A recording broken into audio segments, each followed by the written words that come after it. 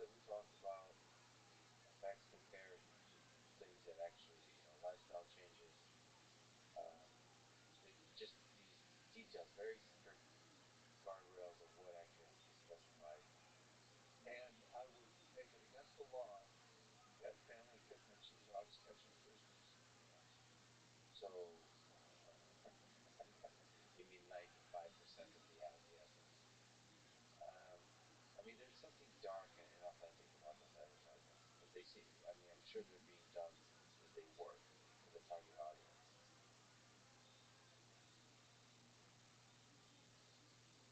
And then the doctors too. Do we really buy a doctor's opinion? Why does it have such an effect on doctors? Advertising to doctors, like you as a physician. Again, like from everything I've seen, people love you, and I've just people could definitely look you up from. There's a bunch of videos of you giving talks on YouTube, and it's so refreshing to hear the clarity of thought about health policy, about healthcare. It's the way you think throughout the years. So it's like it's easy to think about like maybe you're criticizing big pharma. That's part of one part of the message that you're talking about, but that's not like your brilliance actually shines in the positive, in the solution of how to do it. So as a doctor, what affects your mind? And how does big pharma affect your mind? Yeah. Number one, the information that comes through legitimate sources that doctors have been taught to rely on evidence-based medicine.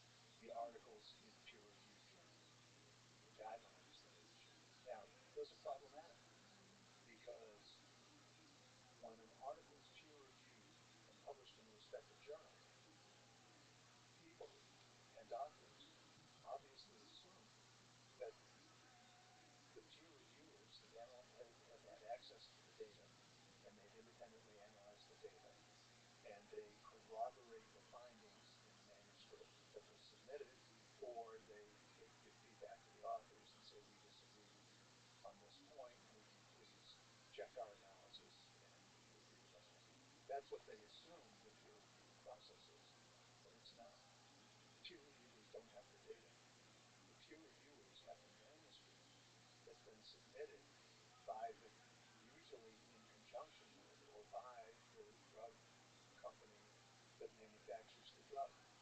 So peer reviewers are unable to perform the job that doctors think they're performing to vet the data to assure that it's accurate and reasonably complete. They can't do it. And then we have the clinical practice guidelines, which are increasingly more important as the information, the flow of information keeps getting brisker and brisker, and docs need to get to the bottom line quickly. Clinical practice guidelines become much more important. And we assume that the authors of those clinical practice guidelines have independently analyzed the data from the clinical trials and made their recommendations that set the standard of care based on their analysis. That's not what happens. The experts who write the clinical trials rely almost entirely on the publications presenting the results of the clinical trials, which are peer-reviewed, but the peer reviewers haven't had access to the data. So we've got a system of the highest level of evidence that doctors have been trained over and over again to rely on to practice evidence-based medicine to be good doctors that has not been verified. Do you think that data that's coming from the pharma companies, do you think what level of manipulation is going on with that data? Is it at the study design level? Is it at literally there's some data that you just keep off, keep out of the charts, keep out of the aggregate analysis that you publish? Or is it the worst case, which is just change something of it? It happened. All three happened. I don't know what the denominator is, but I spent about 20 years in litigation. And for example, Vioxx, which was withdrawn from the market in 2004 in the biggest drug recall in American history,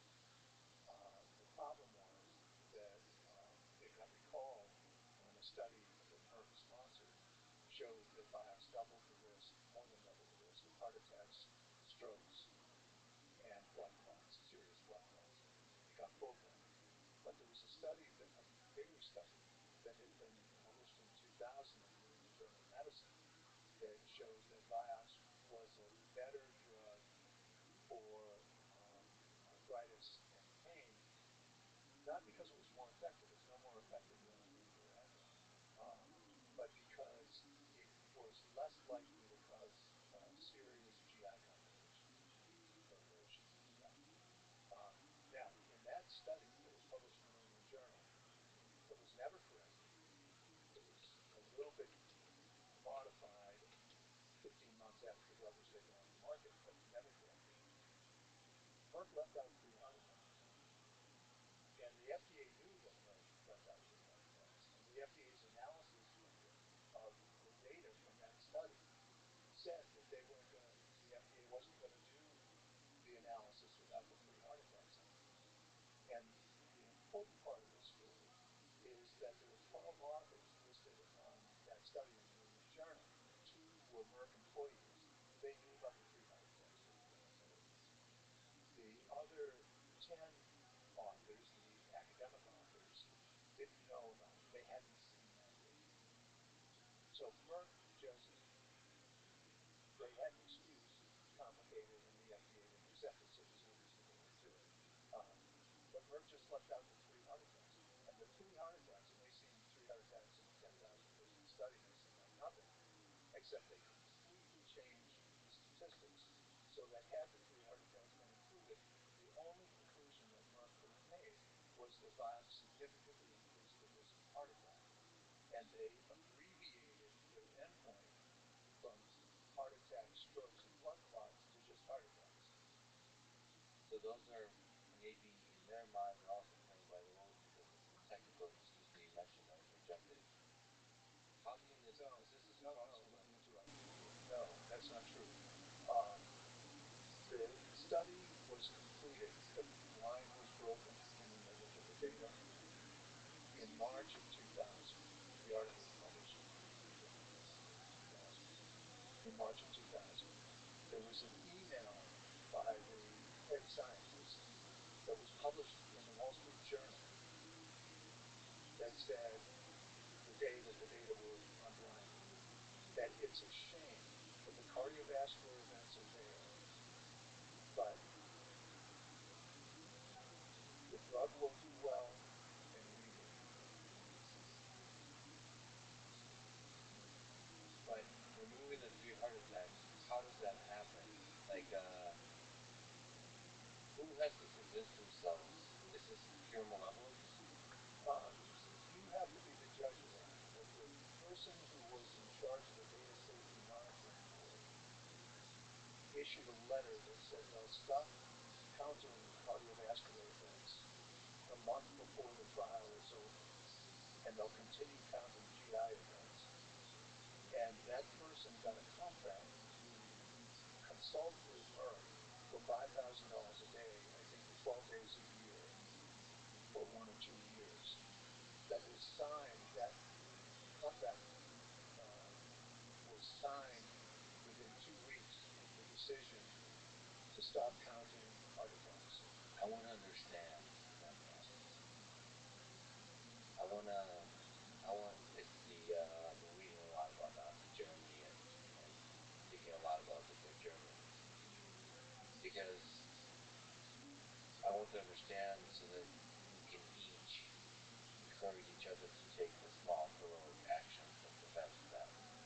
Because it feels to me removing malevolence from the table, where it's just a pure psychopathic person, that there's just a momentum created by the gain that you mentioned. And so it takes reversing the momentum within the company. I think requires many small acts of heroism.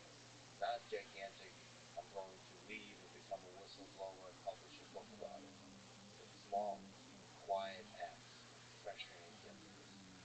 Like, what do we do? And we're live. First of all, cheers, gentlemen. Toast, relax. Bob, thank you very much for doing this. I really appreciate it. I understand that you've told the now story many times. You've been you will grilled. still be able to zoom out and close the loop. But the data, hiding the data, makes it too easy to live in ignorance. So, like within those, inside those companies, your idea is that the reviewers make the judge. So, if you even push back on that idea, is I assume you mean that they will remain private except to reviewers. The problem, of course, is as you probably know, is the peer review process is not perfect. As individuals, it feels like there should be a lot more eyes on the data than just the peer review. Yeah, this is not a hard problem to solve. When a study is completed, a clinical study report is made, um, and it's usually several thousand pages. And what it does is it takes the raw patient data and it tabulates it in the ways, sorry, Rabbi! What up, pimp? in the ways that the company Yo, would specify. Rabbi! So How you you get living, a Flax? What's good in your spreadsheet, neck of the woods? of Hey, 3,000 pages. hey, man, I was bad for a month, bro. Why was that? You know, I told someone that the KMS had died and all type of stuff, you know, Yeah, why do and I people spent some years. why do people do that? Why I would was, yeah, yeah, I was angry. I shouldn't have said that, but you know, 2025 would be more happy. You know, bro, Rabbi, I've been here like a couple times, and every time I came, you were knocked out, bro. hey, that's what happens. I know you were here not too long ago, but um I did want you to know that I wondered where you were. I'm glad that you're back. Are things back rocking and rolling? Are things back rocking and rolling on Yeah, Kick? man, Excellent. things are back. Things are back on track slowly. You know, this year I want to make it my best year of my life. You know. Absolutely. I completely understand. So what are your goals for 2025? My goals for 2024, I mean 2025, is get like my dream type body. I want to be more happier, like you know, happier than like than I was last year. Last year I was like good, but this year I just want to be more positive, and I just want to grow as a streamer and stuff. You know. What are Excellent. your goals, Rabbi? Always go viral. That's always an important one. To be able to continue my stream, um, I'm starting to see more and more people here, which is great. We were up really late last uh, night. It was a friend's birthday, and then we did a countdown at midnight, which was cool. And just with that, getting more friends, continue getting more famous little by little. It's happening, and I've made some good friends in some other communities and my life in their discords as well. Shout out to Aiden Ross for allowing me to. I've been in there now like for 7 months straight.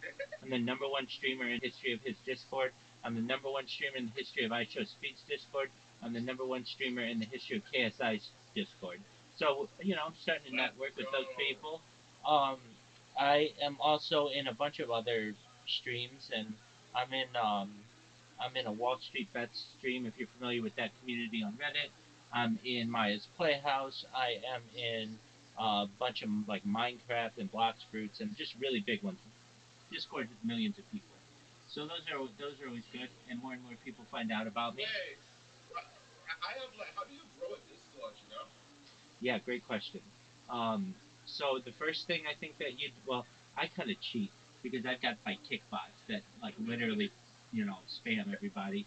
But if you're not going to do that, okay, what you do is first you make sure all your followers know about it. You make sure all the people on social media that you have know about it. Then once that's done, um, I mean, if you want, it's not a bad idea, I don't think, to get a nice little cushion at the beginning. So for like $50, you can get 1,000 people. Like $30, you can get 1,000 people in there, if you want. If that's something that is interesting to you, so that when people join, Wait, people are they real people? Wait, are they real people? they are, Oh shit. yeah, Okay, I didn't know that. yeah. So you can increase your numbers there. Now, I'm not saying every single one is going to interact with you and be like a real G, but a lot of them will check you out. They will certainly connect with you, and I think that when someone there are a couple things when you're working with Discord. One is you want to have a pretty large Discord as soon as possible, and the reason why is because if you have a small Discord, there's a higher and higher chance that it can get banned or that somebody can be malicious. Mm, And then what happens, and it's a yeah. really sad one, is if somebody gets your account, your Discord nuked, is what it's called, then you can lose your account as well. And Yeah, that's that happened to me before, man. Yeah, oh, someone was because a streamer wanted to watch Spider Man 30 minutes before I came out, oh and wow. I lose my account. Yeah, so yeah, they was watching movies, and I was a mod in the Discord, and I lost my full OG account. Exactly, exactly. So, So especially if you have any kind of leadership role in another Discord, and fortunately that hasn't happened to me, but I am in some subreddits on Reddit, specifically on growing your Discord. So there are a lot of subreddits. This is another piece of advice. You just go to like there's Discord growth, and there's a subreddit. You go in there, you post about yourself, and you post what your Discord's about, and you'll get a dozen or so people in there, and then they'll start spreading that. I get a lot of people, and like today, interestingly, I had like 6 people or something who just randomly came in. One person told all their friends about me. They came in here and we spoke for like hours. They were just asking me questions about yeah, things. I was talking to one of your friends this morning earlier. We were just like chatting about like life stuff and like how the world is moving and that type of stuff. Excellent. And you'll get random people who join your server as well. One thing that I do is the link that I send out sends people in here immediately. The reason why I do that is because I want to talk to you. If you're going to press my link, I'm in here. So it's basically a shortcut into my little world. People aren't ready for that though. So they'll come in, they'll click it, and be like, oh, I don't want to talk to someone right now. And then, but they'll still check it out. And if they like it, they get comfortable. They'll come back, or doesn't have to be immediately. They just well, once I'm in their friend list or their Discord list, then I'm always active. So my channel or my server is always lit up in there. And that's another thing that's important. I think you don't have to be in your Discord 24/7, but whenever you are streaming, it's important to be in your Discord. Kick doesn't have a way for you to be able to just talk um, with your audience aside from your chat. And if somebody wants to come in and just have a discussion with you, or even just be around you, the best way to do it is Discord. So it's kind of a multi faceted Yeah, strategy where you're live streaming on Kick, but in addition, you are available in Discord. Now, I understand some people that's a lot, and so they don't want to be talked to while they're streaming because they got so many other things going on, and I get that too. But I would say that those are some ways. I'm trying to think of other ways that you can really get a lot of growth. Oh, I know. Okay, so I don't know how many Discords you're in, but like with a free Discord account, you can be in up to 100 different servers. And many of the servers oh, have, and if you have Nitro, it's 200.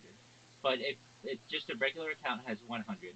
What I don't think is a bad idea is just having like a burner Discord account. And what you can do is just join 100 different Discords, and many of them have um, a section where you can do self promotion. So you can tell people about yourself and say, "Hey, I'd appreciate it if you join my Discord," oh, and you can put your Discord link in there. I know like some big streamers on like off the top of my head who allow that.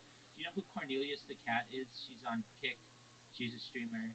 Um, uh, I'm not too familiar. I think I've heard the name before though. that's okay. But X. I got a question before Rabbi, before we like get too really deep. I wanted to ask you something because I don't get too distracted with the Discord thing because I think I'm forgetting the question. Okay, do you think like nostalgia is killing new ideas? Like, do you think like we don't have any new innovative stuff in the world because we're too set on looking back in the past, like the old days? I think Like, do that you think nostalgia is killing I think new ideas? I think if anything, nostalgia holds a very special place in society. Do I think it's killing new ideas? No. If anything, I think people use vintage or use nostalgic events or nostalgic items to be able to recreate things for the future. So, like, what am I talking about? Like, for instance, somebody might think that, well, here's a perfect example, like records, the record industry. was dead for many years and has had a resurgence. But it's not old record players that are being used; it's new record players that are using perhaps old records to be able to give these things a second life. I mean, there are only so many different things that we can do uh, currently that we're allowed to do Absolutely. with bandwidth. Yeah, but I feel like, oh no, yeah, but I feel like with like nostalgia is a great thing, but I feel like in the terms of entertainment and art and stuff, I feel like everything is getting rebooted, everything is just getting remade. We're just getting like regurgitating the same stuff that we already seen, and they just keep remaking it. Absolutely. Let's take for instance TV. Okay, there's a Okay. there's a website. It's called TV Tropes, and you'll see this is a very interesting thing that every single um like for instance, every single television show that you see on TV right now has been done in the past previously. Every single idea, whether it's like a crazy neighbor next door, or two people, one thinks one's cheating on the other. All of these storylines have all been done before. There's so much art now that everything has been done, and it hasn't just been done in television. Before it was done in television, it was done in radio, and before it was done in radio, it was done in vaudeville, and before it was done in vaudeville, it was done on the It was stage. done booked. So basically, Yeah, what everything about is. and like Go ahead. yeah, just like we've all so everything so you try to tell me like everything that we're seeing now, mainly in entertainment, like we've seen it before, but it's Absolutely, just like rebranded. absolutely. So Yeah, here, I see. Yeah, I get that. here's just the A's. But like these are all things that you'll see in television and movies today that have already been done. An abandoned area, an abandoned mascot, an abandoned ship, abandoned shipping, an aborted art, a bouncy springy index, a bridge series tropes, abstract strategy game, absurdism. I mean that's just A. Let me just check out what the next like an action horror, action But girl, um, things having to do with that's actually cameos, crazy. and isn't that interesting? So like, if you're ever watching a television show and you're like, man, this seems like uh, it's familiar to me from a previous show. They've all been redone. The thing is, there are only so many different combinations that you can do, and Hollywood writers have basically run out of new ideas. So everything is going to be reused, Exactly. and some people Yeah, like but that.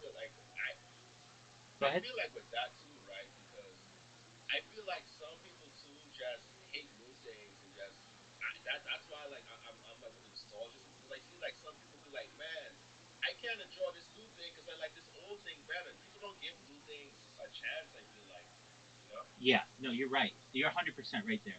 Especially, that's how Hollywood works, essentially. When you have a television show or a series or something, you get maybe one season to really get it renewed. And it's difficult to get that renewed for two, three, four, five, six, 7 seasons, like used to be done. I was looking this up the other day. There's a show on CBS known as Lassie. It's about a dog. I don't know if you're familiar Wait, with I it. was just talking about that. Yeah, I was just talking about that this morning with my roommate. I'm not even joking. That's Excellent. actually crazy. Excellent. Okay, so Lassie was on television for many years, more than a decade. It was on.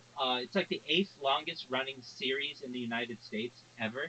And in today's day, they would never let that happen. Where there just would be some executive who would say, "I'm sick of this dog. I want the dog off the air," and he would have gotten or she would have gotten canceled after 2, 3, 4, 5 years. Very rarely is something continued. Now, if it has a niche, like Law and Order has a niche, and like some what else has a niche like that? Well, there's certainly Law and Order Special Victims Unit, um, and like Yeah, these soap operas and stuff soap like that. operas exactly Yeah, where like they Grey's have a Anatomy niche and stuff. and they can continue. But even as we've seen, the soap opera industry has died.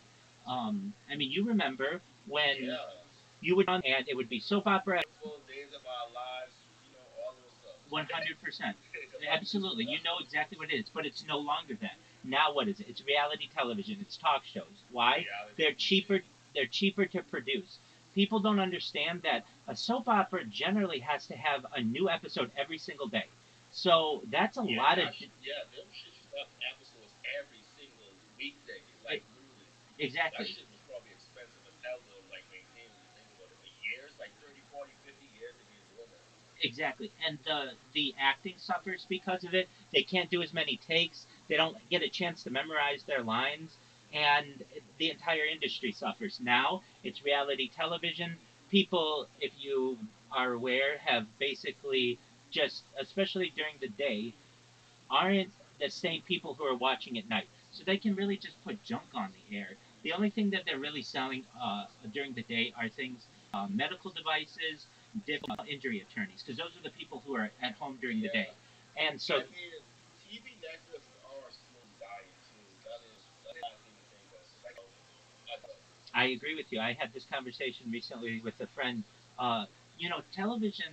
You're not of the generation that had, like, you're a little younger, sort of old enough to understand what. But back in the day, there were like certain night vision that you've even seen this with like Game of Thrones. Like Sunday night was really big for Game of Thrones or Curb Your Enthusiasm. When I was a kid, it was Thursday night was must see. You get Friends, you get Seinfeld, and everybody kind of stopped what they were to be able to watch the show. Oh my, yeah, I remember they said like it was so funny. They said like when the last episode of Friends came out, they said like I forgot how many viewers they had. It was a crazy number. That even back a generation before I remember, or before I was born, and literally, like you're saying, the whole nation would stop and watch the end of MASH, the last, like I can remember a little bit, like the last Cheers.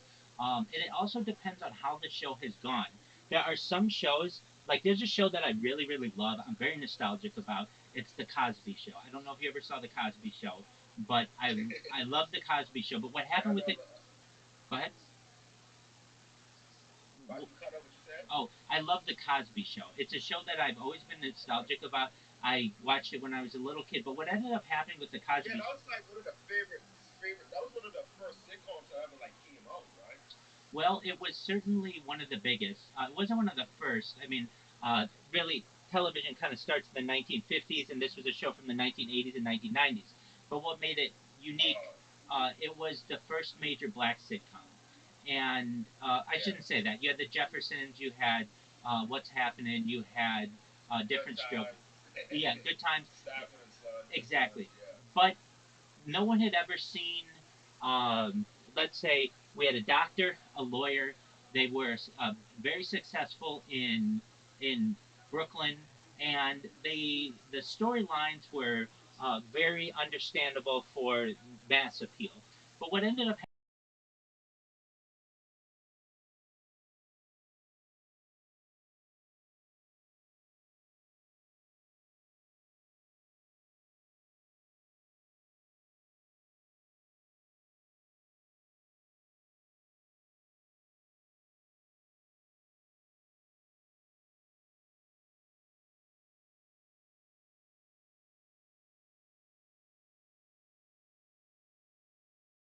happening was there were um, uh, some contract negotiations that went awry, and also there was a spin-off known as A Different World. So some of the characters from the Cosby Show went to another show, and that kind of killed the show because it was like we were all used to watching the same people every week, and now we have to watch them on another show, and they ended up having to bring it back. So like I can tell you like the finale of the Cosby Show was not like as big as the finale of MASH or the finale of Cheers, perhaps, or the finale of Seinfeld or the finale of Friends. And when you would watch these shows, you would be with your family or you'd be with your friends. You would connect with them. It's not like that anymore. You don't have to be home on a certain night for a television show.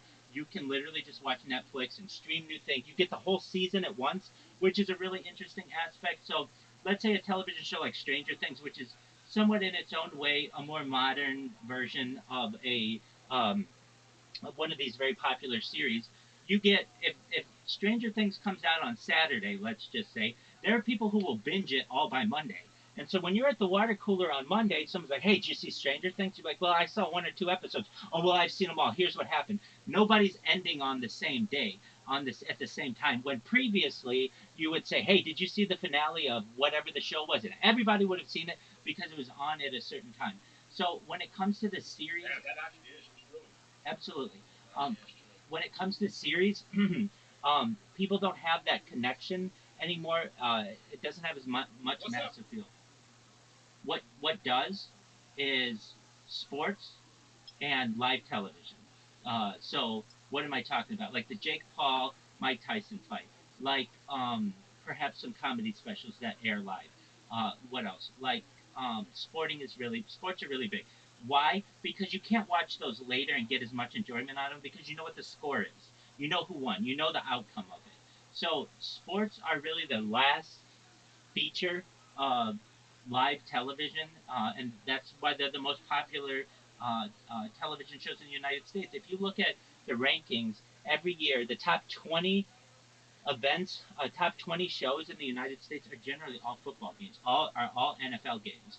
And when the NFL has so much power in the United States over what's going to be on the air, people are forced to watch it. It essentially becomes part of the culture. Whether it's a good thing or bad thing, it's kind of the current situation. Getting back to your original question, though, what about nostalgia? Um, the If you've ever seen the series Mad Men, uh, this isn't a correct quote. It's a correct quote from the show, but they say that nostalgia is Greek for a word, and the translation isn't exactly right. But essentially, uh, it is the nostalgia is the idea of an aching heart from the past, something like that. There's something that we long for in the past that we once really enjoyed, and we want to bring that back. And um, but we want to put a modern twist on it as well. There are some other aspects that can cause some issues when it comes to these shows or whatever it is. Um, so, for instance, there are agendas that want to get pushed. So somebody may say, look, I want to have a sitcom of a mom and a dad and three kids. Okay, well, 40 years ago, and let's say, and we have neighbors as well. Okay, well, 40 years ago, it would have been a mom and a dad, and three kids or whatever, and neighbors. Now it might be a gay couple, it might be a transgender person next door. There are all kinds of agendas that are pushed that aren't necessarily, they don't necessarily connect with everyone in society, but and so people just aren't don't fall in love with the shows like they once did. But the agenda gets pushed. Other things that you may find, uh, a lot of people like. I mean, I think I'm probably not unique in this, but they like shows that they can really get into where they and grow up and do cool things that your average American or average person in the world is Yeah, dealing with. like and like character development and stuff. You know, like how they grow from who they were to what they become now, type stuff. Exactly. But it's difficult now in today's world. Somebody can make more money just being an influencer than they can on a television show anymore. So why do I want to be on this little television show when I can just be on Instagram and go to parties and do all kinds of other things? So um, there are some connections, I would say, that people still want to keep from the past, and there's a saying, at least it used to be on TV Land. Times change, people change, great TV doesn't. And it's true. Times do change, people do change, but the ideas, the stories that we have don't really change. I mean, I was naming some of the things that that at least are TV tropes, but they're also movie tropes. The evil prince. We've seen evil princes in many different, Disney stories and in things like Wicked or similar things. Um, things like a crazy ex-girlfriend or crazy ex-boyfriend. These are all stories that have been told not just for 10 years, not just for 100 years, but even going back, yeah, even to like medieval periods where you can have someone who finds a shoe or someone who eats an apple or whatever it is. And yeah, so but nostalgia is important, and I think that the higher level of nostalgia that occurs, the more people long for previous days. For and there's a lot of money in this too. So the industry likes to play up nostalgia, and because they know if you bought a record player, let's just say in 1950, and then records went out of coolness into the 80s and such, you're gonna need a new record player. So that's an opportunity to sell you a new record player. Or uh, but some things used to work better than they currently do. So for instance, I don't know, did you ever have an iPod? Yeah, the iPod Nano and stuff. Yeah. Exactly, perfect. So you know that when you were a kid and you had an iPod Nano, that you could put songs on it, never have to pay a dime to Spotify, and always listen to all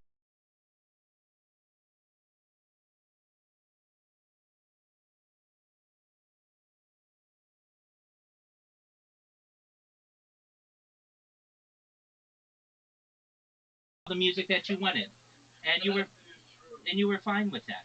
Well, that's a nostalgic aspect of society, and people want to recreate that. And it's more difficult to do now because you don't have as many options to buy those things, and they're actually not always seen as cool as perhaps streaming, but they're free, and they're it's a one-time purchase, and then you add your music to it, and you're done. And generally, people aren't listening to this huge amount of music. If I gave you 200 songs to listen to for the rest of your life, you'd be absolutely fine. They'd all be bangers. You would be the songs that you would normally listen to. There's enough variety in that you'd be fine. And with an iPod, you could listen to 2,000 songs. You're never going to listen to that many songs. Here's the thing, though: the powers that be recognize that once they sold you that, you weren't purchasing anything anymore. So a company like Apple that Yeah. used to come out with an iPod every year, different generations, iPod Nano, iPod Shuffle, they recognize, you know what? We can make more money on people if we charge them $5 a month for their music or $10 a month for Apple Music, and we have this recurring cash flow from them. Essentially, a profit stream that we didn't have, which is Apple Music. And the same thing happens with Spotify and YouTube Music and all that other stuff. And really, we're moving to a day, as Klaus Schwab has said, the head of the WEF, the World Economic Forum, you will own nothing and you will be happy. Essentially, you won't own your music, you won't own your television, you won't own your car. You will be essentially having a monthly payment on all of these things. And because everyone around you is doing the same thing, you'll be happy. You think that that's the only way. You won't even recognize that, hey, you used to own your device and own basically the music once you purchased it, and you used to own your car and you used to own your house. We're moving away from those days into a dark future where you own nothing. Perhaps you'll be happy, but perhaps that's only if you can afford to be happy. It's dark, and that's why I think people want that nostalgic sense. I think as well, especially in the winter, people get nostalgic. There are holidays. It reminds them of being with their families, and so these things go through cycles, not just in time periods, but throughout the year. Um, and that has some sentimental value as well, especially nowadays.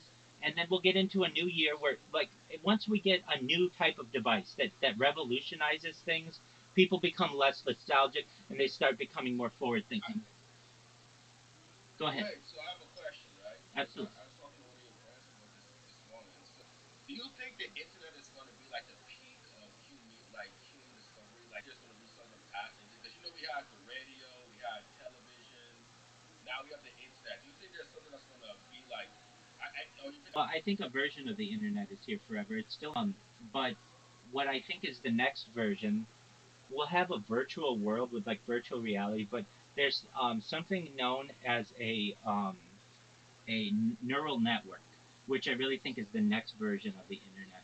So you don't have any connections to, there aren't any wires or anything, but basically your mind can download things from the air.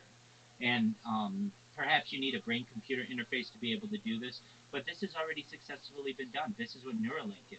It's yeah, a, Elon Musk already did something like that, right? Exactly. It's been successfully done in two trial cases. I know of one of them. The man's name is Nolan Aspro, and he is a quadriplegic person. The way he became quadriplegic is he just jumped into a pond one day and landed on his head and or took a bad fall in the water, and he couldn't use his arms or his legs anymore. And he basically said, "Look, sign me up to be the first person to have this tested on me because I'm not living that. My quality of life isn't very good anyway. If I die, I die." Okay, so he made a major sacrifice, and he was on the Joe Rogan Experience. He was on the Lex Friedman podcast, and he's able to play video games better than you and I combined. His hand-eye coordination, or essentially the equivalent of it, is like an auto aimer, and you basically can't beat him. I mean, to the point where they're talking that in video game competitions in the future, you have to check people if they have a brain computer interface because they'll just be so much better than an average human being. And we're moving towards a world where that's going to become more and more popular, and you'll be able to download information wirelessly to this brain computer interface. So, what kind of information would you be able to download? For instance, all of Wikipedia. You could just have in your mind at any given time.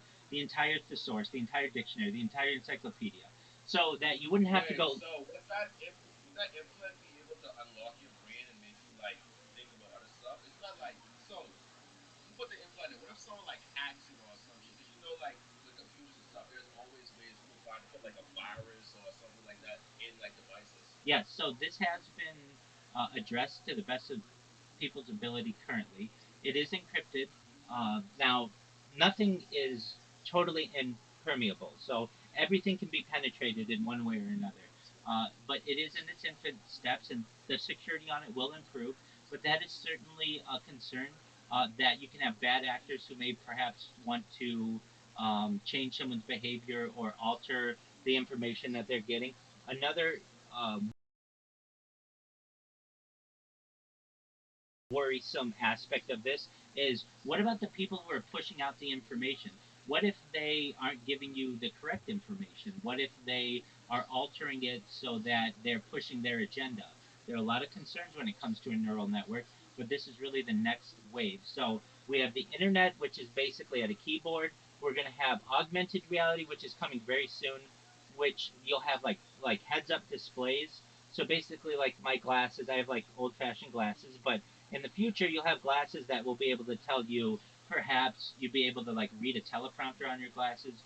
You'll be able to know the temperature of things. You'll be able to perhaps know distances just immediately through some type of heads up display. And then you're going to get into, we've already moved into this a little bit, the virtual world where you're going to be able to live your entire life virtually. You never have to get out of your off your couch or out of your bed or out of a chair. You can live your entire life in this virtual world. That's that. I don't know. I don't know if I want that though, because you know that sounds like the plot of Wally. Yes, it You does. know, that literally, Well, it's and like important. that, and like I don't. It's It's a, unfortunate because like I feel like with AI too, like we're losing artists and like creative people and like minds and stuff like that. let's talk about that. That's an excellent point, Flax. Excellent point. Okay, so previously people have had to have jobs going back to antiquity, and those jobs take up a lot of their time. With AI, especially in the next 2 decades or so, it is going to replace 95% of people's jobs. You won't have coders anymore. Oh shit! Oh, absolutely. You I won't. learned that from Good Burger. There you go. You won't have people working at fast food anymore. You won't have people who do mining for coal or mining for lithium or mining for cobalt. That will all be done by robots. You won't even have surgeons anymore. There are surgeons today that are robotic that are better than any surgeon on earth. The only thing that a surgeon currently has to do is just basically oversee the robotic process, but it can be done halfway around the world. You won't have lawyers. There will be law firms still, but you won't have lawyers in the traditional sense. Essentially, every law brief, every paralegal that would normally assist on these things, this can all be done by GPT, and it can be done instantly. It can search all of the law cases that have ever Yeah, been, and like and it's that perfect. is so crazy because ChatGPT and AR like are their stages this already. So video of two celebrities hugging right now, and I mean you could tell it's AI, but like if that's how it is early It's close. in the next 5 6 years, it's going to be some I It's don't know. it's very It's gonna be close. scary. It's very close. You're 100% right. Okay, so what's that going to mean? Is that the majority of people in the world will be unemployed. So then what happens? We're going to need something known as universal basic income, and it is expanding. People get, but when your food is taken, everything having to do with your transport is all taken care of, and you just have $1,000 on which to live. That's actually manageable, and what's that going to mean? It means people are going to have a lot more free time, and that's where it gets that basically would think to be detrimental to the artistic world. You would think so because AI can just produce so much art so much faster, and it's excellent. However, when it comes to people purchasing art, AI art will not have as much value as real human art. Something that someone, a ceramics, or perhaps a piece of music, if a human created it, it's going to go up in value because the rarer. Essentially, AI created art will be a dime a dozen. Anybody will be able to have that. But human art will, in my opinion, have much more value in the coming future. And we will have a second renaissance. So we had a So renaissance. Five. We talked about this before. So you think it's best to like invest in art right now to No, hold it? not right now. No, but it will be in the future. If anything, if I were going to tell you to invest in anything art related right now, it might be NFTs. And the reason why I say that, No. wait. Let me explain. Let me explain. Understood. I'm not talking about very expensive NFTs. I'm talking about NFTs that have already hit their bottom floor, that are worth pennies, like 1 penny each. Okay, so you buy 100 NFTs at 1 penny each. You like them just for their art. They bring you joy. And what people will have in the future, they don't currently have this, and this is why the NFT world isn't that big. But in the future, there's something called the frame, and it's essentially a frame that you put in your house. It's a digital frame, but it's very big, and people will display their art using this frame. And so when you are at someone's house and you're looking, normally you look at a picture on the wall or a poster on the wall or something, it will be this cycling uh, display of all of the NFTs that they have. And what is going to make that interesting is that will give more value to NFTs because there'll be a way for people to see your art, a way of people for people to see what you have, and a way for it to be displayed in a professional, classy way. Now, when I say if you're going to invest in NFTs, the I'm saying you can buy 100 NFTs for $1 each one, even more than that. But I'm just saying, like ones that you just like their color. Why do I think that's important? You're going to say, well, Rabbi, they were worth hundreds of dollars, and now they're worth a penny. What makes them valuable? With time, most anything on earth increases in value. What am I talking about? If you buy a doll today and you keep it in its packaging, in 50 years, that doll's going to be worth money. Or if you buy even like a lamp, give it money. NFTs, an NFT from 2018 or 2019 or 2020 will be worth a lot of money in the year 2045, 2055, 2065. Because not because it was beautiful or not because people it spoke to someone. It's simply because of the age. And so basically, there's a market of NFTs that have been rug pulled. That if there are any that you like just based on what they look like and they're cheap, I think that those are fine investments. Why? Because you're not losing anything on it. It's $1 to buy 100 of them. So I'm not saying, hey, there's this one NFT and you should buy. Don't buy NFTs for an investment. You should buy them for how they make you feel. But there's an opportunity to be able to buy them on the floor. I mean, even you can buy. I mean, you can buy. Sometimes you can buy 10,000 NFTs for a little bit of Bitcoin. I mean, like huge amounts if you wanted to. And what will happen in the future is you'll have your digital wall. People will come over to your house, they'll be looking at your art, and it will be scrolling through, and they'll say, hey, where did you get that? Or when did you get that? I really like the look of that. And you'll say, you know what, you're never going to believe this. I bought it for a penny in 2025, and now it's 2045, 20 years ago, and it has gained value because it has had a resurgence. Things go through ebbs and flows. And so whenever, like, for instance, a cryptocurrency like Hawk2a coin just had its rug pulled. Okay, fine. But there's an opportunity that 30 years from now, when Hawk Tua is still an influencer, perhaps, or has her own show or something like that, that coin could be worth a lot of money. People don't see things with such a macro perspective. They see things with micro perspectives. Hey, what have you done for me lately? Yes. How can I make a quick buck on this? Yeah. And So that now, exactly. And I'm no one is.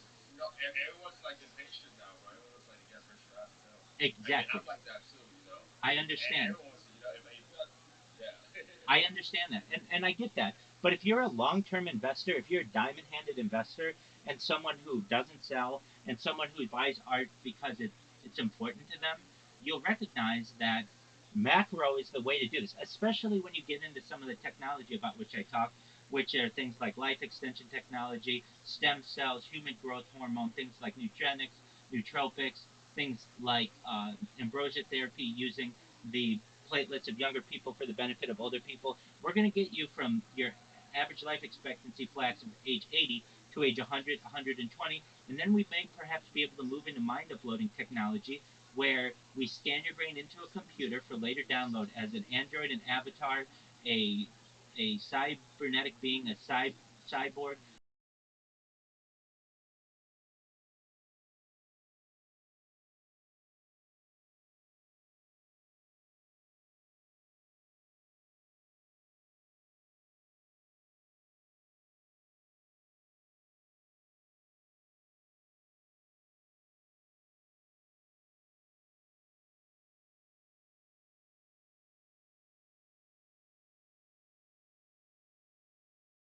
a clone of yourself, a robot, an ethereal being, and you'll be able to live a digital immortality. Once people are able to do that, which is within a generation or two, that's when things really change because you can make an investment in 2025 and get dividends on it perhaps in 3025 just because you're going to not die. Definitely. But wouldn't that make like the meaning of life like useless? Because like I think everyone should like not. I think that should be the process of life. Like you live and you just are no longer here. Absolutely. So there are two schools of thought. There's the Homo sapien school of thought, where you live to your average life expectancy and die. And then there's what's known as Homo techno. So basically, it's a breakaway civilization that's currently happening here on Earth of people who are transhuman or at least are. Now, I'm not saying transgender, transhuman, meaning people moving away from the traditional Homo sapien route of death being inevitable into a world where they can upload their mind and live forever in perpetuity. So the mindset you're describing is really the Homo sapien mindset, but there's another type of classification of people in the future that will be taking advantage of this type of technology, and it's not going to be everyone. There are going to be some people a brain computer interface. I don't want to. I don't want life extension technology. I just want to die when I die. That's fine. That's your choice. That's great. But then there will be other people who will use every type of advantage that they can to be able to live a little bit longer, a little bit longer, a little bit longer until eventually they are able to take advantage of mind uploading technology. We already know that people have been interested in this for almost 100 years at least in the world of cryonics, basically the freezing of yourself. There are people who are currently frozen in labs. Eventually, the tech at the point where they unfreeze them, a new lease on life speak. Some people have had their entire bodies frozen, some people just their heads. But eventually, there's going to be some scientist or some person out there who says, I want to make it my goal to revivify all these people. I want to bring them all back to life. And then they may be able to live a digital immortality in perpetuity with the other people who consider themselves transhuman. Yeah. Rabbi, I gotta go back to streams, man. It was good talks. Always nice talking with you, Absolutely. man. Flax, I'll try to do less sleeping, and I'm not. and I want you to know I'm always Yeah, here man. for you, my I man. miss you, man. I I miss miss you you, as man. well. I'm gonna talk to you in a minute, bro. It's always good to talk to you, man. I'm learning something new every day. Excellent. Well, I'm glad to hear that. These are very high level conversations, Flex. I appreciate them very much. I appreciate having them with you. Best wishes to you on Kick, and I'll do my best to spam you as much as I can so you don't forget about me. And if you ever need anything from me, you let me know, okay, buddy? I got you, Rabbi. Later, man. Be safe, bro. You as well, Flax. Take care. That was Flax, baby. Let's see if that was recorded.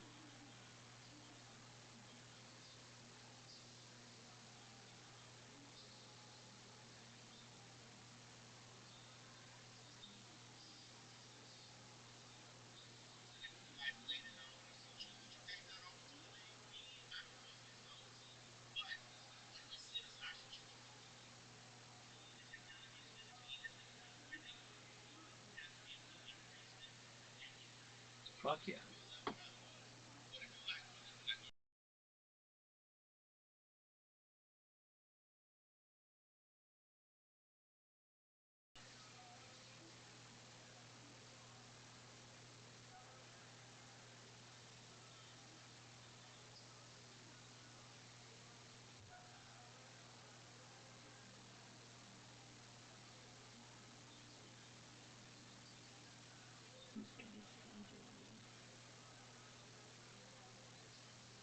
Did each one is 90?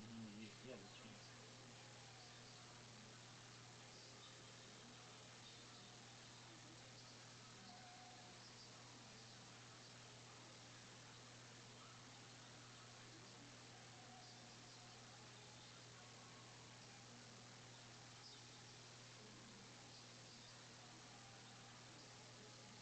I gotta take a shower.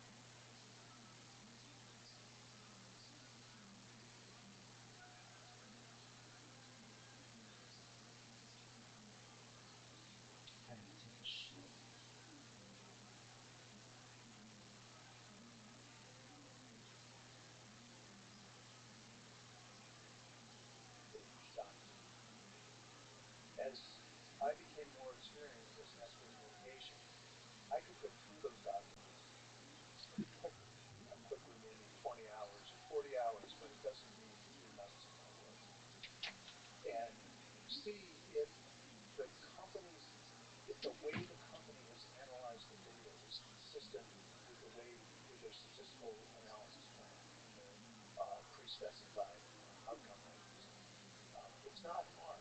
And I think you're right. Peer reviewers, I don't peer review clinical trials, but I peer review other kinds of articles. I have to do one on the airplane the way home. And it's hard. I mean, we're just ordinary mortal people volunteering. Getting paid, the motivation is not clear. The motivation is to be a good citizen um, in the medical community, and to be on friendly terms with the journals, so that if you want to get published, it's sort of an unspoken Yeah. incentive. As somebody who enjoys game theory, I feel like that motivation Good. could be a lot better. Yes, you should get more recognition or in some way academic credit for it. It should go to your career advancement. It's an important paper. You recognize it's an important paper as a great peer reviewer, but this is not in that area where it's uh, like clearly piece of crap paper, or clearly it doesn't have controversial aspects to it, and it's just a beautiful piece of work. Okay, those are easy. And then there's like the very difficult gray area, which may require many, many days of work on your part as a peer reviewer. It's not, not just a couple hours, but really seriously reading. Like some papers can take months to really understand. So if you really want to struggle, um, there has to be an incentive for that struggle.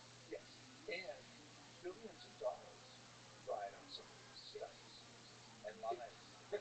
Yeah, Right? right, Not to mention. right. But it would be easy to have full-time statisticians hired by the journals or shared by the journals, um, who were independent of any other financial incentive, to go over these kind of methodological issues and take responsibility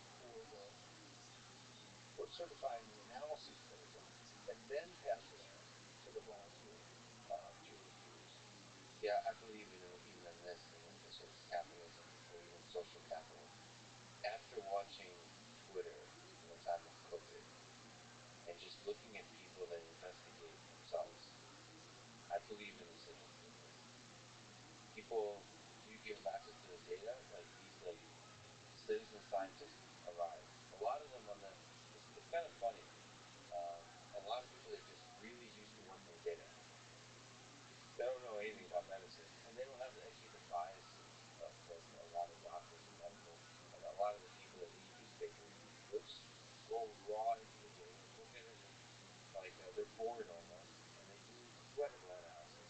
So there's some argument to be made against this. A lot of the data being just public, like de-anonymized, anonymized, all that kind of stuff. But for a lot of public, especially when you're talking about things um, as impactful as some of these drugs. I agree 100%. So let's turn the microscope. Let's get a little bit more granular. On the peer review issue, we're talking about pre-publication transparency. And that is critically important. Once the paper is published, the horses are out of the barn. And docs are going to read it, take it as evidence-based medicine. The economists call what then happens as stickiness, that the docs hold on to their beliefs. And my own my own voice inside says, once doctors start doing things to their patients' bodies, they're really not too enthusiastic about hearing a withdrawal. Yeah, that's the stickiness. Yes. So that bar, once it's published, in the doctors, that's when the stickiness starts to come. Yeah, it's hard to put that toothpaste back in the tube. Now, that's pre-publication transparency, which is essential. And you could have whoever saw that data pre-publication could sign confidentiality agreements so that the drug companies couldn't argue that we're just opening the spigots of our data and people can copy it and all the excuses they make. You could argue that you didn't have to, but let's just let them do it. Let the peer reviewers sign confidentiality agreements, and they won't leak the data. But then you have to go to post-publication transparency, which is what you were just getting at, to let the data free and let citizens and citizen scientists and other doctors who are interested have at it. Kind of like Wikipedia, have at it. Let it out and let people criticize each other.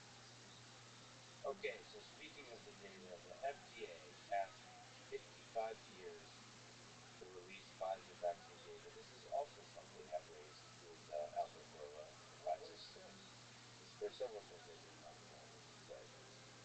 Some things are expected, and some of it is just the human need, which is what I'm interested in doing.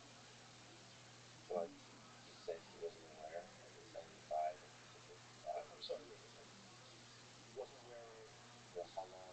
But here, I'll explain. Do you know that since you spoke to him, Pfizer has petitioned the judge to join the suit in behalf of the FDA's request to release that data over 55 or 75 years?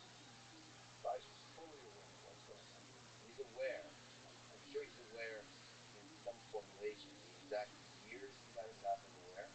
But the point is, there is that is the FDA, the relationship with Pfizer and FDA, in terms of me being able to read human beings, was for things he was most uncomfortable, that he didn't want to talk about the FDA. And it was clear that the relationship there, that if the words you use will do a lot of harm, potentially because of saying there might be lawsuits going on, there's litigation, there's legal stuff, I want that gone. And then there's a lot of games being played in this case. So I don't know how to interpret it, if he's actually aware or not, but the deeper truth is that he's deeply uncomfortable bringing light to this part of the game. And I'm going to read between the lines, and Albert Bourla certainly didn't ask me to speak to him. But I think, when did you speak to him? How long ago? Well, I've had Pfizer here having fun. 2 months. Just recently, it's come out, just in the past week, it's come out, that battling the FDA. Pfizer has joined the FDA in the opposition to the request of these documents in the same amount of time that the FDA took to evaluate them. So Pfizer is offering to help the FDA to petition the judge to not enforce the timeline that he seems to be moving towards. So for people who are not familiar, we're talking about the Freedom of Information Act request to release vaccine data, study data, to release as much of the data as possible, the raw data, the details, or some, actually not even the raw data, it's data, but not the detailed data. And I think the response from the FDA is that, of course, yes, of course, uh, but we can only publish like some X number of pages a day, like 500 pages. 500 pages. It's not a day though. It's whatever. a week, I think. The point is, whatever they're able to publish is ridiculous. In fact, my printer can only print 3 pages a day, and we cannot afford a second printer. So it's some kind of bureaucratic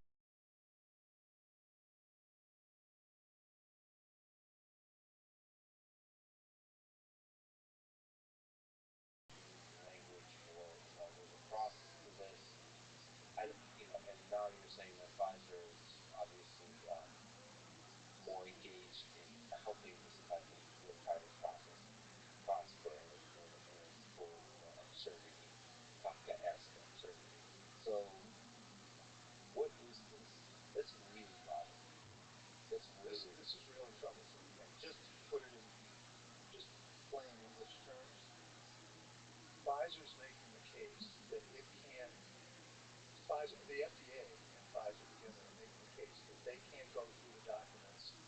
It's going to take them some number of hundreds of folds more time to go through the documents than the FDA required to go through the documents to approve the vaccines, to get the vaccines approved.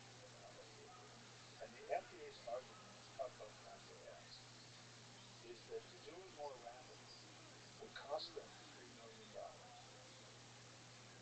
$3 million equals 1 hour of vaccines and sales over 2 years. 1 hour of sales. And they can't come up with the money. And now Pfizer has joined the suit to help the FDA fight off this new judge who thinks they ought to release the data. But evidently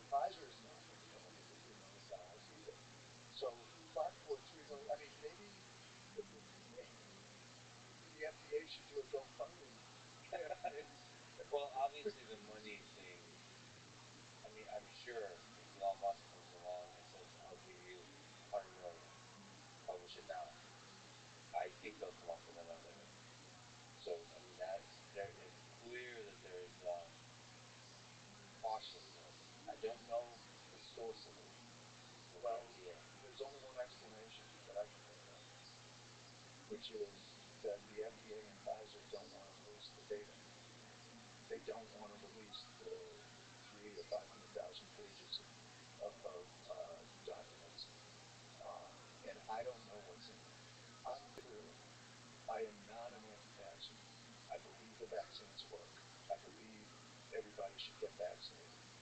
The evidence is clear that if you're vaccinated, you reduce your risk of dying of COVID by 20-fold. And we've got new subvariants coming along, and I just want to be very clear about this. That said, there's something I would give you 10-to-1 odds on a bet that there's something in that data that is going to be embarrassing to either FDA or Pfizer or both. Well, there's two options. I agree with you 100%. One is they know of embarrassing things. That's option one. And option two, they haven't invested enough to truly understand the data. I mean, it's a lot of data that they have a sense that might be something embarrassing in there, and if they release it, surely the world will discover that it's embarrassing. And to steal their argument, it'll take the small, the press, the people will take the small embarrassing things and run with it. Yeah, and support the anti-vax campaign. I think that's all possible. Nonetheless, the data are about the original clinical trial, and the emergency use authorization was based on the first 3 months of the data from that trial, and it was a 2-year trial. The rest of that data has not been opened up, and there was not an advisory committee meeting to look at that data when the FDA granted full authorization. Again, I am pro-vaccine. I have not been anti-vax. Um, but I suspect that there's something pretty serious in that data. And the reason why I'm not an anti-vaxxer, having not been able to see the data that the FDA and Pfizer seem to be willing not just to put effort into preventing the release of, but seem to have quite a bit of energy to preventing, investing quite a bit of energy in not releasing the data. The reason why that doesn't tip me over into the anti-vaxxer side is because that's a clinical trial that was very underpowered for a trial with several thousand people. We now have millions of data points from people who have had the vaccines. This is real world data showing the efficacy of the vaccines. And so far, knock on wood, there aren't side effects that overcome the benefits of vaccines. So I'm with you about, I guess, the booty shots, the vaccine. There's a lot of people that are kind of saying, well, the data on the real world use, large scale data, has is messy. The way it's being reported, the way it's being interpreted. Well, one thing is clear to me: it isn't being politicized. I mean, if you just look objectively, don't have to go to at the shallow surface level. It seems like there's two groups that I can't even put a term to it, which is it's not really pro-vaccine versus anti-vaccine. It's pro-vaccine, triple mask, Democrats, liberals, and then anti-mandate, whatever those groups are. I can't quite differentiate you. Anti-mask, but not really, but kind of. So those two groups that feel political in nature, not scientific in nature, they're big time. And then it's clear that this data is being interpreted by the different groups differently. And it's very difficult for me as a human being to understand where the truth lies, especially given how much money is flying around. The anti-vaxxers, they make a lot of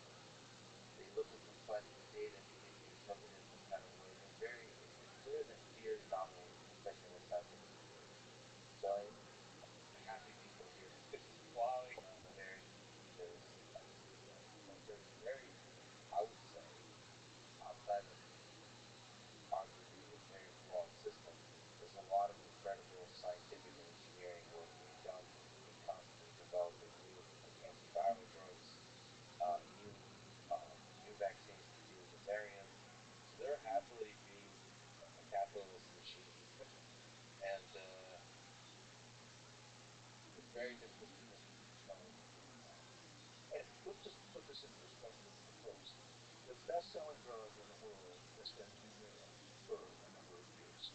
It's for the treatment of rheumatoid arthritis and 8 other indications. And it's sold about $20 billion globally over the past few years. It leveled out. It peaked at that level. Pfizer expects to sell $65 billion independently. So this is by far the biggest selling and most profitable drug that's ever been come along. Can I ask you a difficult question? In the fall, when we're operating every day, on the Pfizer BioNTech vaccine, what was done well and what was done badly? It seems like we'll know more decades from now. But now, in the fog of today, with $65 billion flying around, where do you land? So we're going to get to what I think is one of the key problems with the pharmaceutical industry model in the United States about being profit-driven. So in 2016, the NIH did the key infrastructure work to make mRNA vaccines. That gets left out of any discussion.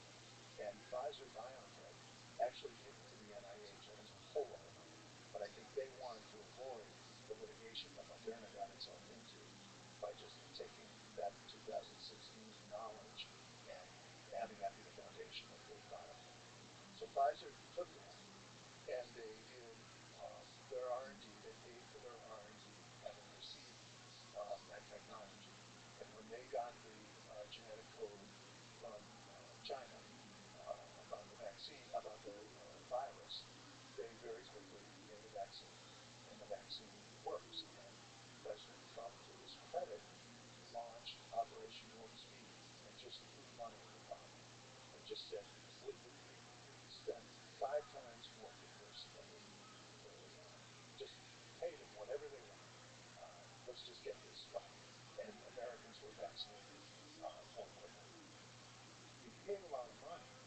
The one mistake that I think the federal government made was they were paying these guaranteed fortunes, and they didn't require that the companies participate in a program to do global vaccinations.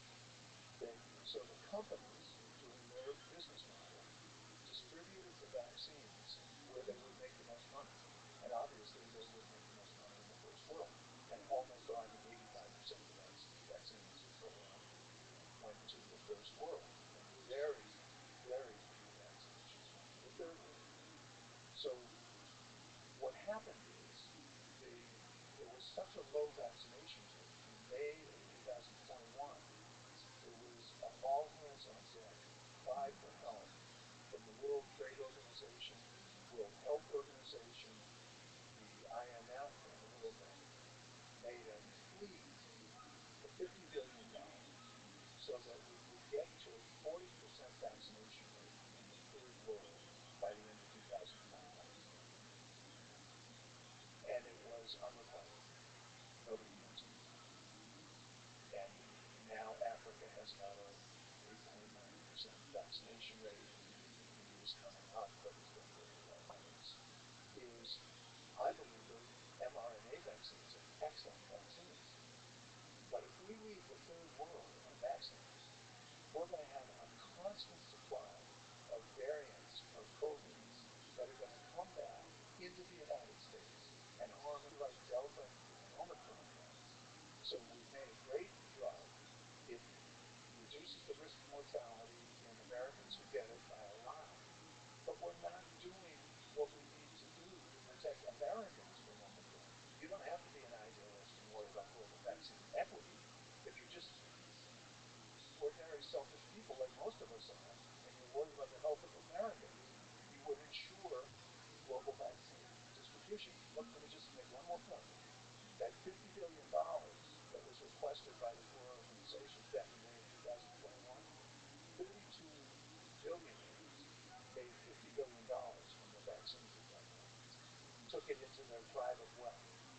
So what had been taken, this enormous amounts of money, was enough. What those organizations said needed to be done to prevent the subvariants from coming back and doing what they're doing. More money than variants. But how does the motivation of money driven more of vaccines? They can make more money in the United States. They're going to do some money. Right.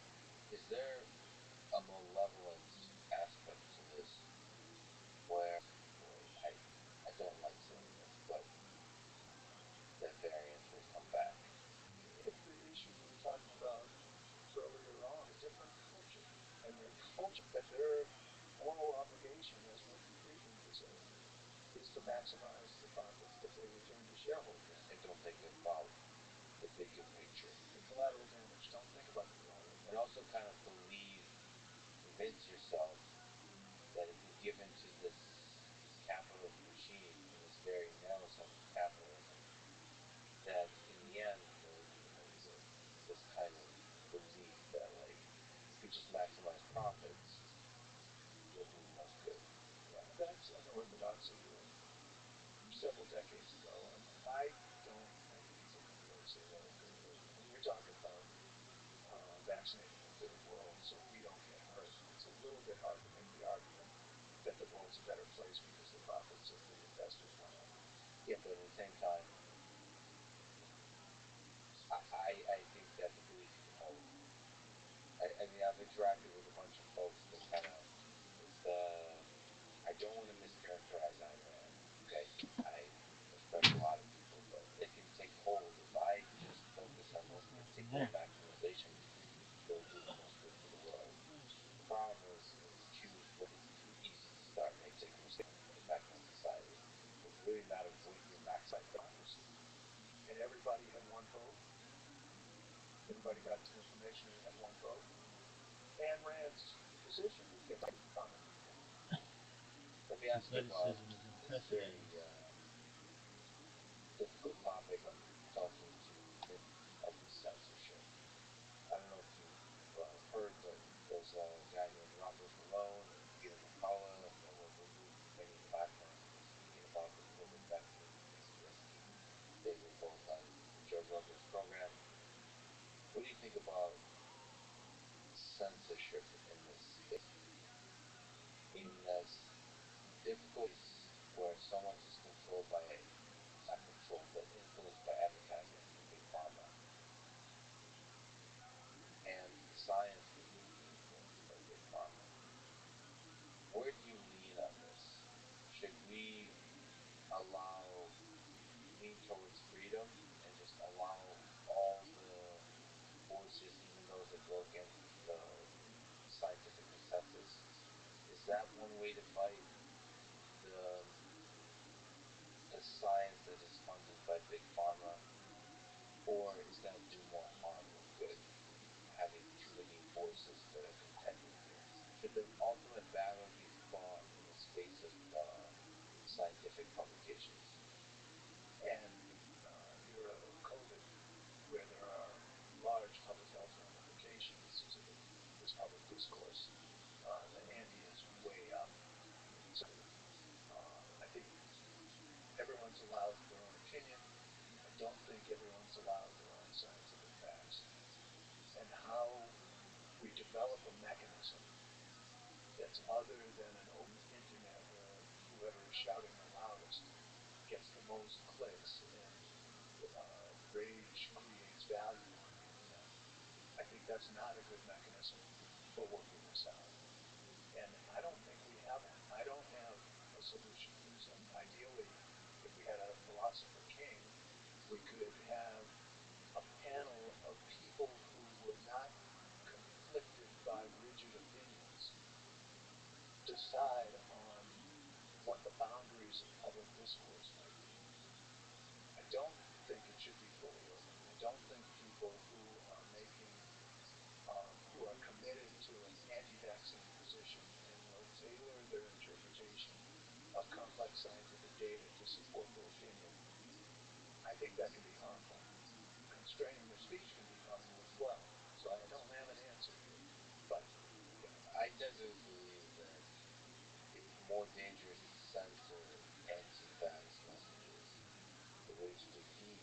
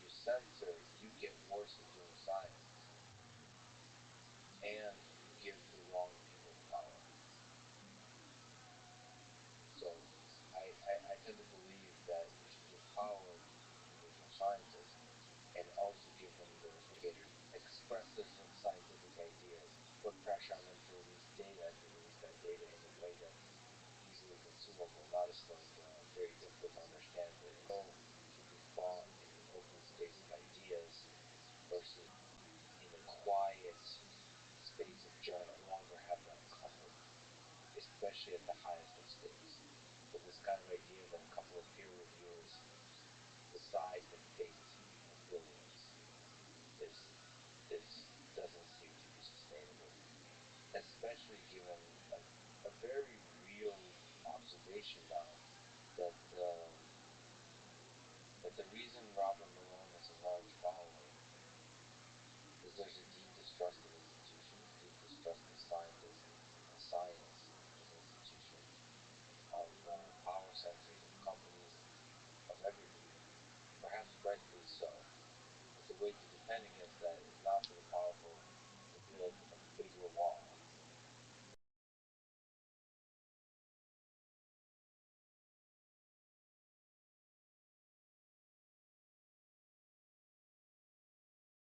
It's for the powerful to be authentic, um, and maybe to a lot of them get fired, and for new minds, for new fresh scientists, once for more authentic, more real, better communicators to step up. So I fear censorship because it feels like censorship is a even harder job to do it well than being good communicators, and it seems like it's always the C students that end up doing the censorship. It's like it's always the incompetent people, and not just the incompetent, but the biggest wisest.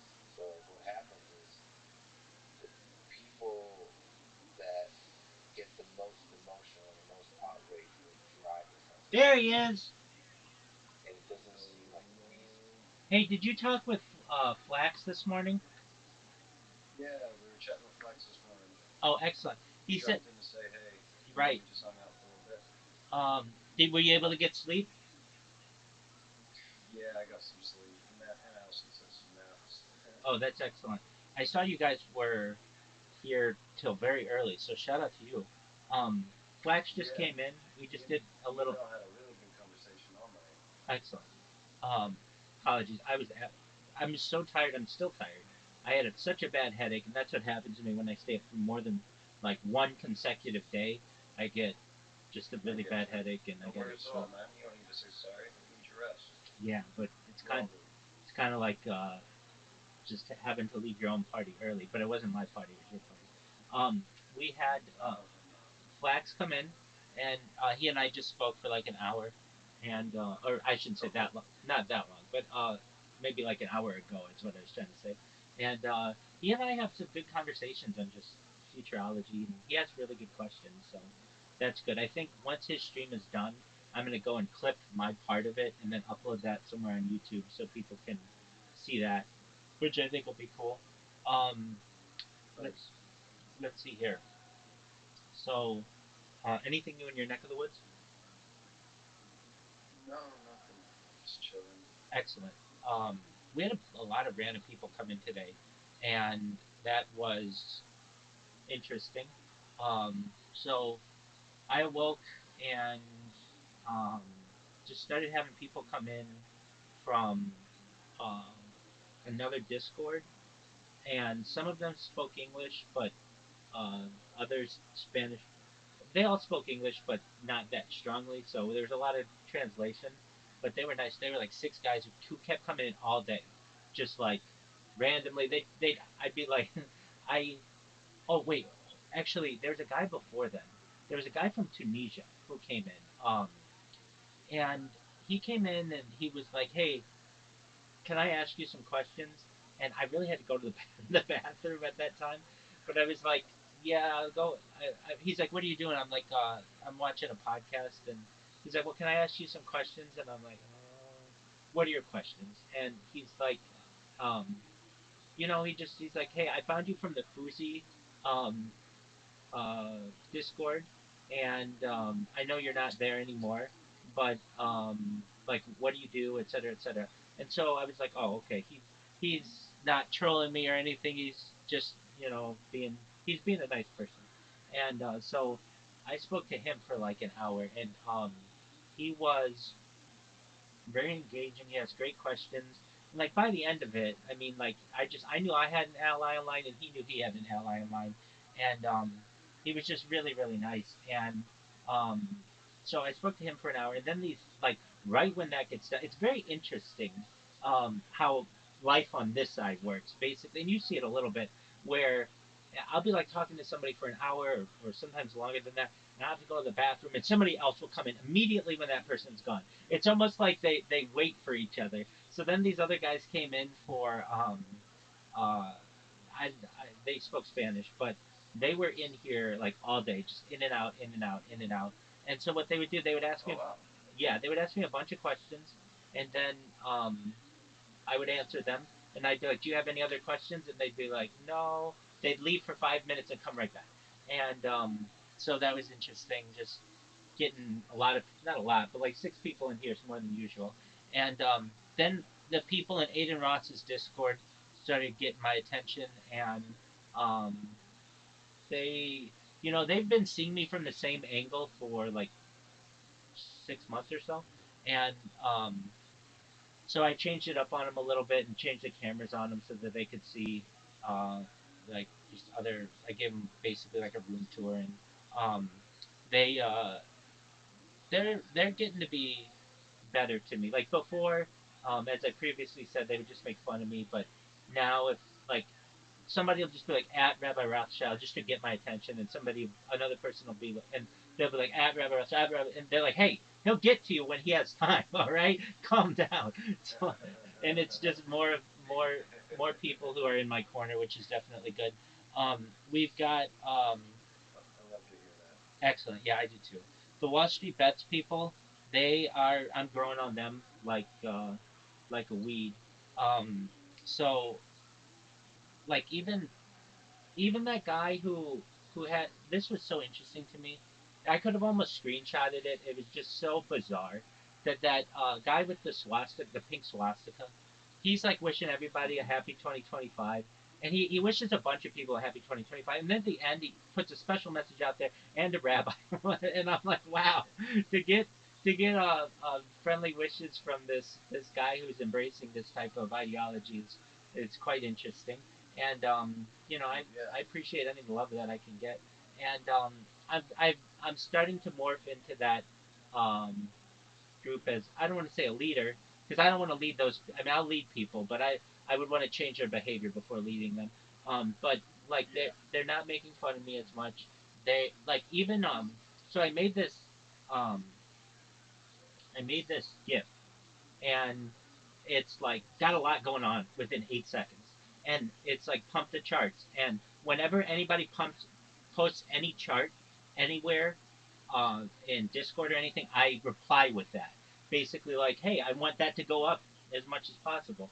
And so these guys, but like ideally, what I'd like is that it gets started being used, of course, across the entire internet, obviously, but at least by the guys in this Wall Street Bet, even by this Wall Street Bets server, even if they just do it almost to just within themselves. And I also posted it in the Harry Potter Obama Sonic 10 Enu group.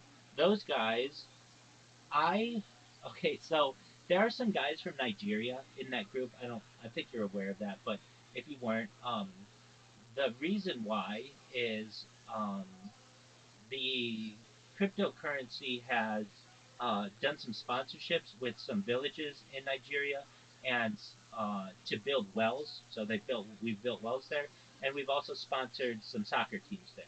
Nothing huge, but like we've got a pretty big Nigerian contingent.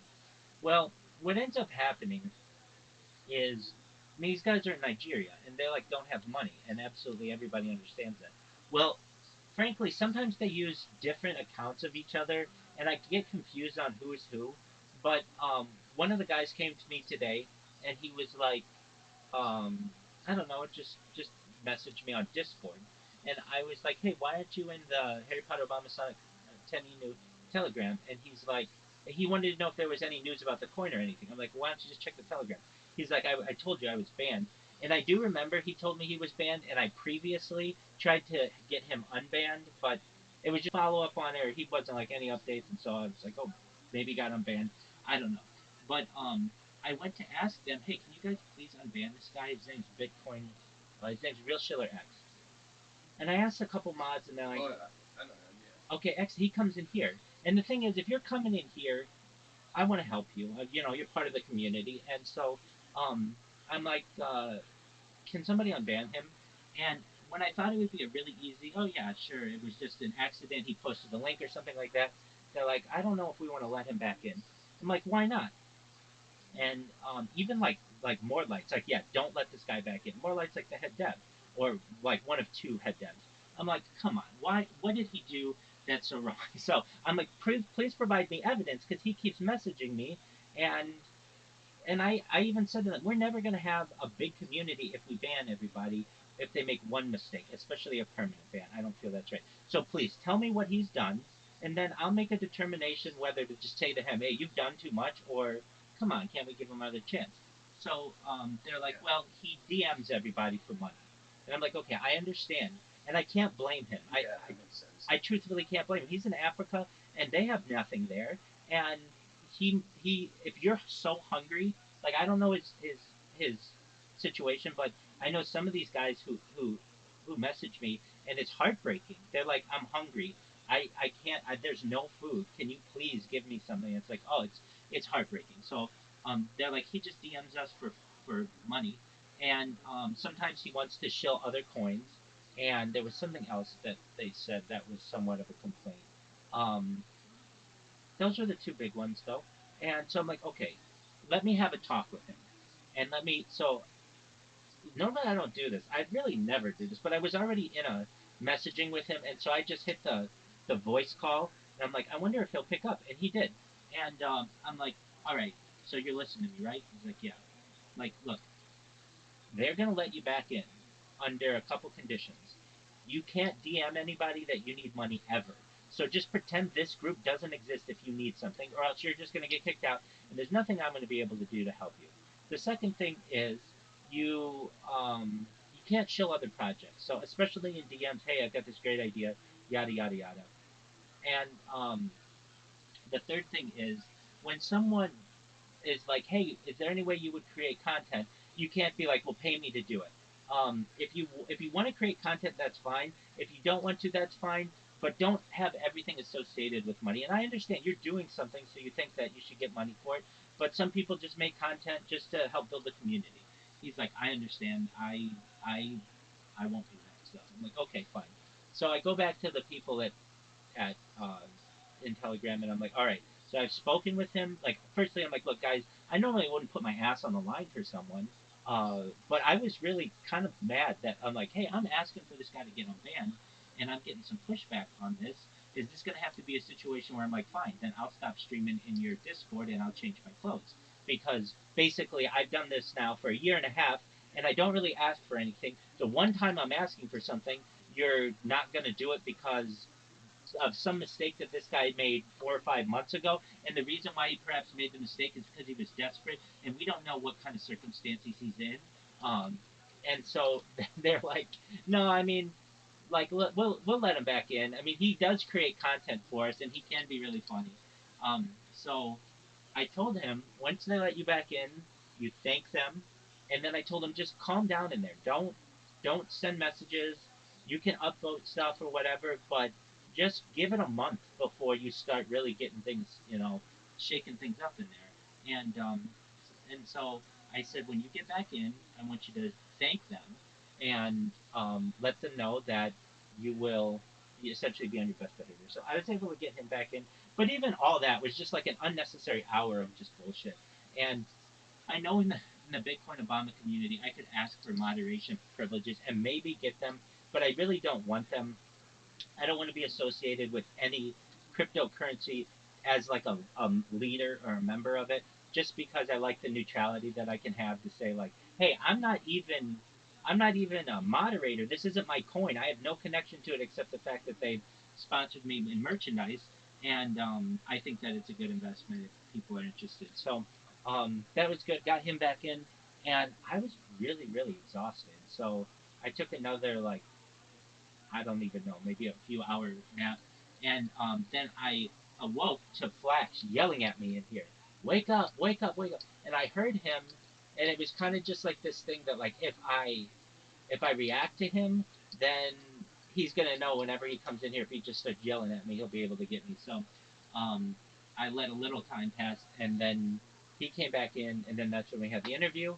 And I just took a shower, and I'm doing some laundry, and um, yeah. So the the new year is up off to the new secular year is off to a kickstart, and I always get I don't know why, but like there's so much going on, especially when Hanukkah runs from like towards the end of the year. There are all these secular holidays that occur. There's Hanukkah that occurs. There's it just seems like time moves so quickly, and I bet you feel the same way, especially having your birthday be right. It's like thing after thing after thing after thing, and then before I know it, it's the new year, and it'll be like January 3rd or something before I really have like I've acknowledged like it's no longer 2024, it's really the new year, and then moving on from there.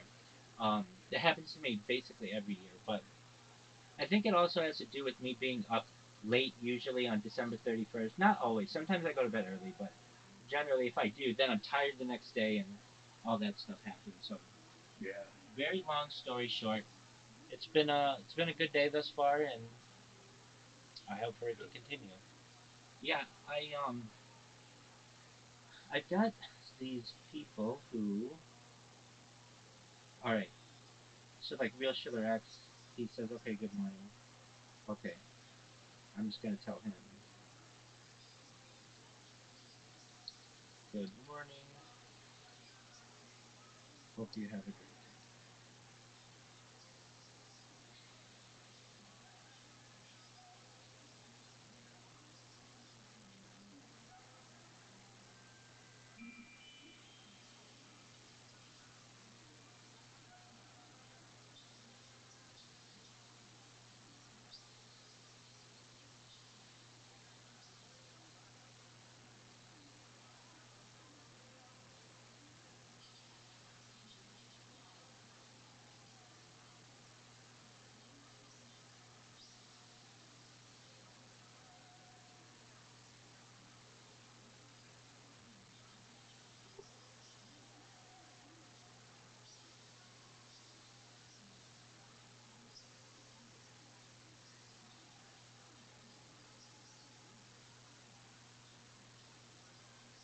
All right. So that's what's new with me. Bad things are normal for you. I'm just gonna continue with the Yeah, podcast. everything's going pretty normal. Excellent. Sorry, my brain is like in and out. I've been maybe because the same thing. I was up late last night. Me and Elle were just chatting You and were up laughing. very, very late, and that's Well, wonderful. the sun was coming up. Excellent. Hmm. Excellent. I saw, But and yeah, I'm they like, made me tired and kind of my brain is a little floaty still from lack of sleep. That's all. Sorry if I no, you're was all fine. in and out of combo. No, that same thing happens to me when I am up all night, and then the next day there's like a hangover that I experience. Hmm. Yeah, it's kind of like a hangover. Absolutely, that's a perfect way to put it. Right, with no alcohol. Like I was right in the conversation. Exactly. I don't really drink at all. I can't even remember the last time I drank. You know. Um, but yeah, I don't know. Maybe we're getting old, man. That could be. Maybe we're getting old. That could be. He's like just objectively observing how censorship seems to work in this current. There's so many forms of censorship. Like you look at the Soviet Union with the propaganda, or Nazi Germany. It's very different when it comes to the censorship. People tend to conflate all these things together. Social media is trying desperately to have trillions or hundreds of billions of exchanges a day, and like try to make sure that their platform has some semblance of like quote healthy conversations. Like people just don't go insane. They actually let loose on the platform, and they censor based on that. That's a different level of censorship. But even there, it can really run afoul of the people they whiny C students controlling too much of the censorship. I believe that we should actually put the responsibility on the self-proclaimed holders of truth, aka scientists, aka better communicators. I agree with that. I'm not advocating for censorship, but Marshall McLuhan was very influential when I was in college, and his that meme, the medium is the message. It's a little bit hard to understand when you're comparing radio to TV. Radio's hotter or TV's hotter or something. But we now have the medium is the message in a way that we've never seen, we've never imagined before, where rage and anger and polarization are what drives the traffic on the internet. And we don't, it's a question of building the commons. Ideally, I don't know how to get there, so I'm not pretending to have a solution. But the commons of discourse about this particular issue about vaccines has been largely destroyed by the edges, by the drug companies and the advocates on the one side, and the people who just criticize and think that people know the data are flawed, that there's no way vaccines can be beneficial. And to have those people screaming at each other does nothing to improve the health of the 95% of the people in the middle who want to know what the rational way to go forward is and protect their families from COVID and live a good life and be able to participate in the economy. And that's the problem. I don't have a solution. Well, it's a difficult problem for Spotify and YouTube. I don't know if you've heard, this is a thing that Joe Rogan is currently going through. As a platform, whether to censor the conversations that presenter Joe is having. So I don't know if you heard that Neil Young and other musicians kind of spoke out saying they're going to leave the platform because Joe Rogan is allowed to be on this platform having a conversation with the likes of Robert Malone. And it's clear to me that Spotify and YouTube are being significantly influenced by these extreme voices of these sides.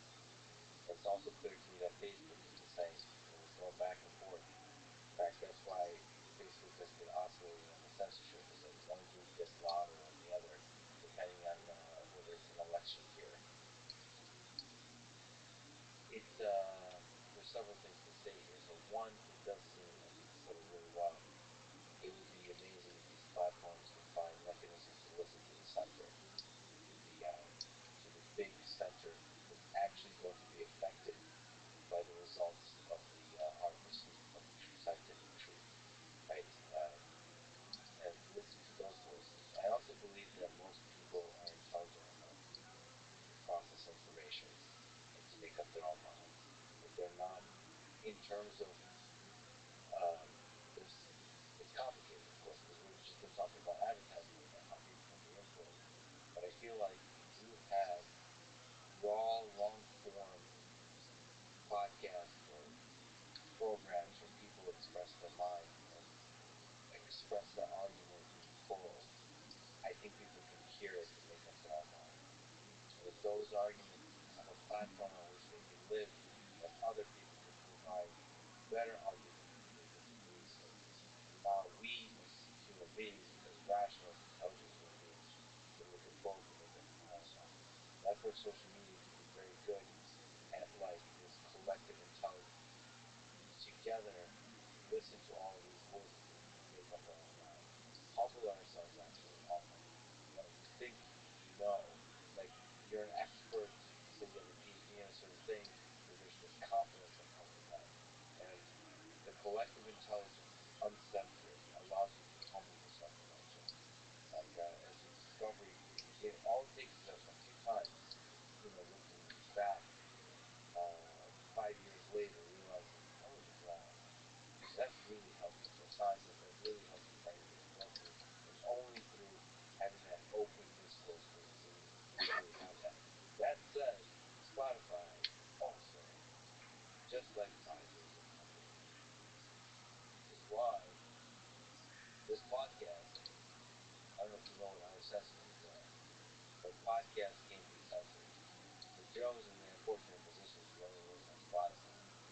So Spotify's been actually very good at saying we're staying out of it for now. Um, but RSS, this is pirate radio. Nobody can censor the internet. So financially, in terms of platforms, this cannot be censored, which is why podcasts are really huge. And so if Spotify or YouTube wants to be the host of podcasts, I think where they flourish is free expression, no matter how free. Yes, but I do want to push back a little bit on what you're saying. Because I've many friends, who I love, dear cherished friends, that I know send me stuff. And it'll take me an hour to go through what they send to see if it is credible. And usually it's not.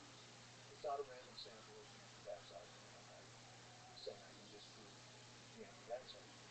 But I am saying that it's almost like we were talking about how medical science, clinical trials, the presentation of clinical trials to physicians could be improved.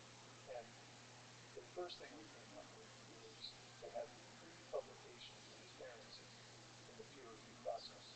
So bad information, biased information doesn't get out as if it's legitimate and you can't get it back, recapture it once it gets out. I think there's an element of that in the arguments that are going on about vaccines. And there are both sides, but I think the anti-vax side puts out more units of information claiming to show that the vaccines don't work. And I guess in an ideal situation, there would be real time fact checking by independent people, not to censor it, but to just say that study was set up to do this, and this is what the conclusions were. So the way it was stated is on one side of the subject. So that's what I'm arguing. I agree with you. What I'm arguing is that this big network of humans that we have, that is the collective intelligence, can do that real time if you allow them to, if you encourage people to do it. And the scientists, as opposed to, listen, I interact with a lot of colleagues, a lot of friends that are scientists. They roll their eyes. Their response is no thanks. They don't want to interact with this. But that's just not the right response. When a Right. huge number of people believe this, it is your job as communicators to defend your ideas. It is no longer the case that you go to a conference and defend your ideas to two other nerds that have been working on the same problems for. I mean, sure, you could do that, but then you're rejecting the responsibility to have explicit or implicit acceptance when you go into this field that you will defend the ideas of truth and you will defend them in an open battlefield of ideas to become a better communicator. And I believe that we have a large percentage of less than 1 or 2 hours in this particular, with that little amplitude, I think, and scale, I think that allows us to progress towards truth. At least, with that much time. I think you're onto this. I want to work with you a little bit on this. Let's say a person like Joe Rogan, who, by the way, had me on his podcast and This is let an me. amazing conversation. I really enjoyed it. Well, thank you. I did too. And I didn't know Joe. I didn't know much about his podcast. You pushed back on Joe once, which was great. And I love it. he was a gentleman, and we had it out. In fact, he put one clip. At one point, he said something that was a little bit wrong, and I corrected him. And he had the guy named Jamie. He had Jamie check it, and was very forthright in saying, John's got a right here. He's got to modify this a bit. In any event, in any event. Got him. Well, I wasn't trying to get him. I was No, no, just no, no. You totally. It was a beautiful exchange. There was so much respect in the room, pushing back and forth. It was great. yeah. So I respect him, and I think when he has somebody on who's a dyed-in-the-wool anti-vaxxer, the question is, how could you balance, if it needs balancing, in real time? I'm not talking about afterwards. I'm talking real time. Maybe you record. Oh, he does record it, obviously. But maybe when as if it's fact-based. Maybe that statement should be checked by some of these folks who, imaginary folks who are trusted, and in real time, as that discussion is being played on the podcast, to show what independent experts say about that point. That's really interesting. By the way, for some reason this idea popped into my head now. I think real time is very difficult, and it's not difficult, but it kind of ruins the conversation because you want the idea to be real. I think what's very possible is before it's published, it's the pre-publication. Before it's published, you let a bunch of people review it, and they can add their voices post before it's published. They can add arguments, arguments against certain parts. That's very interesting. So as one podcast publish like addendums, you publish the peer review together with the publication. That's very interesting. Um, I might actually do that. That's really interesting because I've been doing more debates where at the same time have both people, which has a different dynamic because both people. I mean, it's really nice to have the time to pause on you by yourself to fact check, to look at the study that was mentioned, to understand what's going on with the peer review process, to have a little bit of time. That's really interesting. It should. I'd like to try that. Agree with you on some point in terms of anti-vax. I've been fascinated by listening to arguments from this community of folks who've been quite large, these flat earthers, that believe the earth is flat. And I don't know if you've ever listened to them or read their arguments, but it's fascinating how consistent and convincing it all sounds when you just kind of take it in. Like, just take it in, like listening normally. It's all very logical. Like, if you don't think very well, no. So the thing is, the reality is, at the very basic human level, with our limited cognitive capabilities, the Earth is completely flat. And if you go outside and you look, it's flat. So when you use common sense reasoning, it's very easy to play to that to convince you that the Earth is flat. Plus, there's powerful organizations that want to manipulate you and so on.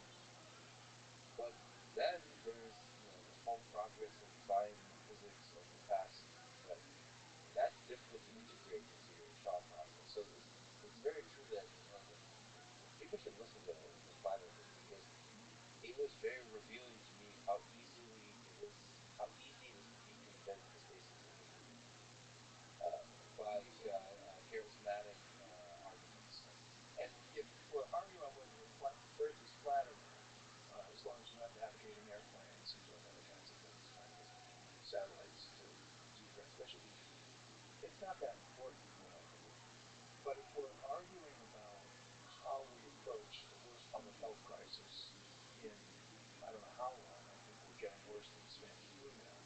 I don't know what the total global deaths from Spanish flu were, but in the United States, we certainly have more deaths from Spanish flu. plus the economic pain and suffering. Yes, yes, and the damage to the kids, the schools. But we got a problem, right? It's not going away in the future. So when we get a problem like that, it's not just an interesting borrowed conversation about whether the Earth is flat. It fundamentally belies the point. Let me ask you yet another question, issue I raised with Pfizer CEO Albert Bourla. It's the question of revolving doors. That there seems to be a revolving door between Pfizer, FDA, and the CDC. So they have worked with the FDA, and now work with Pfizer, or vice versa, with the CDC and so on. Um, what do you think about that? So first of all, his response once again is there's rules, very strict rules, and you follow them. Do you think that's a problem? Wow. And also, maybe this is a good time to talk about, does Pfizer play by the rules? Let's one at a time. One at a time. Okay, and this isn't even about Pfizer, but it's an answer to the question. So there's this drug Adjuvant that was approved by the FDA maybe 6 months ago. It's a drug to prevent the progression of low-grade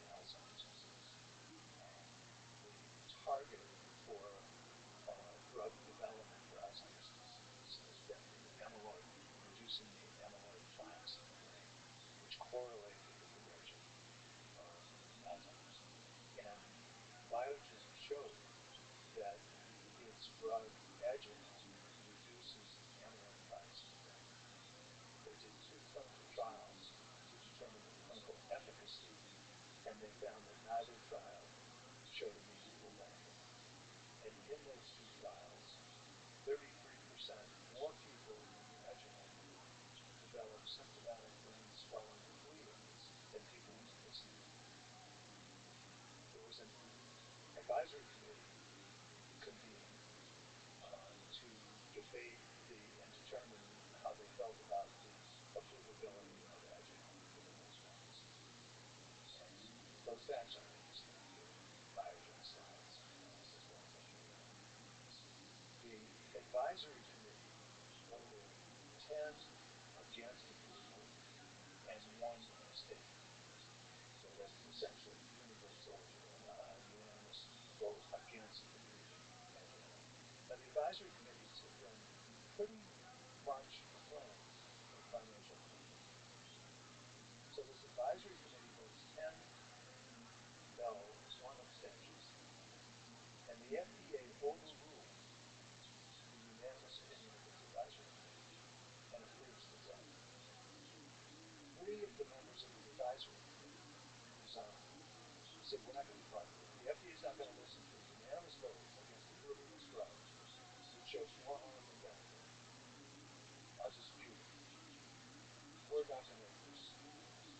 And the argument against approval is that the surrogate endpoint, the reduction of amyloid, the progression of amyloid plaques, is known by the FDA not to be a valid clinical indicator. It doesn't correlate. 27 studies have shown it doesn't correlate with clinical progression. Interrupting the amyloid plaques doesn't mean that your Alzheimer's doesn't get worse. So it seems like it's a slam dunk, and the FDA made a mistake, and they should do whatever they do to protect their bureaucratic reputation. So the head of the Bureau of the FDA, the Center for Drug Evaluation and Research that approves new drugs, who had spent 16 years as an executive in the pharmaceutical industry, issued a statement and said, what we should do in this situation is to loosen the prohibition of financial ties of interest with the drug companies so we get less emotional responses. Said that. It's in print. People are just too emotional about this. People were just too emotional. The 10 people who voted against it and the no people who voted for it, it's all too emotional. So this gets back, this is a long answer to your short question. I think this was a wonderful window into the thinking of the FDA that financial conflicts of interest don't matter in a situation when I think it's obvious that they wouldn't matter. But there's not a direct financial conflict of interest. It's kind of like it's not like Alfred said, the rules. I mean, you're not allowed to have direct financial conflict of interest. It's indirect. Right, but what I'm saying is, I'm not denying what you said is true. But the FDA, a high official in the FDA, is saying that we need to allow conflicts of interest in our advisory committee meetings. And that, she wants to change the rules. So Albert Bourla would still be playing by the rules, but it just shows how one-sided the thinking is. But you think that's influenced by the fact that there were pharmaceutical executives working at the FDA and vice versa? And they think that's a great idea. Who thinks this? Do you think it should be just banned? Like if I you don't work, know. 2 separate questions. One is, should the officials of the FDA come from pharma and vice versa? That's one question. And the other question is, should advisory committee members be allowed to have financial conflicts of interest? I think, in my opinion, and people might say I'm biased, I think advisory committee people should not have conflicts of interest. I think their only interest has to be the public interest. And that was true from my understanding of this situation is the afterword in my book, I spent some time studying about adjuvant. I think it's slam dunk that there ought to be no conflicts of interest. Now, the head of CDER, Center for Drug Evaluation and Research, thinks that that's going to give you a biased result because we don't have company influence. And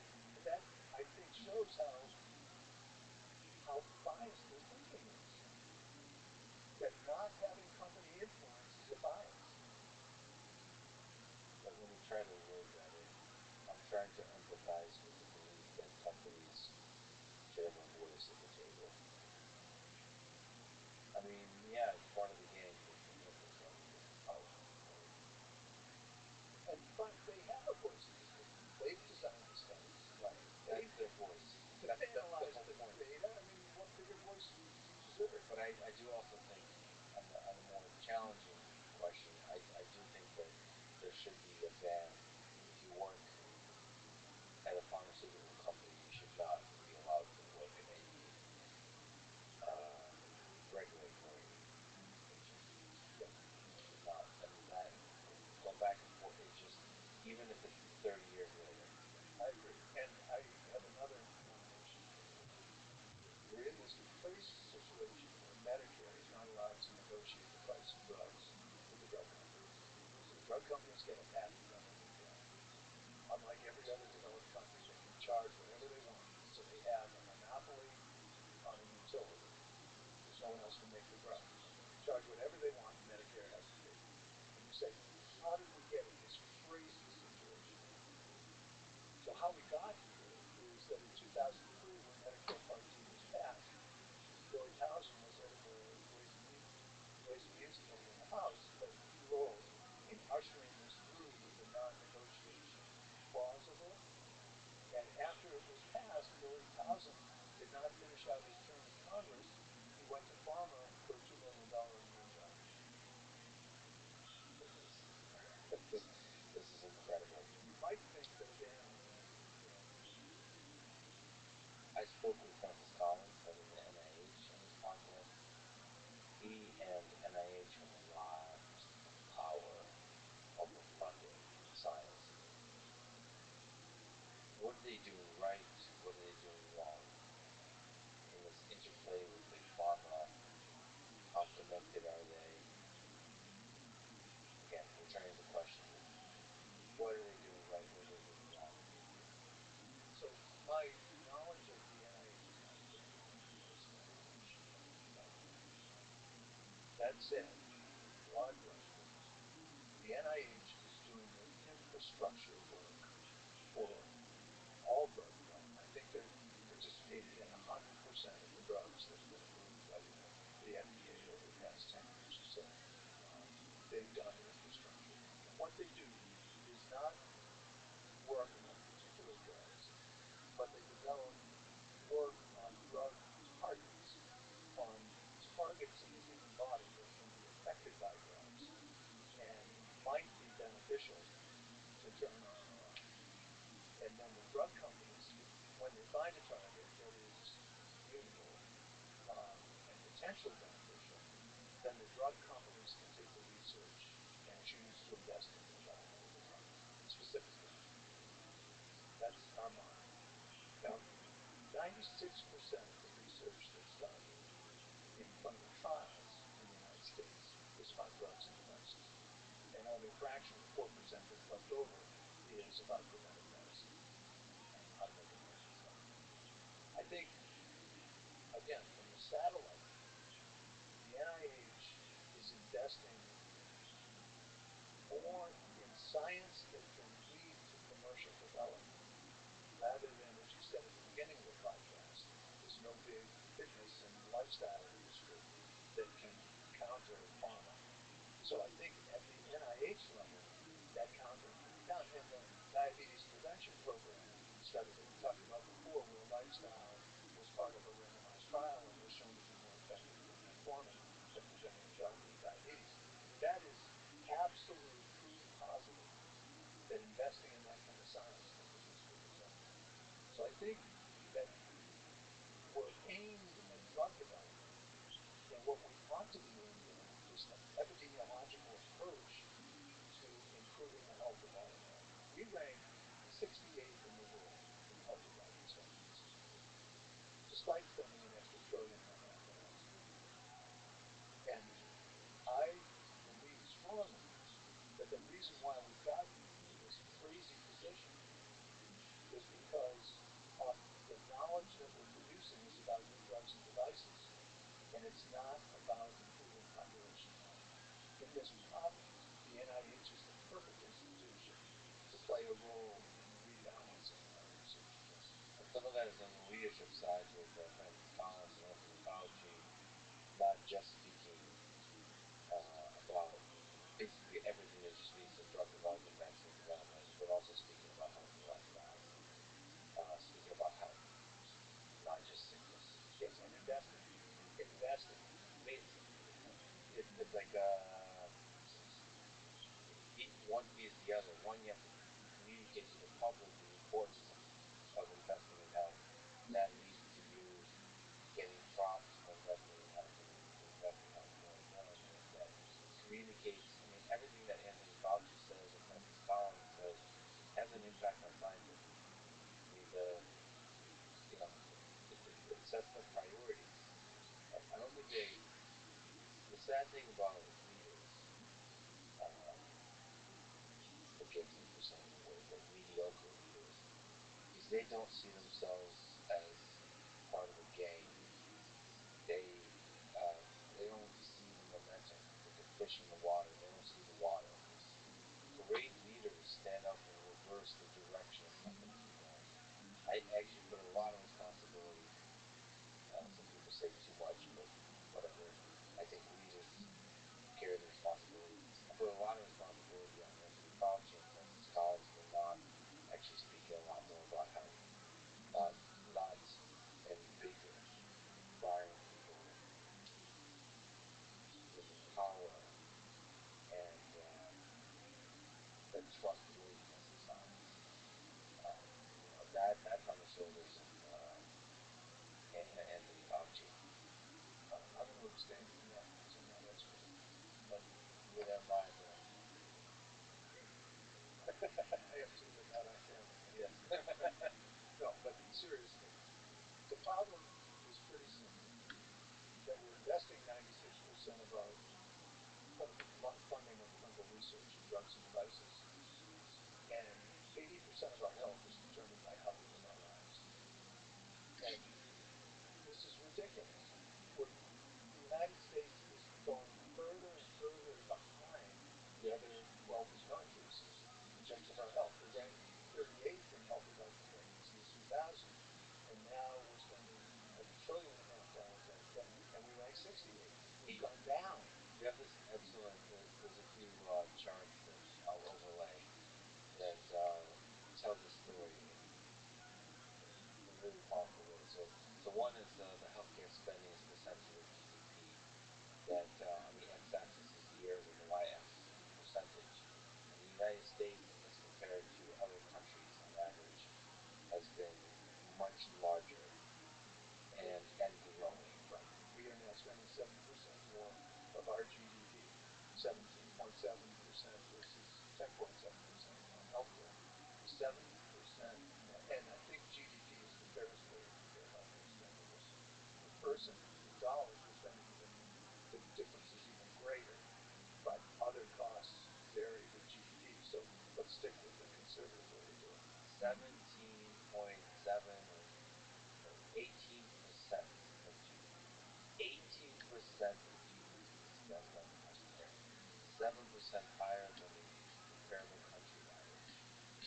17.7% versus 10%. 7% higher. Right.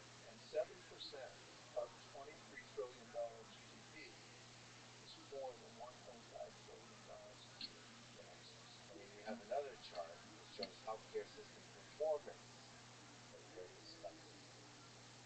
And there's a cloud, a point cloud of different countries. The x-axis being healthcare spending as a percentage of GDP, which we just talked about.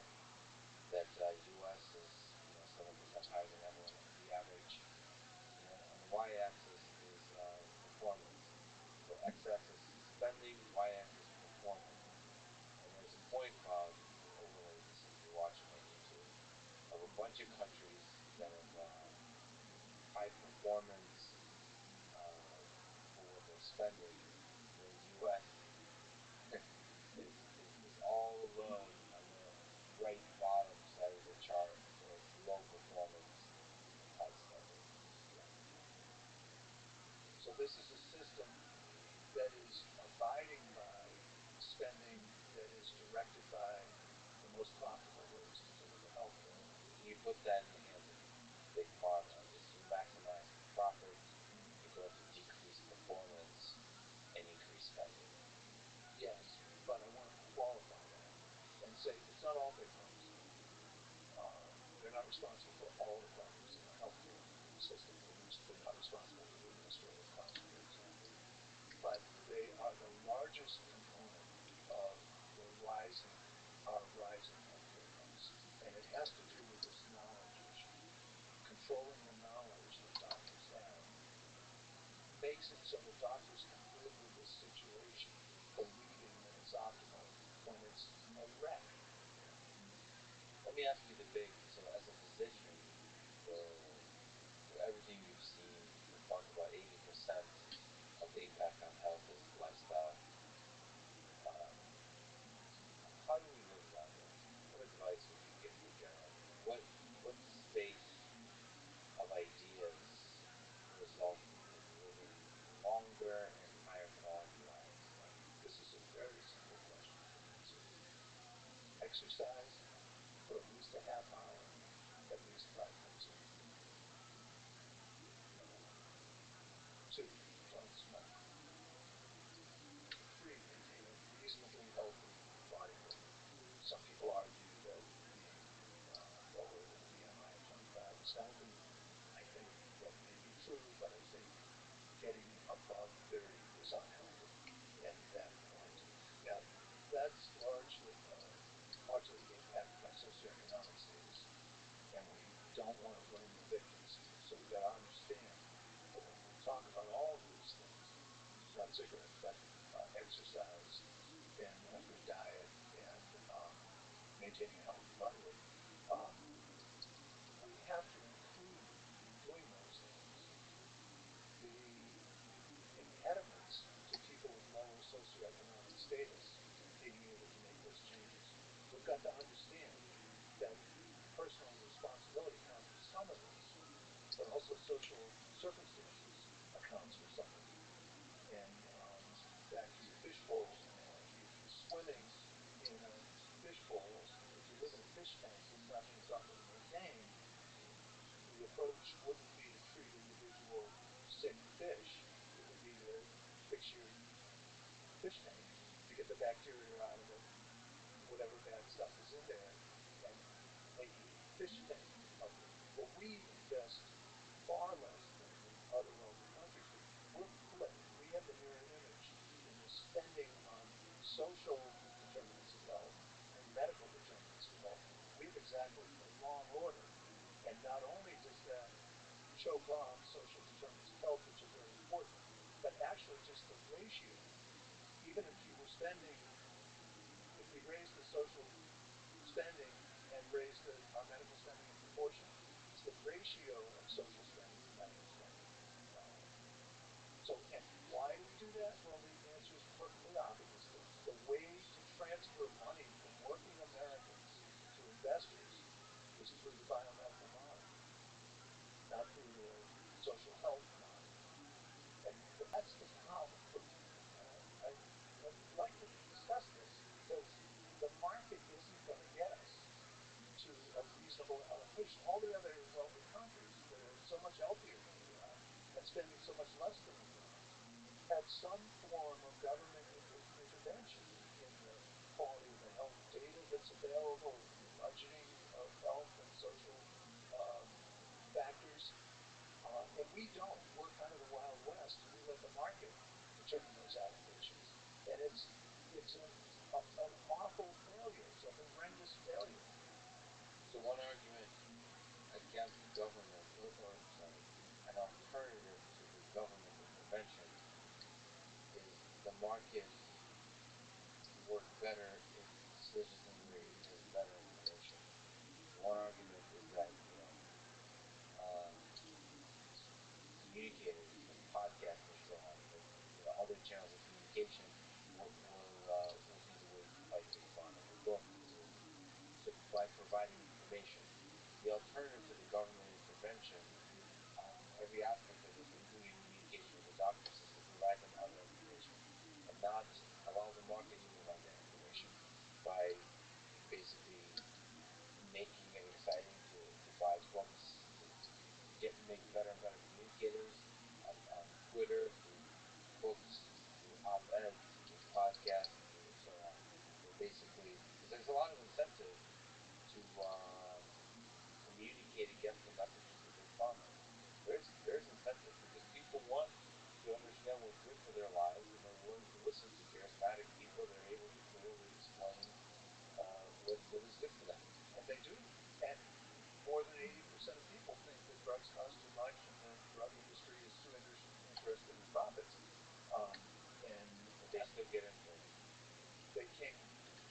get the vote through Congress.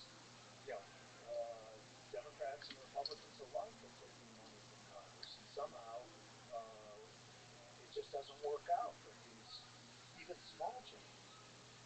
I mean, the pared down part of Medicare, the plan for increasing Medicare negotiation drug costs in Build Back Better, literally going to reduce the number of new drugs that are um, beneficial, uniquely beneficial, by about one new drug, two new drugs over 30 years. It will have virtually an indecipherable impact. And yet, pharma is talking about um, impact on innovation. And if you vote for this, if you let your congressman vote for this, you're going to uh, severely slow down drug innovation, and that's going to affect the quality of your life. Let me ask you about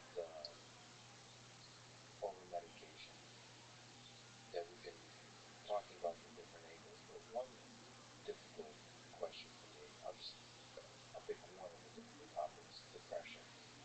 So depression is a serious, painful condition that leads to a lot of people suffering in the world, and yet it is likely that we're overprescribing antidepressants. So as a doctor, as a patient, as a healthcare system, as a society, what do we do with that fact that people suffer? There's a lot of people suffering from depression, and there's also people suffering from overprescribing of antidepressants. So, a paper in the New England Journal by Eric Turner showed that the data, if you put all the data together from the study, you find out that antidepressants are not effective for people who are depressed but don't have a major depression. Major depression is a serious problem. People can't function normally. Um, they have a hard time getting out and performing their normal social roles. Um, but what's happened is that the publicity, I mean, Prozac Nation is a good example of making the argument that why should people settle for normal happiness when they can have better than normal happiness? And if you're not having normal happiness, you should take a drug. Well, the, that concept that serotonin metabolism is the root cause of depression is really a destructive one. We have drugs that change serotonin metabolism, but we don't know if that's why uh, antidepressants work on major depression. They don't certainly don't work on everybody with major depression. I forget what the number needed to treat is. I think it's around four. One out of four people have significant. But the people without major depression don't get better. And the vast majority of these drugs are used for people without major depression. So what's happened is that the feelings of life satisfaction and happiness, not sadness, have been medicalized. The normal range of feelings have been medicalized. And that's not to say that they shouldn't be attended to, but the, the evidence shows that attending to them by giving somebody a medicine doesn't help, except that they feel like somebody cares about them and believes that they're suffering. But there are problems of living that give rise to much of the symptomatology of less than major depression. And let's call it what it is and figure out a way to help people. Individual therapy, group therapy, um, maybe lifestyle modification would work. We got to try that. Um, but let's call it what it is instead of saying, oh, you're in this vast basket of people who are depressed, so we'll give you an antidepressant, even though the evidence shows that people who are suffering from your level of depression don't get better. And that's a consequence of not focusing on preventative medicine, the lifestyle changes, all that kind of stuff. Well, yes, but it's really a consequence of the drug companies creating the impression that if you're sad, take a pill. If you're non-major depression, how do you overcome depression? therapy, lifestyle changes? Well, no, I'm not jumping to that. I'm saying that you ought to, the way you feel must be respected. Yeah, acknowledge that you're suffering. Acknowledge that you're suffering and deal with healthcare providers who acknowledge that you're suffering. So take that first step. It's And a big then, first step, also. big first step, yeah. Family docs are pretty good at that. That's kind of the arena that caused me to go into family medicine, the subjective experience of the patient. Okay, so you're a person who is not getting the enjoyment out of their life that they feel they ought to be getting. Now let's figure out why. And whether that means some time with a social worker, some time with a psychiatrist, some time with a psychiatric nurse. I'm not sure how you best do that most effectively or efficiently, but that's what you need to do. And it may be that there's a marital problem and there's something going on, and one of the spouses isn't satisfaction and would like to have to live in a relationship. Maybe there's a past history of trauma. Maybe that somebody was rejected over their current situation. Maybe it's a socioeconomic circumstances where they can't earn a job that gives them self-respect or enough money to live with.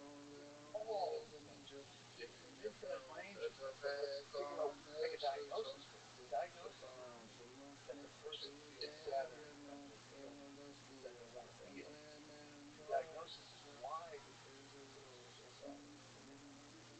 So You mentioned that this is what made you want to get into family medicine. As a doctor, what do you think about the saying, save one life, save the world? This was always familiar to me about doctors, is that you have like this human in front of you, and your time is worth money. Your prescribed and your efforts, active or visit, are worth money. And it seems like the task of the doctor is to not think about any of that, or that's not the task, but it seems like a great doctor is somebody all he does is look against it all and just cares about the world. And somehow that feels like even more equity to put under one person is the thing that will save them all. It's not like some economic argument and political arguments, financial arguments, which are very few, drives that ultimately is behind all of this. I think that's true. And at the same time, I think it's equally true that all physicians need to have a sense of responsibility about how they use resources or allocate resources to serve all the whole population's interest because that's a tension that you have as a physician. Let's take the extreme example. Let's say you have a patient in front of you who, if you gave a $10 billion therapy, you would save their life. I would just be tortured by that as a physician because I know that $10 billion spent properly in an epidemiologically guided way is going to save a whole lot more lives than a $1 But it's therapy. also your responsibility as a physician to walk away from that patient. I, I wouldn't say that. I think it's your responsibility to torture That's exactly right. If you're in condition, if it's a tough job, yeah, yeah, maintain your humanity. Yeah. But you've been asking, at different stages of this conversation, why are doctors so complacent about the tremendous amount of money we're spending? Why do they accept the knowledge from different sources that may not pan out whenever we agree with them? And the answer is that they're trying to do their best for the patient. And there's this, it's the same kind of torture to figure out what the hell is going on. And that's a sort of future project. And maybe people will read my book and maybe they'll get excited about it, become more legitimate in practice, I would feel like my mind was being blown. But at the same time, they've got to do something with the patient in front of them. They've got to make a decision. And probably there are not many weirdos like me who just invest their life on what's behind the data. They're trying to get through the day and do the right thing for their patients. So they're tortured by that decision too. And so, if you're not careful, big pharma can manipulate that drive to try to help the patient, that humanity of dealing with the uncertainty of it all. What is the best thing to do? Big pharma can step in and use money to manipulate that humanity. Yeah, I would state it quite differently. So then on the outlet and the opt-in, big pharma will do that, and you need to opt out of it. What advice would you give to a young person today in high school or college stepping into this complicated world full of advertisements, of big, powerful institutions, of big, rich companies, how to have a positive impact in the world, how to live a life that can be proud of? I would say, should that person who has only good motives go into medicine? They have an inclination to go into medicine, and they ask me what I think about that, given what I know about the undermining of American healthcare at this point. And my answer is, if you've got the calling, you should do it. You should do it because nobody's going to do it better than you. And if you don't have the calling and you're in it for the money, you're not going to be proud of yourself. How do you prevent yourself from doing, from letting the system change you into its affairs, like letting the game of pharmaceutical influence affect you? It's a very hard question because there's sociologic norms are to be offended and to trust the sources of information that are largely controlled by the drug industry. And that's why I wrote Sympathy, is um, to try and help those people in the medical professions to understand what's going on right now looks normal, but it's not. The health of Americans is going downhill. Our society is getting ruined by the money that's getting pulled out of other social beneficial uses to pay for health care that is not helping us. So fundamentally, the thing that is normal questions the normal. So if you conform hesitantly. Well, you have to conform. You can't become a doctor without conforming. I mean, I just made it through. But there aren't many, and it's hard work. Um, but you have to conform. And even with my colleagues in my own practice, I couldn't convince them that some of the beliefs they had about how best to practice weren't accurate. This one scene, a younger physician had prescribed hormone replacement therapy. This is back in 2000, 2001. Had prescribed hormone replacement therapy for one of my patients who happened to be a really good personal friend. And I saw that patient covering for my colleague at one point, and I saw that her hormone replacement therapy had been renewed. And I said, "Are you having hot flashes or any problem?" "No, no, no, no. But Dr. So and so said it's better for my health." And I said, "No, it's not. The research is showing that it's not. It's on for your health, and you should stop it." So my colleague approached me when she saw the chart and said, "Wait a minute, that's my patient. Maybe you're friends, but it's my patient." And I went to a conference at from my alma mater, medical school, and they said that healthy people should be given hormone replacement. And I said, "There's got to be drug companies involved in this." And she said, "No, no, no. It was at my university. It was not a drug company thing. We didn't go to Caribbean Islands." I said, "Do you have the syllabus?" She said, "Yeah." And she went and got the syllabus, and sure enough, it was sponsored by a drug company. Yeah.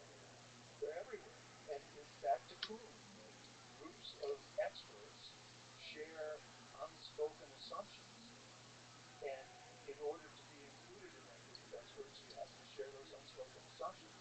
And what I'm hoping to do with my book, Sickening, and being here, having this wonderful conversation with you, is to create an alternative to this normal that people can pursue and practice better medicine and also prevent burnout. About half the doctors claim that they're burned out or an addict. And I think that this is a subject, and I don't have data on this, this is my opinion, um, but I think that a lot of that burnout is so-called moral injury from practicing in a way that the docs know isn't healthy. It's not actually providing an alternative to the normal. It's expanding the normal. It's shifting the normal, just like with Kuhn. I mean, you're basically looking for to shift the way medicine is done, Yeah. to the original, to the intent that it represents, the ideal medicine. I'm talking about. Yeah, in Kuhnian terms, to have a revolution. And that revolution would be to practice medicine in a way that will be epidemiologically most effective, not most profitable for the people who are providing you with what's called knowledge. You helped a lot of people as a doctor, as an educator, live better lives than normal. But you yourself are mortal being. Do you think about your own mortality? Do you think about your death? Are you Yeah, afraid of death? um, I'm not. I've faced it from the toilet. Yourself? Yeah. How do you think about it? What wisdom do you gain from becoming one of the dead? Um, Back to a third of the dead. it's liberating. It's very liberating. I mean, I'm serious. I was close to many times vulnerable. Um, and there's a sense of, well, this may be the way it ends, and done my best. It's not been perfect, and if it ends here, it ends here. People around me are trying to do their best, and in fact, I got pulled out of it, but it didn't look like I was going to get pulled out of it. Are you ultimately grateful for the ride, even though it ends? Well, just go on. Um, I think so. If I know, you can't take the ride if you know it's going to end well. It's not the real ride; it's just a ride. Um, but having gone through the whole thing, I definitely relieved me of a sense of anxiety about death, and it said to me, "Do your best every day, because it's going to end someday." I apologize for the ridiculously big question, but what do you think is the meaning of life, of our human existence? I think it's to care about something and do your best with it. Whether it's being a doctor and trying to make sure that the greatest number of people get the best health care, um, or it's a gardener who wants to have the most beautiful plants, or it's a grandparent who wants to have a good relationship with their grandchildren. Whatever it is that gives you a sense of meaning, as long as it doesn't hurt other people, really give yourself to it. That commitment to being in that commitment, I think, is the key. Put your whole heart and soul into the thing. Yep. As with the Bukowski poem, go all the way. John, you're an incredible human being, incredible educator. Like I said, I recommend people listen to your lectures. It's so refreshing to see that clarity of thought, and obviously your criticism of big pharma, or your illumination of the mechanisms of big pharma is really important at this time. So I really hope people read your book.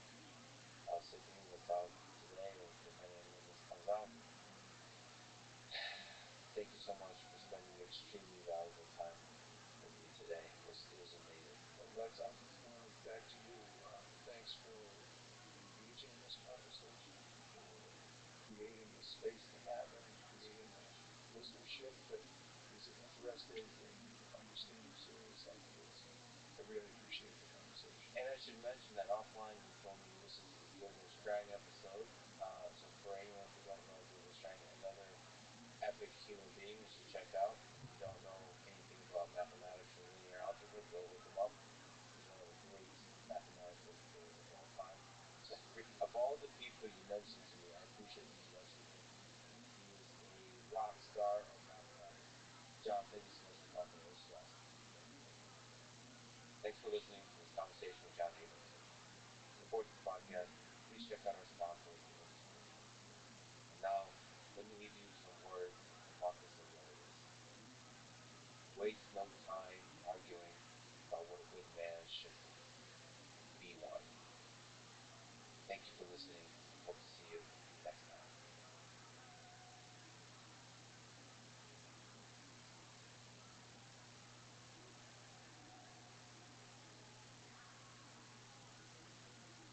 How would you, as a higher intelligence, represent yourself to a lesser intelligence? Do you think they saw what they say they saw? Did it just start showing up in 1947? How hard do you think it is for aliens to communicate with humans? Whether we believe in human technology, so you show yourself as another technology, right? But the common thread is you're not alone, and there's something else here with you, and there's something that's, as you said, watching you. You are a professor at Stanford studying the biology of the human organism at the level of individual cells. So let me ask first the big, ridiculous philosophical question. What is the most beautiful or fascinating aspect of human biology at the level of the cell to you? The micro machines and the nano machines that proteins make and become, that to me is the most interesting. The fact that you have this basically dynamic computer within every cell that's constantly processing its environment. And at the heart of it is DNA, which is a dynamic machine, a dynamic computation process. People think of the DNA as a linear code. It's codes within codes within codes, and it is actually the epigenetic state that's doing this amazing processing. What if you ever wanted to believe in God? Just look inside the cell. So DNA is both information and computer. Exactly. How did that computer come about? The big, continuing the philosophical questions, it's this both scientific and philosophical. How did light originate in our world?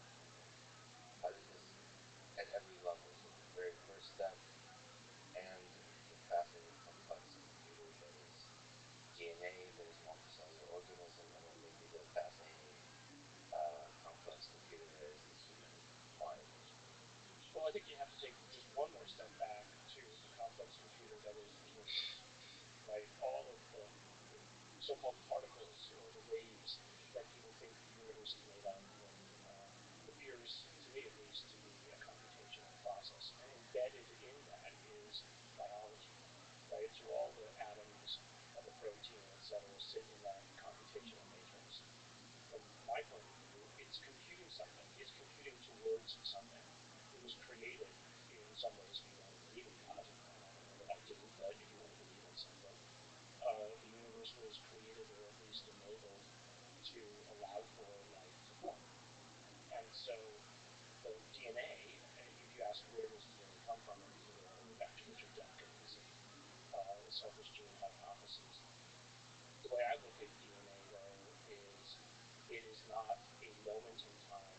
It assumes the context of the body and the environment in which it's going to live. And so if you want to ask a question of where and how does information get stored, DNA, although it's only 3 billion base pairs long, contains more information than I think the entire computational memory resources of our current technology.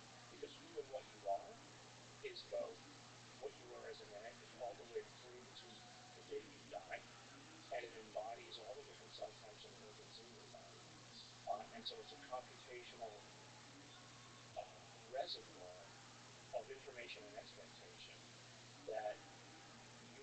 So actually, I would sort of turn it around a different way and say if you wanted to create the best memory storage system possible, you could reverse engineer what a human is and create a DNA memory system that is not just the linear version, but is also everything that it could become. When we're talking about DNA, we're talking about Earth and the environment creating DNA. So this, you're talking about trying to come up with an optimal computer for this particular environment. Right.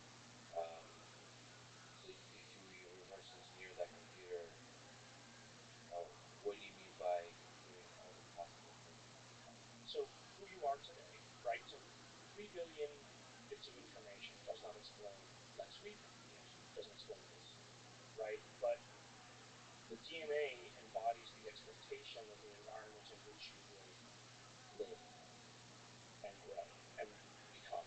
So all the information that is you, right, is actually not only embedded in the DNA, but it's embedded in the context of the world in which you grow into and develop, right? But so all that information though is packed in the expectation of what the DNA expects to see. Interesting. So like some of the information, is that accurate to say is stored outside the body? Exactly. Yeah. The information is stored outside because there's a context of expectation. Is that interesting? Yeah, it's fascinating. I mean, if to linger on this point, if we were to run Earth over again a million times, how many different versions of this type of computer would we get? I think it would be different each time. I mean, if you assume there's no such thing as fate, right, and it's not all pre-programmed, and that there is some sort of, let's say, variation or randomness at the beginning, right, we would get as many different versions of life as you could imagine. And I don't think it would all be, unless there's something built into into the substrate of the universe. It wouldn't always be that kind of proteins, right?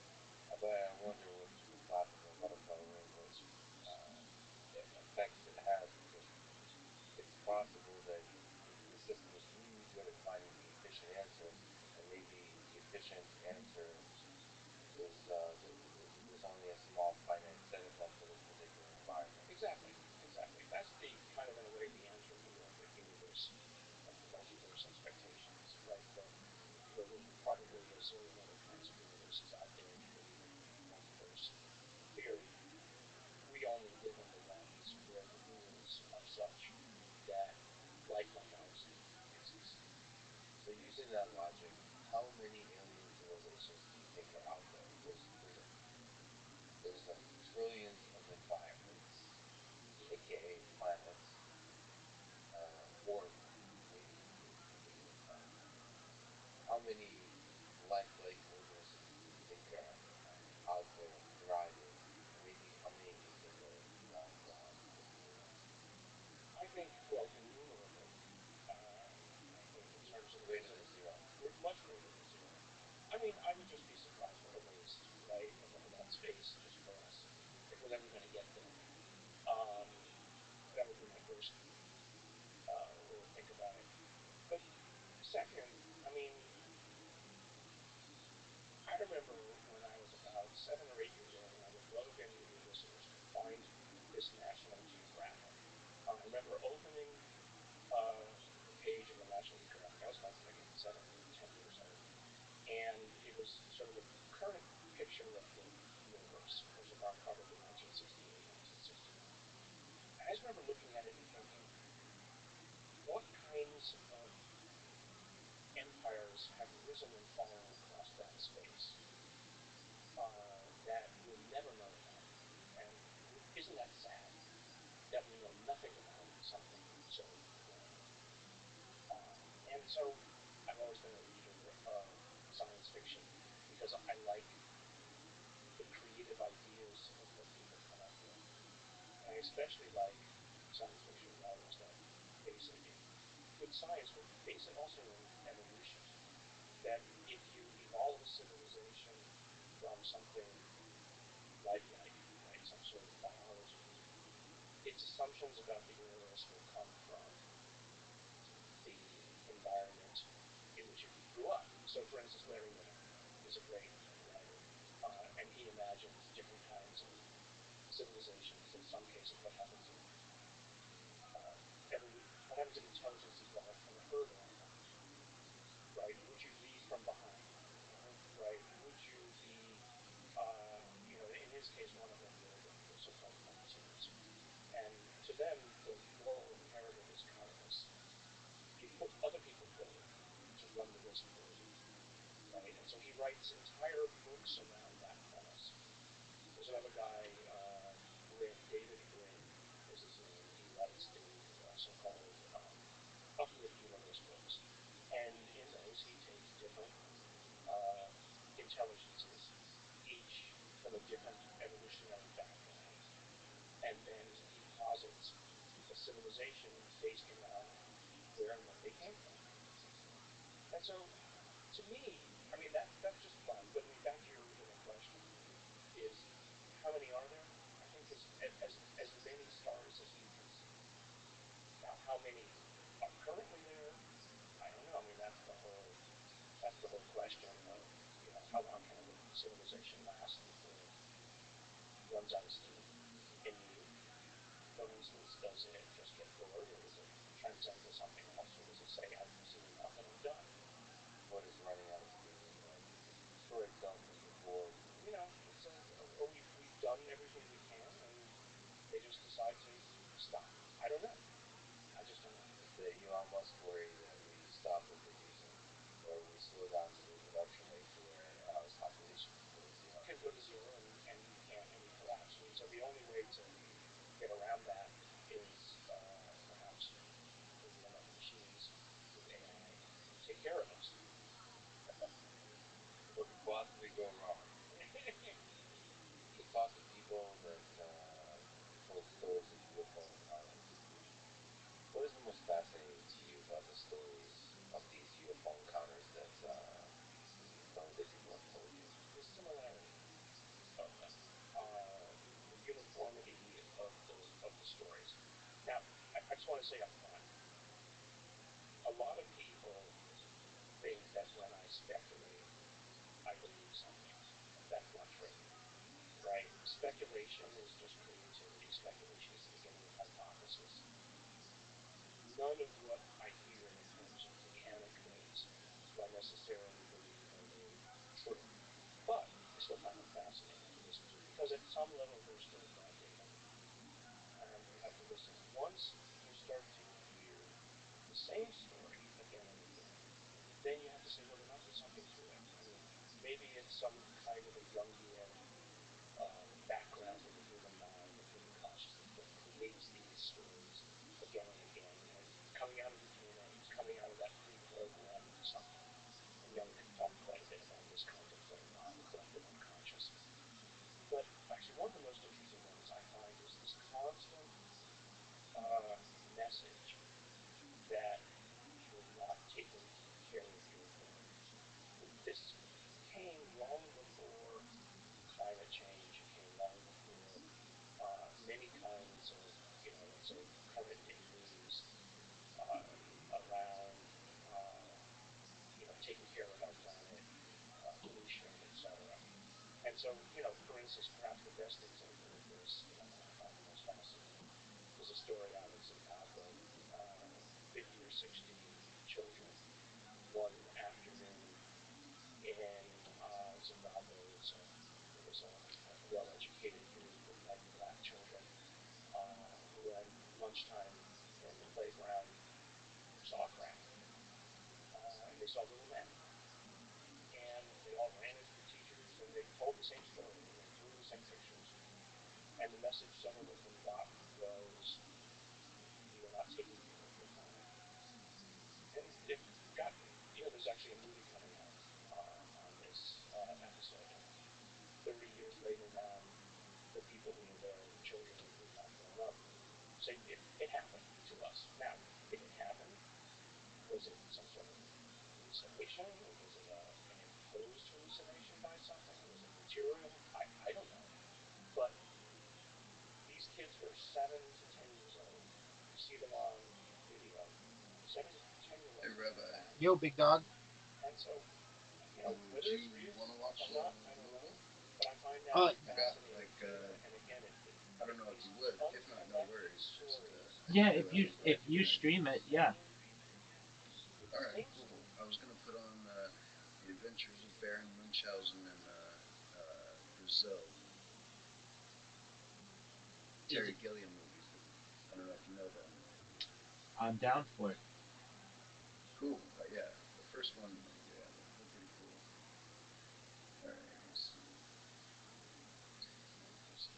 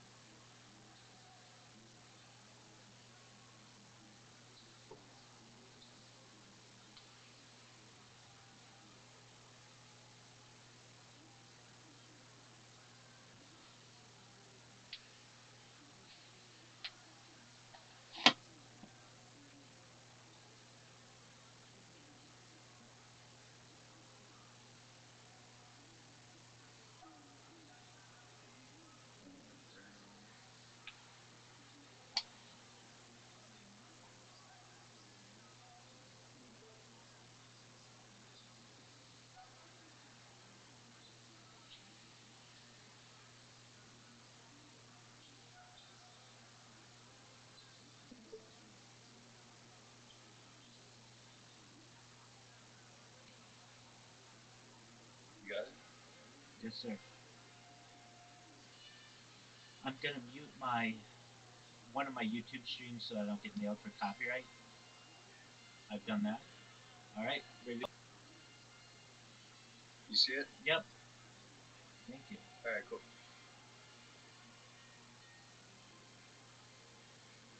These two movies are two of my all-time favorite movies. Excellent. I'm again alongside you. Nice. Seen them so many times. If I pass out to them, you know that they're phenomenal. So if you pass out to them too, I have them downloaded. You can watch them anytime too. Very cool.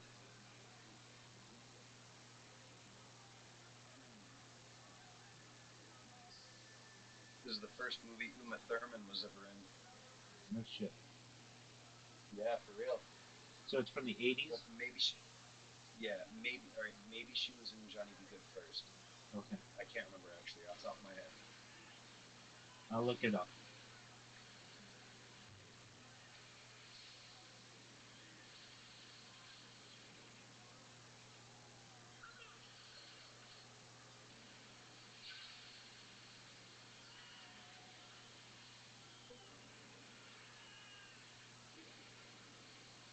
What are you guys doing? We're watching a movie. Feel free to enjoy. Shit. It just Well, started. Caspian, see, her first movie was Daddy Goodnight, 1987. okay. Then, then I was absolutely mistaken. No big deal at all.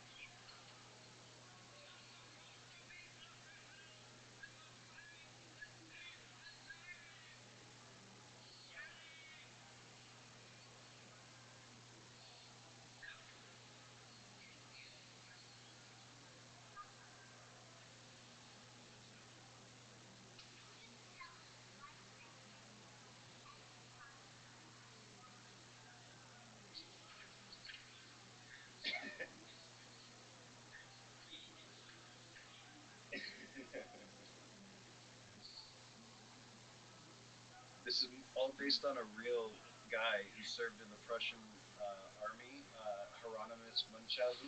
Right. I think He I had actually heard told of him. these wild, outlandish stories. And Right. they published it into a book like a couple hundred years ago. He's kind of like the real life Don Quixote Right. of Prussian.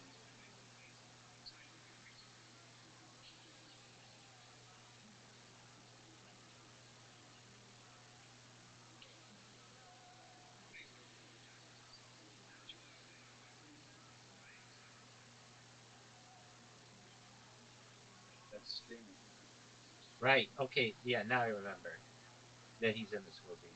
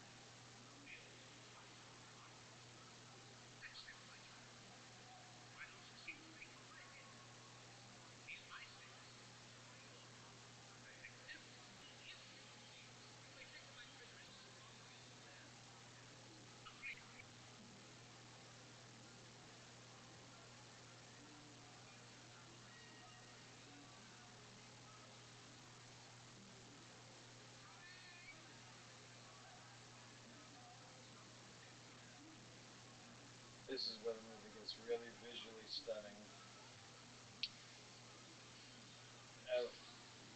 One of my favorite fucking movie makers of all time, Terry Gilliam. It's beautiful already, just with the masks and everything and the costuming. Yeah, he goes all.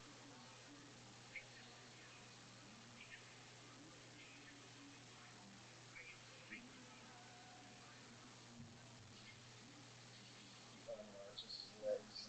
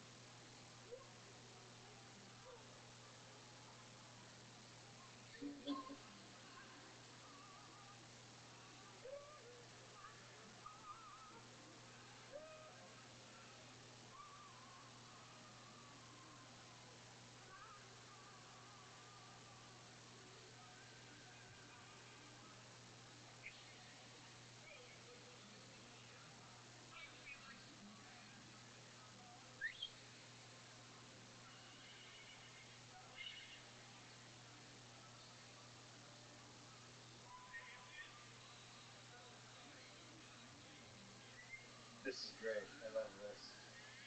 Oh man, forget.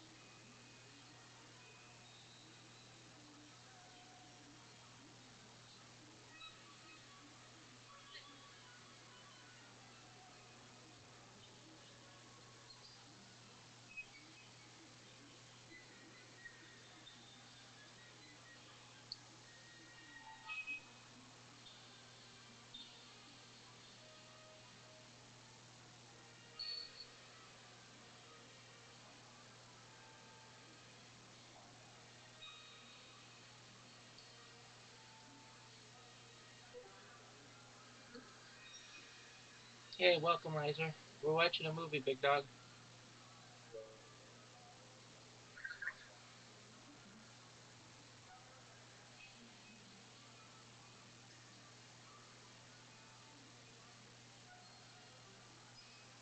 What movie is this? Oh, what up, though? Yo, it's The Adventures of Baron Munchausen, and then The Zoe, two Terry Gilliam movies. So Terry Gilliam was the guy who did all of the cartoon animations for Monty Python's Flying Circus and all the Monty Python movies. He directed most of them, Oh, and yeah, so this is like, oh,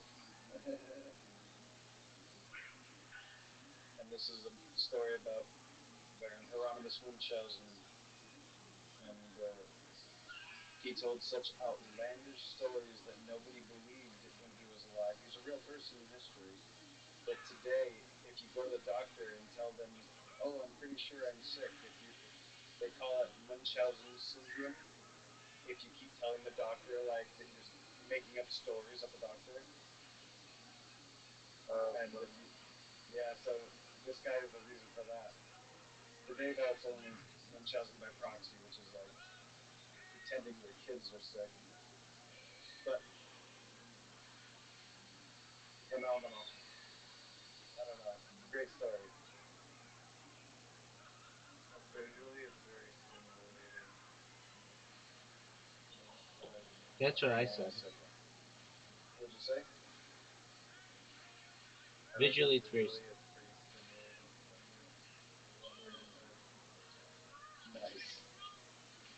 Yeah, he is very good with visual effects. Guys, you're never gonna believe what I did today. What'd you do? I can't hear you that well. Hang on a second.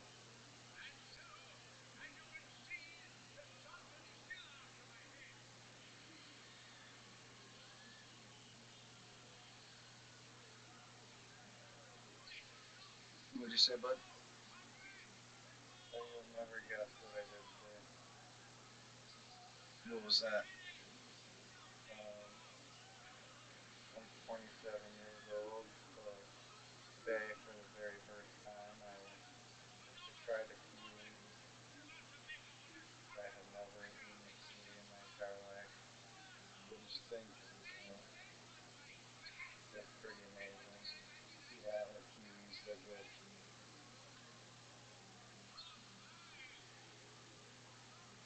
Yeah, I wish it was like just the juice though, kind of.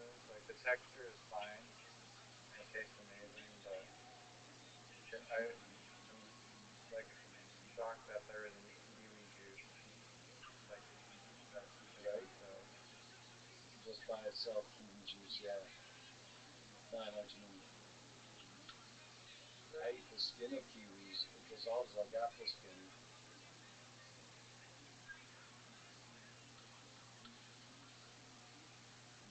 Just Really? gotta wash it. You can eat Yeah, kiwi skin? yeah, the brown fuzzy stuff. It's actually it's not bad. It feels like apple skin in your mouth. It's like it's not. You'd think it was weird. I ate kiwis for like my whole life, but I was in my 20s when someone was like, you don't have to cut off all the skin, and I was like, what? Now I just rip the little like hard parts off the end, and I just chomp it down. I feel like that might alter the taste a little bit, so it tastes like a weak skin. No. The skin doesn't really taste like anything, but it just kind of adds like a little bit of a, I don't know, it kind of like balances the texture out in a weird way. Okay, interesting. I'll try it out. Grim Reaper trying to steal his soul.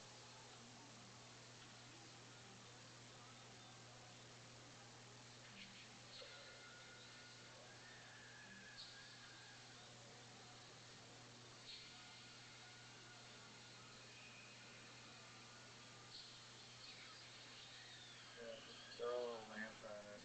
Huh? The candle just melt the Satan demon. The Grim Reaper is not Satan. The Grim Reaper is impartial, neutral. Death is not Yeah, evil. why would she have He's anything to worry about? She wasn't dead. He literally just uh, lit the Grim Reaper on fire. That's crazy. she's like the most badass little girl in the world.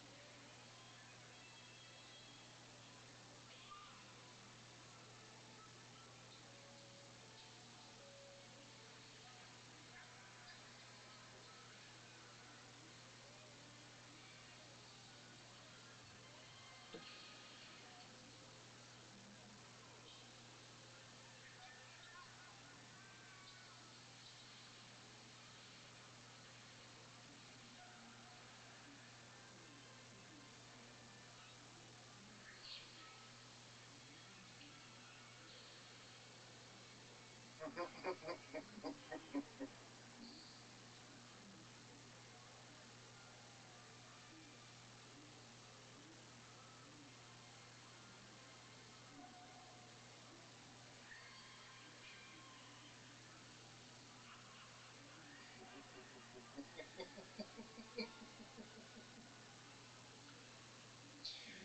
dude seriously like fought against the Turks in the Prussian War and went back up into Prussia and told everyone that he rode cannonballs across the battlefield. Nobody even. He's just the funniest fucking Jew in history. And like he really told these stories as if this shit happened.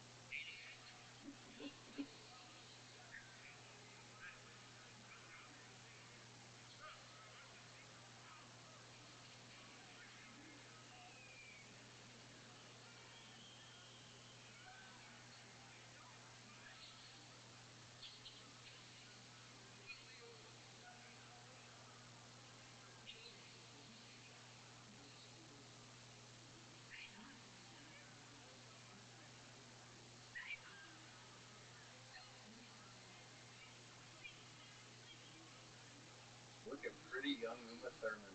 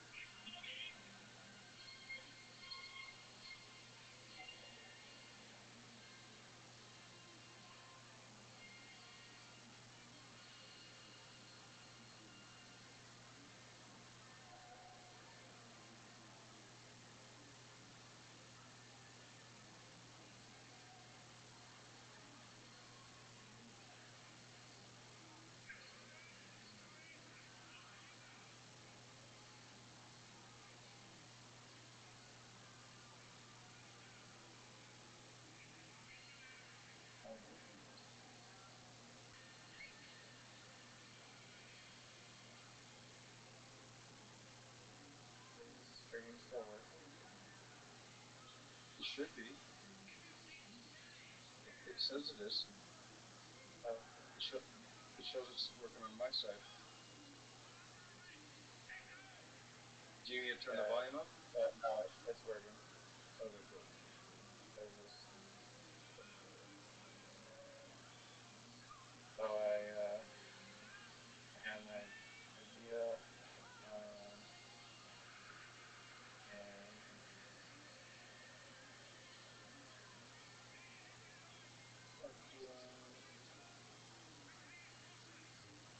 I guess this might sound slightly naive or whatever, but I think that it's totally possible to create a good comedy movie for like a relatively low budget. All you need are like two cameras and whatever like the props could be minimal. Like the budget of this film is obviously like a lot, Yeah. but This is an extremely expensive movie. yeah, All of the Terry Gilliam movies are yeah. expensive. Every fucking scene they have flying cannonballs out of the fucking town constructed and everything, right? Unbelievable. Um,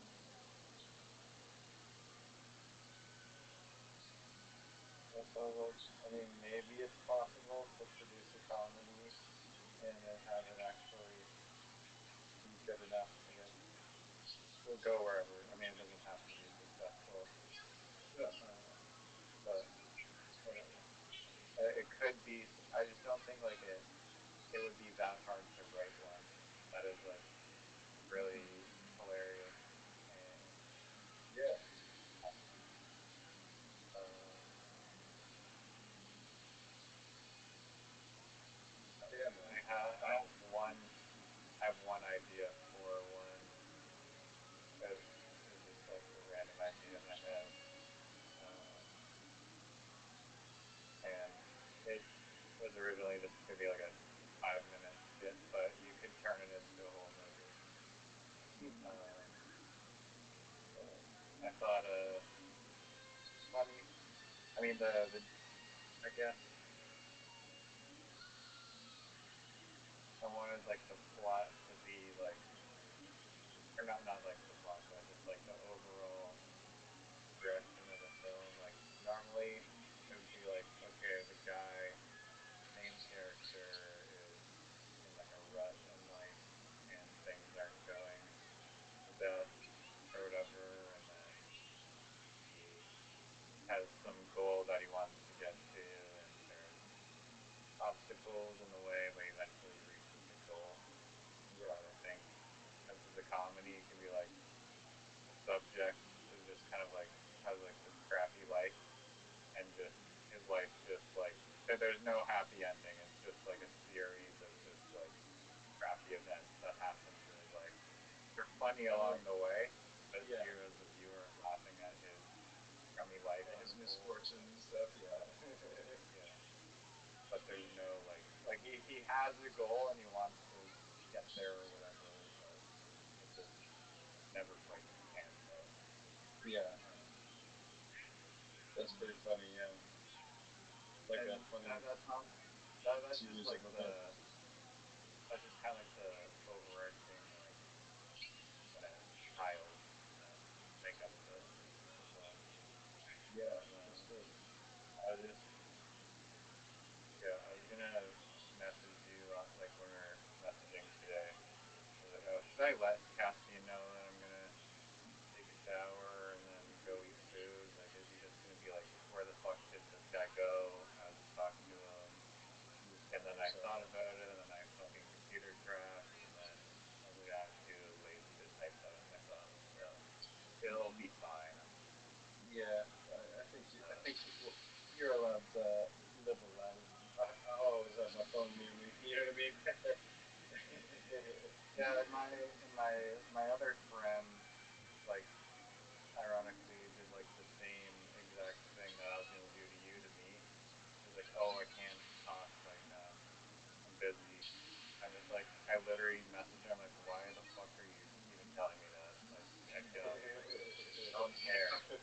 How big No, is now that? you Your should. Now fiance it's and on your this family? fucking.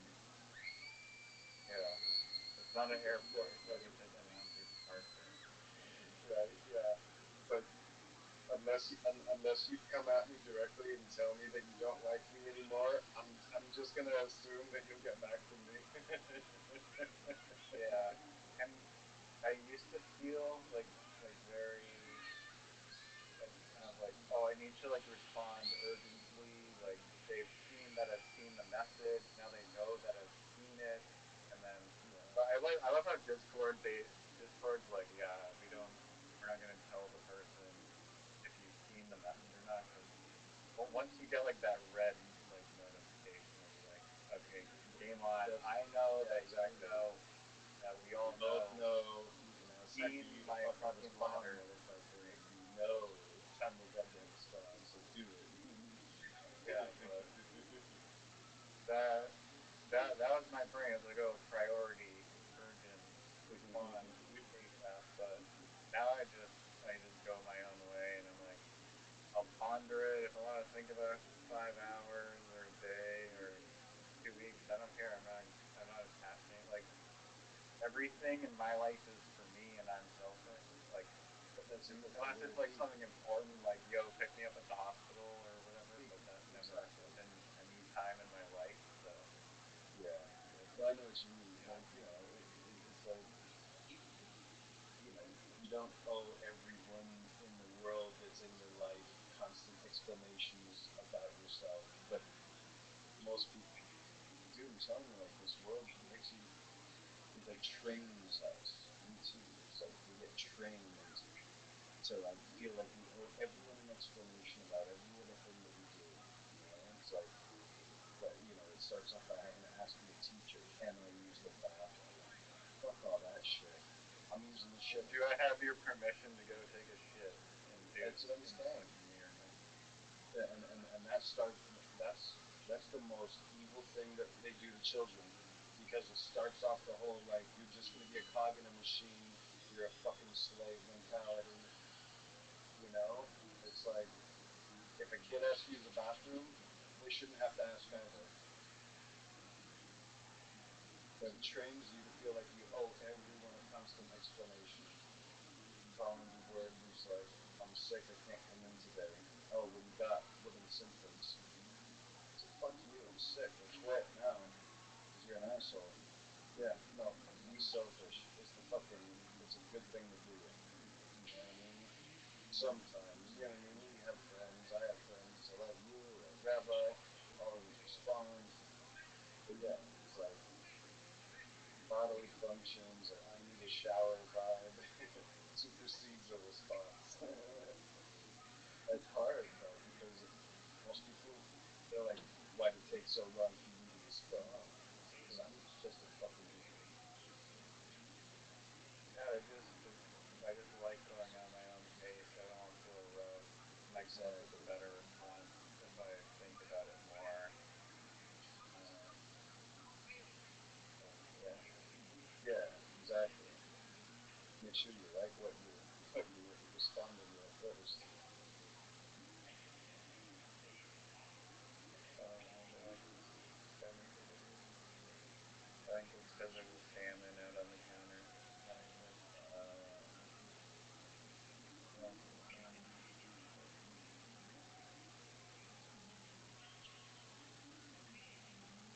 yeah. Anyway, have you seen the meme on the internet where it's like, uh, got my house, not my wife, or some shit, and it's just like a picture of some guy like pouring all of this olive oil down the drain, like a pan, I don't despite think his I've seen that landlord. one. Yeah, and I don't think I saw that. Okay. Yeah, it's just this meme where it's like, fuck it, I don't own the property, so you just pour excessive amounts of oil down the fucking drain every day to That's so irritate the fucking landlord funny. or whatever. That's a great idea. That's hilarious as fuck. Yeah, the the opening scene of the movie I thought would be funny if it was like, okay, some guy, he's living in like an apartment or whatever, and letter or knocks from a landlord that's like, yo, time's up or whatever, and then the guy like really like, what do you mean time's up? Like the landlord's like, yeah, you haven't paid rent in like 4 months. And then he just tries to uh, like escape and backtrack on like yo, I'm I'm allowed to be here. I'm allowed to camp here. Like squatters' rights. And then the landlord's like, no, dude, there's no squatters' rights. And then he's like, fuck you, there is. There's fucking squatters' rights. And then they get in a fight or whatever. And That's then funny.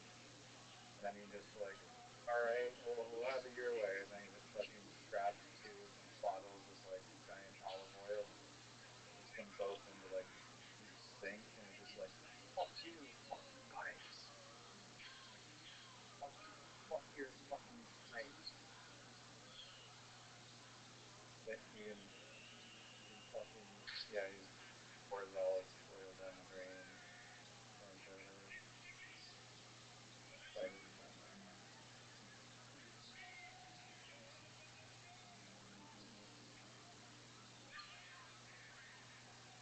Oh, that's funny.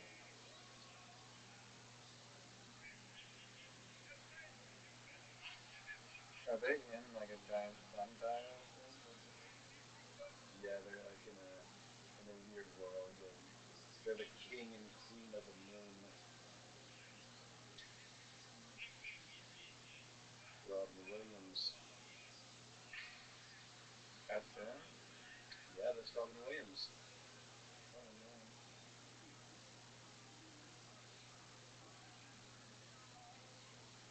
And of course, Hair, the Deer hair. Man. Kind of looks like the Peter Pan movie a little bit. Yeah, it has that cool like old style. You know, I really like when they used to film movies on film. Like physical. Physical. 35, 70 millimeter films getting digital recording now. So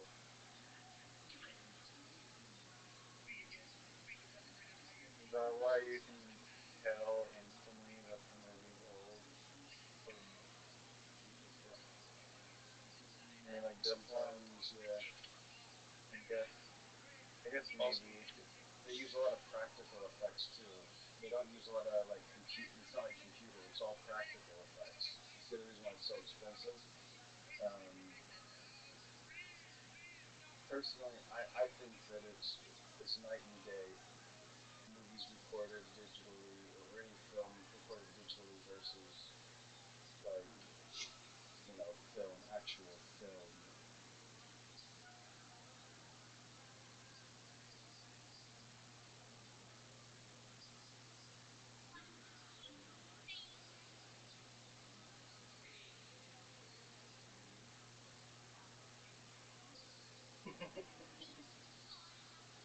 This cage isn't real. I love him. He's my favorite character of all time. The pirate guy? Yeah, Hieronymus Carl Baron von Munchausen.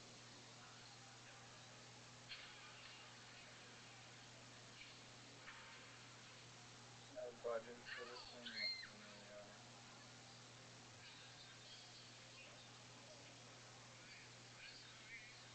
I downloaded the book too. I still need to read the book.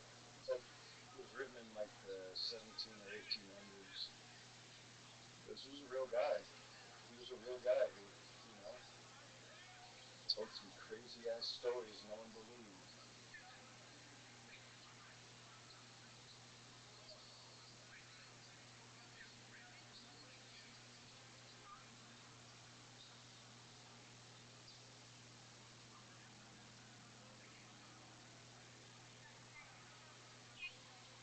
Is this movie based on one of his stories? And he has other ones? Well, this is based on well, he told stories about his life. It was a real guy. Like Baron Munchausen was a real person, but the stories he told about his life, he wrote in the books and nobody believed them. And this is based on you know all the wild fucking stories that he told. You know.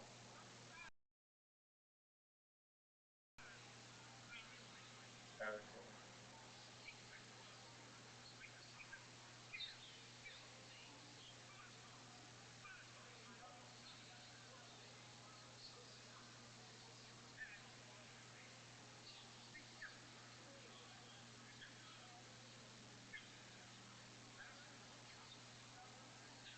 I'm looking forward to making like a kiwi smoothie now.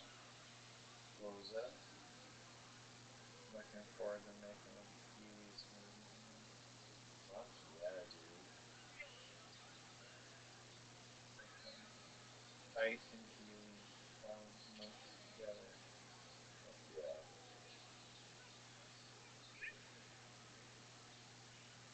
Yeah, my Yeah. idea for the movie was basically it's this guy who is trying, he's on a mission to download all of the porn off of the internet, like to ever exist. That's funny. And so the reason that he's doing it is because he's like some schizo conspiracy guy, and he's like, oh, like you know how you can download the entirety of Wikipedia to your like laptop or whatever if you have like a giant trillion terabyte laptop. It's like if Wikipedia like disappeared tomorrow and no one had a Mm-hmm. copy of it, all of that information would be lost. And so the guy is just so like crazy. He's like, oh, like governments are gonna ban porn, and when they do, this my collection is gonna I'm gonna be a king. I'm gonna Yeah. be the wealthiest person in the world. When I And own so all the porn, I will be the most powerful man in the world. exactly. And so he devised this plan. Possibly there's like this scene at like a library where he's giving like a presentation to like his team, like the war room on how they're gonna attack and do it and whatnot, and get Rabbi to build a giant meth liquor bot or whatever the fuck. And then they're just gonna be like, they're just at like a public library or whatever, and then Yeah. they're like showing like the slides or whatever, and like I don't know, it's just gonna like there's gonna be like random people just like walking by like in the background, and they're just gonna like listen in like at like the like worst time where he's like blah blah blah blah blah, some really like embarrassing thing or whatever, and that was like one scene that popped up in my brain, and then potentially he has like a arch nemesis who is also on like the same mission as him, and they're like the only two people on Earth with that goal, and they're like trying to sabotage each other along the way. Hmm.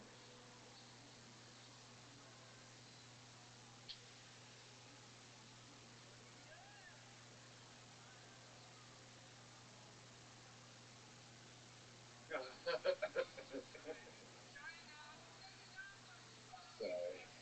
I was just catching you up.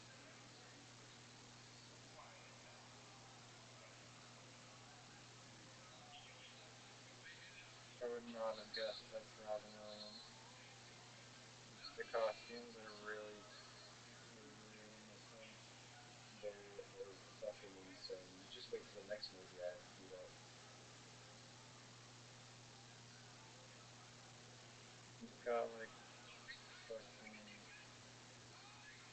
fucking Roman columns built into his head. Mm-hmm.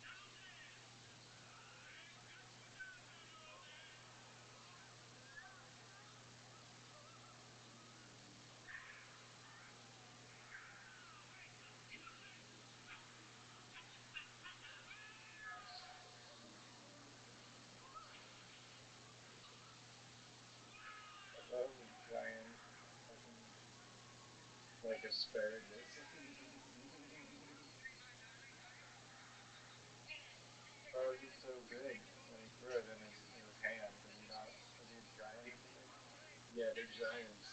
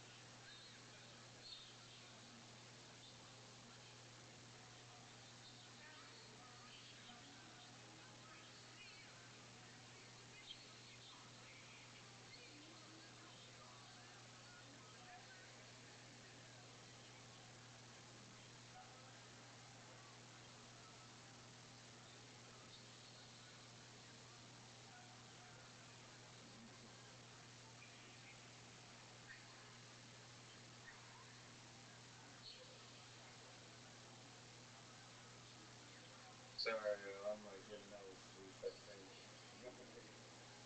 What'd you say? I was saying sorry to Al because I think I'm being bad about our conversation. Oh, Sorry, what do you say? I was listening to something. I was saying my bad. I think I'm zoning in and out of sleep. I have no problem. It's like a giant staring at my hand. Right. The man is shaped like long spear. Yeah. When it's like weird physics, you know?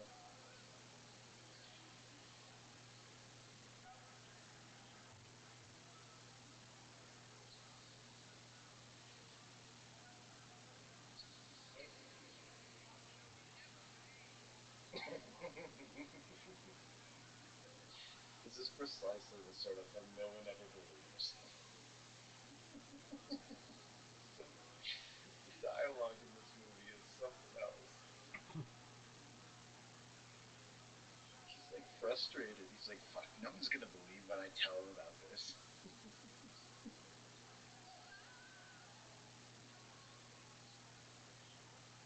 Oh, what the hell? Well, how do you not die with this? Why would you die in a magical world where your imagination is what makes the rules? That doesn't. Oh, it doesn't go down to infinity.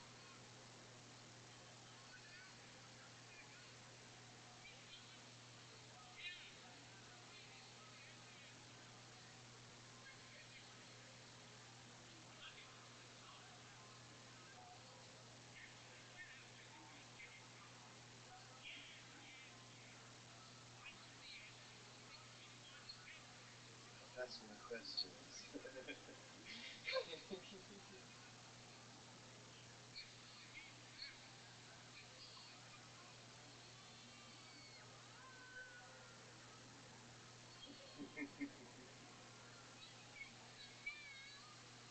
That's like the witch duck Monty Python did. Mm-hmm. So definitely my opinion. Yeah, the guy they met on the moon is Eric Idle. I met him in real life. Cool dude. Oh, that's who you're telling me about yesterday? Yeah, yeah, yeah. The guy, the guy who runs really fast in this movie, he's the one I was saying that I met. Rabbi, Y- where's Fred? I'm here. What do you want me to do? Rabbi. Dude, what do you want me to do? Oh, what up, Zoo? Oh, it's Bitcoin on like Obama's Donkey calling Kong. me. Bitcoin Obama's calling me, asking me for money like he regularly does. But what's going on? Are you ready? How you doing, Zoo? Yeah, I pulled a hamstring. I pulled a muscle in my leg, but I'm good.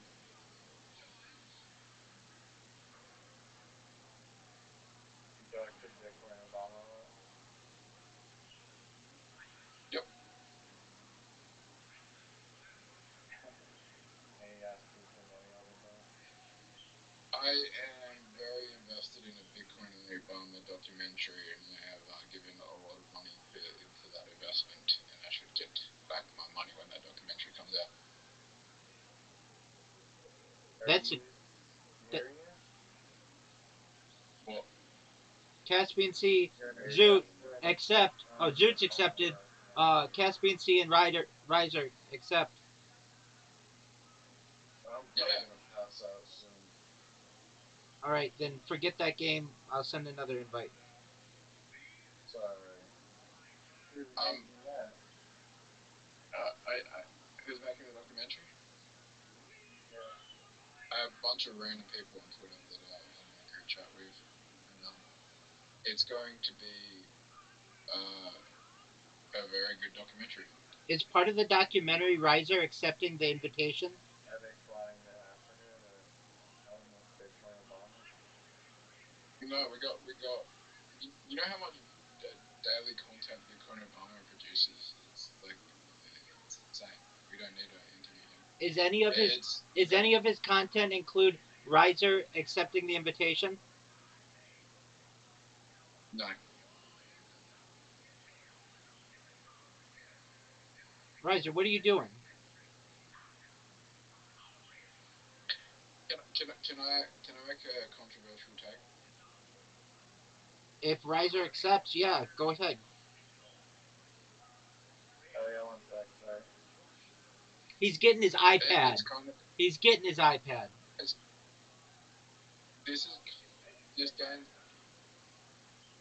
this mini golf game is getting kind of repetitive with the same amount of holes. What if we tried a different app with different mini games? Golf games. Whatever you want to do, big dog. I was researching that actually.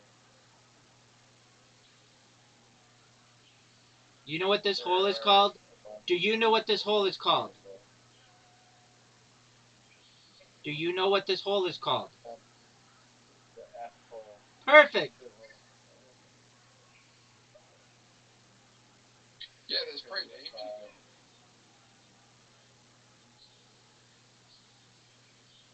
Zoot, did they make a mini Shoot the golf ball. game that you will be faster at? Shoot the ball, dude. Water. Find a. Psych. We'll find. Actually, no, we will not find a new mini golf game. This one's perfect. I agree. This one is not perfect. This one's shit. So what one do you propose? Have you done any research?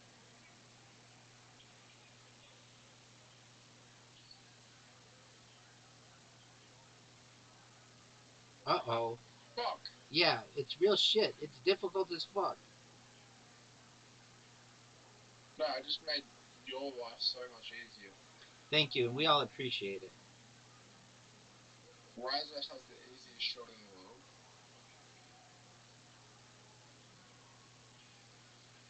Oh, Rabbi fucked up your shot, Razak. And I'm gonna help you. Do you want me to help you, Razak? Yeah. So much help. Why would I help you? Oh, what a great shot. What about? What a great shot. What about? What a great Yeah, shot. I don't think I've ever seen a water bomb that incorporated the arrow before. Okay, and I steal the win. For the win. How the fuck did that happen? He gets the win. I get the tie. You're going over. Oh yeah, because you if you didn't fuck up that one shot, you would have got the win. How is it that I get to go first? It's host advantage. Quit that.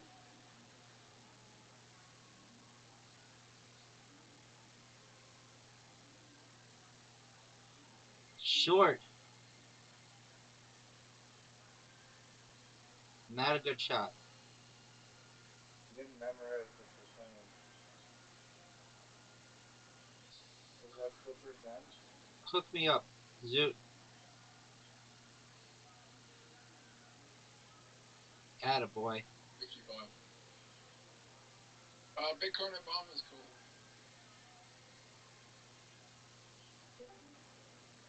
Hello? Yeah, I'm good. I'm good.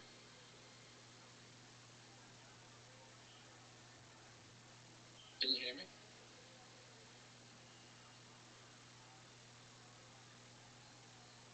Son of a bitch. Hold on. Obama, You can you weren't hear me? playing the water bumper. Hey, Zoot, remember that time you stopped talking to your boyfriend and started playing mini golf?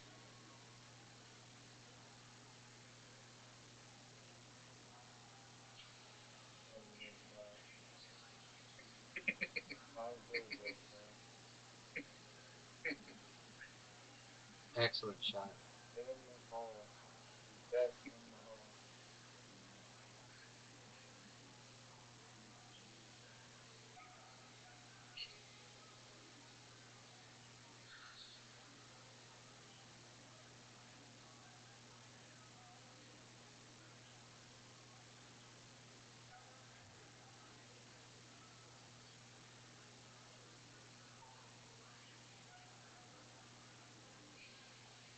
Sorry. Oh,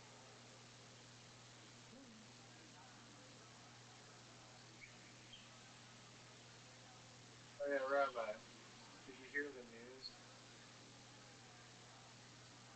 I had your volume turned down earlier. Did you hear what I said to the first thing that I said just happened? They ate a kiwi? Yeah.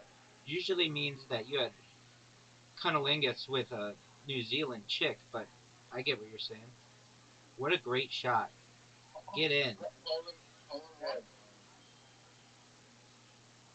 Does anyone want to say a What hole is in one? bullshit? Does Someone anyone want to bump say? me in. Bullshit. Does anyone want to say what a hole in one looks like? Yeah, we'd love to. Yes, we would. We would love to see that. Bump me in.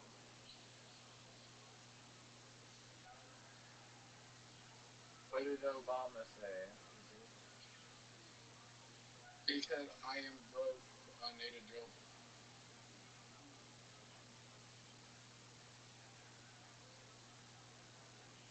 I 43. hate this hole.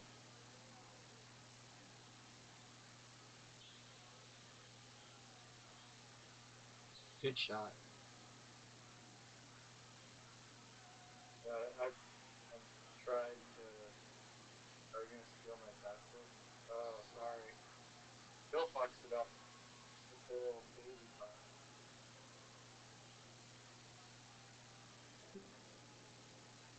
Don't hit my ball, dude. Just whatever you do. Don't hit my ball, dude. That is not close. Close. Dumb Buffett. No, more right. More to the right. Thanks, ass. Oh, who has the perfect shot? Wow, you're lucky that Rabbi's ball was right. Good job from you. No, I had the most perfect shot you've ever seen. Don't lie.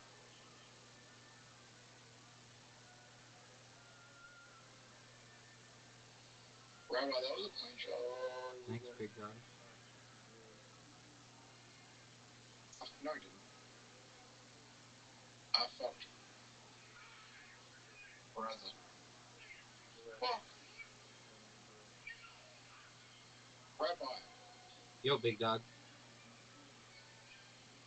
When you take a shot, can you make sure that doesn't make my shots weird? I can't guarantee anything in this game. Now Ryder's gonna get the win. Yes, he is. I'm not good at this hole. Unless Dude, there's no way you're gonna catch him. I am good at this hole. Hey, Rabbi. Yo, dog. I have nothing to say, and you just said, "Hey, Rabbi." Cool story, bro. Just get good and then go. Rabbi, have you ever eaten a kiwi? And I mean the cunnilingus with the New Zealand one. Yep.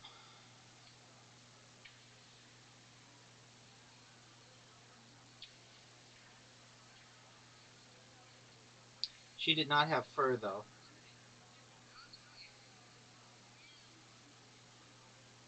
Oh, Have this you is ever eaten bullshit. Vegemite? No, I've never had Vegemite. I've heard of it. Yeah, don't eat it. It's fucking gross. It tastes disgusting. That's what I hear.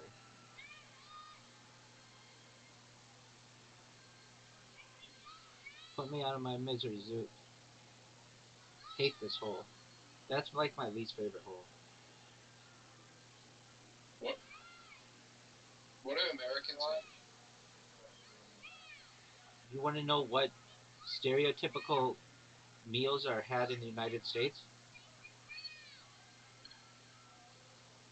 I would probably say that the most stereotypical United States meal is probably something from McDonald's. Um, I don't eat at McDonald's, but I know that they serve hamburgers and French fries and cokes and things. So probably like a just like a hamburger, French fry, Coke meal. That's probably the most stereotypical American food or meal. If you want to know like what we eat, I mean it's a huge country, but it really depends on the area. I mean, in the Southwest, Mexican food's very popular. In the Northeast, um, there's more fish cuisine. Um, the South has its own culinary dishes. Well, I imagine in California, probably more towards the Hollywood area, that's very healthy lifestyle people. The Yeah, wealthier people are trying to eat more healthy than poor people. yeah, but for every smoothie place or sushi restaurant, there are two McDonald's in those areas too. People like the convenience. Um, I mean, like basically, it's any kind of fast food. So whether it's Subway or Burger King or Starbucks, those have really taken over. Um, so like but probably the stereotypical American meal is something from McDonald's. Uh, I would say that aside from that, if you're just looking at what people eat at home, I mean, steak is very big. Um, salads are big. Potatoes are big. Corn is big, especially like depending on where you are. Um, soda is plays a major role in a lot of meals. Wines, especially in areas that are popular for that. Um,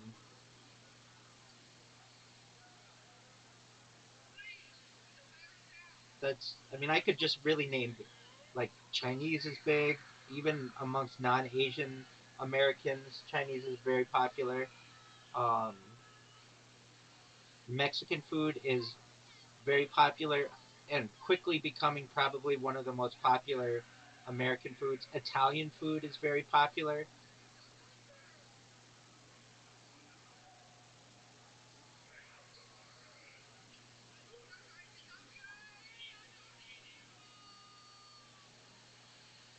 Riser collects a win. Riser has one win. We're gonna end that, Zoot.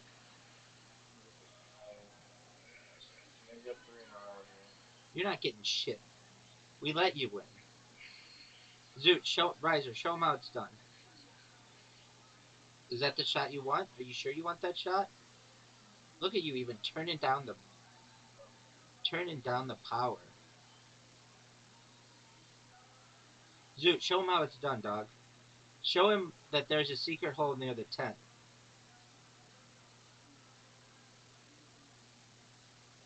There's no secret hole. I like how Zoot is aiming as far away from the hole as possible.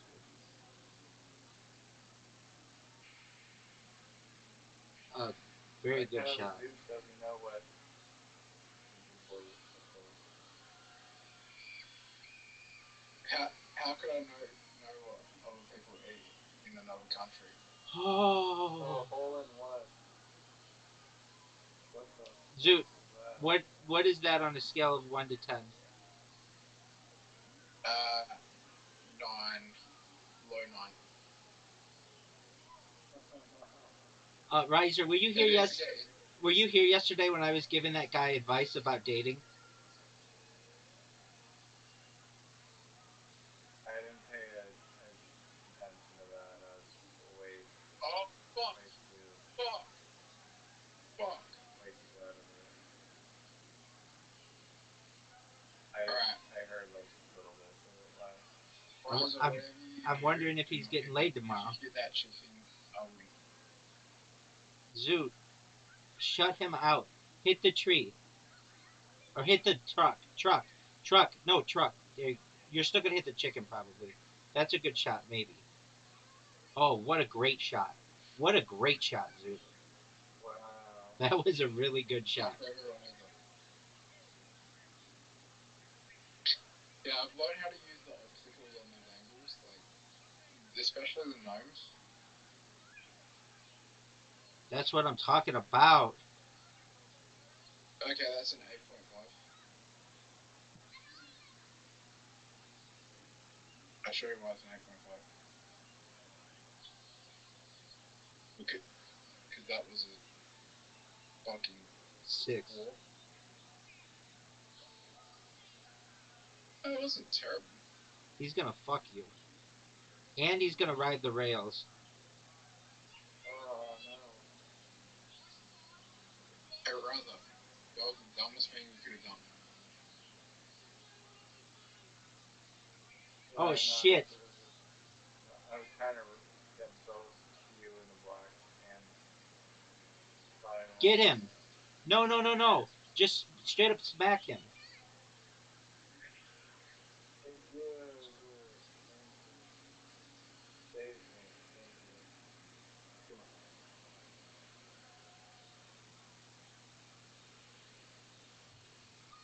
What a shot. Oh, What a shot. Like, I'm mad because I have Wicked Part 2 stored for me. Like, I know what happens in the Wicked by now, and I'm pissed.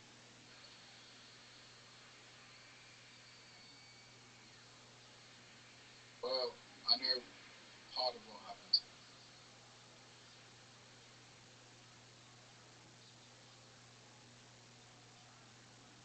what were you talking about? Wicked Part 2. What? That's a play? Wicked? Zoot, are you going to help me if I go through the trees? Yeah. No, you won't. Um, I was going to help you going through the trees. You fucked up. I just don't think you were. Why would I help Help Ryza? if I go through the trees? Yeah, Are you swear? yeah. I mean, why would I help ever?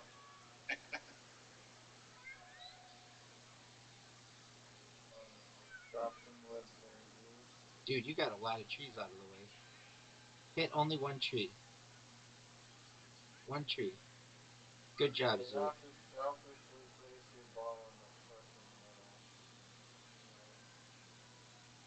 Yeah. Uh, it's still a few shots away.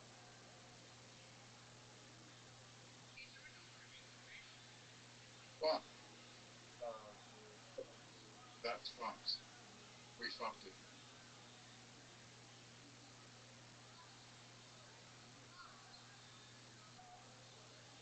Oh, great Yes. shot.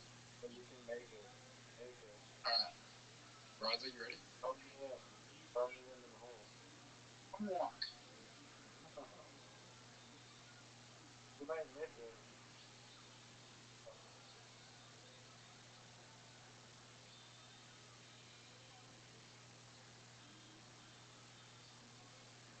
Do I go hard or soft? Get legs. Fucking hell. Alright, Raza, I'm gonna have to help you here. Raza, I got an idea. You go before me, right? Yeah. Oh, okay, good. Yeah, That good. you may have Okay, Raza. probably Do not, do not, fine. do not fuck this shot up. I'll hit his ball away. Just do not fuck. Try and get it in. Ow.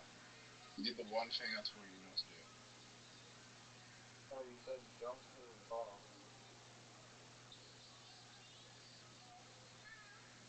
Fuck you, Zoot. I should have done what you did.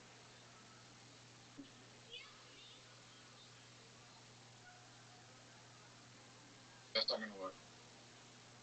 Yeah. Just helped him out on that. But I've got Riser coming up from the rear, getting that bounce off him. Oh, come on. Fucking, you just fucking helped him out even more. How? He put me Because against the now wall. he knows. Wait. Oh, what the fuck? Oh my god.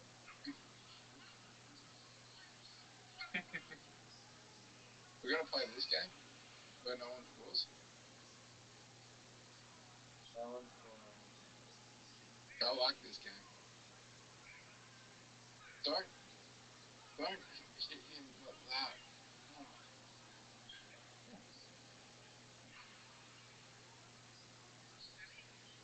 What the fuck? Rabbi has no chance of scoring. We need to get it in 3 shots.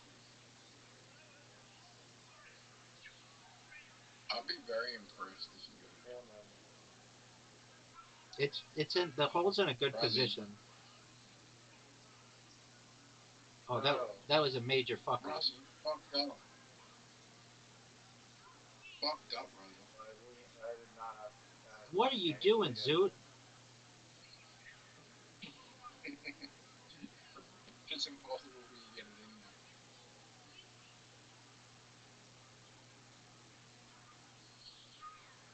I don't know what the vengeance that Zoot had is, but I'm all for it. No! I was trying to give you the game, but you still fucked it up, Razzie.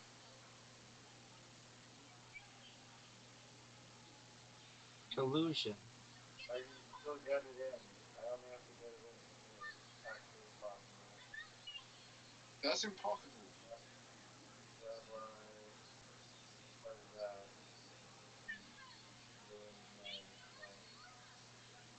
You have more chance. There's more chance of Bitcoin and Bama making $1 million on a shit coin tomorrow than you getting it in.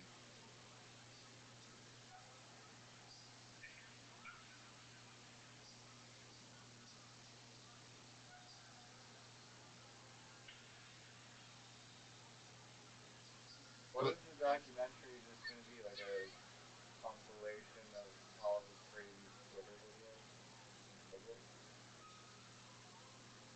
From how he how he went from Shilla to Bitcoin and Bama to how he became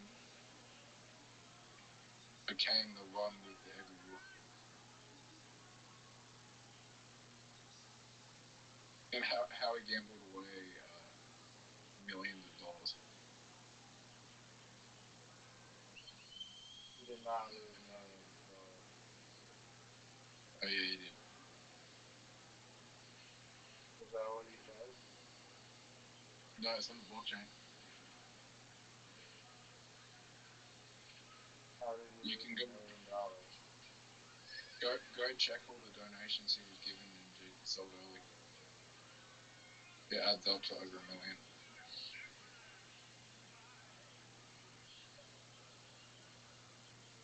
Riser's got a very good Donated chance to win. millions of dollars and he lost it. Oh fuck, I'm Uh, fucked. it wasn't worth millions at the time.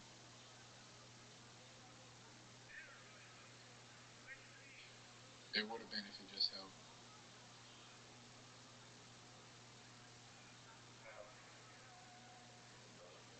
Make it. Make it. Go Caspian Seagull. Yeah. Yo, what up, man? Yeah, sorry. I mumbled. Just staring at the movie. It's like one of my favorite lines. Okay. How you doing, Alright, man? man. All you had to do is go to the lawnmower, I think. So one. You tied for the win. I thought you were gonna get 3 in a row. That's two in a row. Well, you didn't. So you mean we can tie? Okay, I see how it is. Oh, you way too much. This is a very hard shot. There's a lot of water. Riser's in the water. No doubt. Oh, what an amazing shot. Damn it.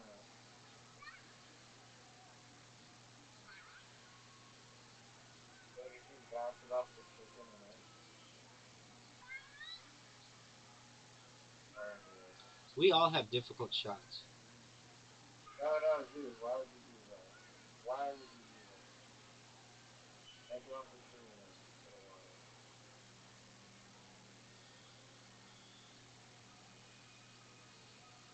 Too hard.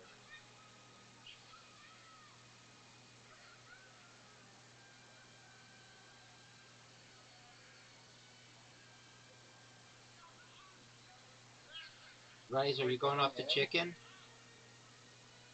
No way. That's a difficult shot. It's makeable though. Oh, Very difficult. and you wish you could block.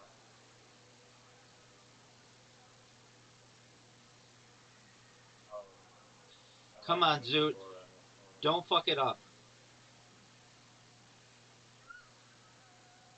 That's short. There you go. Oh, it's off.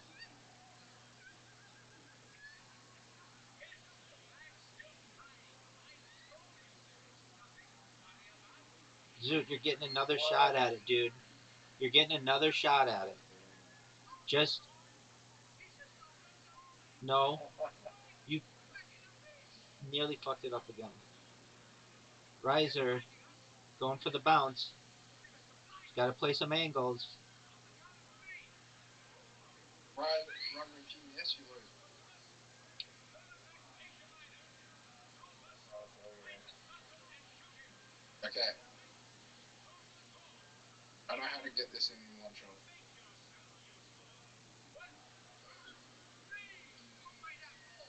No, that's not. Yeah, you can get it in one shot. No, you can't. Unless. No, you can't.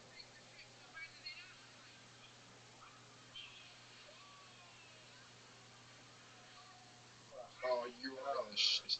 Rather. Not as shit as Rabbi, though. That should be an easy Don't shot. block. You're gonna block me. Yeah, I tie with Rabbi. You can give Rabbi an extra point if you want.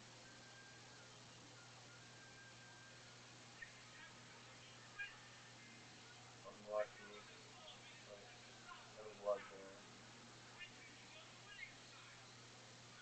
You should give Rabbi an extra point. All right. 2, 4, 3.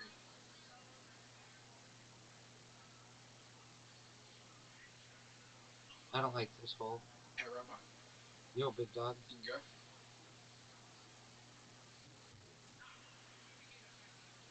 You just fucking had the. I'll give that shot a 7.5. That's easily an 8. Eight. That's Eight. easily an 8. I think this is going to be a 10. This is gonna bounce right back in your face. Oh, yeah, dude, that's very smart.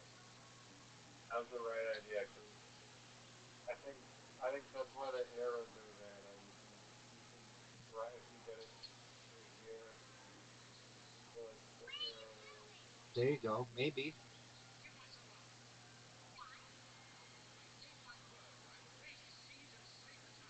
You're gonna hit the wall though. That little notch. He's got it. He's got it. He's got Oh, it. he got it beautifully. Perfect shot. Uh, I'll give yeah, you a you shot. can't there. I'll give you a shot at 9. Stop. I give Rabbi a shot at 8. Is there a way Right. to hit it off the arrow somehow and get the roll, or so that you get it in the face? Oh, Zoot did it. Nice. Perfect shot.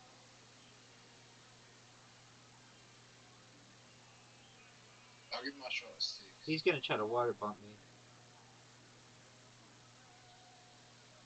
I'll give Rabbi a He's trying I'll to give block Rabbi you. a shot a 7.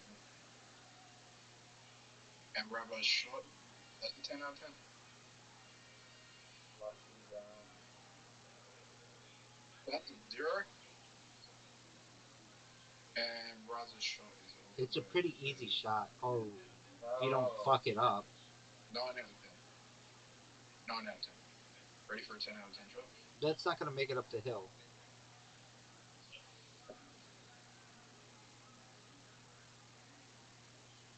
I have a small.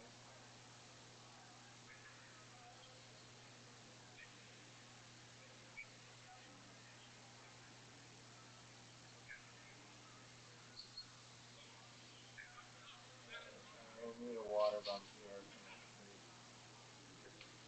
Yeah. You'd really have to work to get a water. Oh, you could just blast me off it. I don't know. You'd really have to work to get a water bump here on me. Zoot, how good was my shot?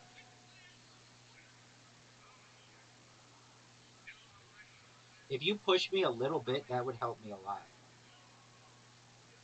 Oh.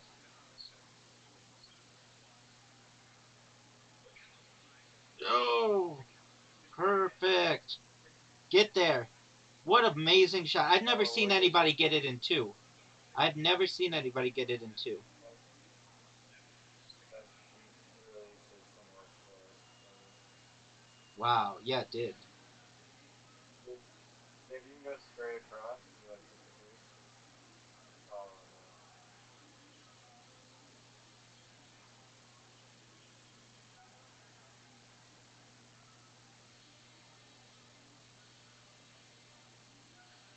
Into the water again.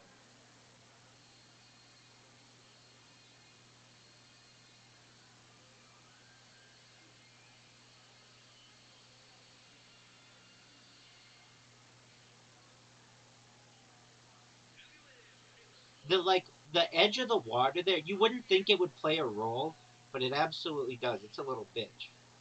Oh, that's a good shot. Get in there.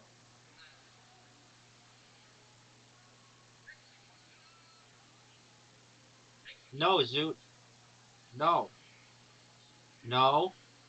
What are you doing? That was that was fine.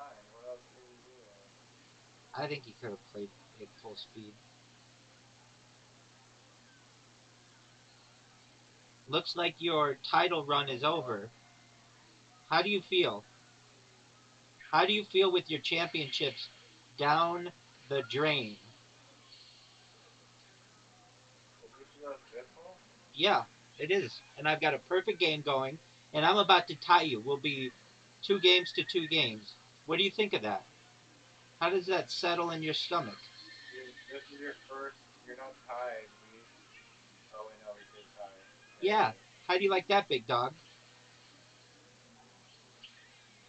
So you were thinking that you were just gonna.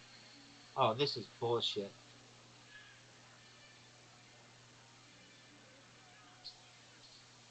Oh, what a fortunate shot.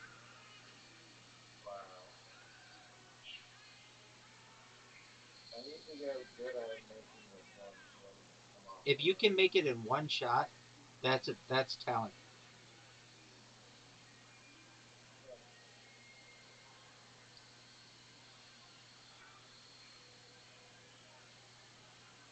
Oh, shoot, that's beautiful.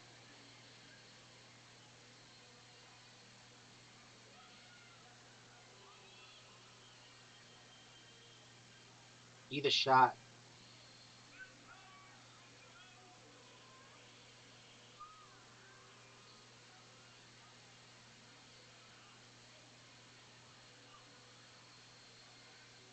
I feel like there's like a bunch of holes that it's just not putting through the algorithm that were there before.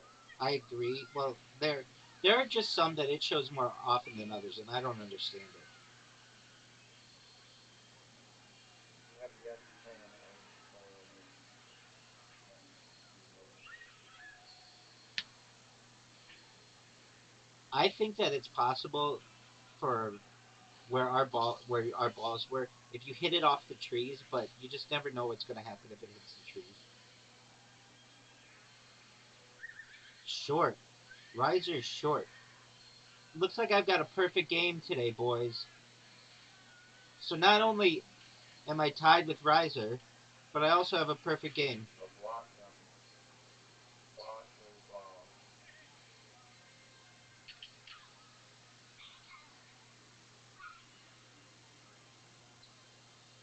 Perfect. Perfection. It just doesn't get any better than that. No way. Off the tree. Oh, So remember when you were saying that you were going to get 3 wins in a row and you only got one by yourself and you lost two? Well, you lost one. I got two in a row. If it says win, that's still a win, even if All I right, only well, got then we're one. tied. I'm going Yeah, to show you who's yeah. boss right here. Look at this shot. Look at the brilliance of this shot. This is like a Bitcoin Obama shot. This might be in the documentary.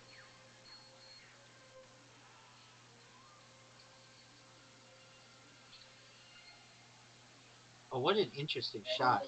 What an interesting shot. Oh, Oh, everyone does.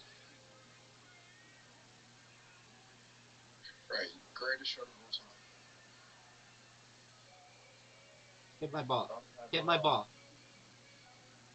Bump my Are you ball. fucking serious? Oh.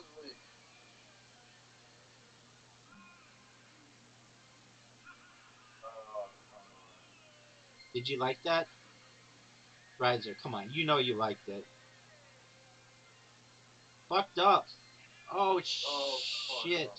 That was That's bullshit. what I'm talking about. Now, Zoot, do the same thing. Make Daddy proud. Dude, blasted through. Zoot disconnected. He's got to get a kangaroo on the roof to fix his Wi-Fi. Here we go. Oh, he did. He fucked it up.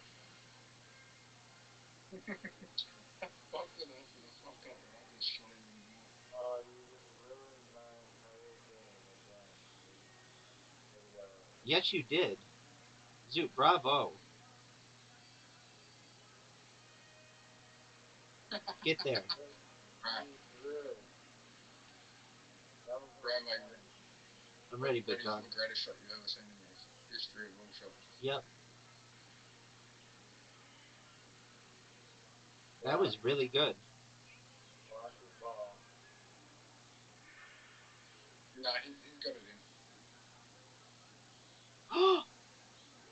I can't believe that didn't go in.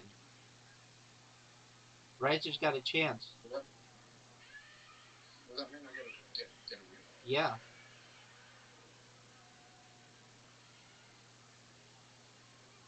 Oh, Riser has to hit this, or he gets 0 points. Well, he would have gotten 0 points anyway. Short. No, you hit it too softly. I was gonna tell you that you have to go hard, but I don't want to do the voice. I feel like we play this one a lot. We don't play some of those other ones, like, ever. Fucking hell. And there goes my lead. You fucked up everyone's shot now, dude. Oh,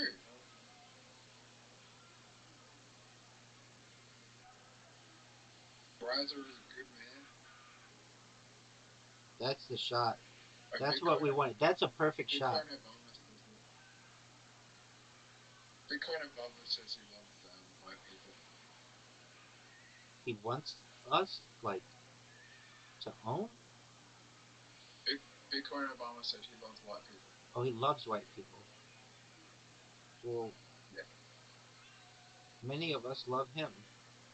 I know that he has detractors, so I'm not willing to say we all love him, but he's a loved individual. What a great shot. I love Bitcoin Obama's midget. How does he say it? What? Oh, he has a special way that he says it. Mignot or something? Midget. Dog.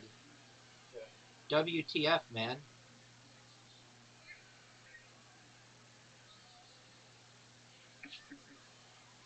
You know what I'm going to do, Riser.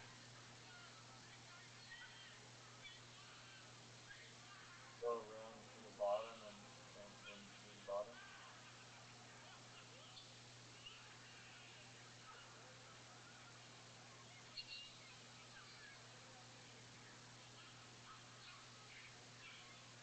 Love it.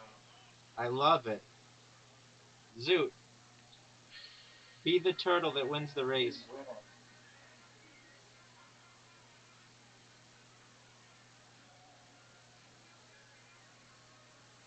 was a great shot.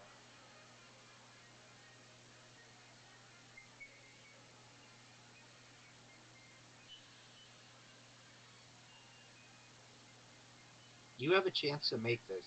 It's not an easy shot. Oh, wow. Look at the angle this man is playing. No. Okay. No, I'm fine. That was close. Be honest. If I get this in, it's the greatest shot of all time. It's definitely not, but it's a challenging shot.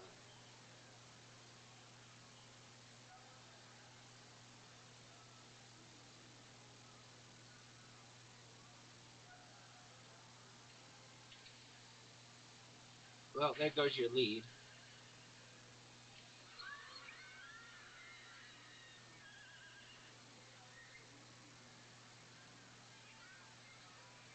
Oh, shoot. Not what I wanted. Somebody take out those trees.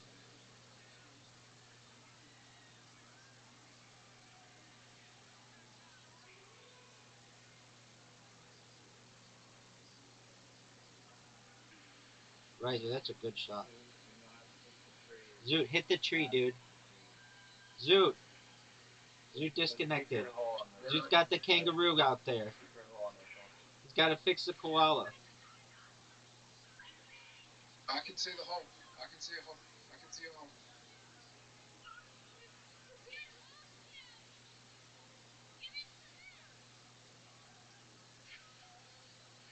You're welcome.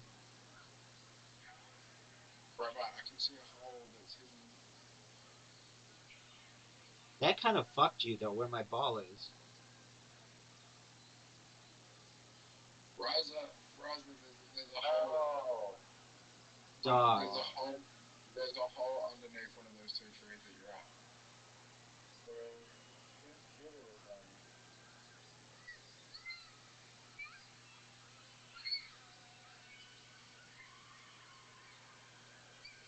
You not say there's better? You not say the truth? Promises, but But I'm not lying there's when I say the probably truth. one where you are though. There's probably one where I'm not. Okay.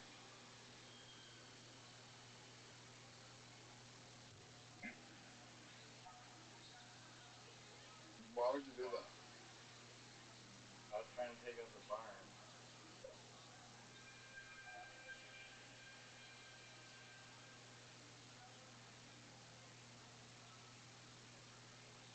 Should we just play a game where we look for hidden holes? Oh, what a great shot. Oh, no point. Damn it. Dude bumped my ball right into the hole. Look, there's a hole. There's a hole under here. How is there no hidden hole here? Oh, there's a hidden hole up the top.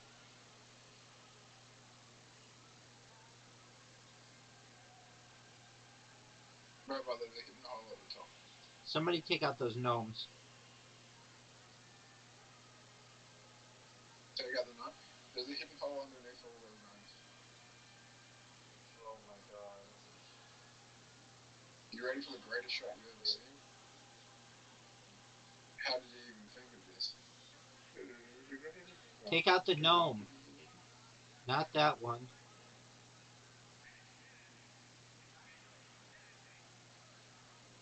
Rabbi, Yo, big dog. did you know if you get, you know if you get rid of all the Oh, dude. there's a hidden hole. Fucked up my shot. What's gonna happen here?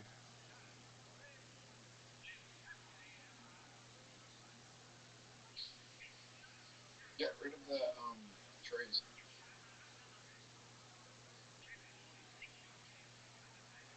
Oh, no way. Oh. That would have been the greatest shot of all time. That was the worst of all time. Dude, you need to think this way right now. I've got a better idea. There's no hidden hole. And that would have worked. You went right over it. Are you fucking serious? There's a hidden hole underneath the orange tree. That's a miss. What? That's the arrow really fucked it up.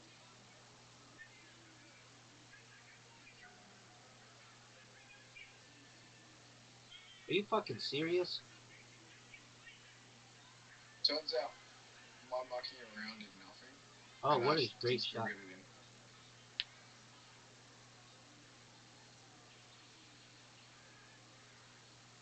Fuck off. Rabbi, Okay. so we learned there's no hidden holes on this map. Okay? Wow, he made it. I'm guaranteed 3 wins in a row. Oh, fuck this hole. Hidden hole underneath the orange trees.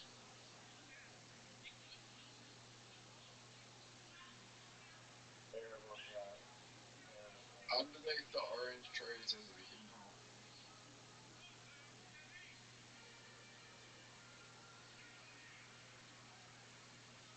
No!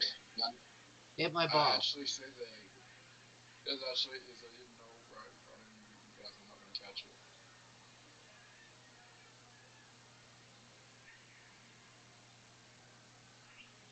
Hey, Raza, do you see where that post is in the right corner?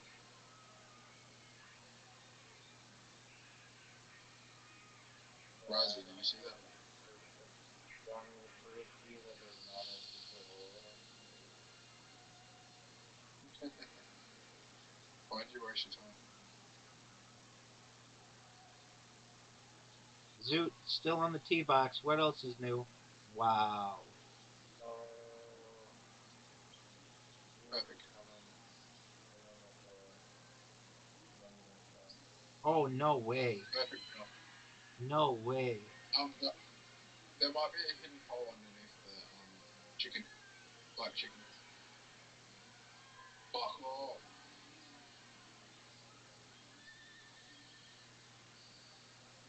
Still gonna Hit his together. ball. Hit his ball down. You almost missed on it. Yeah, you fucked my shot up, bro. What an amazing shot. I thought that almost was going to go in. And now you fucked up my shot even more. Okay. Who do I fuck over? Actually, I could fuck you both over.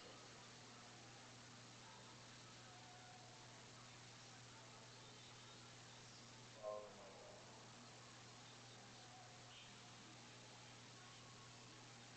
god. I should have fucked over Rabbi.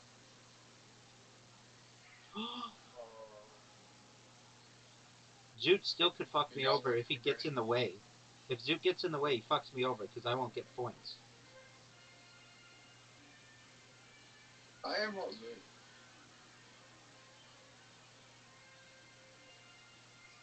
I am.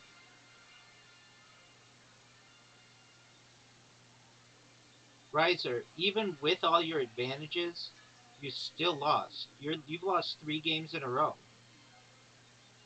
What do you have to say for yourself?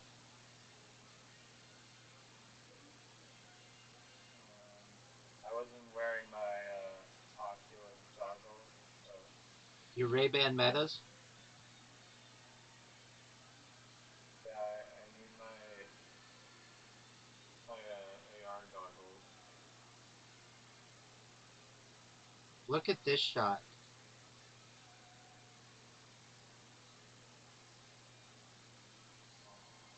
Zoot, show us how it's done. Zoot's definitely taken out the tree and the cow and the other tree. He might even take out the little dinghy.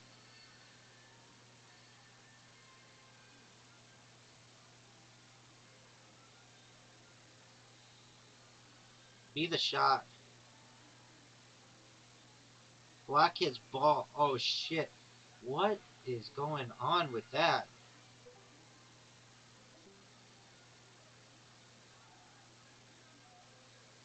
Oh,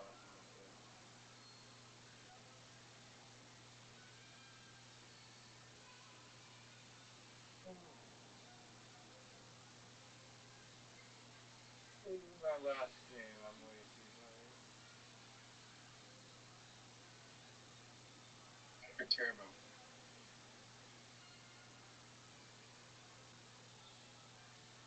Bitcoin or bum doesn't care about black. What the fuck? Oh, Dude, way to fuck up my shot, B. Are you guys ready for the greatest shot of all time? Yeah.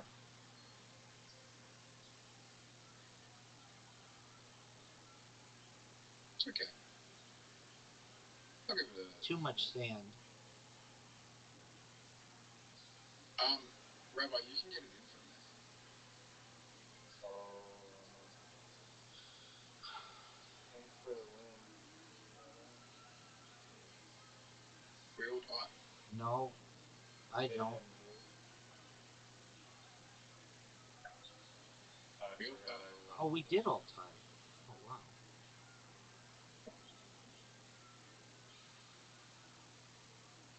What is that?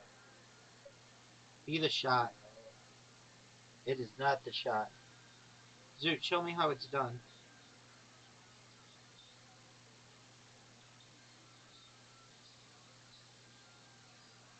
A very interesting method that you use.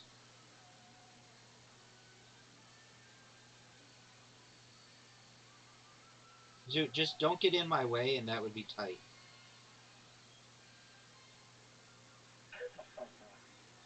Are you fucking serious?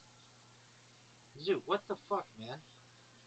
That is a tough shot right there, folks. Yes, it is. Riser's gonna retake the lead unless he gets fucked over like he did twice on the last time he played this hole. No, he knew what to do.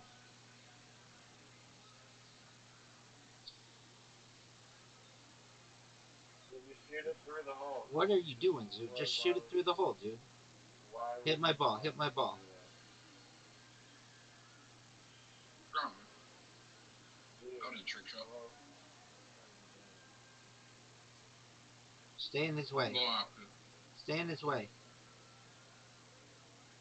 This is a tough shot to make. The second shot's easy, but Pick your favorite. to Pick your to favorite. keep it all the way left with all those arrows,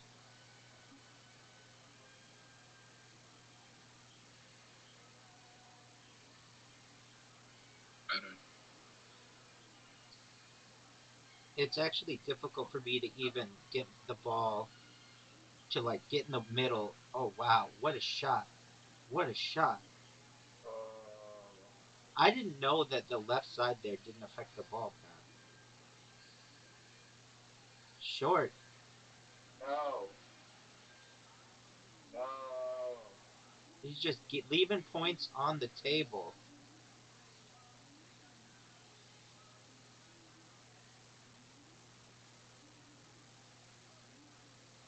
You never do that. Right, if I may say something, you never miss short putts. So that was a shock. Yeah, no, second I hit it, I was like, wow, that's it. That's what I'm talking about. That's an A shot. Zoot, grade that Z to 10. How good is that shot?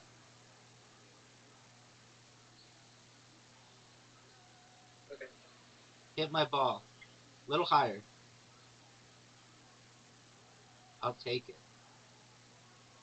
That tree in the way, though, sucks.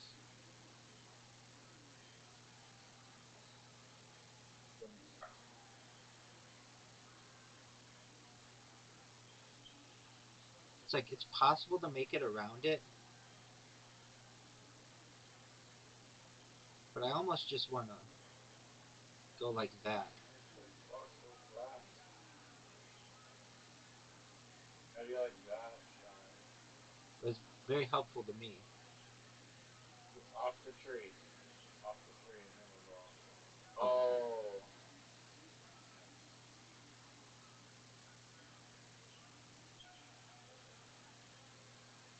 Get in. No, but it kind of fucks you. Oh, what an amazing shot. No. Thank you. I gave you. Get in, Zoot. Oh. Gave you a fucking. Yeah, doesn't matter. Oh, we're still. Wait, I thought you were ahead of me by a bit. Zoot, where is it?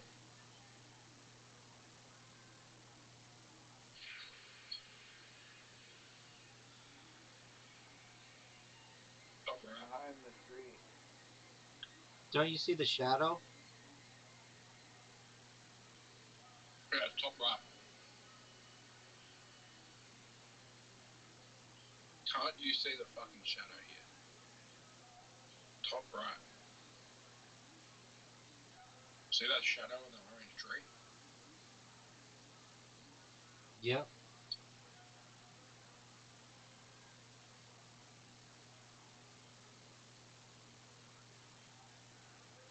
Razzie, you're wrong. You are wrong. You are wrong. And Zoot is right.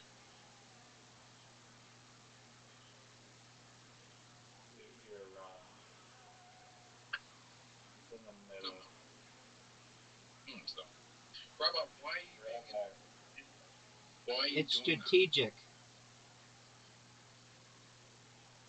No, it's a terrible strategy. Okay. Oh, wow. It's not as bad as that strategy.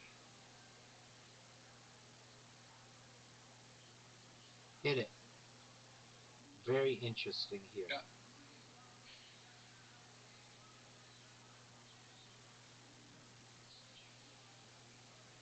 Now, Riser has an interesting shot. He can hit it off the tree and try to bounce it back backwards. He could try to blast my ball across the thing. Raza has an interesting development. What if there is no hole? What if the hole is that We'll never lone know tree? because Rabbi doesn't actually contribute. Try. So, I I don't. mean, there's a 1 in 4 shot. There's a hole somewhere. Rabbi, take out a fucking tree. What the fuck? You're just annoying everyone. Oh, fuck Oh, hell. Now we will never know. no, don't even play because then Rabbi will just win. Or you can do one more. Oh my god. Oh, there, Rabbi, take out the lone tree. Good. It turns out your strategy fucking sucks.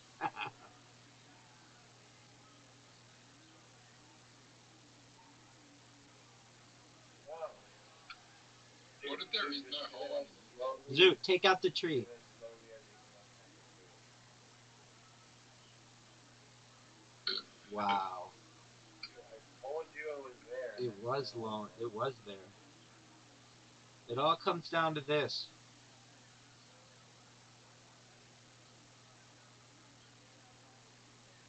Bye bye. Look at this shot. Just perfect. Your strat your strategy made no one score. Well, that's okay. Is that what you wanted? Hit my ball.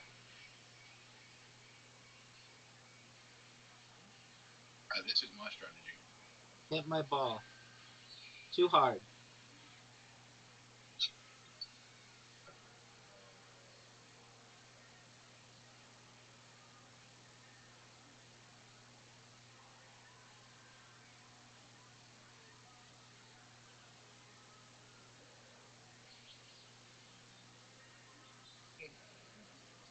That's an interesting shot. It. Ooh. You needed it. What do you mean you need it? I don't need it. I'm winning I'll. right now. I'll. No, you're I'm not. winning. What are you talking about? I'm up 3 games to 2, and we both have 6 here. And I just hit a terrible shot, Oh, so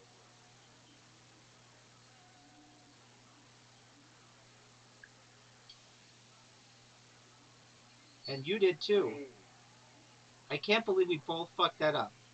And Zoot, don't hit his ball. dude, make it. Zoot, don't hit his ball. Zoot, Zoot, don't hit his ball. Dude, hit my ball. Zoot, don't hit his ball. Zoot needs the koalas. What is going on? Dude.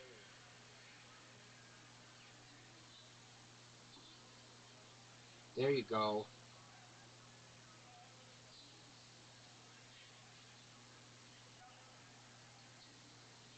Oh wow. Oh no. Oh No. wow. That's a major, major, Bad, major mistake. bad decision. Major mistake. I can basically 2 putt to victory and 1 putt to victory as well.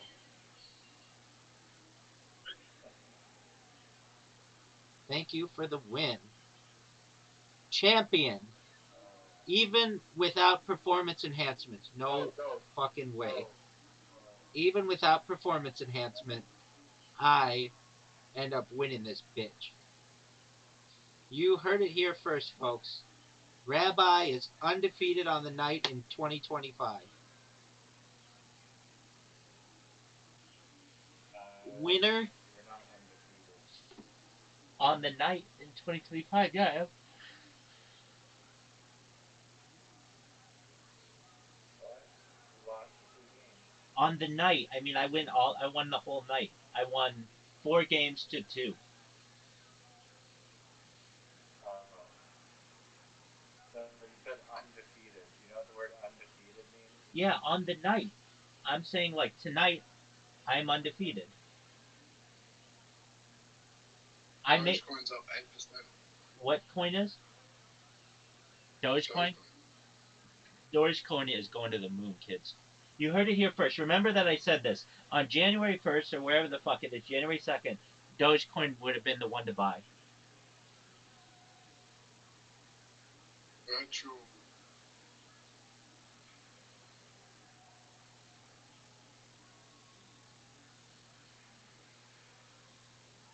The one to buy is yeah, Doge. Whoa. Doge just did 100x.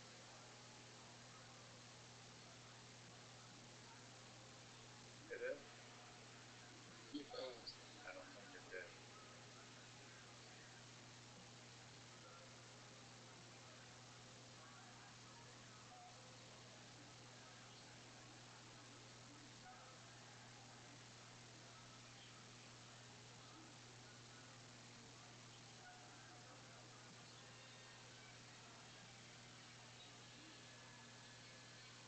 My dingo coin's fine. Yeah, I'm gonna smoke some. Yeah. Yeah.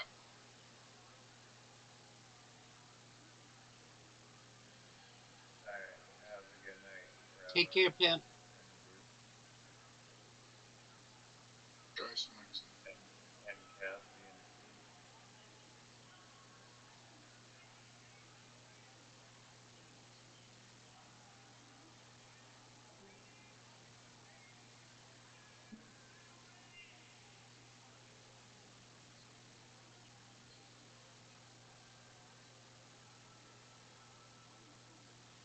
Steve.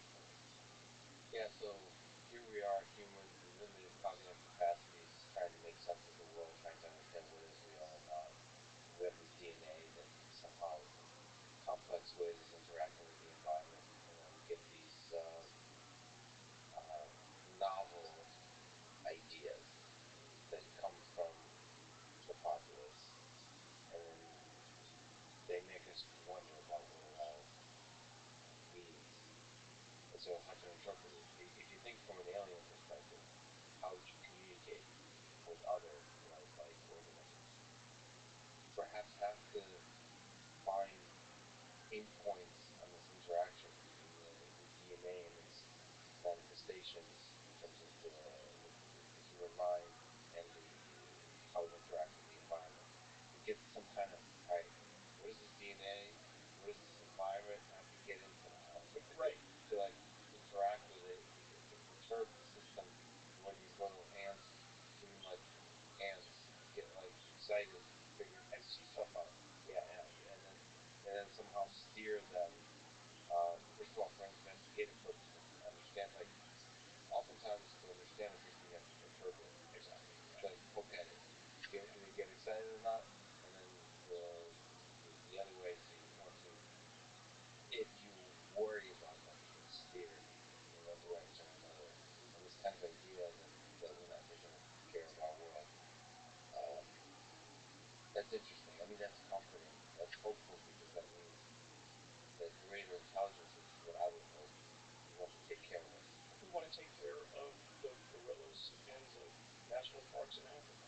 Yeah, but we don't want to take care of cockroaches. So there's a line we draw. You have to hug them.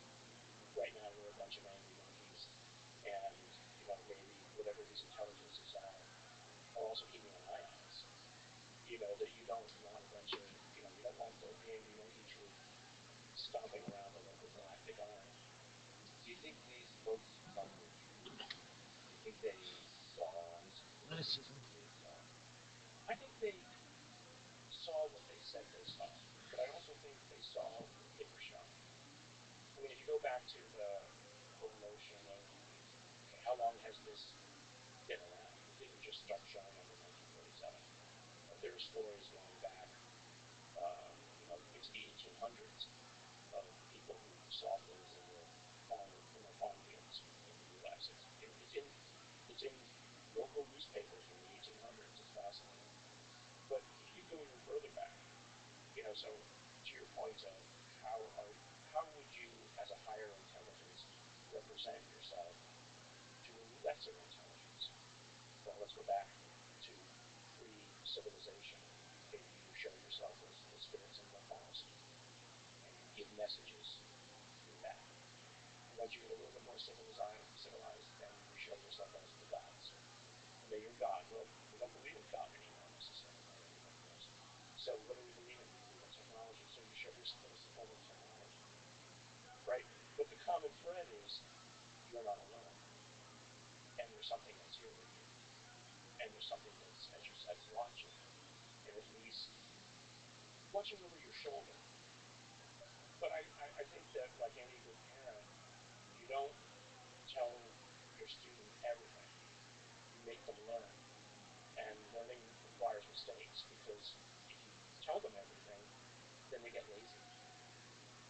You've looked at the brains of, or information coming from the brain of some of the people that have had UFO encounters. Tell me about the brains of people who've encountered UFOs.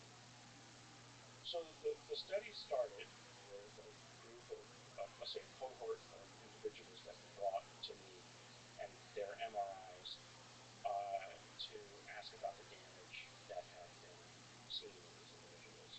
It turns out that the majority of those patients ended up being, as far as we could tell, enormously hurt. And so, for me at least, that part of the story ends in terms of the injury. It's likely almost all Havana syndrome. That somebody else is traveling around is not a problem.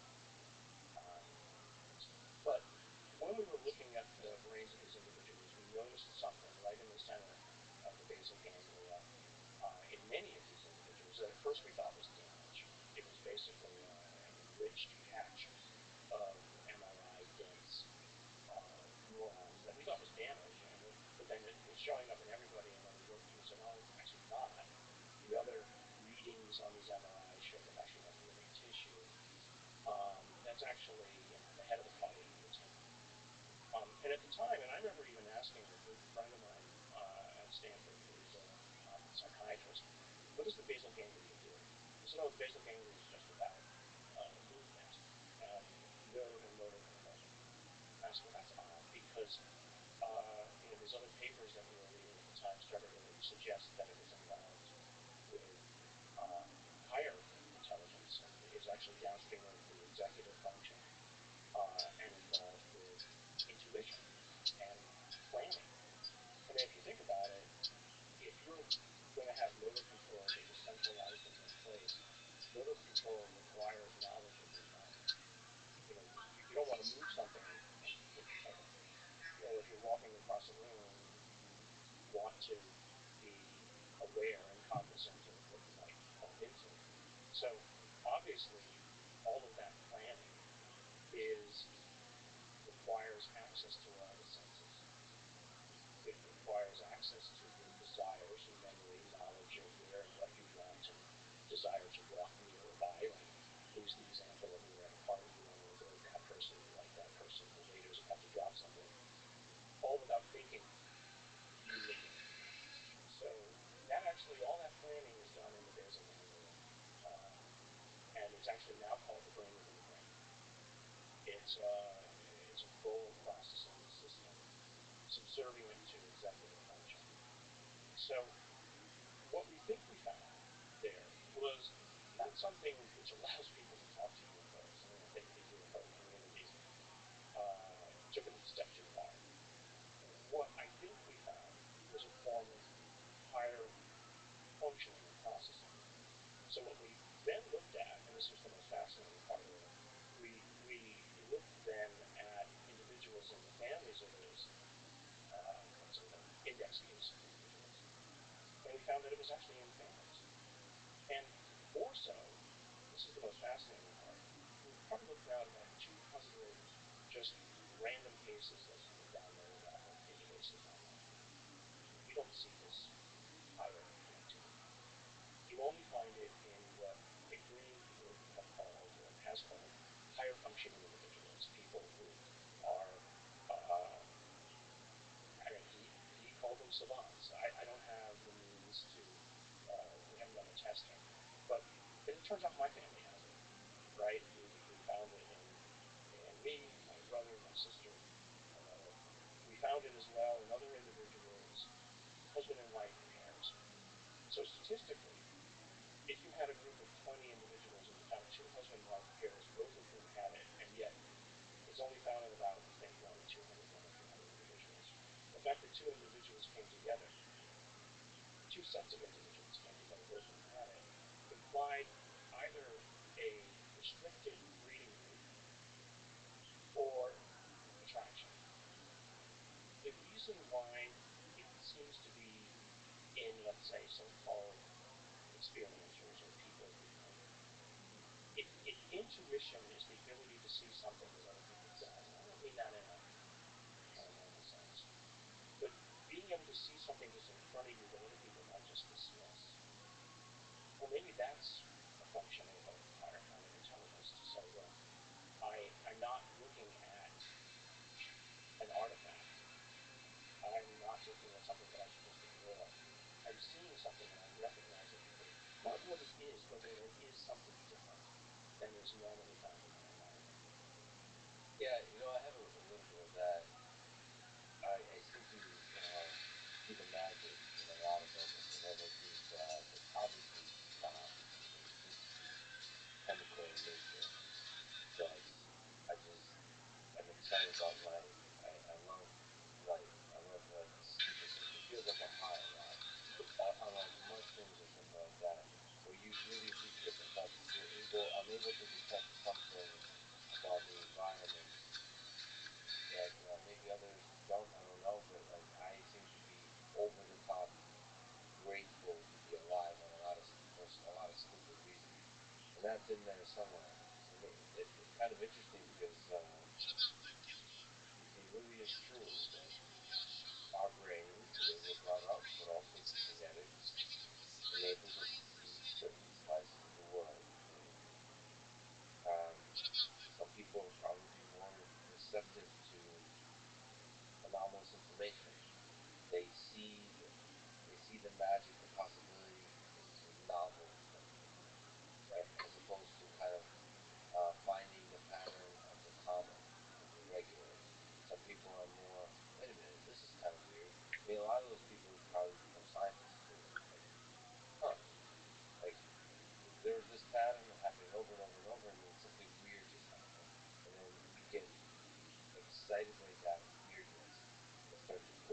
bring discover what is at the core of that dream. So perhaps is that maybe by way of question,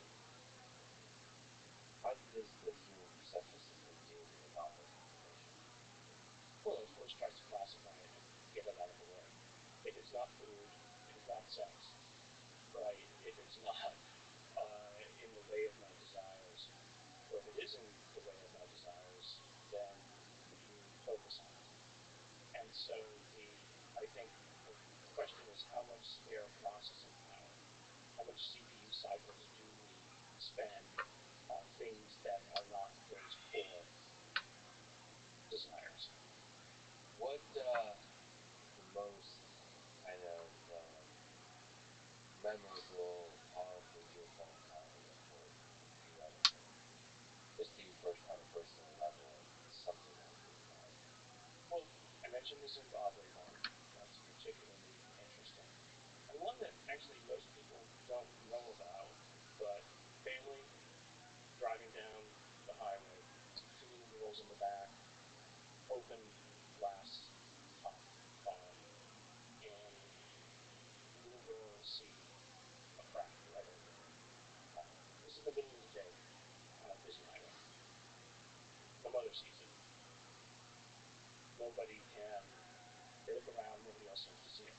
So the girls take out their camera, take a picture of it, and then they get home. They look at the picture. There's no craft, but there's a little object about 30 feet above their car or so, probably about 3 feet across, kind of star shaped. It's not craft, but it's something else. Obviously there was something there. And so what were they seeing? Were they seeing a projection? Were they seeing? And why were only they seeing?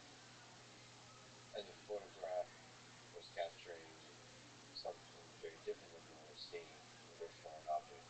What can you give a little bit of context? Is this for modern day? It's modern day. Oh yeah, they had a camera. I mean, they had a cell phone camera. And this is like a years ago. report provided. By the way, where's the central place you provide report? Is this? Oh, there's a room call, but this isn't public. I've seen the picture. Oh, this is something you've directly interacted with. Yeah, yeah. I've seen the picture. So those moments like that, they captivate your well, it's so different. It doesn't fall into the standard story at all. But it also, but in another way, it's kind of it's a clear enunciation of this notion that when people see events, they don't all see the same thing. Now, we heard this about like traffic accidents. Different people will see the color of the car differently, or the chain of events differently, and this tells you that memory isn't anywhere near what we think it is. But the issue around these so-called UFO reports is that the same people will see a very different thing, almost as if whatever it is a projecting something into the mind rather than it being real, right? Rather than it being a real manifestation, material in front of you, it's actually almost some sort of an altered virtual reality that is imposed on you. I mean, I think the company Meta and all the virtual reality companies would love to have something like that, right? Where you don't have to actually wear something on your face to experience a virtual reality. What happens if you could just project it? But that's the fundamental question from an alien perspective. When we look at or as we humans look at ants, how does the perception system operate? And not only how does this thing's mind operate, how does the human mind operate, but how does their perception system operate, so that we can like stimulate the perception system properly to get them to think certain things. And so, you know, that's a really important question. Humans think that Here are our final aliens actual cosmos communicate here. in like Okay, 3D and so you can see 4D we did pretty well. space-time, physical See, objects, and maybe you write we things did in it. some kind of language.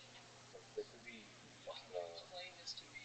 so much more richness in how you can communicate. And so, from an alien perspective, it's going to have demonstrated technological capabilities. You have to figure out how do I use the skills I have to stimulate the human, the limited humans. Right. Well, I mean, just take the ants example again as an example. Let's say that you wanted to make ants wanted to use them for something, right? You wanted to use them as a form of biological data. Now, DARPA and other people have been trying to use insect models, to turn them into biological data. But if you wanted to, you would have to interact with their sensing systems, right? Their pheromone system that they use to interact with each other. So you would either create those molecules to talk to them, to make them, not to talk to them as if they're intelligent, but to talk to them to manipulate them in ways that they're not. Or if you were advanced enough, you would use some sort of electromagnetic or other means to stimulate their neurons in ways that would accomplish the same goal as the pheromones, but by doing it in a sort of a telefactory way. So let's say you wanted to telefactor with humans. You would interact with them. And this is, again, this is a technology that you can imagine possible. You could telefactor information into the sensory system of a human, right? But then each human is a little bit different. So either you know enough about them to tailor it to their behavior, or you just basically take advantage of whatever the sensory net is that that individual has. So if you happen to be good at sound, or you happen to be a very visually inclined individual, then maybe the sensory information that you get that's most effective in terms of transmitting information would come through that portal. I think the aliens need to figure out that human value dictates consistency. So we've discovered physics. So we want our perception to make sense. Maybe they don't, that's not an obvious fact, perception, but you have to figure out what kind of things are humans used to observing, particularly in environment of Earth, and how can you stimulate the perception system in a way that's not anomalous or not too doesn't cross that threshold of just like, well, that's way too weird. Right. So they have to. I mean, that's not obvious that that's important. Maybe you want to err on the side of anomaly, like lean into the weirdness stuff. Maybe it's just complicated. Yeah. Well, that's why I always find this issue of people talking about the so-called grays as interesting, because it is related to what you're saying. They're different enough that they're not so different as to be scary, right? They're not venom-dripping fangs, right? They're different enough, but they all. It's also like they're what you would imagine us becoming in some distant future. So is that a purposeful representation? I don't know. I mean, I don't believe in the grays, for instance, but I believe that people think that they see it. So if we're talking about a communication strategy that says, we're like you, but not the same as you, this might be a manifestation that you represent in terms of a communication strategy. What do you make of global data recycling and the effect that other pilots who have given these outbursts continue to find the wrong conclusion? Well, I think you have to take them at their word. Are they fascinating to you? Oh, absolutely. No, I know a lot of these people, right? So I know who Elizondo, Tristana, the whole crowd. I saw the videos about 3 weeks or so before they went public. I was at a bar with neighbors overlooking the Pentagon in Crystal City, and they showed it to me, my hair stood on end. And he said this is coming out soon. And I know one of the guys on the inside who was the naval intelligence who had interviewed all of these pilots again before this, and it was hair raising to hear this, but also exciting that here's not just people's testimony. These are credible individuals. If you've seen the 60 Minute episode with some of the pilots, they have no monetary gain. If anything, they've got negative gain on that. But then you also have all of the simultaneous ship analysis from the USS Princeton and the radar analysis, etc. So, at the end of the day, it's just data. It's not a conclusion. I'd be perfectly happy, honestly, perfectly happy if somebody showed that it was all a hoax. I would have been happy to jump.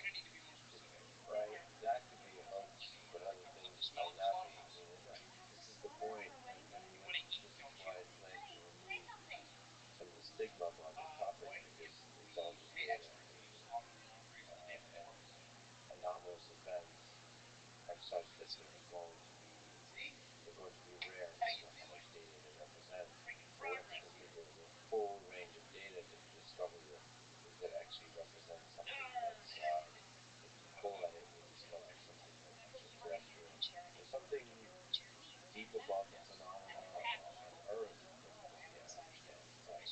Well, if it only stimulates people, for instance, to think, okay, well, what happens if we could move like that? What momentum is and it stimulates young individuals to go into the sciences to ask those questions. That to me is fascinating. I mean, after I've been openly talking about this in the last year, especially, I had a number of students from top schools who aren't my students come to me and say, if I can help, let me. How can I help? I never had thought about this before, but you and others, not just you and others, have opened my mind to thinking about this matter. Yeah, that's why it's actually funny that my kids don't think too much about these kind of propulsion systems that they defy the logic that we currently understand them. To me, it's a powerful way to think. What is possible? It's flattering, even if somebody doesn't represent extraterrestrial vehicles. I think the observation itself, it's like Sun Tzu mentioned, just hypothesizing, imagining these things, considering the possibility of these things. I think opens up your mind in a way that ultimately can create the technology. First, you have to believe the technology is possible before you can create it. In my own life, we always look for, as I said before, what is inevitable. And, saying inevitably this is the kind of data we need. But if we need that kind of data, the instrument we want isn't, doesn't exist. Okay, so I imagine a perfect instrument, make it, invent into something which is practical, and then you, in a sense, reverse engineer the future of what it is that you want to make. And I've started and sold like at least half a dozen or more companies using that basic premise. And so it was always something that didn't exist today, but we imagined what we wanted. And at the time, many people said it couldn't be done. I mean, for instance, all the gene therapy that's done today with retroviruses came from a group meeting in David Baltimore's lab. I was a postdoc with him, and one of the other postdocs wasn't able to make retroviruses in a way that he wanted to, and I realized I had a cell line that would allow us to make retroviruses in 2 days rather than 2 months. And so he and I then worked together to create that system. And now all gene therapy with retroviruses is done using this basic approach around the whole world. Because something couldn't be done, and we wanted to do it better, and we imagined the future. And so that's, I think, what the whole UFO phenomenon is doing for people. It's like, well, let's imagine a future where these kinds of technologies are. But also, let's imagine a future where we don't blow ourselves up, right? So if these things are there, they manage to not blow themselves up. So it means that at least one other civilization got past the inflection point. So if some of the topics are actually representing alien civilizations visiting us, why do you think they're doing so? You suggested that perhaps to study and understand our own past. What are some of the motivations, do you think? And again, from our perspective, us as humans, what motivations do we have when we approach others? Well, I think one motivation might be to steer us away from the precipice, right?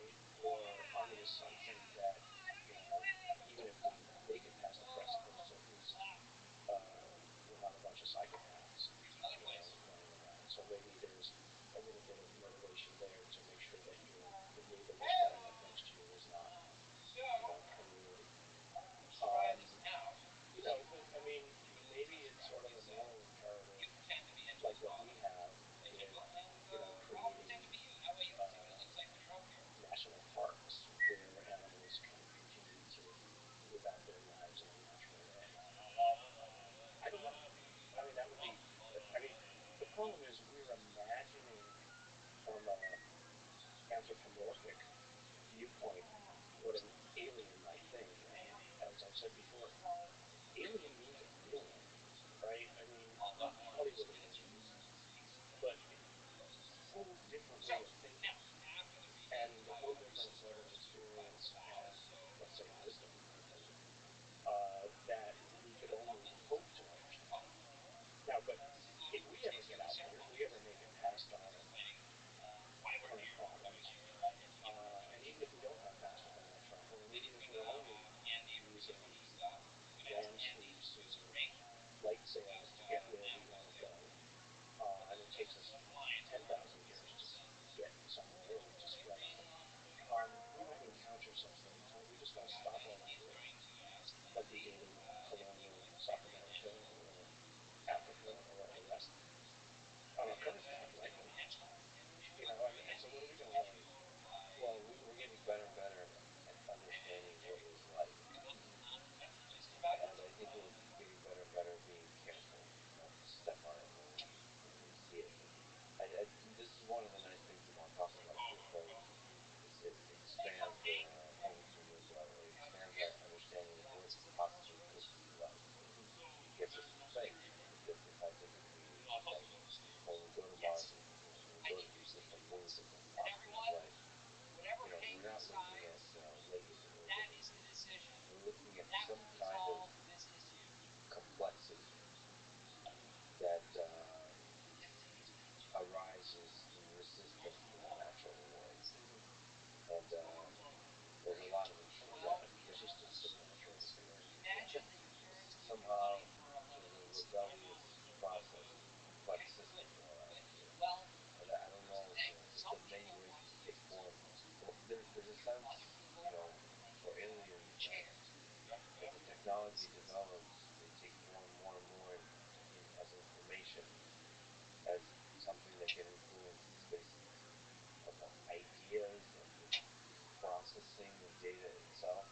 I just this idea of embodiment that we humans so admire, physically visible, perceivable embodiment, may be a very inefficient thing, right? If you think just about, your area, AI, we're trying to make smaller and smaller and smaller circuitry that is basically closer and closer to the physics of how the universe operates, right? Right down at the level of quantum computers are basically right down at quantum information stores. So fast forward 10,000, 100,000 years, maybe somebody found a way to embody AI directly into the physics of the universe, right? And it doesn't require a physical manifestation. It just sits in space time. It's just a locally ordered space time. We're just locally ordered space time, right? I mean, but maybe they found a way to embody it there. They probably have to get really good at not, trampling under ants. The better your technology gets, the easier it is to accidentally, like, oops, destroy these simple things, biological things.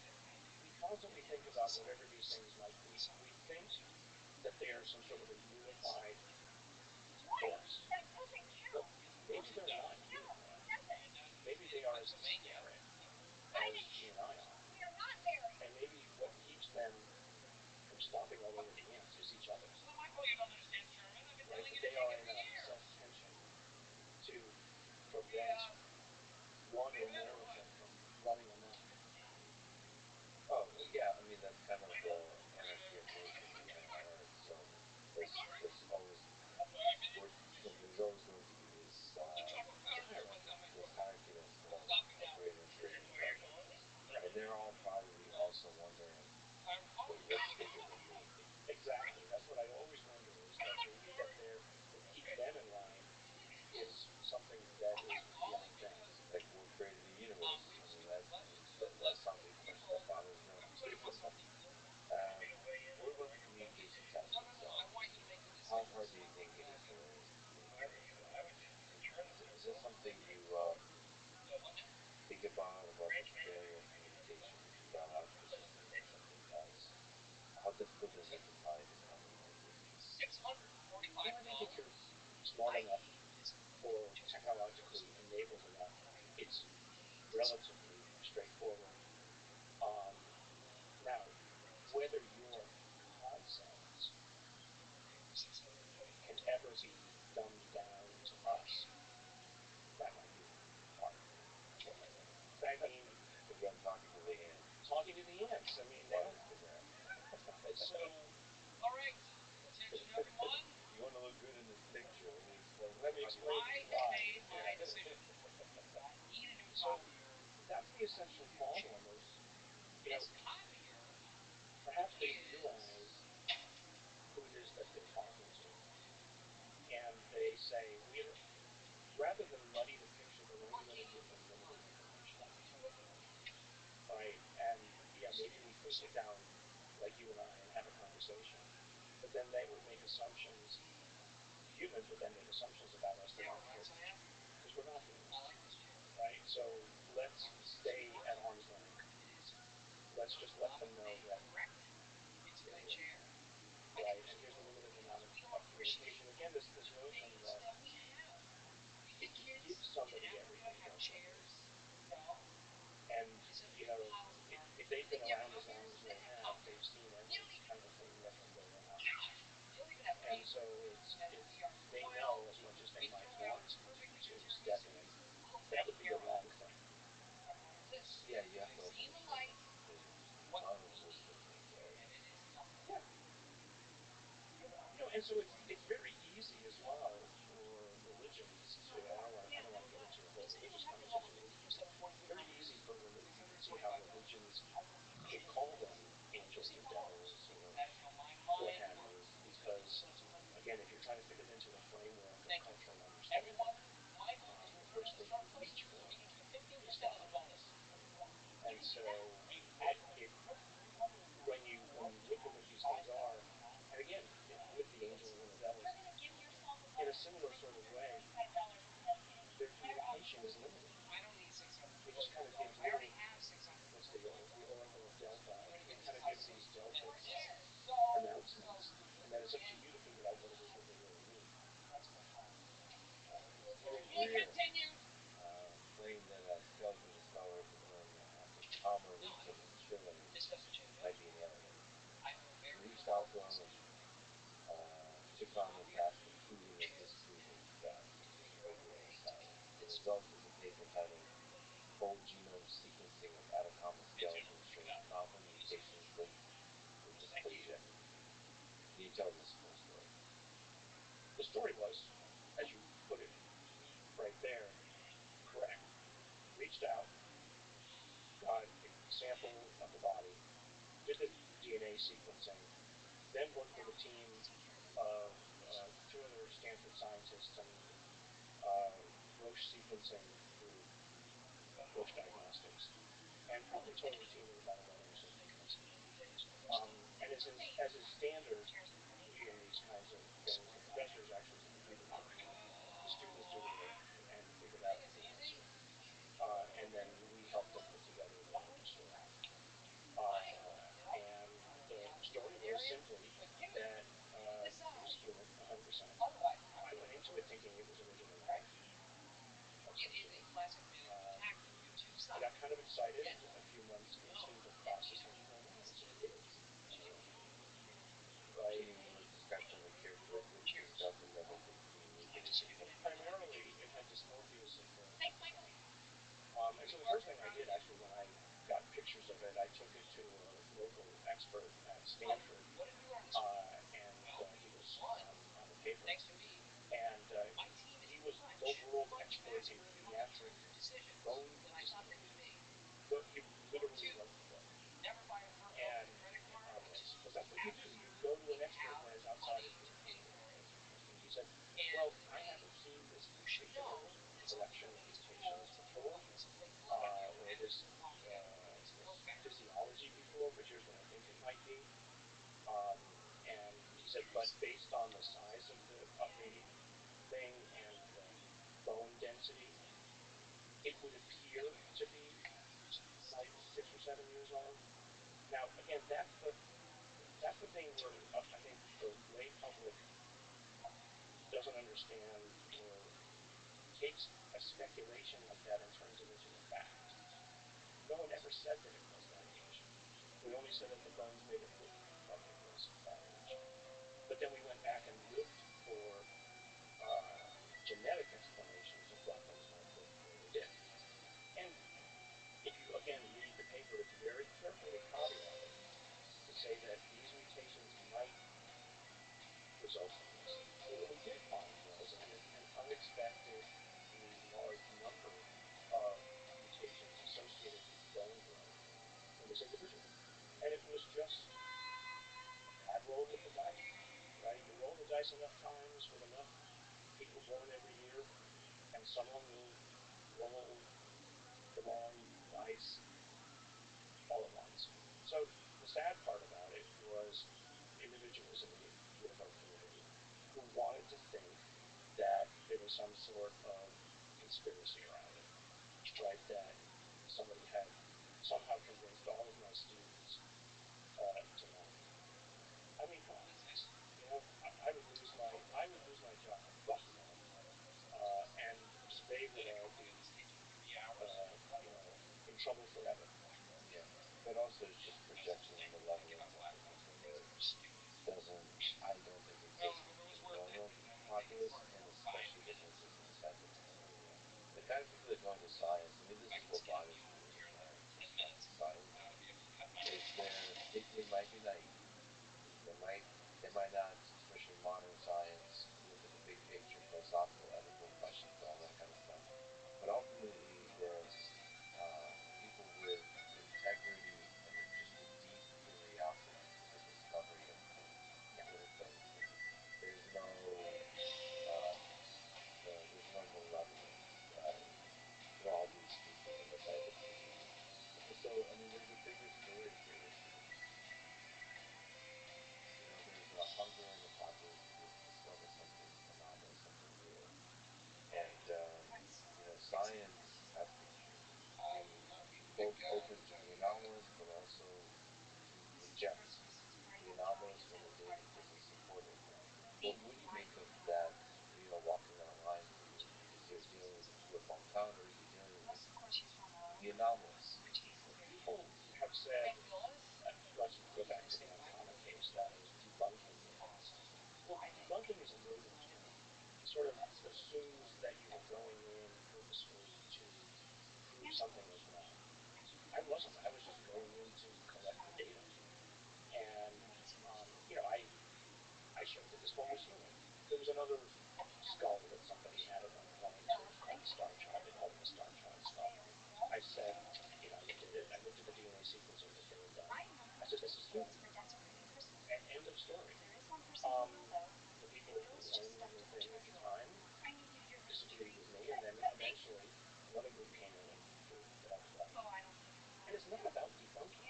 It's about getting the most spectacular and high-test cases off the table. I mean, the reason I got interested in it is because somebody was hyping it. And not because I wanted to disprove it, but because I just wanted to know. And let's get it off the table, because it's usually the most extravagant things that are most likely to be wrong. Somewhere in the rubble will be something interesting. And so that's what we get the dross off the table, and then somewhere in the data will be something worth real interest. And that will require deeper enough look. Yes, exactly. And that's what actually excites scientists. I mean, you want the rigorous science to actually reveal the extravagance. And so look at CRISPR as probably the most perfect example of that. These weird sequences in bacterial genomes, all arrayed one after the other with these strange sequences around them, that when you looked at the sequences, they looked like viruses. And so how did they get there? And lo and behold, after a lot of effort and work, and the Nobel Prizes went out the door, but these strange things ended up having extraordinarily extravagant possibilities. You've also looked at UFO materials. You are in possession of UFO materials yourself. Claimed to have been. like geochromaterials. There's some, what's another term? Weird materials that don't seem to That have a story. they have a story that doesn't seem to be of natural origin, but it's not, you know, there's a process to smoothing that, and that process may take decades, if not centuries. That's the strangest thing a wooden could possibly come from.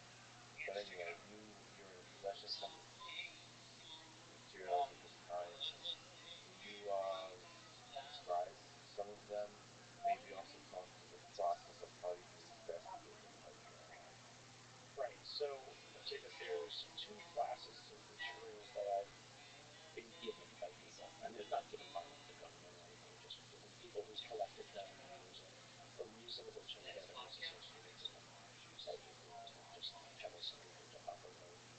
Um, they're almost always things that people have claimed have either been dropped off as like some sort of a leftover material from a conveyance, or they are from an object that was released from this that kind of exploded. So we'll almost always metals.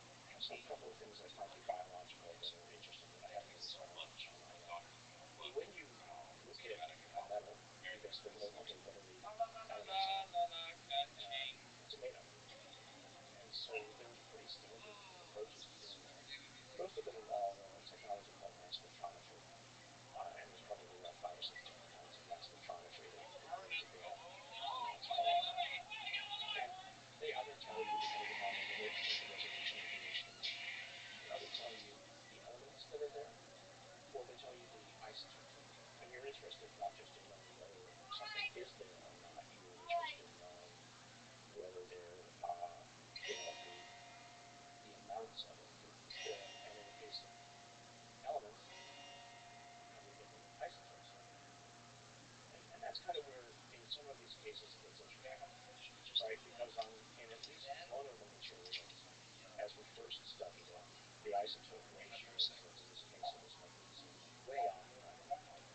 And I just don't know why. It doesn't prove anything.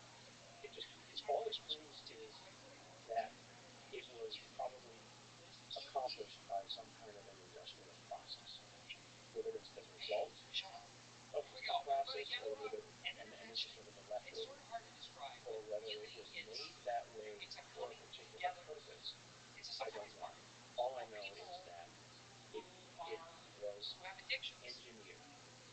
That's it. Right? But then it's the question is, so you go one step deeper. Why would you engineer it? Right. Why would you, and what is engineered? Because there's all kinds of, it could be a byproduct, it could be um, the main result of an engineering process. It'll be a small part of the engineering process that is the main part. Well, so the ratios of isotopes for any given element are basically the result of stellar processes. A supernova blew up sometime several billion years ago. That became a cloud. Those atoms coalesced gravitationally to form another sun and a ring that became a rocky planet. And the ratios of the isotopes were determined at the time of that explosion. And so everything in the local solar system is more or less of that ratio, depending upon sort of gravitational. But by fragments of a percent, not whole tens of percent difference. So what did humans use isotopes for? Most of the world did not. I mean, the vast majority of the isotopes that have been made in the per pound or ton are things like certain ratios of plutonium and uranium, places like that. We don't make or engineer isotopes. Today it's relatively easy to do. It's so expensive. For any other reason, apart from, let's say, anti-cancer,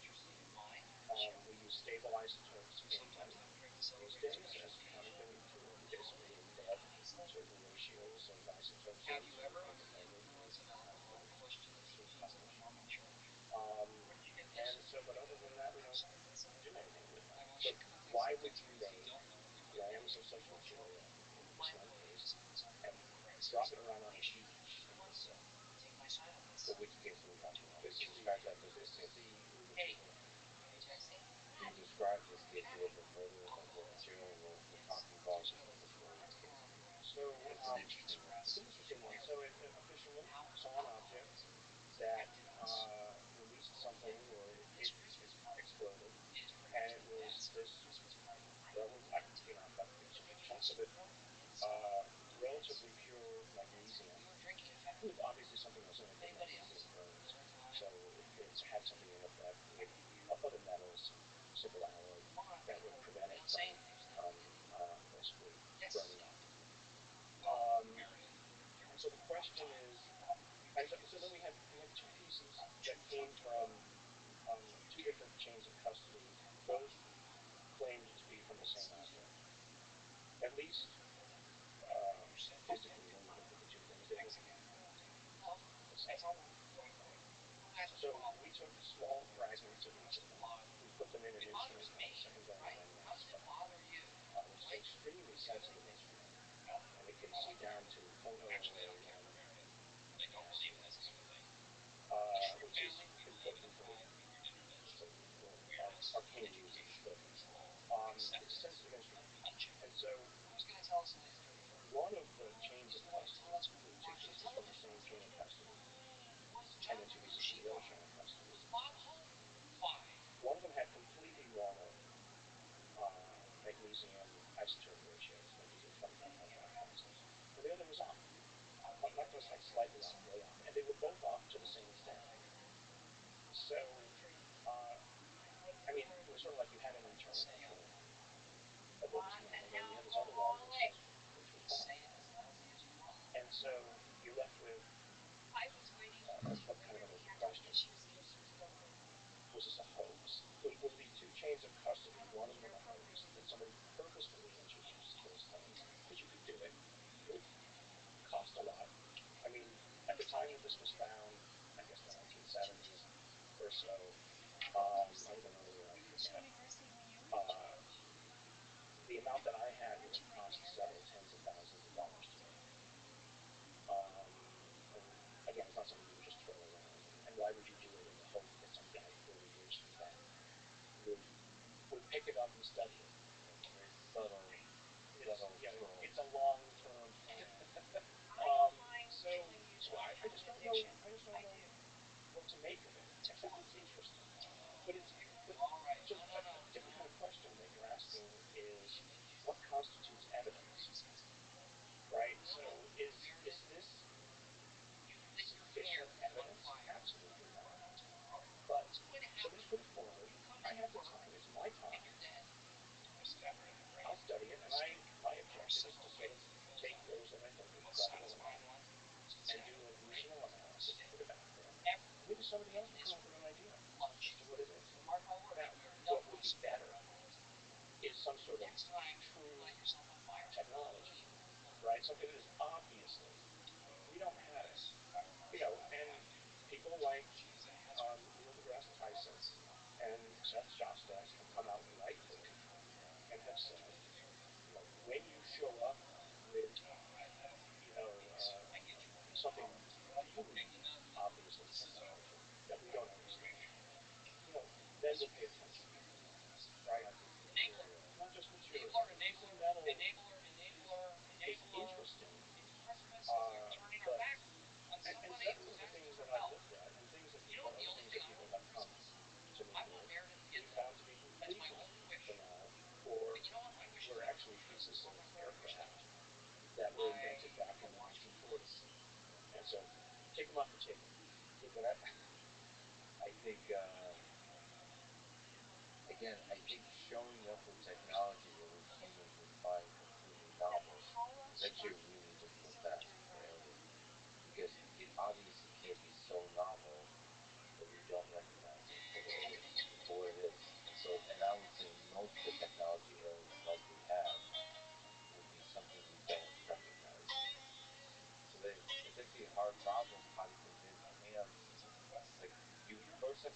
understand what ants are tweeting about, like what they care about, in order to like inject into their culture. Because that's why I think the technology that you can present is in the space of ideas.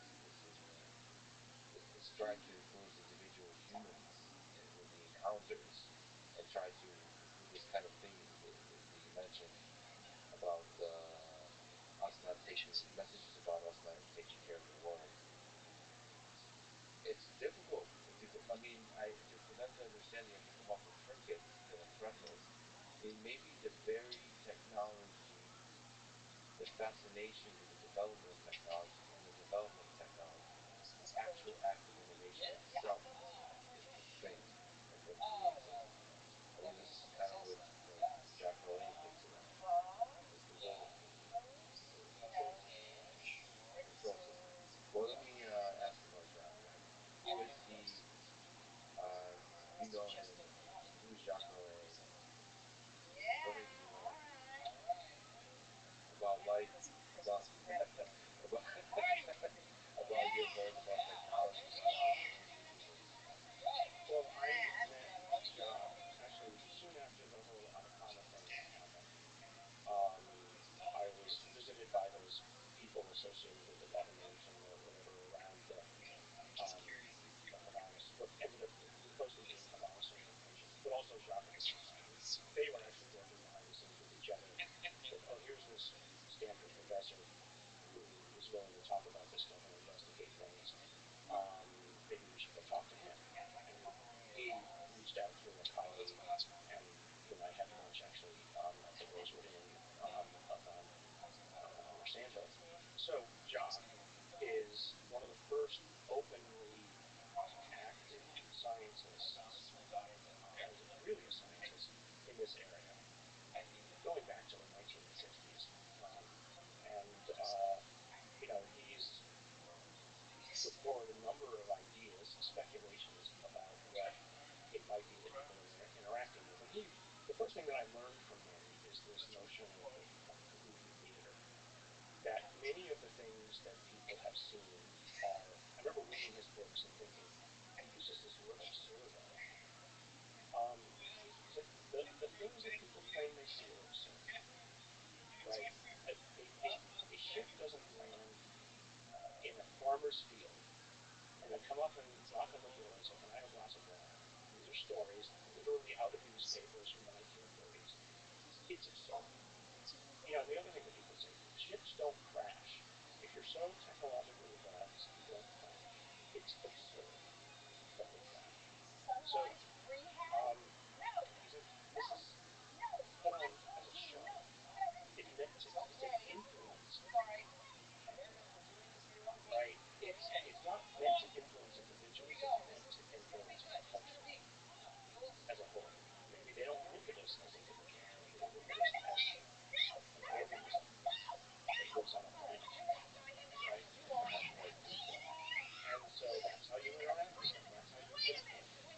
So that was one of the first things that took me back and realized, wow, maybe there's a puppet master behind the scenes that's doing this influencing, and all this stuff about aliens is just not true per se. They're just a representation of something that is meant to influence. So that was probably the most interesting thing. And then he's also it can be, and I'm sorry, Jacques, it can also be incredibly annoying to have a conversation with, because he will pick apart your arguments or anything that you think you know and show you why you don't know what you think you know. And he uses the example that, for me, that is all you need is one counter example to any conclusion, and you're wrong. And so I learned from him. I mean, I'm supposed to be a good scientist, but I learned from him, don't talk about conclusions, just talk about the data. Because the data's not wrong. I mean, convince yourself that the data's not wrong or not an artifact. But be careful about your conclusions, because whatever is going on, it's much more complicated than we imagine. Long and powerful beings always step back. Humans get excited. Yeah. They start to jump to conclusions from the data. They always step back. So powerful beings always Yeah, but the jump to conclusions from the data is always like that. Well, and some of my Twitter feeds, when I dare to get on Twitter, are full of, well, when are you going to give us the answer? Science is not immediate. You're going to have to be patient. And even some of my science colleagues have said, well, where's the data? My answer to them has been, where's been your work to try to produce it? I'm not here to give you everything on a silver platter. We talked offline how much I love data and machine learning and so on.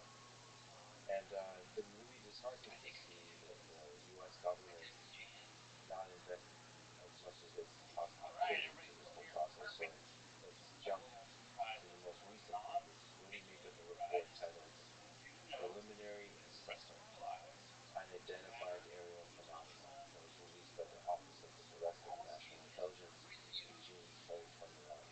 So this is just like, okay, we're going to step back. We're doing like, where do you stand and where do you hope the future is? What do you think of that report? Is it hopeful? Is it I see it as very hopeful. pessimistic? Very hopeful. I think the adults are finally stepping up and being in charge. Right? In the good sense of adult. What's that? In the good In sense the of good adult. sense of adult. Yeah. Um, you It know, sounds like curiosity is a pretty powerful thing. that's true. Yeah. Yeah. But it's also, I think, the people who were worried that the populace at large might run screaming into the streets and riot. Have they basically the empiric evidence is over. These videos and all these things have been out for now what 5 years. Most people don't even know about them, right? So as hyped as it's been, and all over the newspapers that it's been, and etc. Even Tucker Carlson has talked about it many times on his news program. Joe Rogan has. A lot of people don't know about it. So I think people, if it's not affecting their day-to-day life, they're going on with their day-to-day life. But that said, I think it was an important sea change in the internal discussions going on in the government because, and the reason being, that I think this is actually partly true of the maturation of human social technology. It was becoming so obvious that this stuff was showing up again and again and again around our ships. They just couldn't keep it quiet anymore, right? And so it's like we need to do something about it. And Lou Elizondo and Chris and others, to their great credit, found the right angle to talk about this. Says, well, okay, let's say it's not out there. Maybe it's the Russians, the Chinese, or somebody else. We should know about this because we damn sure know it's not us.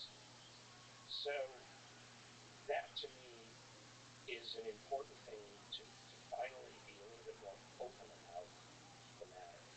But like I often say, I'm not looking for people to give me permission to do anything. I'm just going to do the analysis myself of what I have. Avi Loeb has taken the same approach. He said, I'm not going to wait for the government to give me telescopic information about technologies or things that might be even on our own solar system. I'm just going to collect it myself. And, and that's the right way to do it. And don't wait for somebody else to give it to you. It's also possible to inspire a large number of people to do a wider spread data collection. Yes. When you yourself can't do a large enough data collection. If you're talking about anomalous events, Right. Right. you should be collecting high resolution data about everything that's happening down there in terms of like, and in terms of the positive things that would indicate to you a strong signal that something weird happening. And this is why, governments can be good at funding large scale efforts. Yes. NASA and so on, working with SpaceX, with Blue Origin, uh, fund capitalistic sort of fund companies, fund company efforts to do huge moonshot projects. In the same way, do huge moonshot data collection efforts with like, we're not, it used to be like 10x, like one or two orders of magnitude more funding to do this kind of thing. And I understand on the flip side of that, if you make it about what are the Russians, what are the Chinese doing, making a question of geopolitics, it gets touchy because now you're kind of taking away from the realm of science and Military. making it military. Some of the greatest decisions made for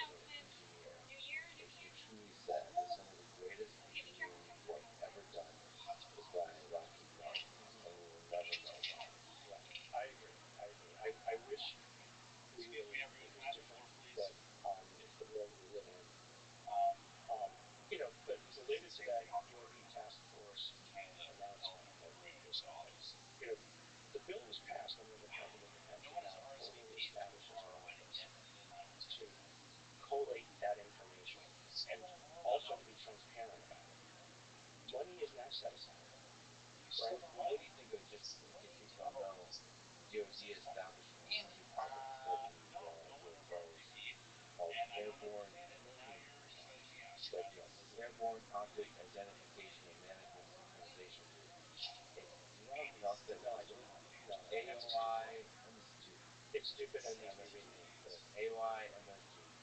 AO. All right. It's directed by the Undersecretary of Defense for Intelligence and Security. What do you make of this office? Are you hopeful about this?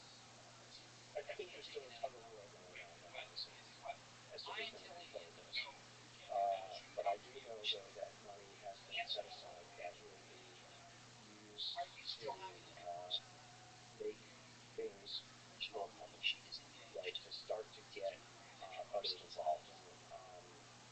There's I'm involved in an effort to get other academics involved.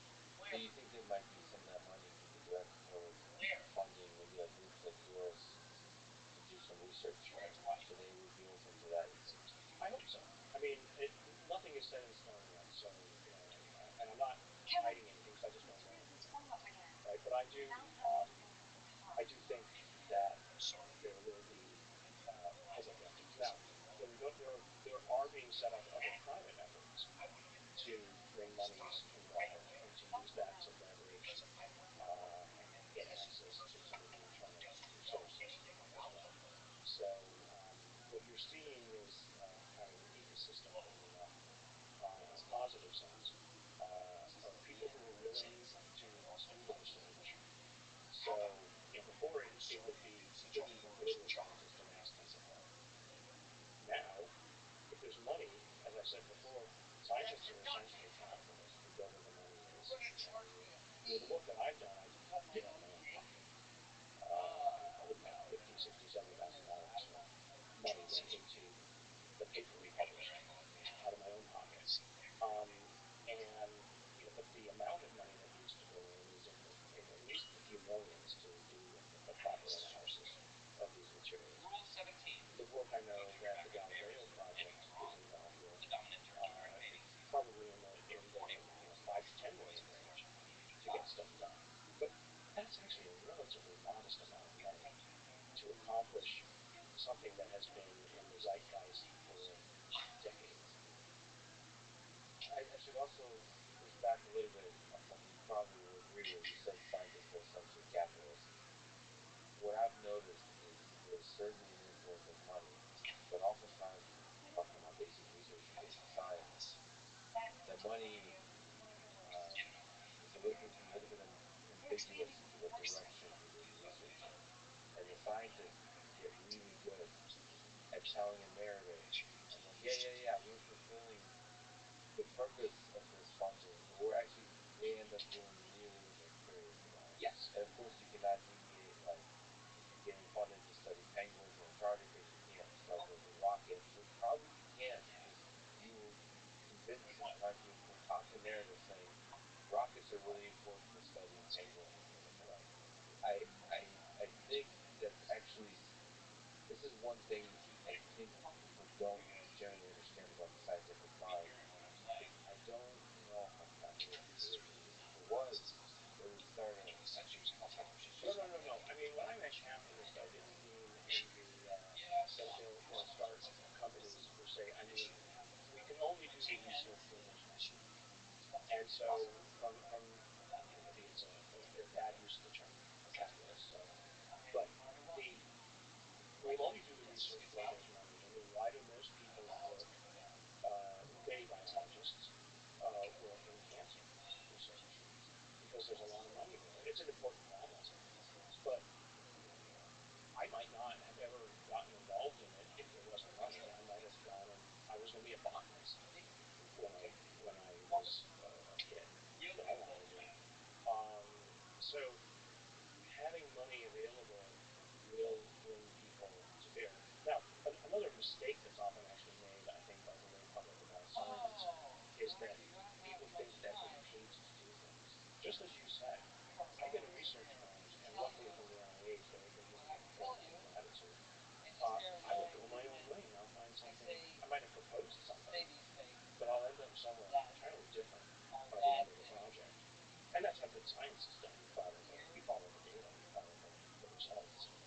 Um, and so that's what I'm hoping can be done here. I think the worst kind of thing that could be done with this subject area is to put it inside a company where they have a set plan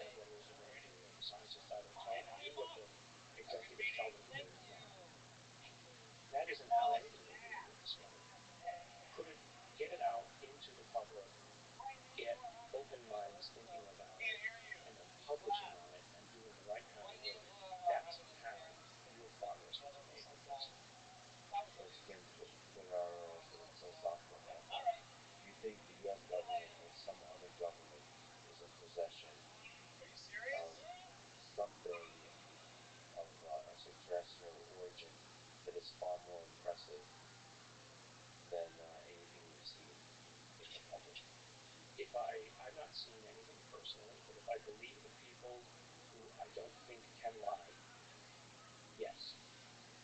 Yes. How does that make you feel in terms of the way government works, the way our human civilization works, that there might be things like that when they're not public? Is there a hopeful message for transparency that's possible?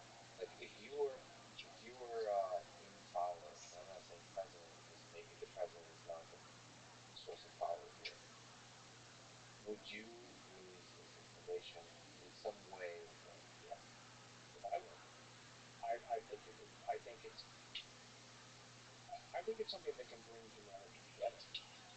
Right? I think that knowledge of this kind of thing, to know that we are more alike than we are different in comparison to whatever this is is a positive for us. Um, and to know, I don't necessarily care that the government has been hiding it, and I think people have been talking about if we should give government officials or whatever amnesty. I think that's probably the right answer. We don't.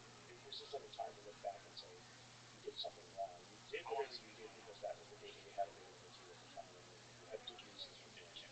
Now, if your reasons were selfish, if your reasons were you wanted to do it because you wanted to monetize it yourself to your benefit or that of others, then I think maybe there's something else that can be said.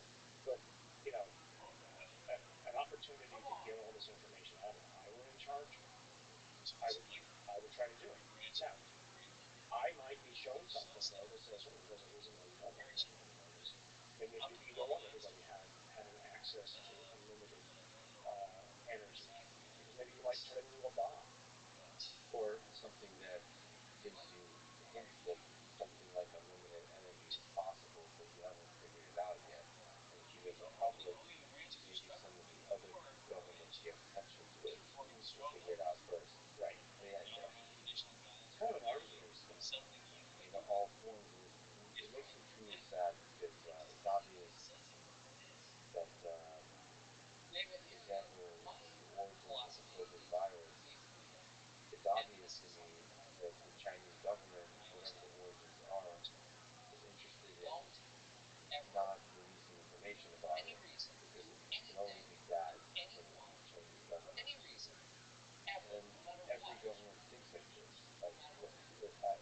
Actually, this is what's disappointing to me. Talking to PR folks at companies, they're always nervous. They're always like concerned, right, in the sense like, well, if we release more stuff, it could only be bad. And then an Elon Musk character comes along who tweets ridiculous memes and doesn't give a fuck. And I've been encouraging people. I've been encouraging people to be transparent. And of course, government national security is really like another level to the logic state. But let's start at the lighter pace of just releasing some of the awesome inside information, like how the sauces are made, the technology. Be transparent about it because it excites people. It, like you said, it connects people. It inspires them.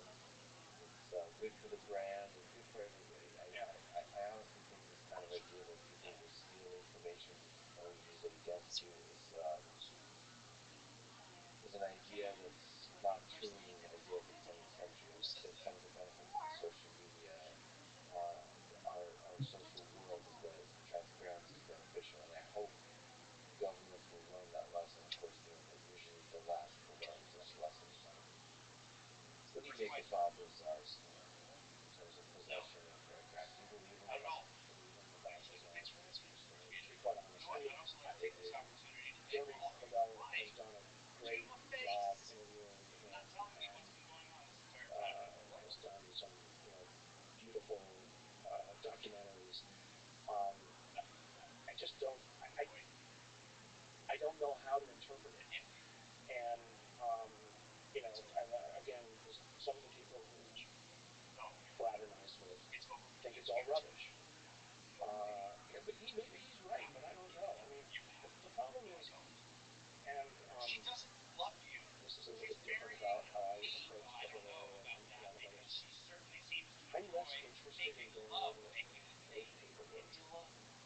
of histories of who said what, okay, he said, she said, and the history of UFOs. I'm a scientist. I worked on the brain area because it's something I can collect data on. I can go back to the same individual, collect their MRI again, and we do it. I can hand that MRI to somebody else. They can analyze it. I can get materials. I can analyze them. I can get some of these skeletons. I won't touch any skeletons ever again, but I can analyze it, and somebody else can reproduce the data. I mean, that's what I'm good at, and so I'm not going to go into the whole. I'm not a historian. Yeah, it's true, but there's a human side to it. I want sometimes I think with these because again anomalous rare events, some of the data is inextricably connected to observation, Yeah. right? I mean, I hope in the future, you know, that sensory data will not be polluted by human subjectivity, but you know, that's still powerful data, even on direct observation, as we talked about that power. And so it's an interesting question to me whether bodies are known issues, whether it's beliefs in the future, and what also what impact stories like his have on the willingness of governments to be transparent and so on. So, you have to credit his story for captivating the imagination of people and then getting the conversation going. He's maintained his story for all these years with little to no change that I'm aware of. So, but there's so many other people who are, let's say, experts in that story. Um, They're trying, you accumulate a set of sort of circumstantial evidence where your gut will say that somebody is yeah, You mentioned Avi Loeb. I forgot to ask you about him a little more. Because you've analyzed specimens here on Earth. What do you make of that one? And what do you make broadly about efforts to look at rocks, essentially, or look at objects flying around in our solar system? Is that a valuable pursuit, or maybe most of the stories can be most of the fascinating things can be discovered here on Earth or on a nearby planet? just going to Oumuamua, I think Avi's insight is an interesting speculation, right? Like I was saying before, people can sometimes look at something and not see it for what it is. Many will just look at that and say, oh, it's an asteroid, and dismiss it. There was something odd about the data that Avi picked up on and said, well, here's an alternative explanation that doesn't fit, that actually better fits the models than it just being a rock. And to his credit, he just has ignored the critics because he believes the data is real and is using that then as a battering ram to go after other things. So I think that's great. Yeah. What is his name? Did he say it could be of alien extraterrestrial origin? Is that his? Well, that's one of the things. I mean, he's explained how it could be a light sail, um, and a light sail is certainly within near human capabilities to make such a thing. I think Yuri Milner is the name of Russian billionaire. He's involved, I think, in a project to make light sails with laser, to launch them with laser power, essentially, towards Alpha Centauri. Right? So it's something that humans could make. I think Avi's proposal is perfectly within the realm of possibility. Sadly, it is, now near the line of our solar system. Yes, I mean to me that's aspiring to greater levels of data collection in our solar system, but also here on Earth. It just seems like we should be constantly collecting data because the tools and software that we're developing get better and better at doing. It seems to be making time. So that's all of the data.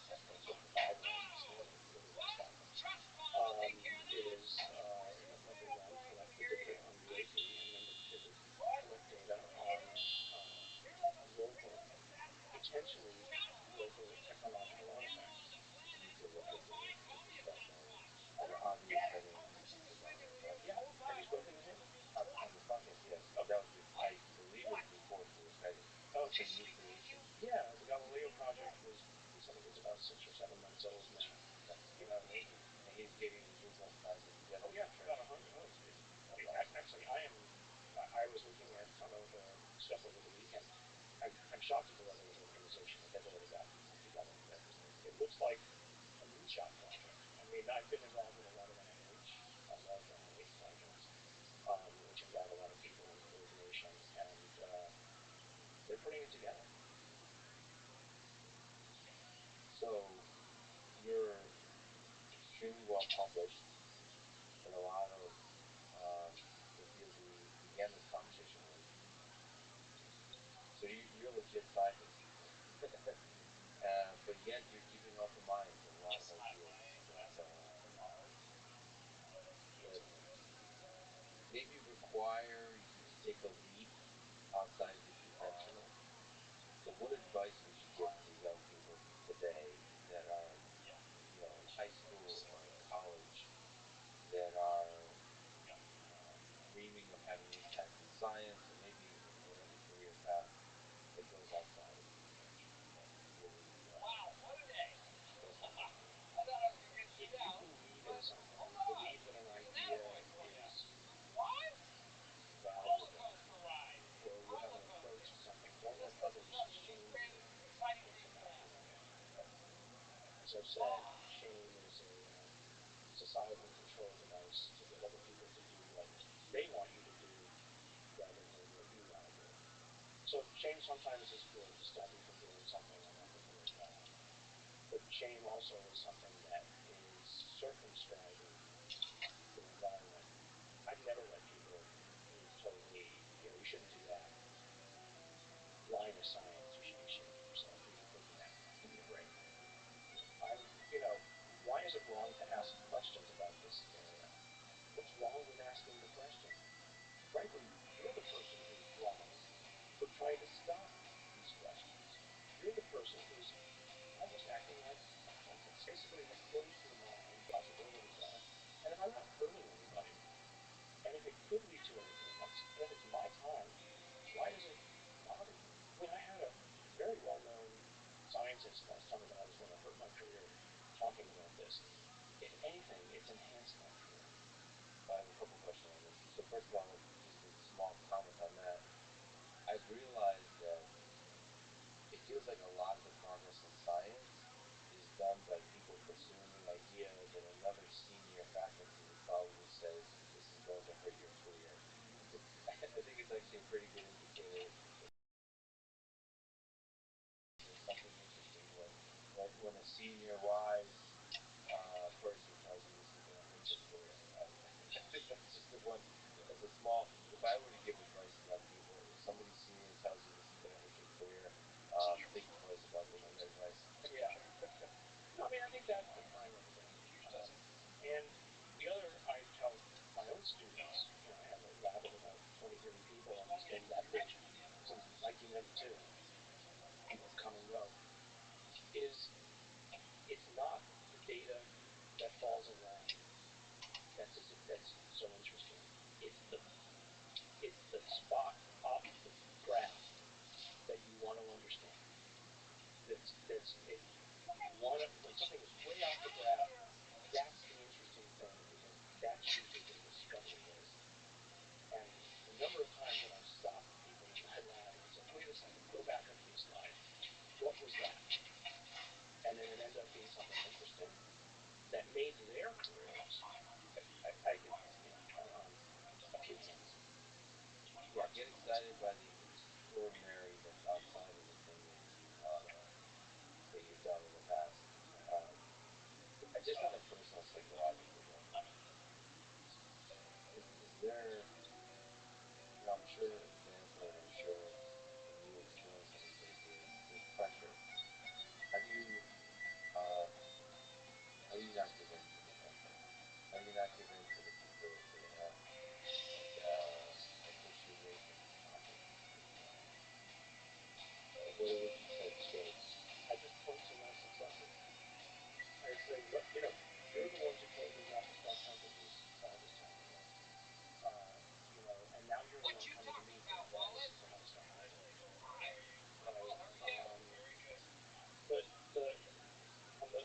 area, it's you're wanting to take something off the table that might be an explanation. How how is that a scientific method? I've reverse chained them. What's the answer? So Julie was an interesting conversation with Yeah, you know, because this is the because to me what just drilled home is there's a community there. yeah. There's a community of science, and you know when you're working on something that's outside a particular uh, conventional way of thinking, it can be lonely. I mean, there's a, you know in the AI field, people working on neural networks in the 90s used to be lonely. I have met some of the most fascinating people ever, but had I stayed at the convention in France, I would never have met them. I mean, truly, uh, brilliant people, physically. So, you know, it is for those worried about, well, should I step outside of my comfort zone? You're going to meet some really interesting people. And, you know, because I'm open about this area, you know, I'll go and give a talk, you know, in Boston, Harvard, or MIT. And at dinner, inevitably, this subject comes up. And inevitably, somebody else at the table will admit both that they're interested or that they've seen something. And suddenly the whole tone of the conversation changes. It's kind of like there's safety in numbers. And then, or I've had people come to me afterwards, after dinner, and say, "Hey, I want to talk about this more." So the number of scientists who know that there's something else going on is much larger than the scientific community would let you know. That's really powerful. I don't talk about this, you know, openly, but here's what I believe, and you'd be surprised how many people speak of this overtly. And I am optimistic about social media and the more connected world. We're going to hear more and more of astronauts that have these personalities that are public and private. You've mentioned the big questions of the origins of the universe. What do you think is the meaning of this whole thing for us humans, our human existence here on Earth, or just at the individual level in human life? What, Gary, is the meaning of life? I think that what we're going through today with this realization that uh, it's kind of like you've lived on an island your whole life, and you've looked across the ocean, and you've never imagined there was another island with anybody else on it. And then suddenly a ship with sails shows up. You don't understand it, but you realize that suddenly your world just got a lot bigger. I think we're in one of those moments right now, that our world view of galactic view is opening, right, to something a little bit bigger. And not just there might be somebody else, but that there's something else. And what it is yet to be understood. And the fact that it isn't understood, to me, is what's exciting, because I can fill it with my dreams. And this discovery, our world might is about to get a lot more humbling and a lot more fascinating as we look out and realize we were on an island all along. It makes us both smaller but larger at the same time, to me. You know, I can look outside at the stars and think and imagine what else might be out there. And although I know that I will never see it all, it excites me to know that it's there. Well, Gary, both to respect your time and also because at 12 I turned into a princess, uh, let me just say thank you for being in the position as a great scientist, as a person willing to reject the conventional. And thank you for spending your extremely valuable time with me today. Thanks a ton. Thanks so much. It was good talking. Thanks for listening to this conversation with Gary Ryan. To support this podcast, please check out our sponsors in the description. Now, let me leave you with some words that are smiles and friends. Here's some lyrics. How do you expect to communicate with the ocean when we can't even understand one another? Thanks for listening. Hope to see you next time.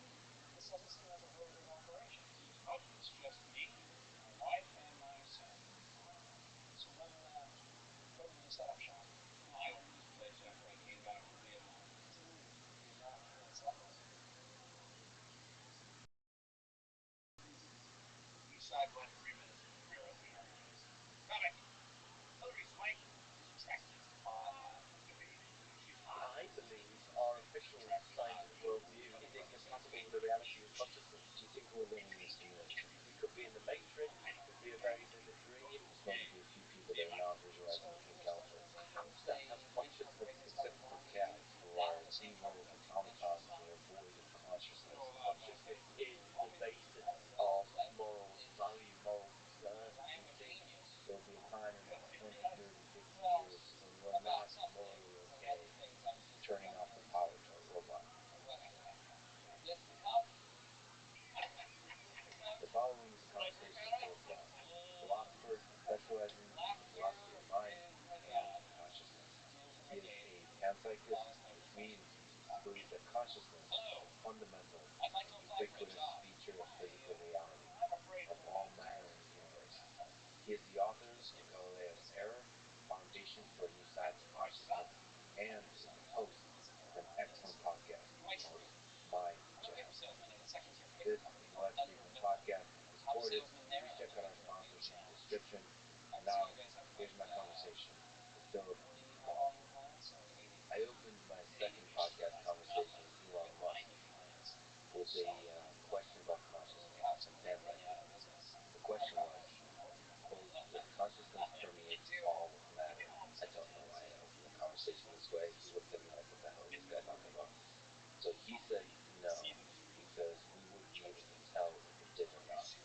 So it's outside the realm of scientific method. Do you agree or disagree with Elon Musk's answer? I disagree. I guess I do think consciousness pervades matter. In fact, I think consciousness is the ultimate nature of matter. So, as for whether it's outside of the scientific method, I think there's a fundamental challenge at the heart of the science of consciousness that we need to face up to, which is that consciousness is not publicly observable. Right? I can't look inside your head and see your feelings and experiences. We know about consciousness not from doing experiments or public observation. We just know about it from our immediate awareness of our feelings and experiences. So, You also agree it's not powerful. yeah, that's another aspect of it. So there are a couple of reasons consciousness, I think, is not susceptible to the standard, or not fully susceptible to the standard scientific approach. One reason you just raised is qualitative rather than quantitative. Another reason is it's not publicly observable. So I mean, science is used to dealing with unobservables, right? You know, fundamental particles, quantum wave functions, other universes. None of these things are observable, but there's an important difference. With all these things, we postulate unobservables in order to explain what we can observe, right? In the whole of science, that's how it works. In the case of consciousness, in the unique case of consciousness, the thing we are trying to explain is not publicly observable, and that is utterly unique. If we want to fully bring science into consciousness, we need a more expansive conception of the scientific method. So it doesn't mean we can't explain consciousness scientifically, but we need to rethink what science is. What do you mean publicly? The word publicly available. Because there's something interesting that you said about the word publicly. Okay, suppose versus privately. Yeah, it's tricky to define, but I suppose the data of physics are available to anybody. If there were aliens that existed on another planet, maybe they'd have very different sense organs. Maybe they'd struggle to understand our art or our music. But if they were intelligent enough to do mathematics, they could understand our physics. They could look at the data of our experiments. They could run the experiments themselves. Whereas consciousness, is it observable? Is it not observable? In a sense, it's observable. Like you say, we could say it's privately observable. I am directly aware of my own feelings and experiences. If I'm in pain, it's just right there for me. My pain is just totally directly evident to me. But you, from the outside, cannot directly access my pain. You can access my pain behavior, or you can ask me, but you can't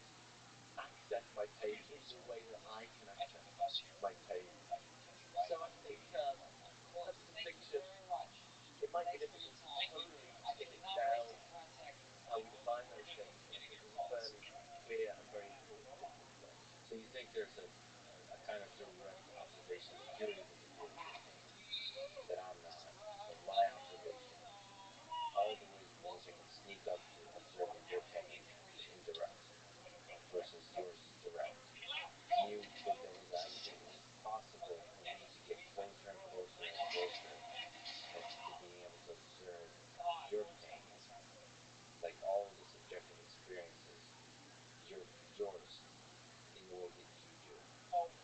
Yeah, I mean, so of course it's not that we observe behavior and then we make an inference. We are hardwired to instinctively interpret smiles as happiness, crying as sadness, and as we get to know someone, we find it very easy to adopt their perspective, get into their shoes. But strictly speaking, all we have perceptual access to is someone's behavior. And if you were just, strictly speaking, if you were trying to explain someone's behavior, there's aspects that are physically observable. I don't think you'd ever have recourse to attribute consciousness. You could just postulate some kind of mechanism if you were just trying to explain the behavior. So someone like Daniel Dennett is very consistent on this.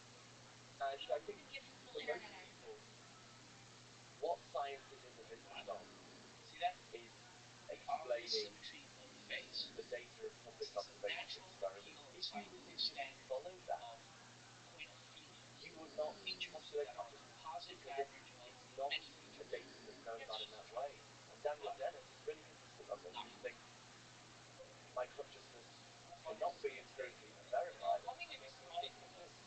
Dennett is consistent on this. I think I'm consistent on this. I think a lot of people have a slightly confused middle way position on this. On the one hand, they think um, the business of science is just to account for public observation experiments, but on the other hand, they also believe in consciousness without admitting, I think, that that implies that there is another datum over and above the data of public observation experiments, namely just the reality of feelings and experiences. As we walk along this conversation, people may go, walking too. I will, but I want to try to stay kind of focused. So you mentioned Daniel Dennett. Let's lay it out. Like he sticks to his story, pun unintended, and then you stick to yours. What is your story? What is your theory of consciousness versus his? Can you clarify his position? So, my view, I prefer the view known as panpsychism, which is the view that consciousness is a fundamental and ubiquitous feature of the physical world. So it doesn't literally mean that everything is conscious, despite the meaning of the word can, everything, psyche, mind. So literally, that means everything has mind. But the typical commitment of the panpsychist is that the fundamental building blocks of reality, maybe fundamental particles like electrons and quarks, have incredibly simple forms of experience, and that the very complex experience that even the human or animal brain is somehow rooted in or derived from this much more simple consciousness at the level of fundamental physics. So,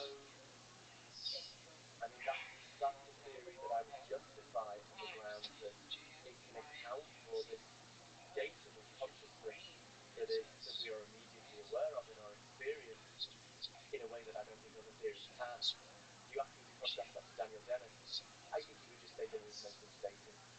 Dennett says the datum for science of consciousness is what he calls extra-phenomenology, which is specifically defined as what we can access from the third-person perspective, including what people say, but crucially, we're not feeding what they say. We're not relying on their testimony as evidence for some unobservable realm of feelings and experiences. We're just treating what they say as a datum of public observation experiments that we can account for in terms of underlying mechanisms. So I feel like there's a deeper view of what consciousness is. So you have a very clear, and we talked quite a bit about panpsychism. So you have a clear view of what, almost like a physics view of consciousness. He, I think, has a kind of view that consciousness consciousness is almost a side effect of this massively parallel computation system going on in our brain. It's the brain has a model of the world, and it's taking in perceptions, and it's constantly weaving multiple stories about that world, and it's integrating the perceptions from the multiple stories, and somehow it's like a Google Doc collaborative editing. And that collaborative editing is the actual experience of what we think of as consciousness. Somehow, the editing is consciousness of this story. I mean that's a theory of consciousness, the narrative theory of consciousness, or the multiple versions editing, collaborative editing of a narrative theory of consciousness. Yeah, he calls it the multiple drafts model. Incidentally, there's a very interesting paper just come out by a very good philosopher, Luke Roloff, defending uncyclic versions of Dennett's multiple drafts model. It's like a deeper turtling that's actually what's happening. This is the Roloff view before the drafts assumption. So I guess for Dennett, it's sort of no fact of the matter about which of these drafts is the correct one. On Roloff's view, maybe there's no fact of the matter about which of these drafts is my consciousness, but nonetheless, all the drafts correspond to some consciousness. And I mean, it's just kind of funny. I guess he calls it Dennettian panpsychism, but this is elucidly one of the most rigorous, serious philosophers alive at the moment, I think. And I hate having Luke Roloff in an audience if I'm giving a talk, because he always cuts straight to the weakness in the position that he has to hold on to. So it's nice, panpsychism is sometimes associated with fluffy thinking, but contemporary panpsychists have come out of this tradition we call analytic philosophy, which is rooted in, detailed, rigorous argumentation, and it defended it in that manner. Yeah, those analytical philosophers will stick us with terminology. It's very fun group to talk shit with us. Yeah, well, I mean, it gets boring if it's just start and end defining words, right? Yeah. I think starting with defining words is good. Actually, the philosopher Derek Parkin said when he first was thinking about philosophy, he went to a talk in analytic philosophy, and he went to a talk in continental philosophy, and he decided that the problem with the continental philosophy, it was really unrigorous, really imprecise. The problem with the analytic philosophy is it was just not about anything important. And he thought there was more chance of working within analytic philosophy and asking some more meaningful, some more profound questions than there was in working with continental philosophy and making it more rigorous. Now, they're both horrific stereotypes, and I don't want to get nasty emails from either of these groups, but there's something to what he was saying. I think just a tiny tangent on terminology. I do think that there's a lot of deep insight to be discovered by just asking questions. What do we mean by this word? I remember I was taking a course on algorithms and data structures in computer science, and the instructor, shout out to him, Ali Shafafande, amazing professor. I remember he asked some basic questions like, what is an algorithm? The pressure of pushing students to answer, to think deeply. You just woke up, hungover in college or whatever, and you're tasked with answering some deep philosophical question about what is an algorithm. These basic questions, and they sound very simple, but they're actually very difficult. One of the things I really value in conversation is asking these dumb, simple questions of like, what is intelligence? And just continually asking that question over and over of some of the sort of biggest researchers in the artificial intelligence computer science space. It's actually very useful. At the same time, it should start at terminology and then progress where you kind of say, fuck it. They'll just assume we know what we mean by that. Otherwise, you get the Bill Clinton situation where it's like, what is the meaning of is whatever you said. It's like, hey man, did you do the sex stuff or not? Yeah. So you have to both be able to talk about the sex stuff and the meaning of the word is. With consciousness, because we don't currently understand, very much, terminology discussions are very important. It's like you're almost trying to sneak up to some deep insight by just discussing some basic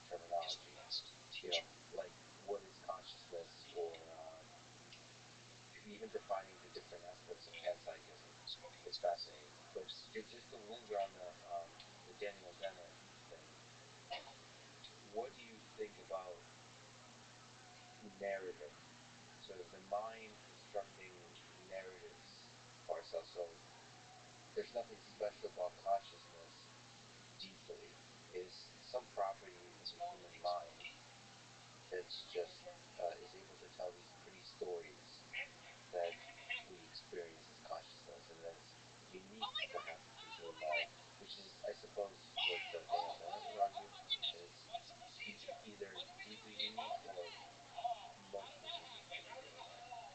Just on the question of terminology before that, I think it used to be the fashion among philosophers that we had to come up with lots of these precise, necessary and sufficient conditions for each word, and then I think I think it's gone out of fashion a bit, partly because it's just been, such a failure. The word knowledge in particular, we used to define knowledge as true justified belief, and then this guy Gettier had this very short paper where he just produced some pretty conclusive counterexamples to that. I mean, he wrote very few papers, but this is just, you have to teach this on an undergraduate philosophy course. And then after that, you had a huge literature of people trying to address this and propose a new definition. Then some of them would come out with counterexamples, and then we get a new definition of knowledge, counterexamples, and it just went on and never seemed to get anywhere. So I think the thought now is, let's work out how precise we need to be for what we're trying to do. And I think that's a healthier attitude. So precision is important, but we just need to work out how precise do we need to be for these purposes. Coming to eugenics and narrative theory, I mean, I think narrative theories are plausible contender for a theory of the self, theory of my identity over time. What makes me the same person in some sense today as I was 20 years ago, when given that I've changed so much physically and psychologically. One running contender is something connected to the kind of stories we tell about ourselves, or maybe some story about the psychological change, the psychological continuity. I'm not saying I accept such a theory, but it's plausible. I don't think these theories are good as theories of consciousness. At least if we're taking consciousness just to be a subjective experience, pleasure, pain, seeing colour, hearing sound, I think, a hamster has consciousness in that sense. It's something that is like to be a hamster. It feels pain if you stand on it. Is it cool enough to be? I don't know. Maybe not. Dan? I don't know. I don't know. It does seem to be a very violent example to get across consciousness to me. Yeah, I don't know why that's really violent. But anyway, saying mean things to a hamster, that's a bad exercise. So essentially, it experiences pain, it experiences pleasure, joys. There's some limits to that experience for the hamster, but there is nevertheless some presence in the subjective experience. Yeah, consciousness is just something, it's a very ambiguous word, but if we're just using it to mean some kind of experience, some kind of inner life, that is pretty widespread in the animal kingdom. A bit difficult to say where it stops, where it starts, but you certainly don't need something as sophisticated as a teacher self-consciously tell stories about yourself to just have experience. Except for cats, who are evil automatons that are void of consciousness. They're at the fingertips of the devil. Oh, absolutely. Yeah. Well, I've taken that as well. I mean, my heart for animals are definitely. And humans are unique. But if animals are robots, essentially, in the same way that Descartes argued humans are unique. Yeah. So in which way would you say humans are unique versus even our closest ancestors? Like, is there something special about humans? What is, in your view, under the panpsychism? I guess we're walking backwards. We'll have the big picture conversation about what is panpsychism, but given your kind of broad theory of consciousness, what's unique about humans? As a panpsychist, there is a great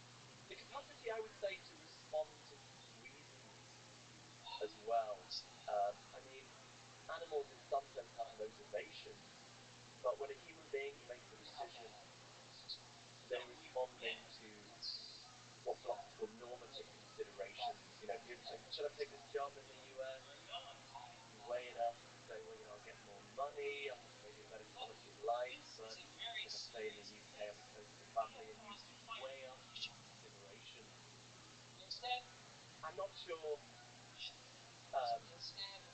any non-human animals quite respond to considerations of value in that way. I mean, I might be reflecting here that I'm suffering as an objectivist about value. I think there are objective facts about what we have reason to do and what we have reason to believe. And humans have access to those And facts. humans have access to them as well. That's a controversial claim, you know. Many of my panpsychist brethren might not. They would say the hamster too can look up to the stars and ponder theoretical physics. Maybe not, but I think it depends what you think about value. If you have a more Humean picture of value, by which I mean relating to the philosopher David Hume, who said reason is enslaved to the passions. Really, we just have motivations, and what we have reason to do arises from our motivations.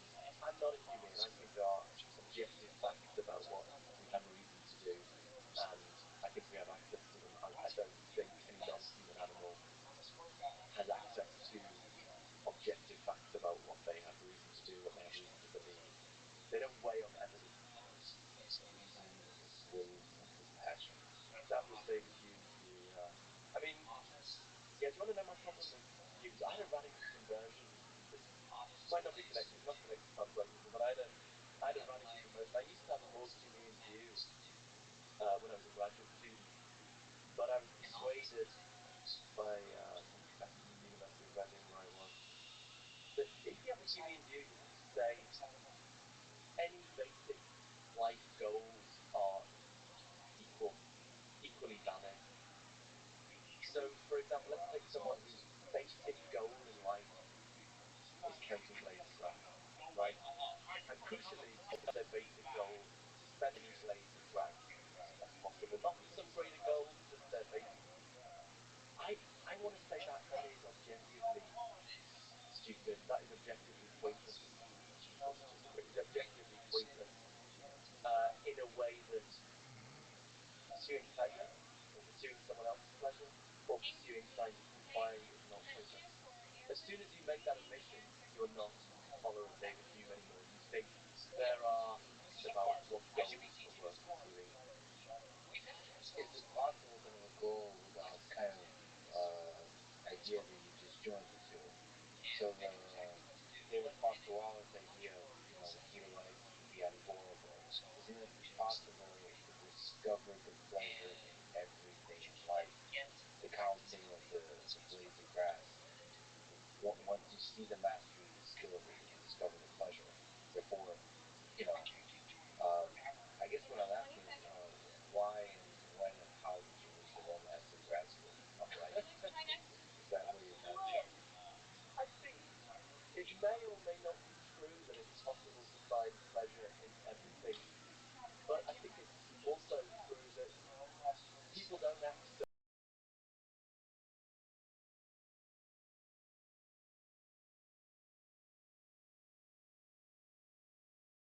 solely for pleasure, and certainly don't act solely for their own pleasure.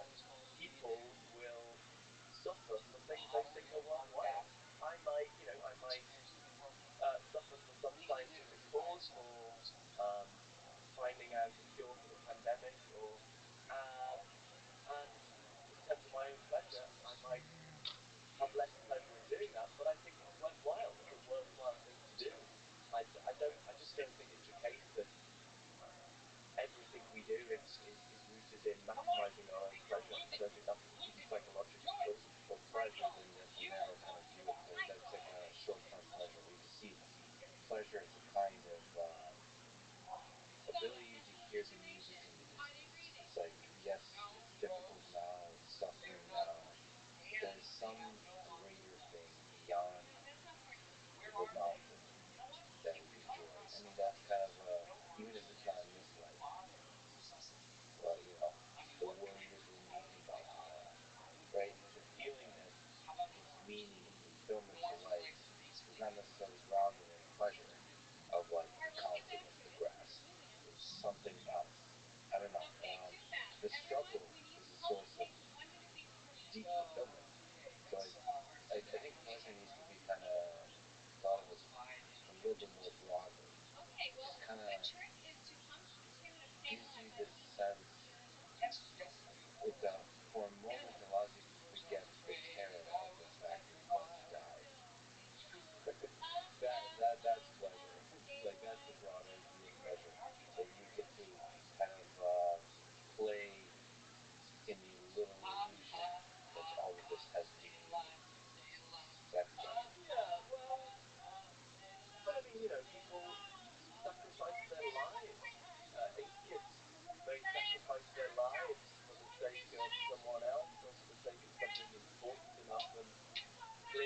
case they're not um, doing it for the sake of their own pleasure. That's a rather dramatic example, but some of these trivial examples were, um, I choose to be honest rather than lie about something, and I lose out a bit, and I have a bit less pleasure, but it's worth doing the honest thing for me. I mean, I just think that I mean, maybe you can use the word pleasure so broadly that you're just potentially meaning something worthwhile, but then I think the word pleasure maybe loses its meaning.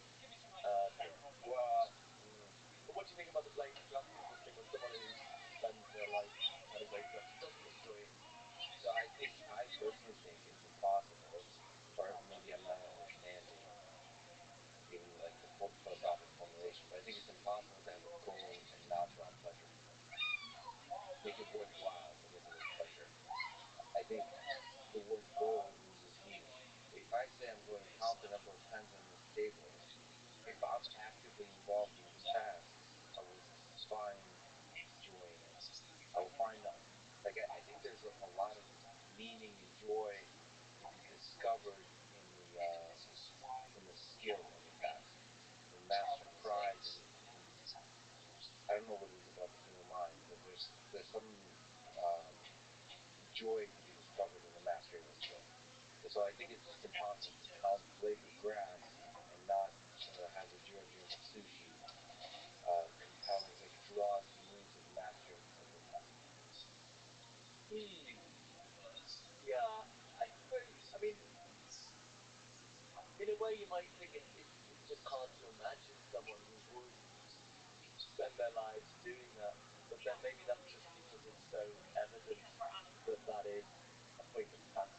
Whereas if we take meditative community seriously, it ought to be, a totally possible life goal. Whereas, I mean, yeah, I guess I just find it hard to shake the idea that some ways of some life goals are more worthwhile than others. And it doesn't mean, that there's one single way you should lead your life, but pursuing knowledge, helping people, um, pursuing your own pleasure to an extent are worthwhile things to do in a way that, for example, I'm a little bit OCD. I still feel inclined to walk on cracks in the pavement or do it symmetrically. Like if I step on a crack with my left foot, I feel the need to do it with my right foot. And um, I think that's kind of pointless. It's something I feel the urge to do, but it's pointless. Whereas other things I choose to do, I think that it's worth doing. And um, it's hard to make sense of metaphysically. What could possibly ground that? How can we know about these facts? But that's the starting point for me. I don't know. I think you walking on the sidewalk in a way that's symmetrical brings order to the world. Like if you weren't doing that, the world might fall apart. And It feels like that. I think there's meaning in that. Like you embracing the full the full experience of that. You the richness of that as if it has meaning. Will give meaning to it, and then whatever genius comes of that, as you as a one little intelligent ant will make a better life for everybody else. Perhaps I'm defending the blades of grass example because I can literally imagine myself enjoying the task as somebody who's OCD in the same kind of way and quantitative. But now you're ruining the sense of imagine someone enjoying it. Imagine someone who doesn't enjoy it. We don't want a life that's just full of pleasure. Like we just sit there, in a big sugar high all the time. We want a life where we do things that are worthwhile. If for something to be worthwhile just is for it to be a basic life goal, then um, that sort of reflection doesn't really make sense. It's not really think, did I do things worthwhile? On the state with you type picture, all it is for something to be a basic goal of yours or derive from a basic goal. And yeah, Yeah, I mean, I think goal would. I think goal is a boring word. I'm more into existential. It's like, did you ride the roller coaster of life? Did you fully experience life? That, and in that sense, I mean, the blade of grass is something that can be deeply joyful. And that's, in that way, I think suffering can be joyful in the full context of life. The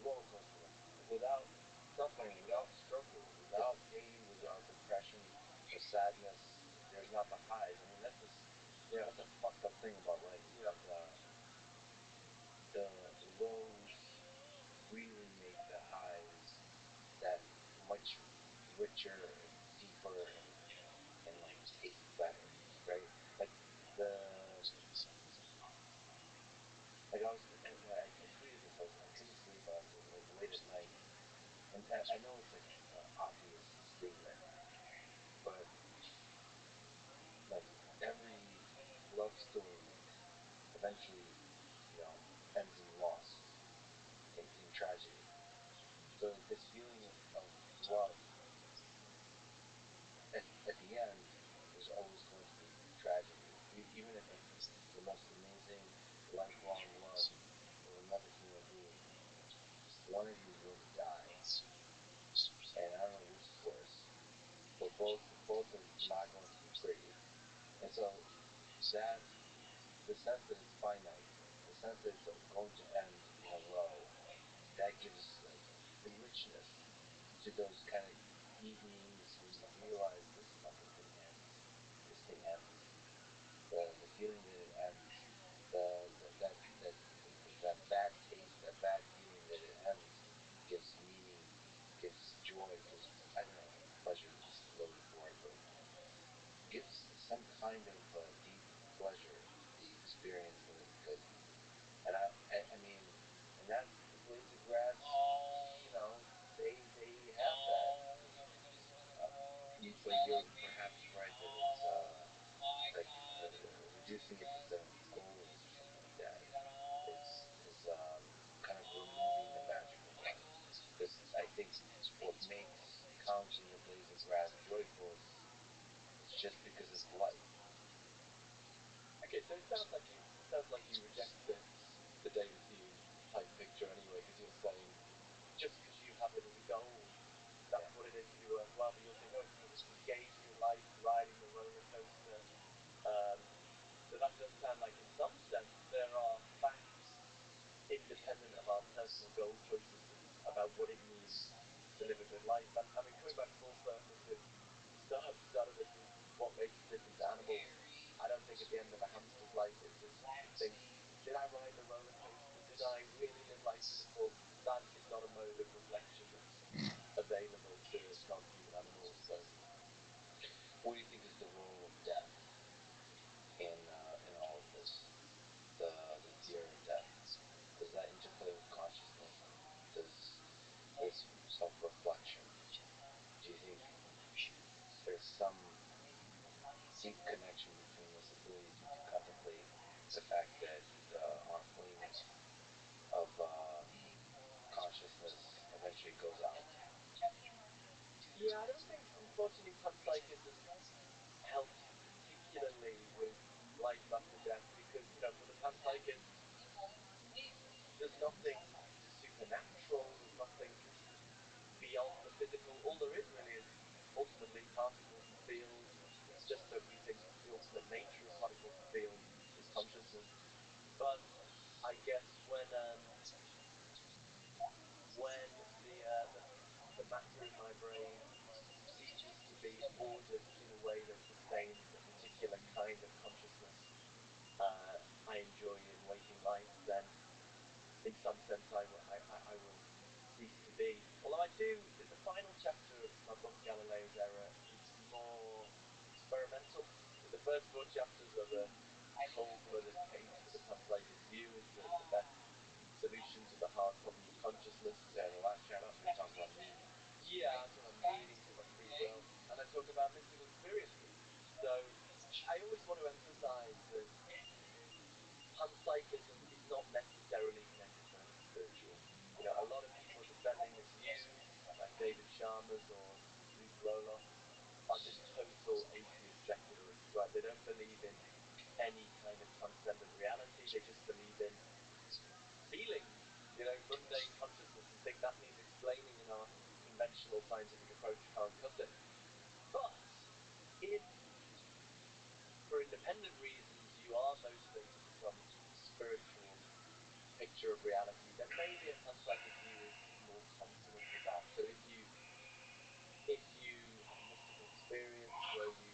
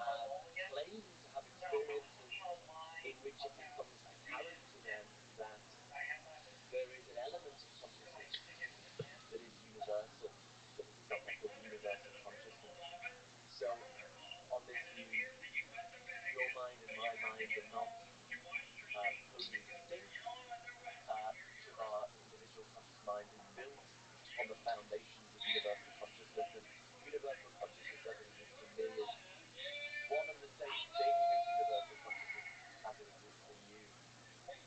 So I've never had one of these experiences, but if one is a panpsychist, that means one is more open to that possibility. I don't see why it shouldn't be the case that that is part of the nature of consciousness and maybe something that is apparent in certain deep states of meditation. And so what I explore in the experimental final chapter of my book is that could allow for a kind of impersonal life after death, because that view is true, then even when the particular aspects of my conscious experience fall away, that element of universal consciousness at the core of my identity would continue to exist, so as to be, as it were, absorbed into universal consciousness. So, I mean, Buddhists and Hindu mystics try to meditate to get rid of all the bad karma, to be absorbed into universal consciousness. It could be that if there's no karma, there's no rebirth, maybe everyone gets enlightened when they die. Maybe you just sink back into universal consciousness. So I also, coming back to morality, suggest this could provide some kind of basis for altruism or non-egotism, because he thinks egotism implicitly assumes that we are utterly distinct individuals, whereas on this view, we're not. We overlap to an extent. That something at the core of our being In this way, we overlap. that would be this view that some experienced meditators claim in the past, that there is something at the core of my identity that is one and the same as the thing at the core of your identity, universal consciousness. Yeah, there is something very, like you and I in this conversation, there's a few people listening to this, all of us are in a kind of single mind together. There's some small aspect of that, or maybe a big aspect. But us humans, so certainly in the space of ideas, we kind of meld together for a time, at least in a conversation. We kind of play with that idea, and then clearly we're all thinking. Like if I say pink elephant, there's going to be a few people that are now visualizing a pink elephant. We're all thinking about that pink elephant together.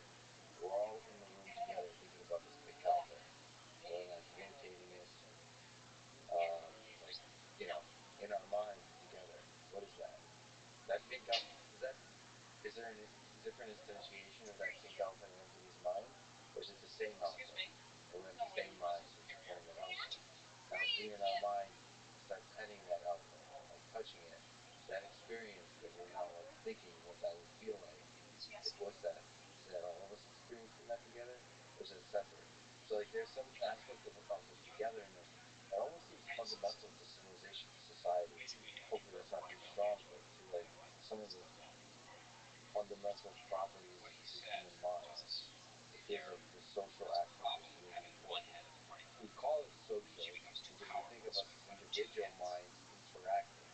But if we're just like one collective mind with like fingertips that are like touching each other as it's trying to explore the elephant.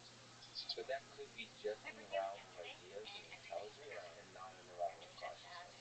It's interesting to see maybe it is in the realm of consciousness.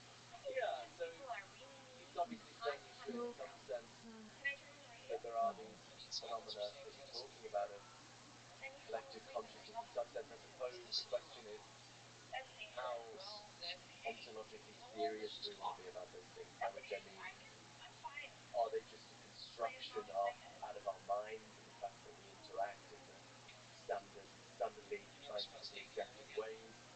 Or is, as someone like Rupert Sheldrake would think, that there is some metaphysical reality, there are some fields beyond the scientifically understood ones that are somehow communicating this? I mean, I think the view I'm describing was that this element we're supposed to have in common is some sort of pure impersonal consciousness or something, rather than. So actually, an interesting figure is the Australian philosopher Muriel Mahari, who defends a kind of mystical conception of reality rooted in Advaita Vedanta mysticism. But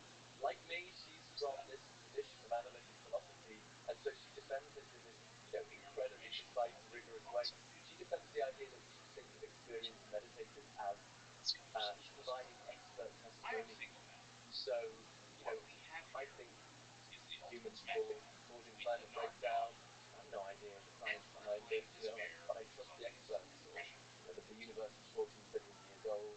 Most of our knowledge is based on expert testimony, and she thinks we should think that experienced meditators, these people who are telling us about this universal concept at the core of our being, are the relevant kind of experts. So she wants to defend, the rational acceptability of this mystical conceptual reality. But I think we shouldn't be ashamed, or we shouldn't be worried about dealing with certain views as long as it's done with rigor and seriousness. I think sometimes terms like, I don't know, new age or something can function a bit like racist terms. A racist term picks out a group of people but then implies certain racist characteristics. So people use this term, to pick out a certain set of views like mystical conceptual reality and imply it's kind of not the thinking world. But, you read Miriam Mahari, you read Lou Grolam, this is serious, rigorous thought, whether you agree with it or not. Obviously, it's hugely controversial. And so, the Enlightenment ideal is to follow the evidence and the arguments where they lead. But it's kind of very hard for human beings to do that. I think we get stuck in some conception of how we think science ought to look. People talk about religion as a crutch, but I think a certain kind of scientism, a certain conception of how science is supposed to be, gets into people's identity and their sense of themselves and their purity. Makes things hard, complicated. And even the word expert becomes a kind of crutch. When you use the word expert, you have some kind of conception of what expertise means. Oftentimes that's connected with a degree at a particular prestigious university or something like that, or expertise is a funny one. I've noticed that anybody sort of that claims they're an expert is usually not the expert. The biggest quote unquote expert that I've ever met, ever worked with, is really humble. So humility is a really good sign of somebody who's traveled a long road and is humbled by how little they know. So some of the best people in the world, whatever the thing they've spent their life doing, are the ones that are ultimately humble in the face of it all. So just being humble how little we know, even if we travel a lifetime. I do like the idea. I mean, reading sort of what is it, psychonaut, like an expert witness, people who have traveled with the help of DMT to another place where they got some deep understanding of something. And their insight is perhaps as valuable as the insight of somebody who ran rigorous psychological studies at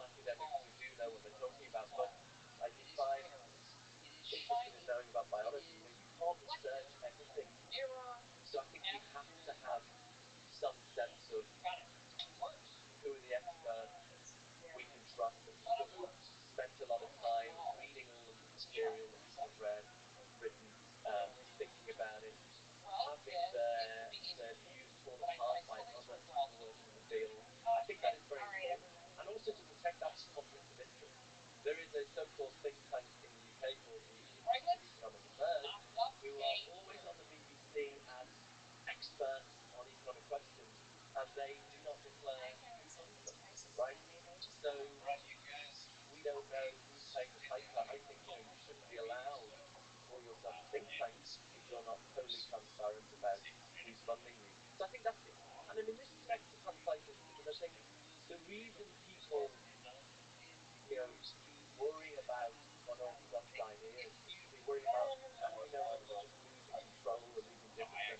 So I do think we need to somehow protect um, academic institutions as sources of information that we can trust. And in philosophy, there's not much consensus on everything, but you can at least know what people who have put the time in to read all the stuff, what they think about these issues. I think that is important. The pushback and your pushback, the core of the experts, I call it. Oh, they're getting to dangerous territory now. Well, let me just speak to it because I walk into that dangerous territory. I'm allergic to the word expert because in my simple mind, it kind of rhymes with ego. There's something about experts. If we allow too much to have a category expert and place certain people in there, those people, assuming them not grow, start to believe it. And they start to communicate with that energy. And the humility starts to dissipate. I think there's uh, value in a lifelong mastery of a skill and the pursuit of knowledge within a very specific discipline. But the moment you have your name on an office, the moment you're an expert, I think you destroy the very aspect, the very value of that joint of knowledge. So some of it probably just reduces to like skillful communication, like of communicating in a way that shows humility, that shows an open-mindedness, that shows an ability to really hear what a lot of people are saying. So in the case of COVID, what I've noticed, and this is true, this is probably true with panpsychism as well, is the so-called experts, and they are extremely knowledgeable, and many of them are colleagues of mine. They dismiss what millions of people are saying on the internet without having looked into it with empathy and rigor, honestly, to understand what are the arguments being made. They say like there's not enough time for all those things, like there's so much stuff out there. Yeah, I think that's intellectual laziness. If you don't have enough time, then don't speak so strongly with dismissal. Feel bad about it. Be apologetic about the fact that you don't have enough time to explore the evidence. For example, with the heat I got with Francis Collins, that he kind of said with Blably, he kind of dismissed it, showing that he didn't really deeply explore all the huge amount of circumstantial evidence that's out there, the battles that are going on out there. There's a lot of people really constantly discussing this, and showing humility in the face of that battle of ideas, I think is really important. And I just been very disappointed in so-called expertise in the space of science and showing humility and showing humanity and kindness and empathy towards other human beings. That's at the same time obvious to me. I love Georgian Sushi lifelong pursuit of like getting like in computer science, Don Knuth, like some of my biggest heroes are people that like when nobody else cares, they stay on one topic for their whole life and they just find the goofy little things about it, they solve them, they keep solving. And yet sometimes a virus happens or something happens with that person with their puzzle becomes like the center of the whole world because that puzzle becomes all of a sudden really important. But still, the responsibility is on them to show humility and to be open-minded, to look at the face, even if they spent their whole life doing it, even if their whole community is telling them, giving them awards, and giving them citations, and giving them all kinds of stuff where like they're bowing down before them how smart they are. They still know nothing relative to all the stuff, the mysteries that are out there.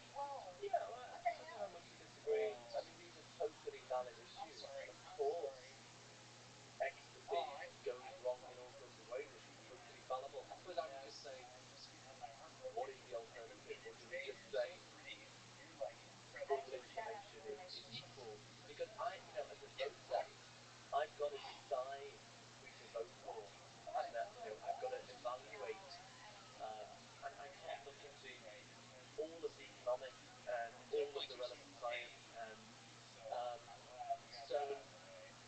I think in maybe it's like Churchill said about democracy. You know, if the worst thing from government, apart from all the rest, I think about some of Hans Langton's work is the worst theory of consciousness apart from all the rest.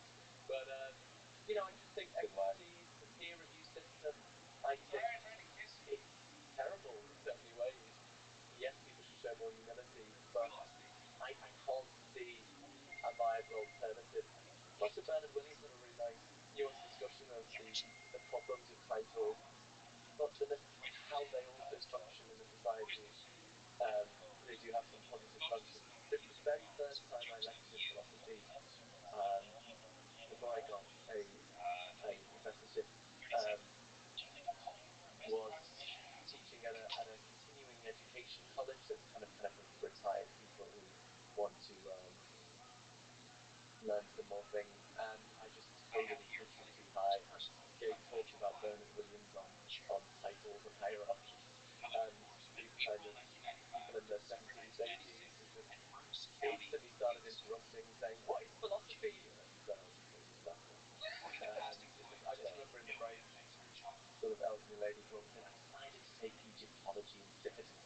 So that was my introduction to teaching. Anyway, So the titles and accomplishments is is a nice starting point, but it doesn't buy you the whole thing. So you don't get to just say this is true because I'm an expert.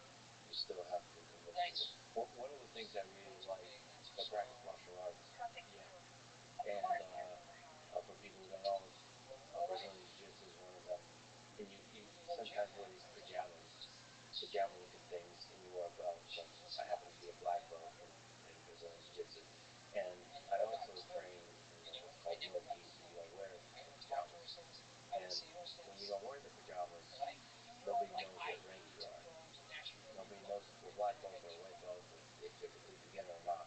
right. And when you wear the pajamas called the gi, you wear the rank, and people treat you very differently. When they see my black belt, they treat me differently. They kind of defer to my expertise. If they're kicking my ass, that's probably because like I am working on something like new, or maybe I'm letting them win. But when there's no belt, and it doesn't matter if I've been doing this for 15 years. It doesn't matter. None of it matters. It matters is the raw interaction of just trying to kick each other's ass and seeing like what is this chess game of like a human chess.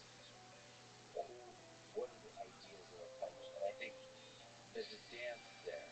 Yes, it's valuable to know a person is a black belt when you take consideration of the advice of different people, me versus somebody who's been in practice for a couple of days.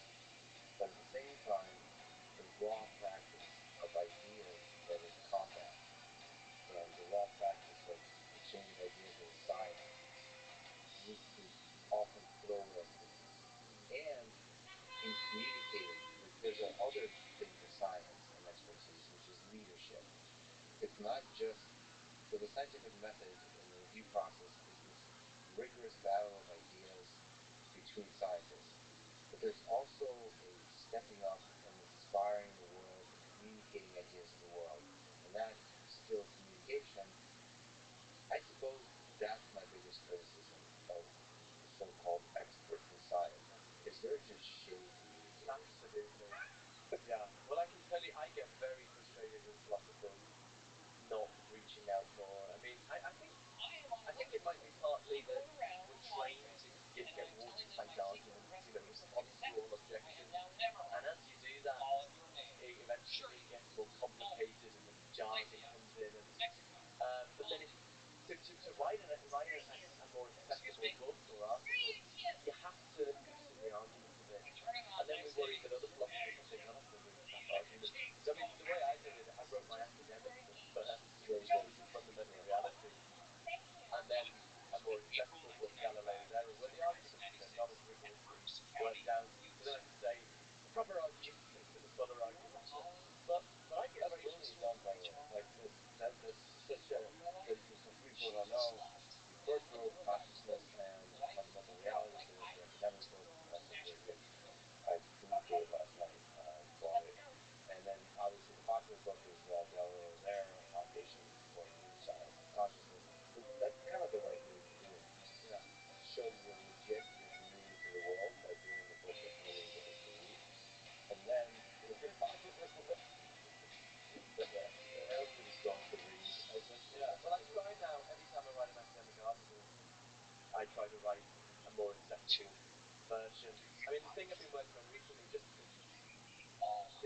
argument. So there was a certain argument from the cosmological fine tuning of the laws of physics for life to the multiverse that's quite popular in physics, like Max Tegmark. Um, there's argument in philosophy journals that's just a fallacious line of reasoning going on there from the fine tuning to the multiverse. Now that argument is from 20, 30 years ago, and it's discussed in academic philosophy. Nobody knows about it, and there is a huge interest in this fine tuning stuff. Scientists wanting to argue for the multiverse, theists wanting to say this is evidence for God, and nobody knows about this argument, which tries to show that it's fallacious reasoning to go from fine tuning to the multiverse. So I wrote a piece for Scientific American explaining this argument to a more general audience, and it just really irritates me that it's just buried in these technical journal articles, and nobody knows about it. But just final thing on exercise. Look, I don't disagree with anything you said, and that's a really beautiful that martial arts example, and thinking how that could be analogous. But I think it's very rare to find a good philosopher who hasn't given a talk to other philosophers and had objections raised. I was going to say had it torn apart, but that's maybe thinking of it the wrong way. But had the best objections raised to it, and that's why that is an important formative process that you go through as an academic. That the greatest minds um, starting a philosophy degree, for example, won't have gone through it. Probably, except in very rare cases, just won't have the skills required. So I probably just like to disagree. And again, I think to elaborate on what you're saying, having not just gone through that, but continue to go through that. And that's, I would say, the biggest problem with quote unquote expertise is that there's a certain point where you get, because it sucks. Like martial arts is a good example of that. It sucks to get your ass kicked. Like there's a temptation. I still go. Like I train. These are nausea too, but also there's force out there in both the space of martial arts and the space of science. And I think that as you become a professor, like more and more senior and more respected, I don't know if you get your ass kicked in these basic ideas as often. I don't know if you allow yourself to truly expose yourself. If you do, that's a great sign of a humble, brilliant mind. Is constantly exposing yourself to that, like you do, because I think as graduate students we want to, find the objections to write their paper and make their mark, and yeah, I think everyone still gives talks and should give talks, and people are wanting to work out if there are any weaknesses to your position. So yeah, I think that generally works out. There is also kind of who do you give the talks to? So within communities, the world's full of people that argue and bicker, but what are they arguing about? They take a bunch of stuff, a bunch of basic assumptions that they agree on, and they heatedly argue about certain ideas. The question is, how open are that's actually kind of like fun. That's like, no offense, sorry, we're sticking on this martial arts thing. It's like people who practice Aikido or certain martial arts that don't truly test themselves in a cage, in combat. So it's like, it's fun to argue about like certain things when you're in your own community, but you don't test those ideas in the full context of science, the full seriousness, the rigor of the sometimes like the real world. One of my favorite fields is psychology. There's often places within psychology where you're kind of doing studies and arguing about stuff that's done in the lab.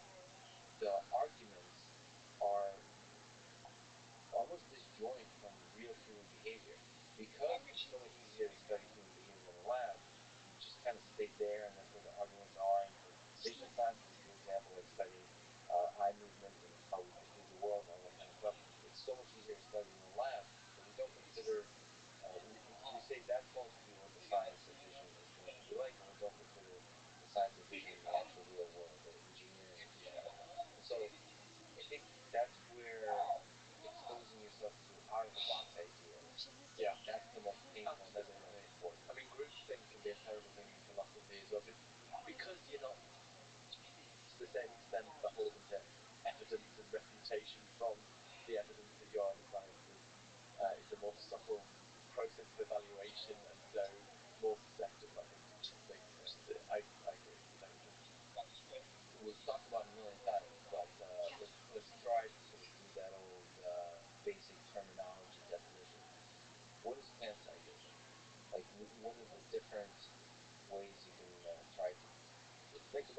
panpsychism maybe in contrast to naturalistic dualism or materialism, other kind of views of consciousness? Yeah, so the basically laid out the different options. So I guess probably still the dominant view is materialism, that roughly that we can explain consciousness in the terms of physical science, only explain it just in terms of the electrochemical signaling in the brain. Dualism, the polar opposite view, that consciousness is non-physical, outside of the physical workings of the body and the brain, or is closely connected. Um, and when I studied philosophy, we were taught basically they were the two options you could choose, right? Either you thought it was dualist and you thought it was definitely physical, or you thought it was just electrochemical signaling. And yeah, I became very disillusioned because I think there are big problems with both of these options. So I think the attraction to panpsychism is it's kind of a middle way. It agrees with the materialism. There's just a physical world. Ultimately, there's just particles and fields. But the panpsychist thinks there's more to the physical than what physical science reveals, and that the ultimate nature of the physical world is constituted of consciousness.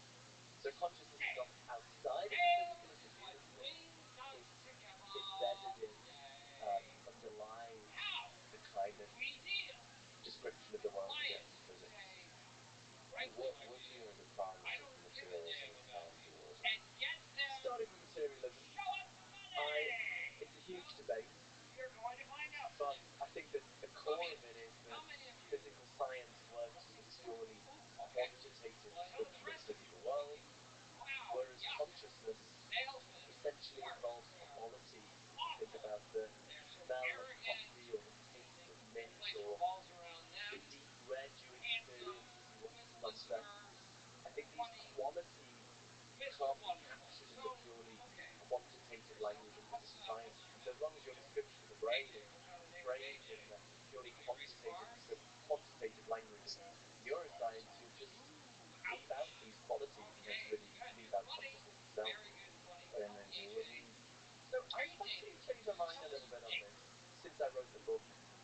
So I mean, I argued in the book that we have pretty good experimental grounds for doubting dualism. And roughly the idea was, if dualism were true, if there was, say, an immaterial mind impacting on the brain every second of waking life, then this would really show up in our neuroscience. There'd be all sorts of things happening in the brain that had no physical explanation. It would be like a poltergeist playing in the brain. But actually, and so the fact is that we don't find that is a strong and ever-growing inductive argument against dualism. But actually, the more I talk to neuroscientists and read neuroscience, and we have at Durham, my university, an interdisciplinary consciousness group. I don't think we know enough about the brain, about the workings of the brain to make that argument.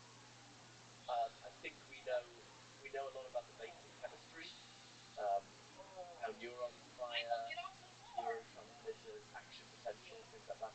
We know a fair bit about large-scale functions of the brain, what different bits of the brain do. But what we're almost clueless on is how those large-scale functions are realized at the cellular level, how it works. Um, People get quite excited about brain scans, but it's very low resolution. Every pixel on a brain scan corresponds to 5.5 million neurons, and we're only 70% of the way through extracting a connectome for the maggot brain, which has, I think, 10,000 or 100,000 neurons, but the brain has 86 billion neurons. So I think we have to know a lot more about how the brain works, how these functions are realized, before we could assess whether the dynamics of the brain can be completely explicated in terms of underlying chemistry or physics. So, so we have to do more engineering before we could figure that out. And there are people with other proposals.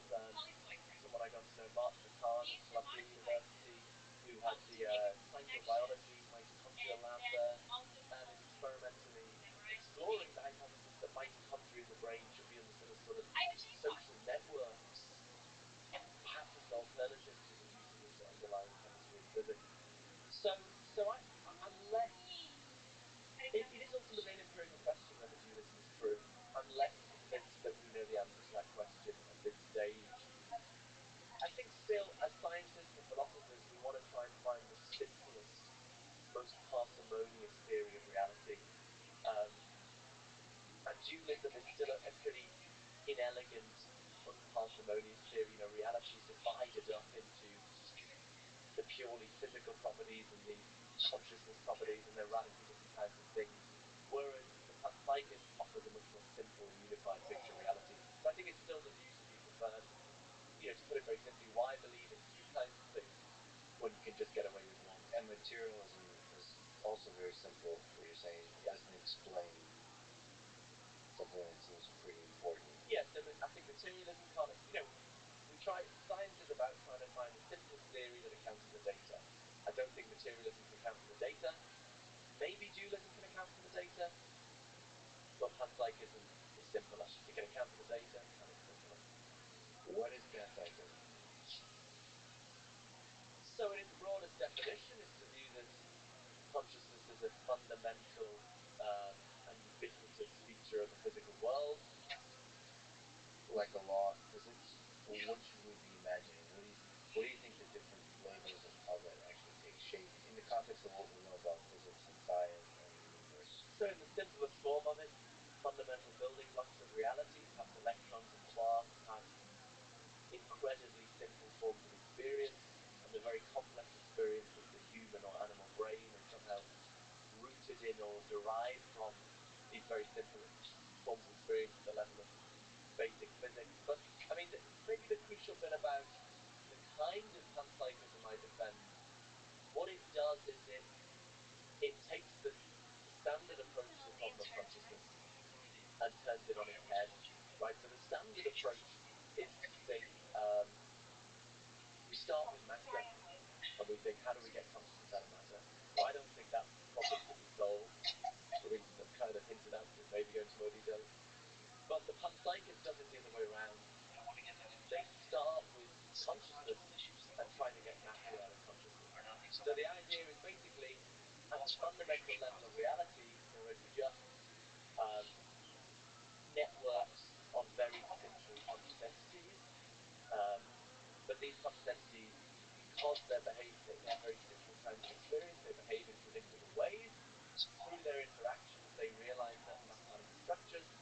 And then the idea is those mathematical structures just are the structures identified by physics.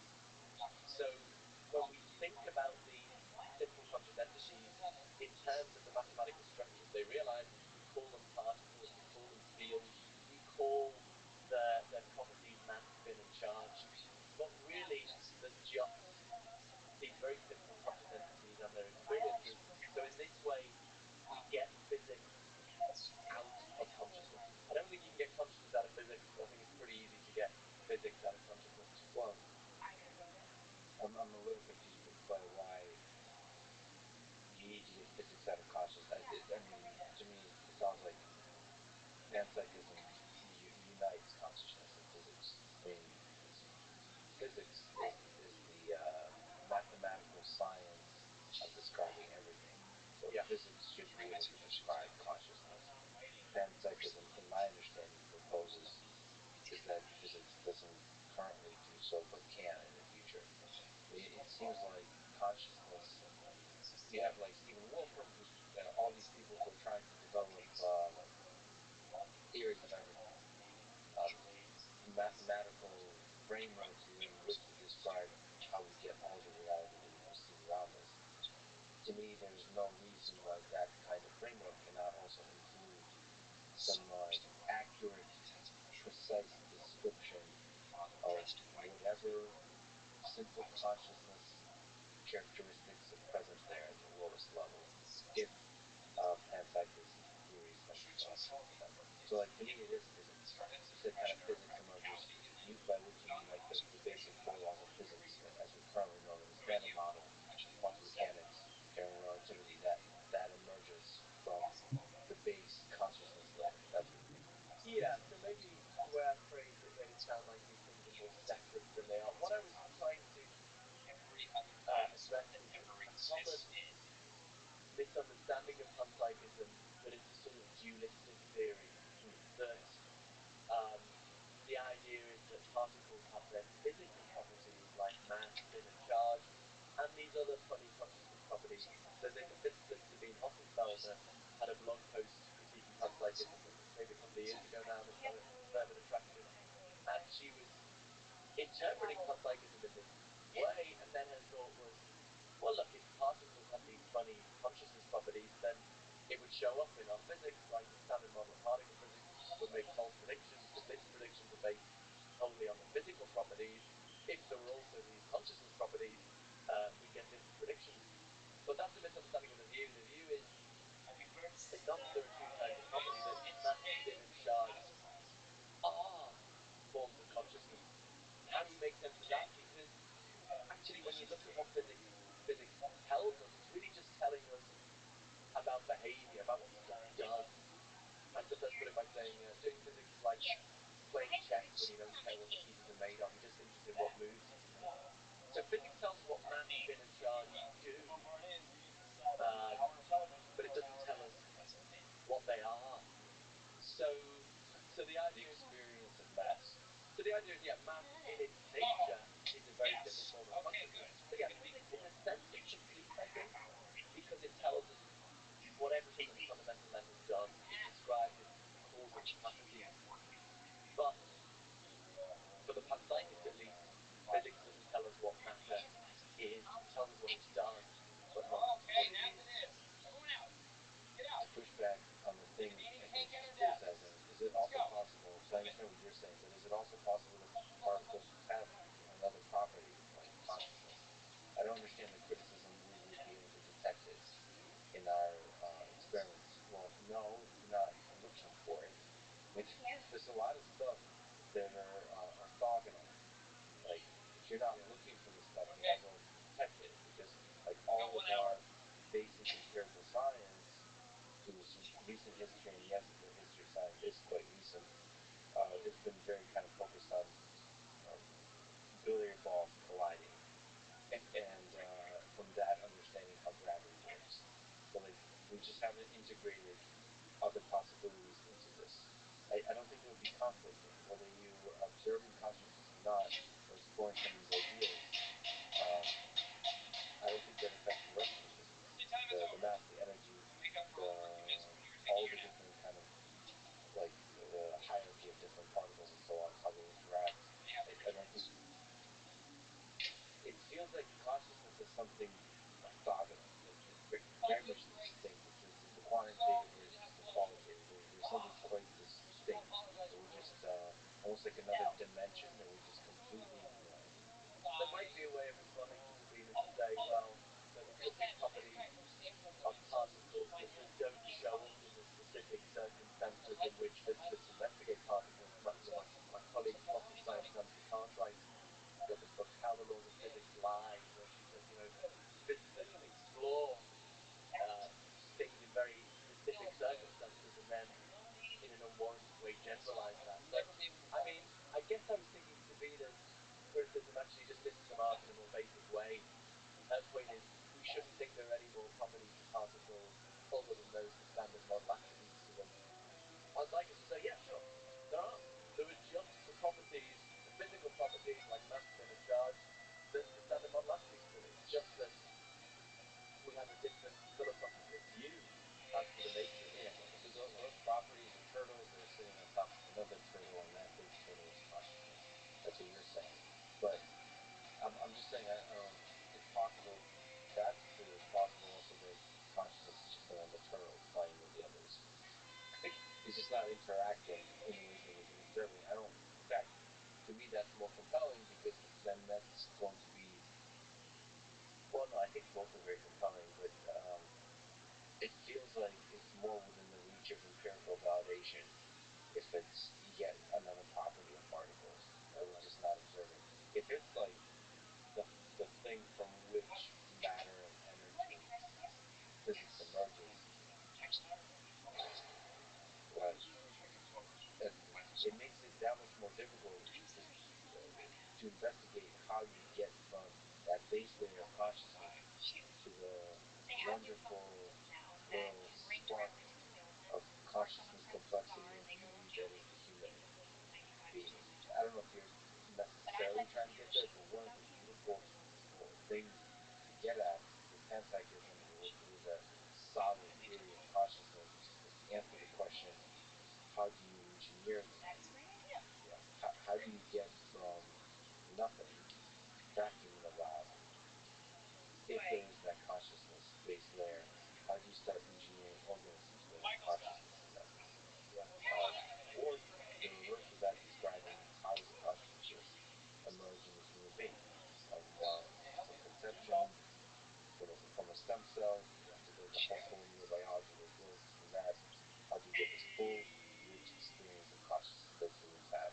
It just it feels like that's the dream, and if consciousness is just another player in the game of physics, it feels more amenable to our scientific understanding of it.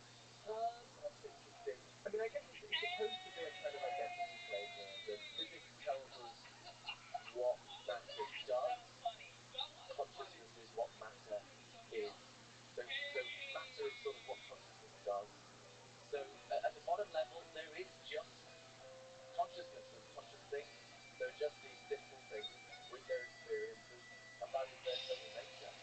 So in that sense, it's not another player, it's just all there is really. And then we describe, in physics, we describe that at a certain level of abstraction. We capture what Bertrand Russell, who was the inspiration for a lot of this, calls the causal skeleton of the world. So physics is just interested in the causal skeleton of the world. It's not interested in sort of flesh and blood, although that's maybe suggesting separation again too much, or metaphors fail in the end. But yeah, so yeah, you're totally right. Ultimately, what we want to explain is how our consciousness and the consciousness of other animals comes out of this. If we can't do that, then it's game over. But I think it maybe makes more sense on the identity plane that if matter at the fundamental level just is source of consciousness, then we can capture this sense of how those simple forms of consciousness in some way combine, in some way to make the consciousness we know and love. That's the dream. Yeah. So I guess the question is, the reason you describe, the reason you have material engineering, material science, is because you have physics, chemistry, like you keep going up and up in levels of complexity in order to describe objects that we have in our human world. And it would be nice to do the same thing for consciousness, to come up with the chemistry of consciousness, right? Like how do the different particles interact to create more greater complexity? We can do this kind of thing for life. Like, what is life? Like living organisms. At which point do living organisms become living? Like what? How do you know if I give you a thing that that thing is living? And there's a lot of people who work on this kind of idea. Some of it has to do with levels of complexity and so on. So it'd be nice to know, like, measuring different degrees of consciousness as you get into bigger, more and more complex objects. And that, I mean, that's what chemistry is, like bigger and bigger conscious molecules. See how that leads to organisms, and then organisms like start to collaborate together, like they do inside a human body, to create the whole human body. To do those kinds of experiments would be that. It seems like that would be kind of a goal.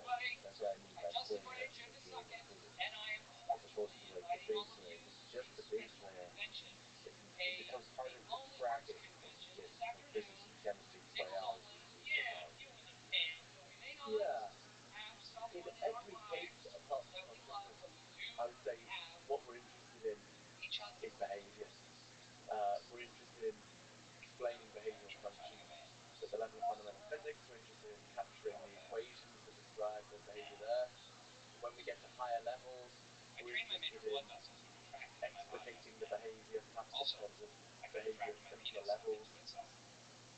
And with light as well, that's what we're interested in, the various observable functions of light, explaining them in terms of more that I don't think that's what we're doing, or at least not all that we're doing. In the case of consciousness, there are these subjective qualities that we're immediately aware of. The redness of a red experience, the itchiness of an itch, and we're trying to account for them. We're trying to bring them into our theory of reality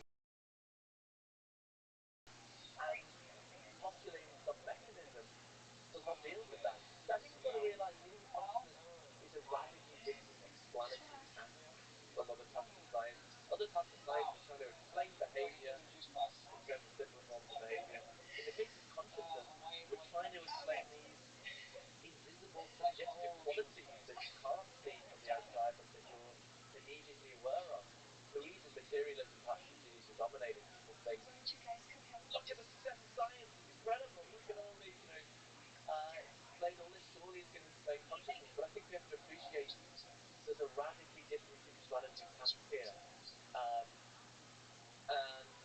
the neuroscientist Anil Seth, who I've had lots of intense but friendly discussions with, wants to compare consciousness to light. But I think there's this radical difference that in the case of light, again, we come back to public observation. All of the data is publicly observable data. We're basically trying to explain complex behavior. The way you do that is identify mechanisms, simpler mechanisms that explicate that behavior.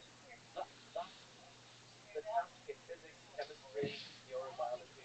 But in the case of consciousness, that's not what we're trying to do. We're trying to account for these subjective qualities, and you postulate a mechanism that might explain behavior, but it doesn't explain the redness of a red experience. So, but still ultimately the hope is that we will have some kind of hierarchical story. So we take the causal dynamics of physics, we hypothesize that that's filled out with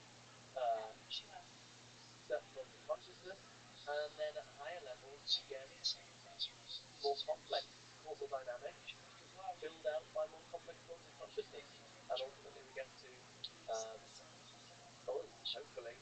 So yeah, so there's still a sort of hierarchical explanatory framework there. You kind of mentioned the hierarchy of consciousness. Do you think it's possible to, within the panpsychist framework, to measure consciousness? Or put another way, are some things more conscious than others in the panpsychist view?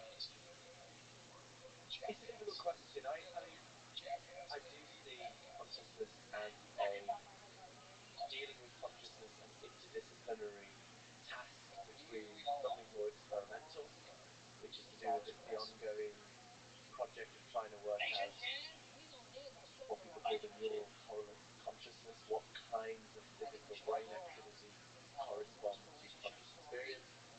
That's one part of it, but I think essentially there's also a theoretical question of more the why question. Why do those kinds of brain activities go along with certain kinds of conscious experience? I don't think you can answer that. Because consciousness is not publicly observable, I don't think you can answer that why question with an experiment. But they have to go hand in hand. And one of the theories I'm attracted to is the integrated information theory, according to which we find consciousness at the level at which there is most integrated information, and they try to give a mathematically precise definition of that. So on that view, probably this cup of tea isn't conscious because there's probably more integrated information in the molecules making up the tea than there is in the liquid as a whole.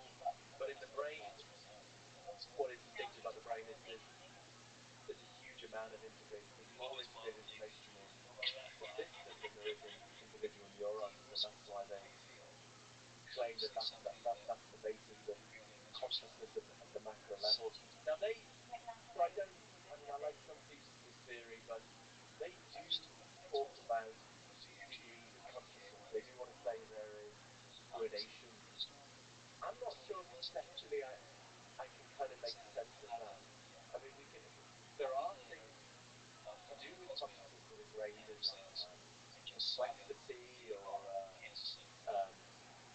levels of information. But not sure whether experience itself admits of degree. I sort of think something either has experience or it doesn't. It might have very simple experience, it might have very complex experience, but experience itself, I don't think it admits of degree in that sense. It's not more experience, less experience. I sort of find that conceptually hard to make sense of. But I'm not. I'm kind of open-minded on it. So when we have a lot high resolution of the sensory information, don't you think that's correlated to the richness of the experience? So doesn't more information provide a richer experience, or is that again thinking quantitatively and not thinking about the subjective experience? Like you can experience a lot with very little sensory information, perhaps. Like, do you think those are connected? Yeah, yes. I mean, there are features, characteristics here we can grade the complexity of the experience, and on the integrated information theory, uh, they correlate that in terms of mathematically identifiable structure with integrated information. So roughly, these are quite unusual modes of information. It's perhaps not the standard way one thinks about information. It's to do with constraining past and future possibilities of the system. So the idea is in the retina of the eye, there's a huge amount of possible states by the retina of my eye to be in at the next moment, depending on what light goes into it. Whereas the possible next states of the brain are much more constrained and obviously respond to the environment, but it heavily constrains its past and future states. And so that's the idea of information they have. And then the second idea is how much that information is dependent on integration. So in a computer with transistors, if you take out a few transistors, you might not lose that much information. It's not dependent on interconnections. Whereas if you take a tiny bit of the brain out, you lose a lot of information because the way it stores information is dependent on the interconnections of the system. So yeah, so that's one proposal for how to measure one gradable characteristic which might correspond to some gradable characteristic in qualitative consciousness. And maybe I'm being very pedantic, I'm not a professional pedant. I just sort of don't think that is a quantity of experience. It's a quantity of structure of experience, maybe, but I just find it hard to visualize the idea of how much experience do you have. I've got, you know, 5 units of experience. I've got 1 unit of experience. I don't know. I find that a bit hard to make sense. Well, Maybe I'm being just pedantic. I think just saying the word experience is ridiculous. To think about, let's talk about suffering. That's a particular experience. So let's talk about me and a hamster. I just think that, no offense to the hamster, Probably no hamster. uh, so now you're offending hamsters. So maybe there's a hamster that's just pissed off. There's probably I like apologize. somebody on a speaker right now, like listening to this podcast, and they probably have a hamster or a guinea pig, and that hamster is listening. It just doesn't know the English language or any kind of human interpretable linguistic capabilities to tell you to fuck off. It understands exactly what's being talked about and sees through us. Anyway, it just feels like a hamster has less capacity to suffer than me. And maybe a cockroach or an insect or maybe a bacteria has less capacity to suffer than me. But is that maybe that's me deluding myself as to the complexity of my conscious experience? Maybe it's all maybe there is some sense in which I could suffer more, but to reduce that to something quantifiable is impossible. Yeah, I definitely think there's times of suffering that you have the joy of being possible for that aren't available to a hamster. I don't think. Well, hamsters suffer heartbreak. Kind of cockroach suffer heartbreak. But it's certainly there's. I mean, there's kinds of fear of your own death, um, concern about whether there's a purpose to existence. These are forms of suffering that aren't available to most non-human animals. Whether there's an overall scale that we could put physical and emotional suffering on and identify where you are on that scale, I'm not for sure. So I'd say humans have a much bigger menu of experiences, much bigger selection in one sense at least. So there's like a page of suffering. There's menu of experiences. You know, like you have the omelets, the breakfast, and so on. And one of the pages is suffering. We have a lot compared to a hamster, a lot more. But when you're one individual thing that you share with a hamster, that experience, it's difficult to argue that we experience it deeper than others or conquer or something like that. Yeah, physical pain, I'm not sure. But I mean, there are kinds of experiences animals have that we don't. Bats echolocate around the world. Uh, Philosopher Thomas Nagel famously pointed out that no matter how much you understand the neurophysiology of bats, you still don't know what it's like to squeal and find your way around by listening to the echoes bounce off. So yeah, I mean, I guess the fear is that there's emotional suffering is, I want to say, deeper than physical suffering. I don't know how to make that statement precise though. So one of the ways I think about, or that people think about consciousness, is in connection to suffering. So let me just ask about suffering, because by the time people think about animals, cruelty to animals or cruelty to living things, they connect that to suffering and to consciousness. I think there's a sense in which those are two are deeply connected, where people are thinking about just public policy, they're thinking about philosophy, engineering, psychology, sociology, political science. All of those things have to do with human suffering and animal suffering, life suffering, and that's connected to consciousness in the largest minds. Is it connected like that for you? So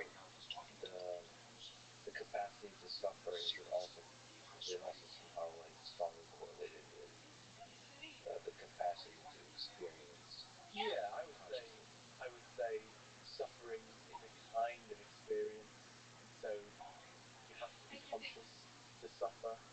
Um, Actually, there's a lot of people taking more unusual views of consciousness seriously now. Panpsychism is one radical approach. Another one is what's become known as illusionism, the view that consciousness, at least in the sense that philosophers think about it, doesn't really exist at all. So yeah, my podcast Mind Chat, I host with a committed illusionist.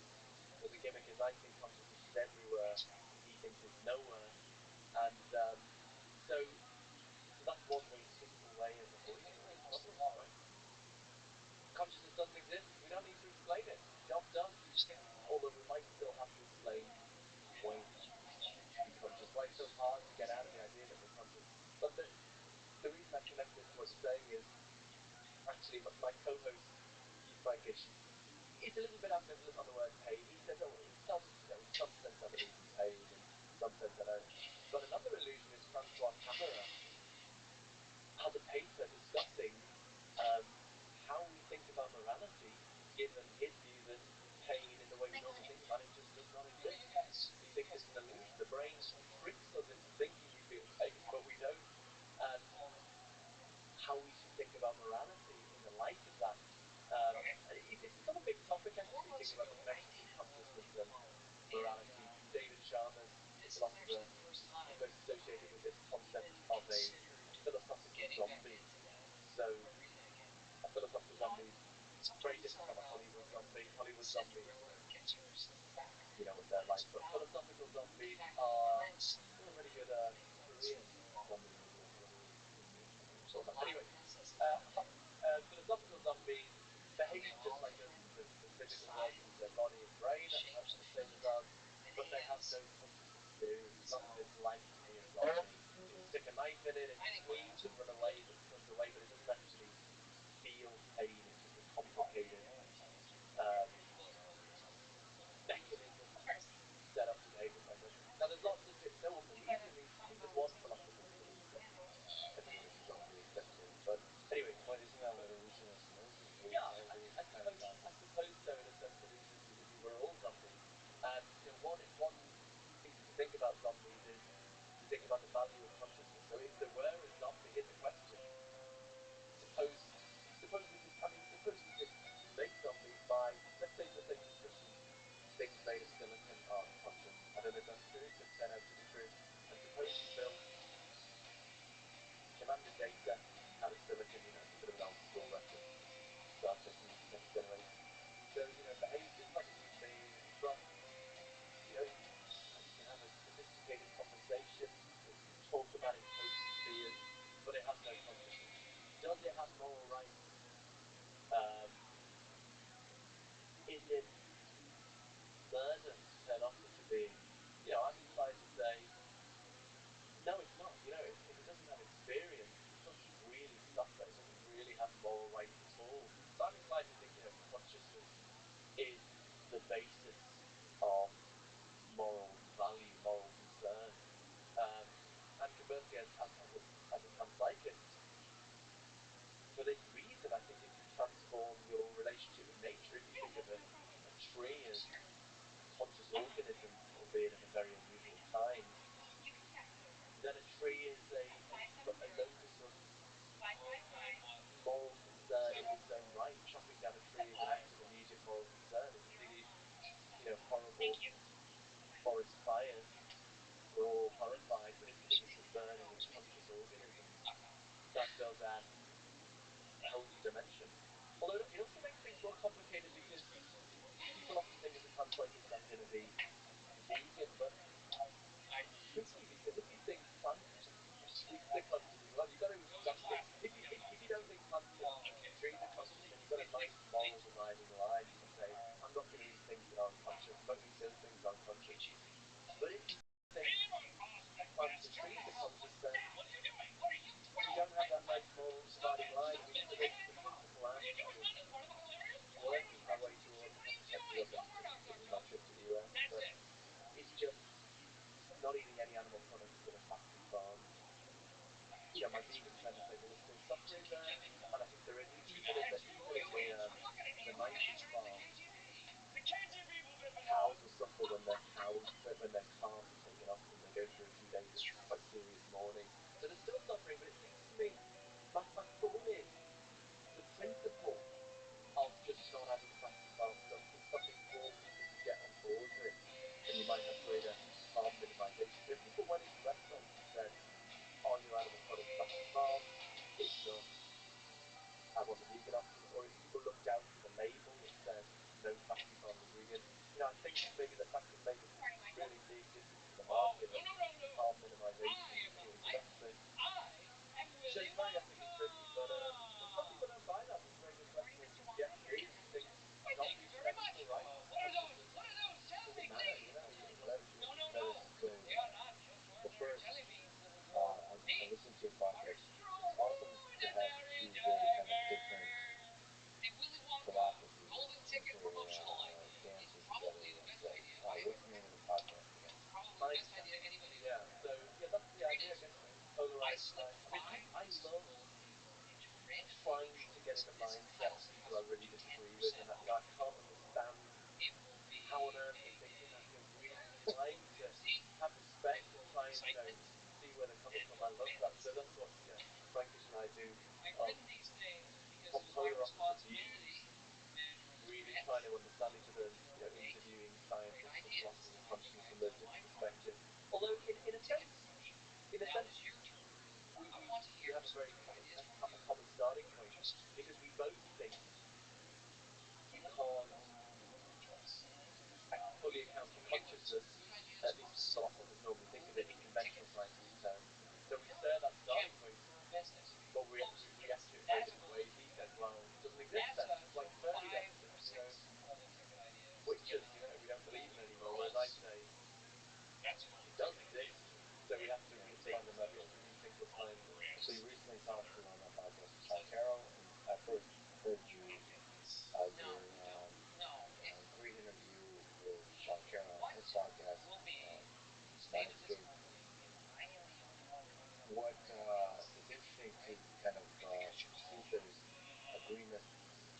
agreement between the two of you because he's a very serious quantum mechanics guy. He's a physics guy, but he also thinks about these philosophical questions. He's a big proponent of linealism based on quantum mechanics.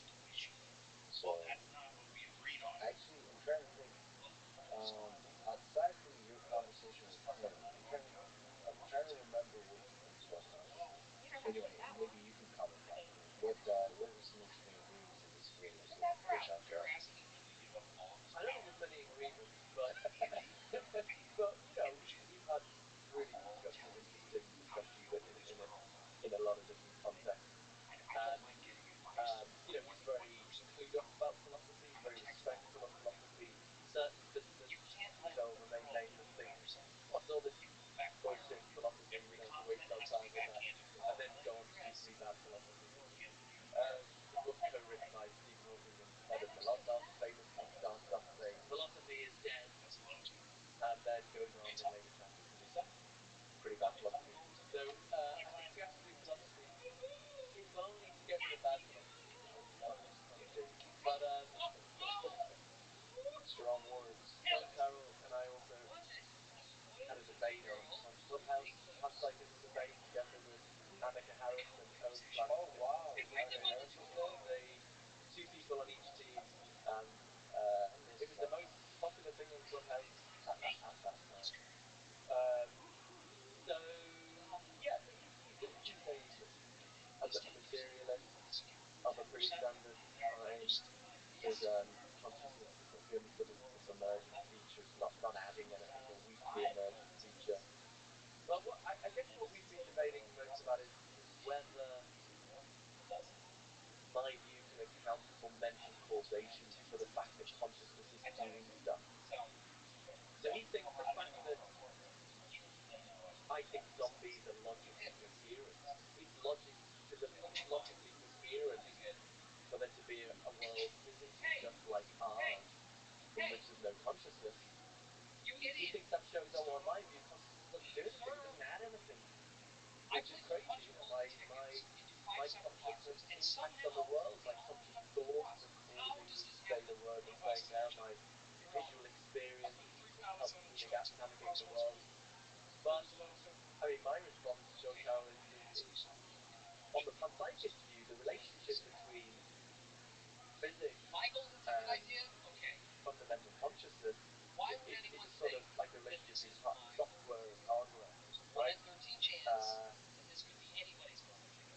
Physics is sort of the software, and consciousness is the hardware. So consciousness at the fundamental level is the hardware on which the software of physics runs. Um, and just because a certain bit of software can run on two different kinds of hardware, it doesn't mean the hardware isn't doing anything. The fact that Microsoft Word can run on your desktop and run on your laptop doesn't mean your desktop isn't doing anything. Similarly, just because there could be another universe in which the physics is realizing non-conscious stuff, it doesn't mean the consciousness in our universe isn't doing stuff. For panpsychists, all there is consciousness. So if something's doing something, it is. In your view, it's not emergent, and more than that, it's doing quite a lot. It's not doing everything. It's the only thing that exists. But so the ground is important as we walk around and it's holding stuff up, but it's not really doing that much. Yeah. But it feels like consciousness is doing quite a lot. It's doing quite a lot of work. And so it's interacting with the it feels like consciousness is not just like if you remove consciousness, it's not just that you remove the experience of things. It feels like you're also going to remove a lot of the progress of human civilization, which is highway and all of that. It just feels like consciousness has a lot of value in how we develop our societies. So from everything you said, you talk with morality, with motivation, with love and fear, and all of those kinds of things. It seems like consciousness in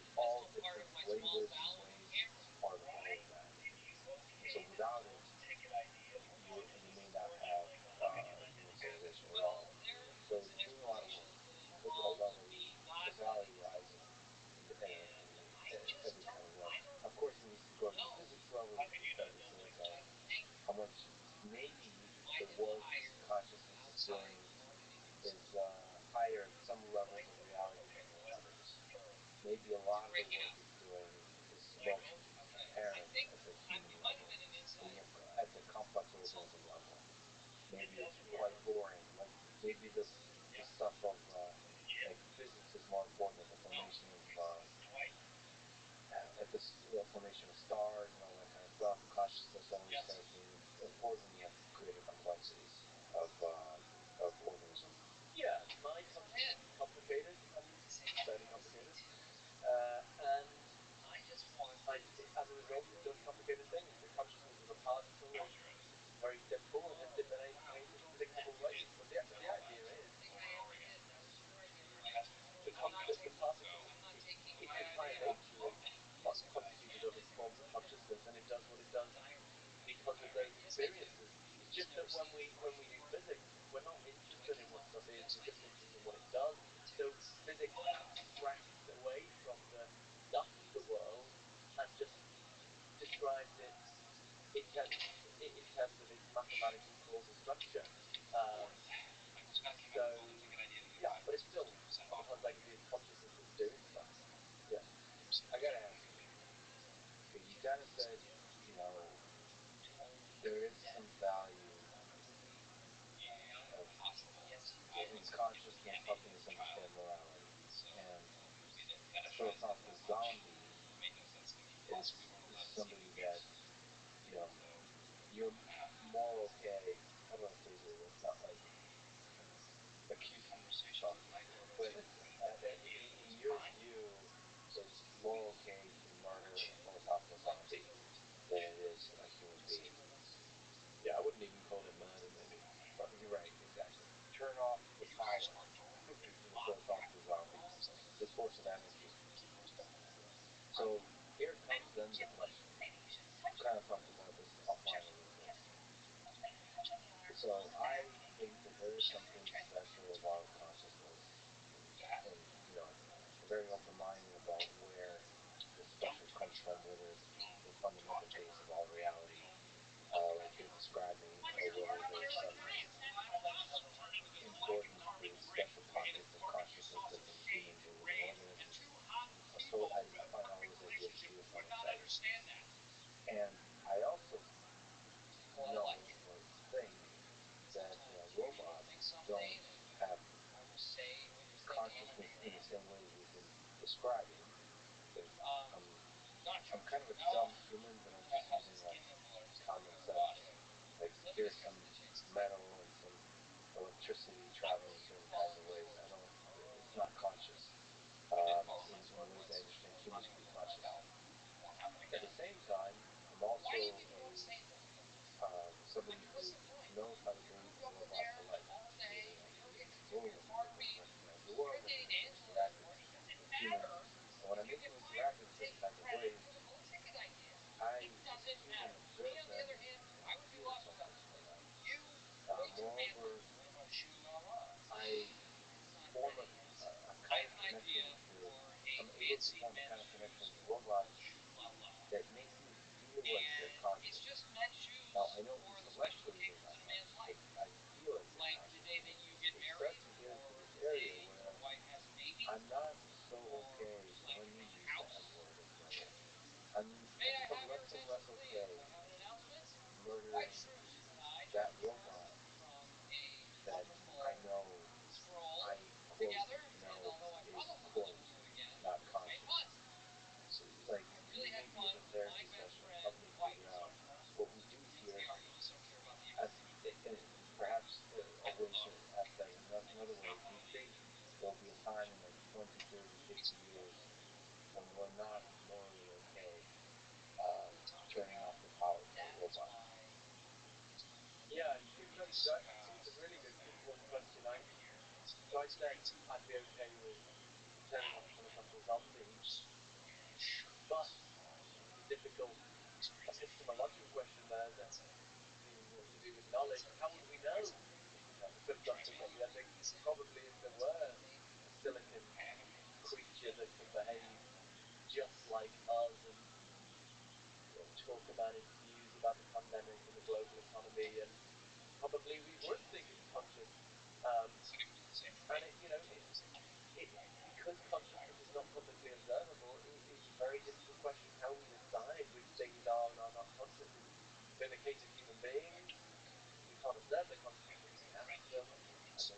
futuristic. We scan their brain while we do that. We stimulate the brain, and we can start to correlate in the human case which kind of brain activity are associated with past experience. But the more we depart from the human case, the trickier that becomes. There's a famous paper by not from their philosopher, it's an even harder problem of consciousness, where he says, could we ever answer the question of, so suppose you have a silicon duplicate, right? And let's say we're thinking about the silicon duplicate of the page. Um, how would we ever know whether what's the ground of the page is the hardware or the software, really? So in our case, how would we ever know empirically whether it's a specific neurophysiological state, firing or whatever, that's relevant to the page, or is it something more functional, more to do with the causal role in behavioral functioning, the software that's actually alive? And that's important because this silicon duplicate has the second thing. It has the software. It has the thing that plays the relevant causal role that the page also does. But it doesn't have the hardware. It doesn't have the same neurophysiological state. And he argues, it's just really difficult to see how we'd ever answer that question, because in a human, you're inevitably going to have both things. So how do we work that through? I mean, but even forgetting the hard problem of consciousness, even the scientific question of trying to find the neural correlates of consciousness is really hard, and there's absolutely no consensus. Some people think it's in the front of the brain, some people think it's in the back of the brain. It's just a total mess. So I suspect the robots we currently have are not conscious. I guess on any of the reasonably viable models, there's great disagreement. All of them probably would hold that your robots are not conscious. But if we could have very sophisticated robots, I mean, if you go, for example, to the integrated information theory again, there could be a robot set up to behave just like us and has the kind of information the human brain has, but the information is not stored in a way that's involved dependent on the integration and interconnectedness, then according to the integrated information theory, that thing could be conscious and then behave just like us. An organism says, forget IID and this theory of consciousness. If an organism says he's going to kill me, please don't tell me out. There's a Rick and Morty episode. I'll send it to you a link for that one. There's a episode where there's these mind parasites that are able to infiltrate your memory and inject themselves into your memory. So you have all these people throughout in your life, and they've injected themselves into your memory that you have been they have been part of your life. So there's like these weird creatures, and they're like, remember we've been at that met at that barbecue, or we've been dating for the last 20 years. So part of me is concerned that these philosophical groundings in behavioral, psychological, sociological ways will be able to implant themselves into our society and convince us in the same way that my parasites that, like, it's gonna hurt me. And like, we've known each other for all this time. Like, they can start manipulating you the same way like Facebook algorithms manipulate you. At first they'll start with a gradual thing, like you just they want to make a more pleasant experience of this type of thing, like drift into that direction. That's something I think about deeply, because I want to create this kind of system, but in a way that doesn't manipulate people. I want it to be a thing that brings out the best in people without manipulation. So it's always seen second, it's always seen first.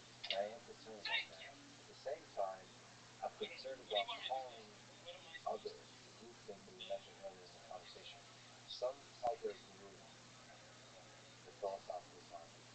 Like, you're not conscious, I'm conscious, you're not conscious, therefore it's okay if you die. I think that's probably, that kind of reasoning is what's created the most, uh, the rich history of genocide that Americans have been studying a lot of, that kind of thinking. And so it's such a, I'm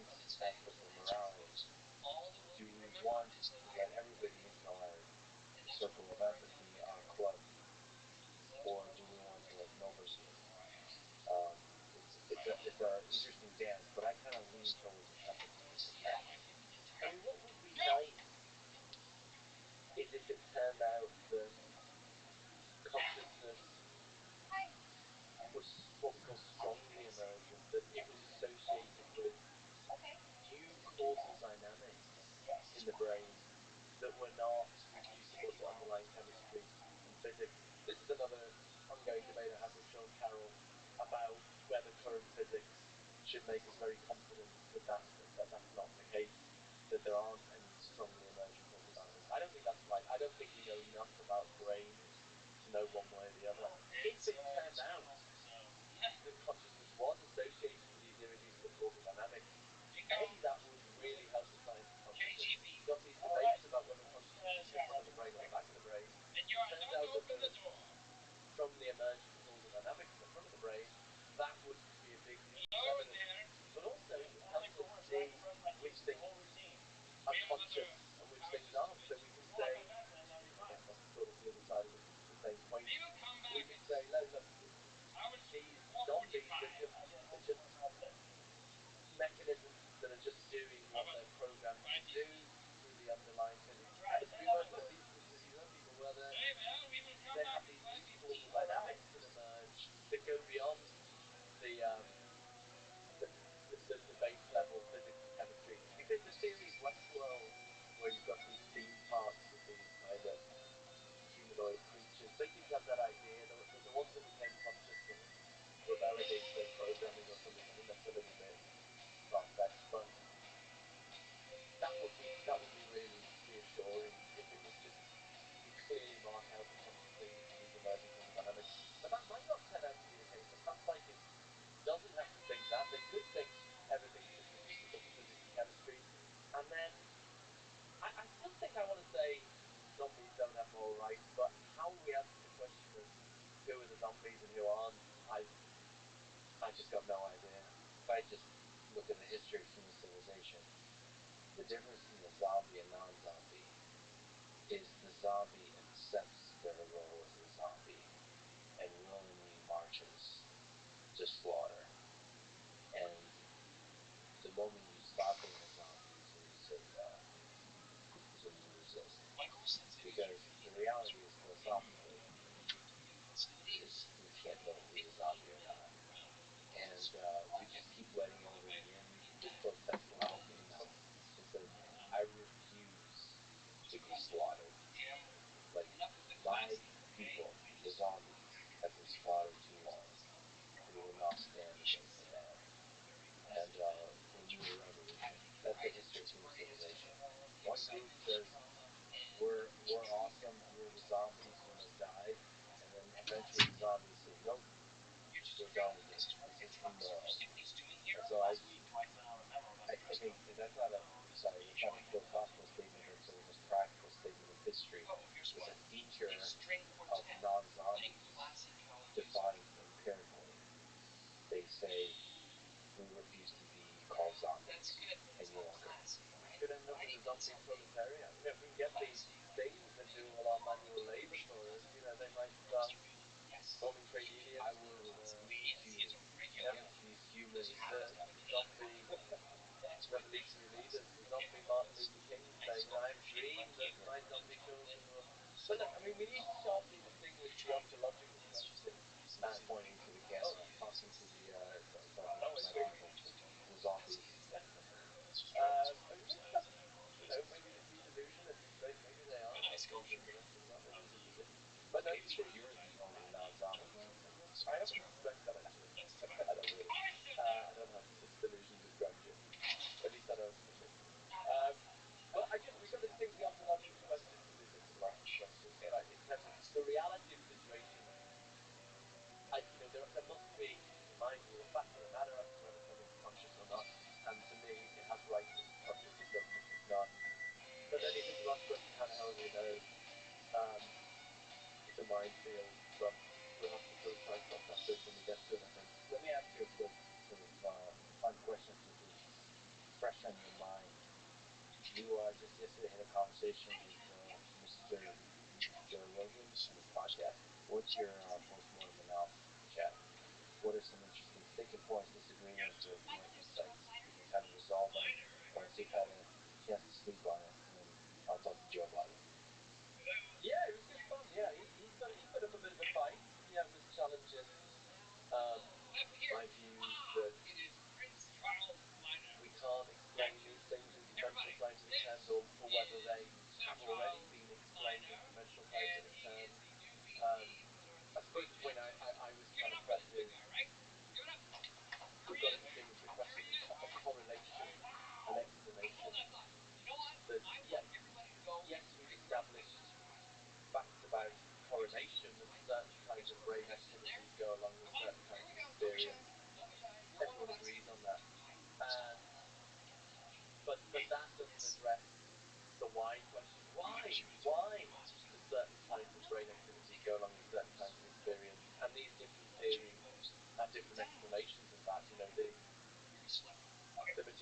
tried to explain the experience in terms of brain activity. The psychics does it the other way around.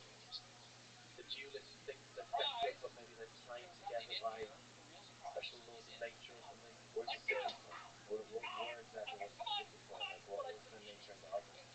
I suppose Joe would say is, well, look, we know consciousness is explained by brain activity because, you know, you take some funny chemicals, it changes your brain, changes your consciousness. But, and I suppose, yeah, some people might want to press, and maybe this is what Joe was pressing, you know, isn't that explaining consciousness? But I suppose I want to say there's a further question. Yes, changes of chemicals in my brain changes my conscious experience. But that leaves open the question why those particular chemicals go along with that particular kind of experience rather than a different experience or no experience at all. There's something deeper in the base layer. Is your view that is more important to try to study and to understand in order to then go back and describe how the different chemicals interact and create different experiences? Yeah, maybe a good analogy is to think about quantum mechanics.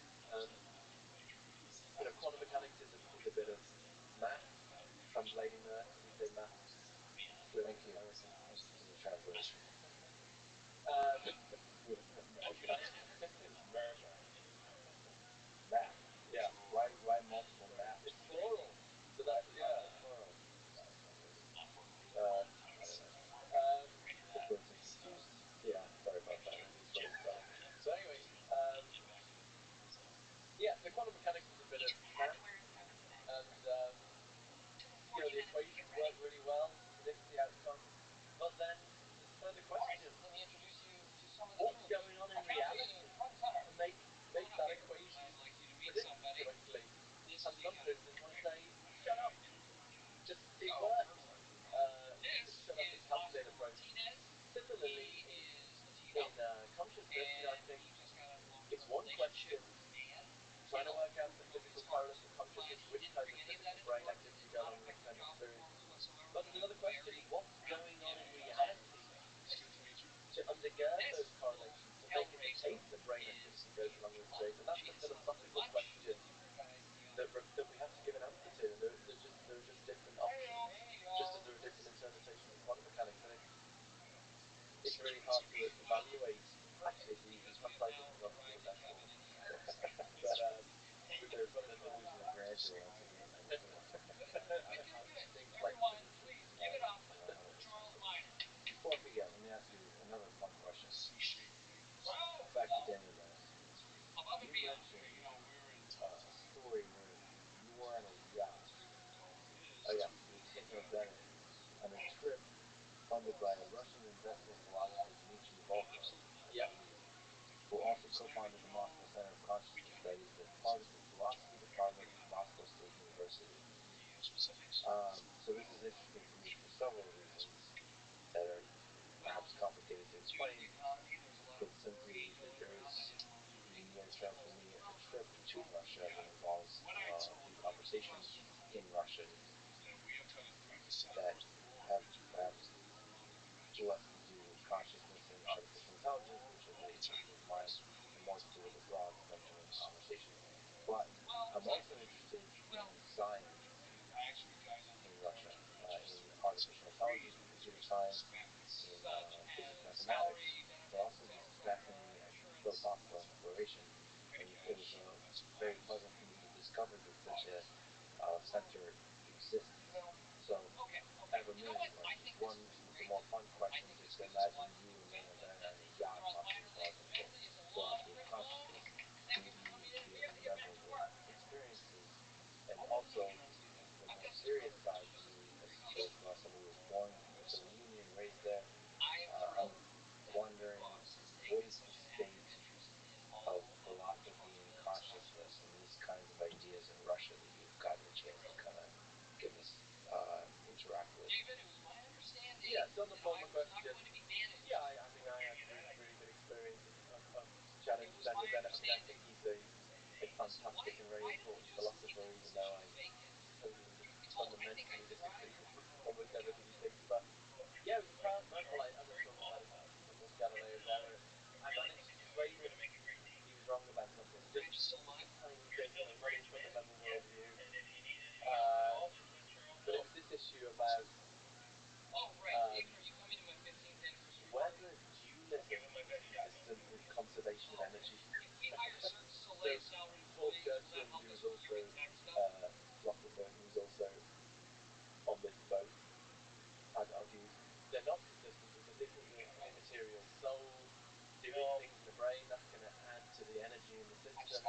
So we have violation of confirmation, but well, it's not my own point. There's lots of materialist philosophers like David Papineau have pointed out that dualists tend to dualists like David Chalmers, who call themselves naturalistic dualists. They want to bring consciousness into science. They think it's not physical, but they want to say it can be part of a law-governed world. So Chalmers believes in these psychophysical laws of nature over and above the laws of physics that govern the connections between consciousness and the physical world. And they could just respect conservation of energy, right? I mean, it could turn out that there are, just in physics, that there are multiple forces that all work together to respect conservation of energy. I mean, I'm just posing the hypothesis for a unified underlying theory, but there could be a plurality of different laws that all respect conservation. So why not have more laws? So I raised this in Paul Kirkland's talk, and I got a lot of, well, as one of the Moscow University graduate students said afterwards, he said he had to ask a translation from his friends because they turned on you like a pack of wolves. Everyone was like, Mr. Church was saying, so you believe in matters, do you? And I'm not even a dualist. I'm just making a pedantic point that this is the problem with dualism. Anyway, but that evening everyone went onto the island, except for me and Daniel Dennett, and I went up on deck, and he was very, very practical. I mean, he's unlike me. This time he didn't come to. We'll highlight that part. Philip was a very humble guest. Hardly ever walking sitting on deck even. Anyway, we started going on this nonsense friends did, and he was saying, oh, but dualists are nonsense, and why do you think? And I was just saying, no, I'm just honing down on this specific point. And in the end, he turned around and he said, maybe that's right. And So it's a win. So what about the Center for Consciousness Studies? Yeah, I mean, I'm not sure I know a great deal to help you. I mean, I know they've done some great stuff. Dimitri, funded this thing, and also brought along some graduate students from Moscow State University, I think it is, and they have an active centre there that's trying to bring people in. They've been producing a book that's coming out that I made a small contribution to on different philosophers' opinions on God, I think, or the big question. And yeah, so there's some really interesting stuff going on there. I'm afraid I don't really know more generally about philosophy in Russia. Dmitry Volkov seems to be interesting. I was looking at all the stuff he's involved with. He met with the Dalai Lama. So he's trying to connect Russian scientists with the rest of the world. It's an effort that I think is meaningful for all cultures. So I think science, philosophy, all of these kind of fields, disciplines that explore ideas, collaborating and working globally, across boundaries, across borders, across just all the tensions of geopolitics is a beautiful thing. And he seems to be a somewhat singular figure in pushing this up. He just stood out to me as somebody who's super interesting. I don't know if you have gotten a chance to interact with him. So I guess he speaks English pretty well, actually. So he's Yeah. both an English speaker and a Russian speaker. I think he's written a book on Dennett. I think called Boston Zombie. I think. I think that's the title. And he's a big fan of Dennett. So I think the original plan for this was just going to be. They've done free will and consciousness. So it's going to be kind of people broadly in the Dennett type camp. But then I think they asked David Chalmers, and he was like, you need somebody who you disagree with. So he got invited. Me, the panpsychist, and Martina Niedermüller, who's a very good dualist, substance dualist at University of Fribourg in Switzerland. And so we were the official on-board opposition, and it was a Did you fun. get thrown off overboard? Nearly. In the Arctic, sailing on the Arctic, sailing. I'm glad you survived. You mentioned free will. You have linked consciousness in there. I would love to hear that conversation, actually. But What, with Sam Harris? with Sam Oh Harris, yeah, yeah. yeah. So you talked about free will quite a bit. What's the connection between free will and consciousness to you? So if consciousness permeates all matter,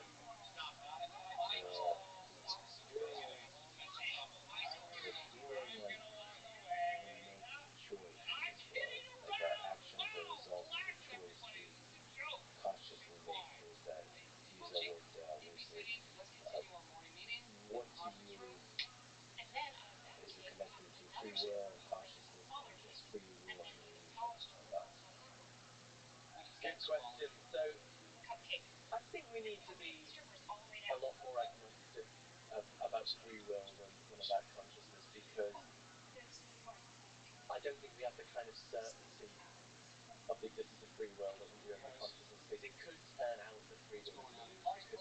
It feels as though we're free when we're really not. Whereas, I mean, I think the idea that nobody really feels pain, that we think we feel pain, but because that's a lot harder to make sense of.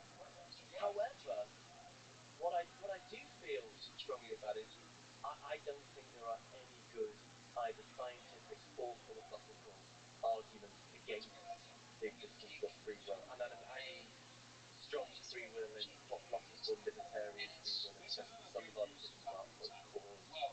So this I very much do disagree with someone like Sam Harris, who thinks there's this overwhelming case. I just think it's non-existent. I think it's ultimately an empirical question, but as we've already discussed, I just don't think we know enough about the brain to establish one way or the other at the moment. What do you think of that position? Personally, I was a fan of Sam Harris, as a fan of yours, just listen. Yeah. Well, thinking about turning up, so one thing that would be beautiful to watch. Here's my prediction: what happens with you and Sam Harris? You talk for 4 hours. And Sam introduced that episode by saying it was ultimately not as peaceful as I thought, because this was going to happen. You guys are going to get stuck for the first 3 hours talking about one of the terms I don't know mean. Sam is so good at this. I think it's really important that sometimes you get stuck, like, what does he say? Put a pin in that. He really gets stuck on the terminology, which you actually have to get right in order to really understand what we're talking about. But sometimes you get stuck with the entire conversation. It's a fascinating dance, the one we spoke to in philosophy. If you don't get the terms precise, you can't really be having the same conversation. At the same time, it could be argued that it's impossible to get terms perfectly precise, perfectly formalized. So then you're also not going to get anywhere in the conversation. So it's a funny dance. So you have to be both rigorous and every once in a while just let go, and then go back to being rigorous and formal, and then every once in a while let go. The difference between mathematics, the maths, and the poetry. Anyway, yeah, I'm a big fan of Sam Harris. I think we're on the same page in terms of consciousness. I think pretty much. I mean, I'm not saying we can't find it, but in our understanding of the hard problem. Um, but yeah, I think maybe we could do about free will without being too dragged down into terms like that. You still need to be open-minded, but you can still have intuitions about. So Sam Harris is a pretty sort of counterintuitive, and for some reason he gets people really riled up. View of free will, that it's an illusion, or it's not even an illusion. It's not that the experience of free will is an illusion. He argues that we don't even experience, and he says this: to say that we even have the experience is incorrect. That there's not even an experience of free will. That's pretty interesting. That claim. And he says that you can look up equations about what is right and not. There's been some kind of neuroscience, there's been some cognitive science and psychology experiments to sort of see, what is the timing and the origin of the desire to make an action, and when that action is actually performed, and how you interpret that action being performed, how you remember that action, and all the stories we tell ourselves, all the neurochemicals involved in making a thing happen, what's the timing, and how does that connect with us feeling really excited to do something. And then, of course, there's the more philosophical discussion about is there room in a material view of the world for an entity that somehow disturbs the determinism of physics? Yeah. And those are all very precise things. Nice. It feels like free will is more amenable to like a physics mechanistic type of thinking than is consciousness. To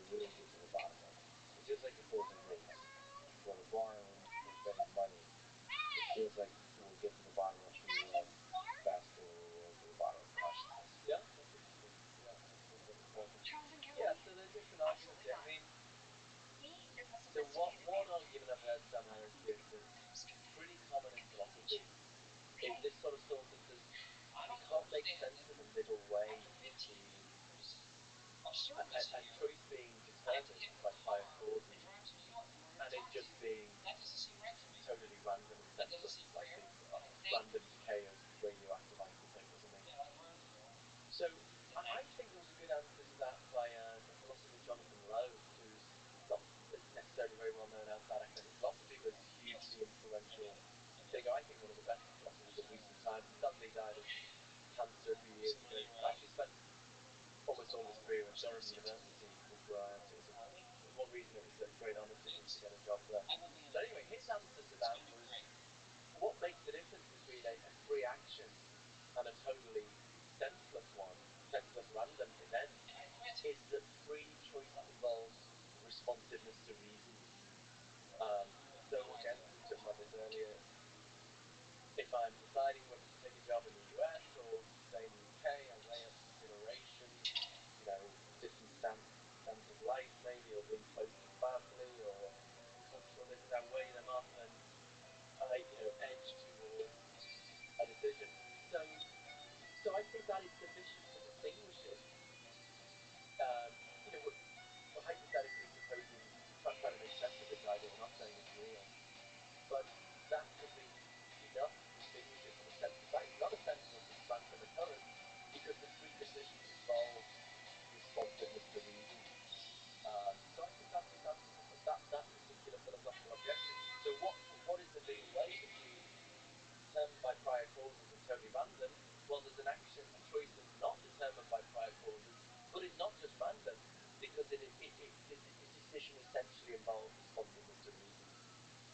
So that's the answer to that. And I think actually that kind of thought also, I think you were hinting at the famous Libet experiment, where he got his subjects to perform some kind of random action of pressing a button and then note the time they decided to press it, quote unquote, and then he's scanning their brains, and he claimed to have found that about half a second before they consciously decided to press the button, the brain is getting ready to perform that action. So he claimed that about half a second before the person has consciously decided to press the button, the brain has already started the activity that's going to lead to the action.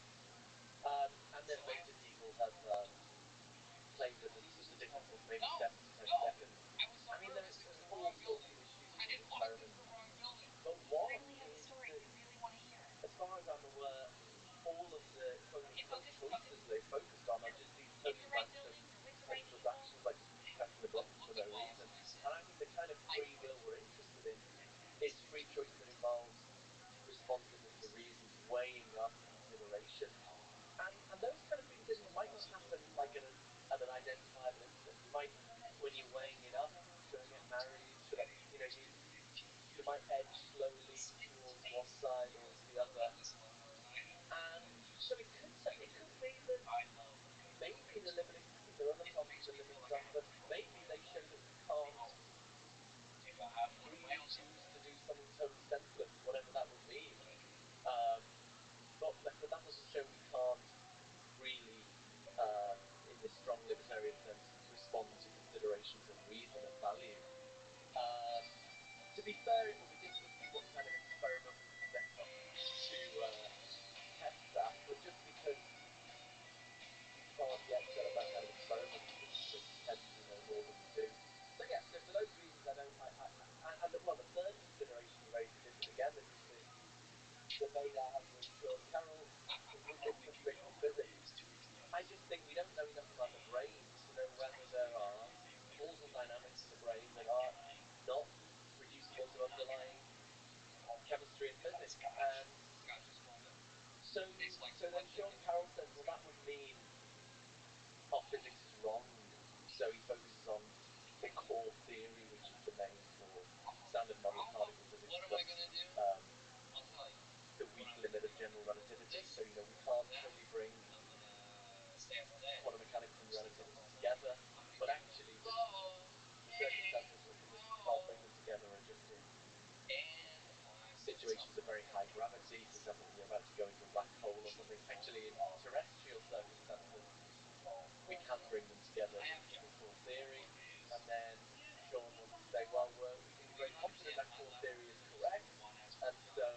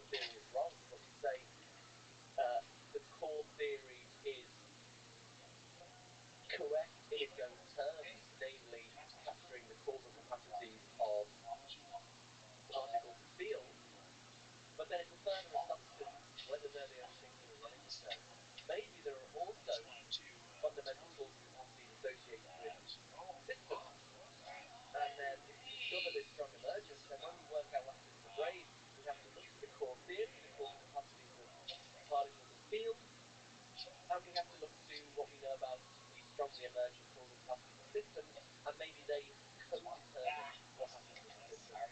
Um, so I don't know whether that makes sense or not, but I mean the more important point, I mean that's in a way a kind of branding, like how we brand things. The more important point is we just don't know enough about the workings of the brain to know whether there are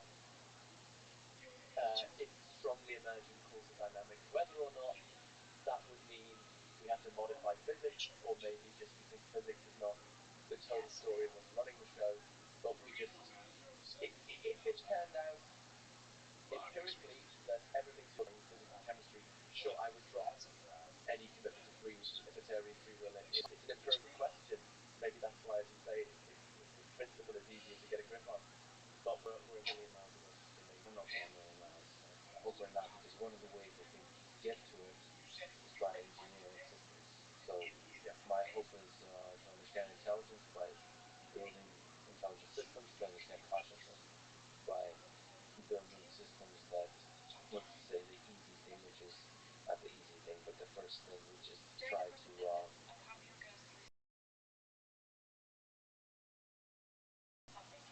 create the illusion of consciousness.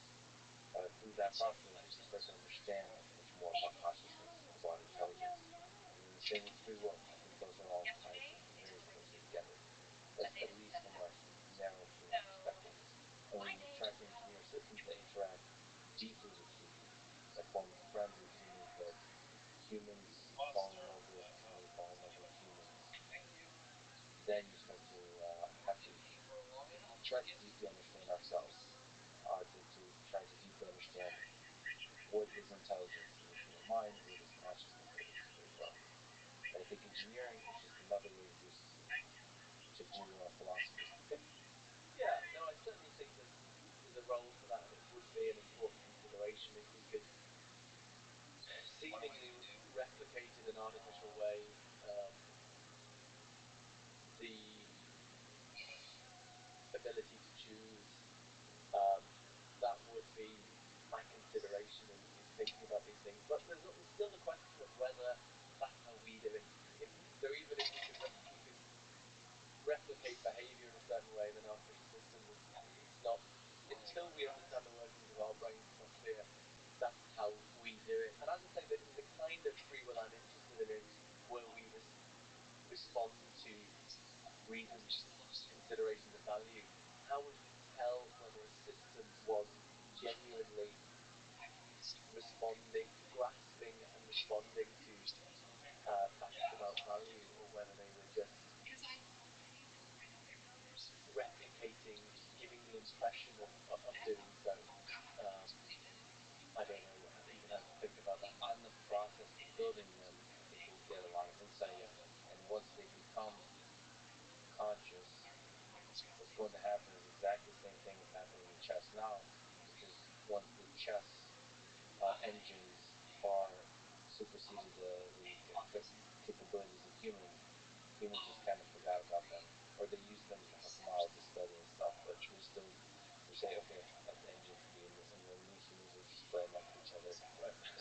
So it's just like dolphins and hamsters are not so concerned about humans except for a source of food. They do their own thing and let us humans launch rockets into space and all that kind of stuff, and they don't care. I think we'll just focus on ourselves.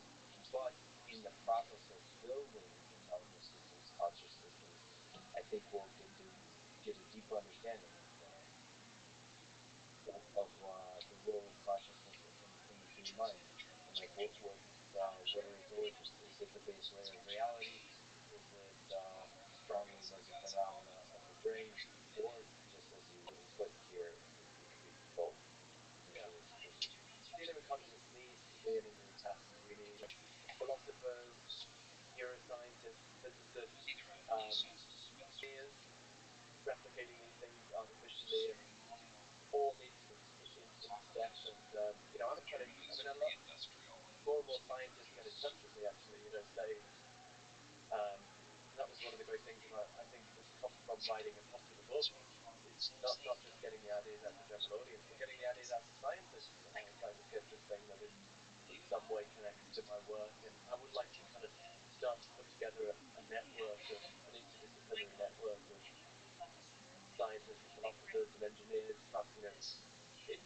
a panpsychist approach, and because I think so far panpsychism kind of justifies existence. And look, important, but I think once you just get on with an actual research program, that's when people start taking it seriously, I think. Do you think we're living in a simulation? No, I think Is there some aspect of that thought experiment that's compelling to you within the framework of panpsychism? it's an important and serious argument, and not to be laughed away. I suppose one issue I have with it is there's a crucial assumption there that consciousness is substrate independent, as the jargon goes, which means it's work. No, right. You Yeah, said that. Yeah. it's software rather than hardware, right? It depends on organization rather than the stuff. Whereas as a panpsychist, I think consciousness is the stuff of the brain, stuff of matter. So I think just taking the organizational properties, the software of my brain, and uploading them, you wouldn't get stuff on my brain. I actually worried from the start uploading our minds that you think, oh my God, Granny's still there, or I can email Granny after her body's rotted in the ground, and when we all start uploading our brains, it could be we're just committing suicide, we're just getting rid of our consciousness, and because I think that wouldn't for me preserve the experience, just getting the software features. Um, so that's a crucial, but that's a crucial premise of the simulation argument, because the idea in a simulated universe, I don't think you necessarily would have consciousness. It's interesting that you, as a panpsychist, are attached. Because to me,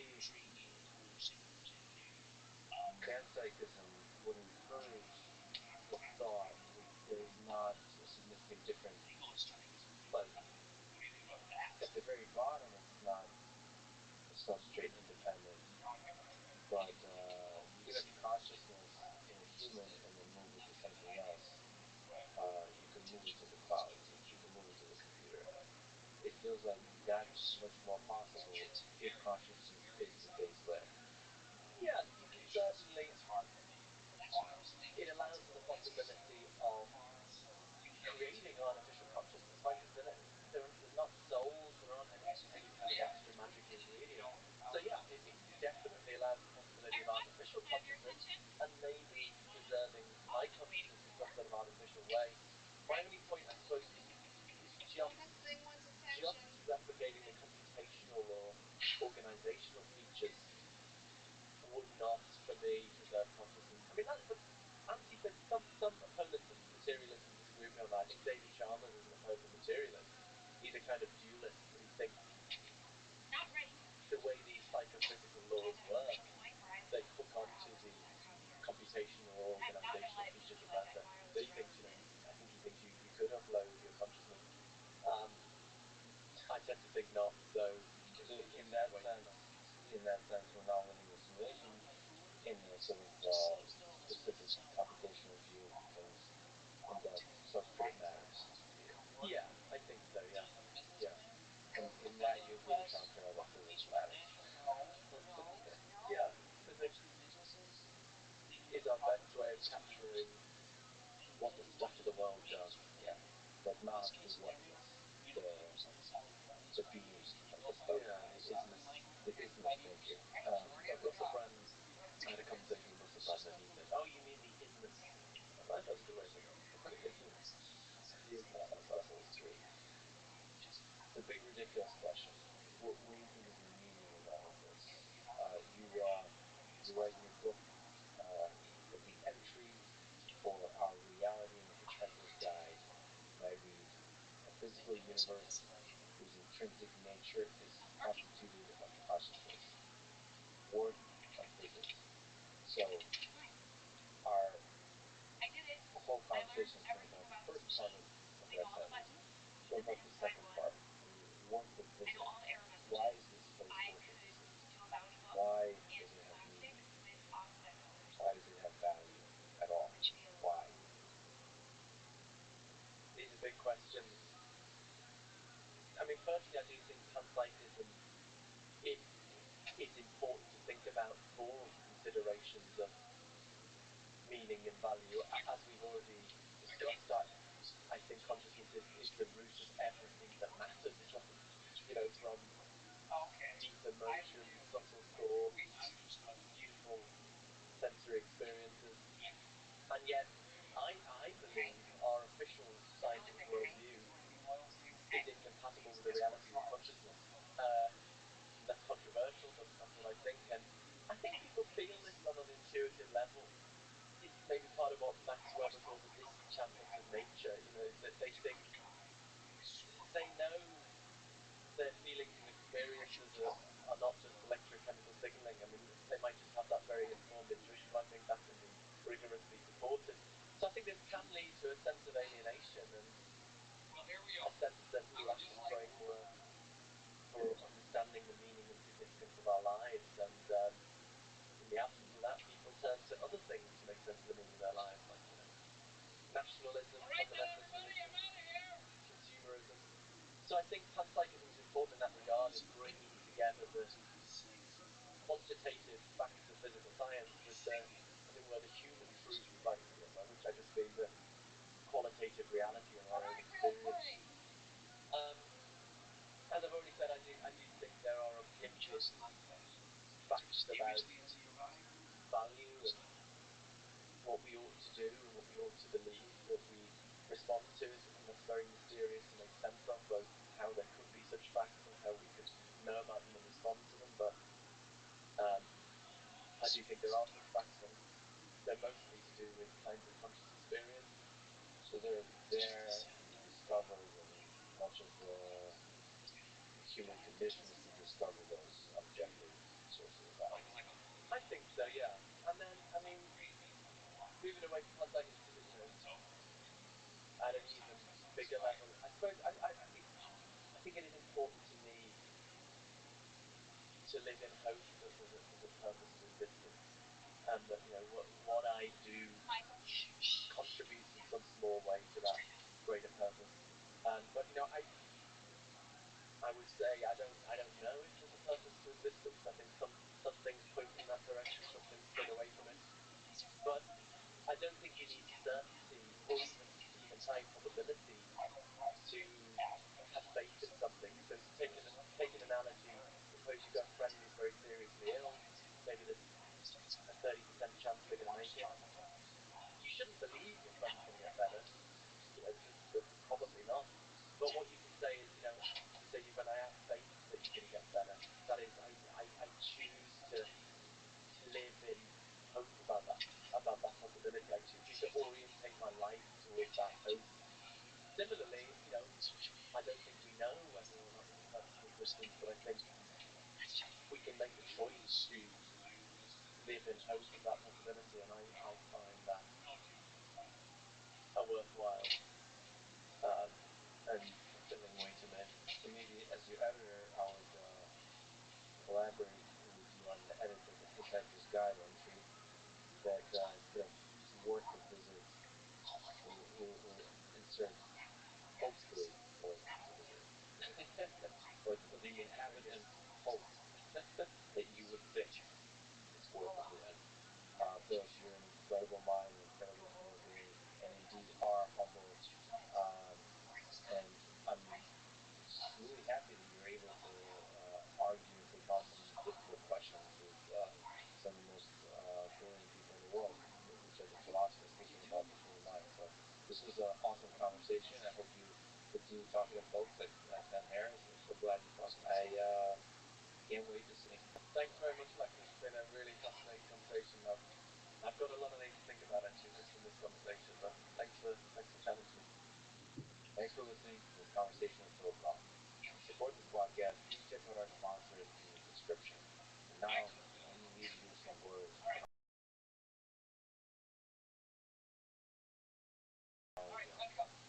People will do anything, no matter how absurd, in order to avoid facing their own souls.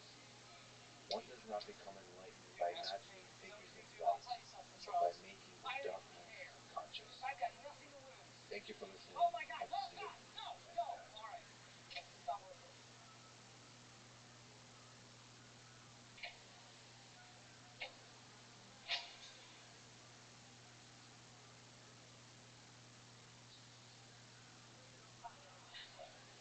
Cubans are fascinated by violence, and you've got to ask yourself why. This is the last part.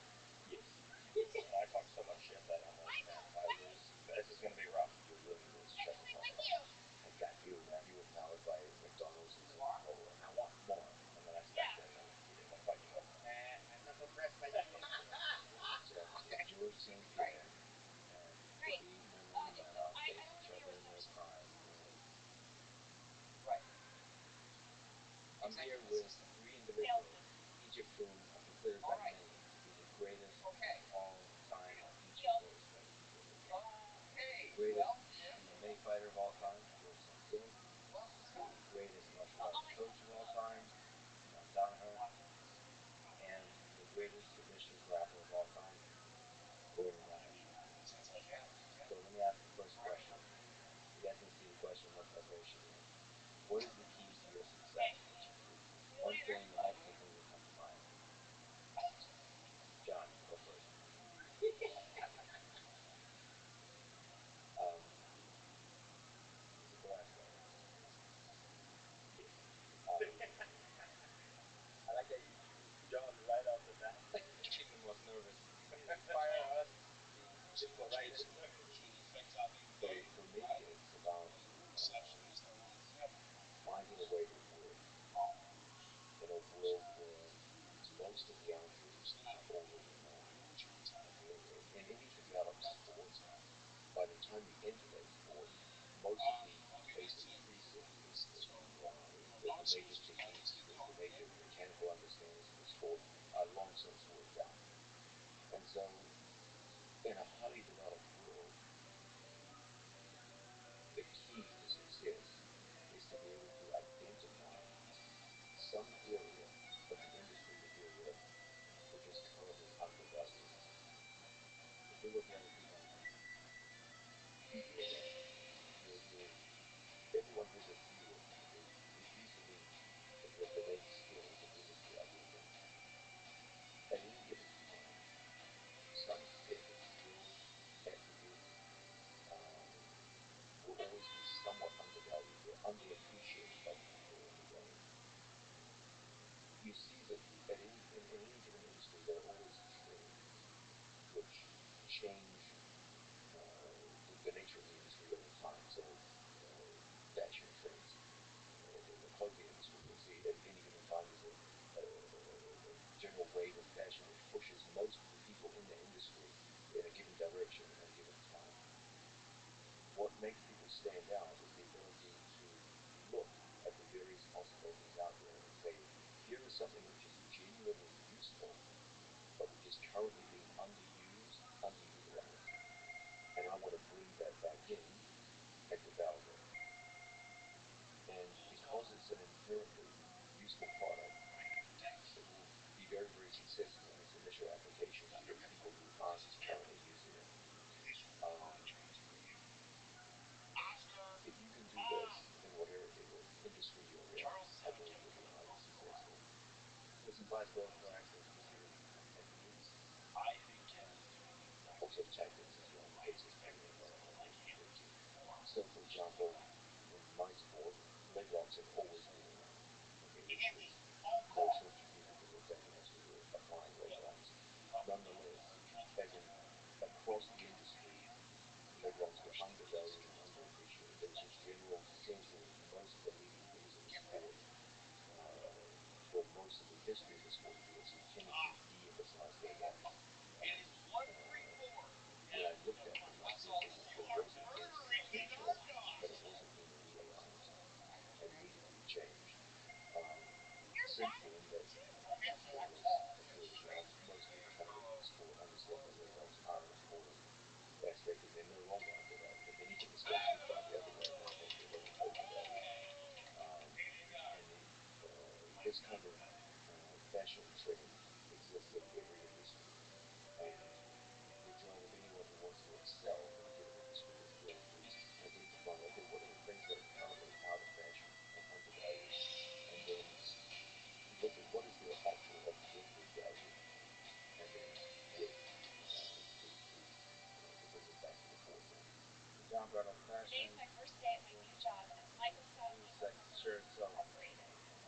that's not the reason. Is there something that comes to mind as the key to success in your life?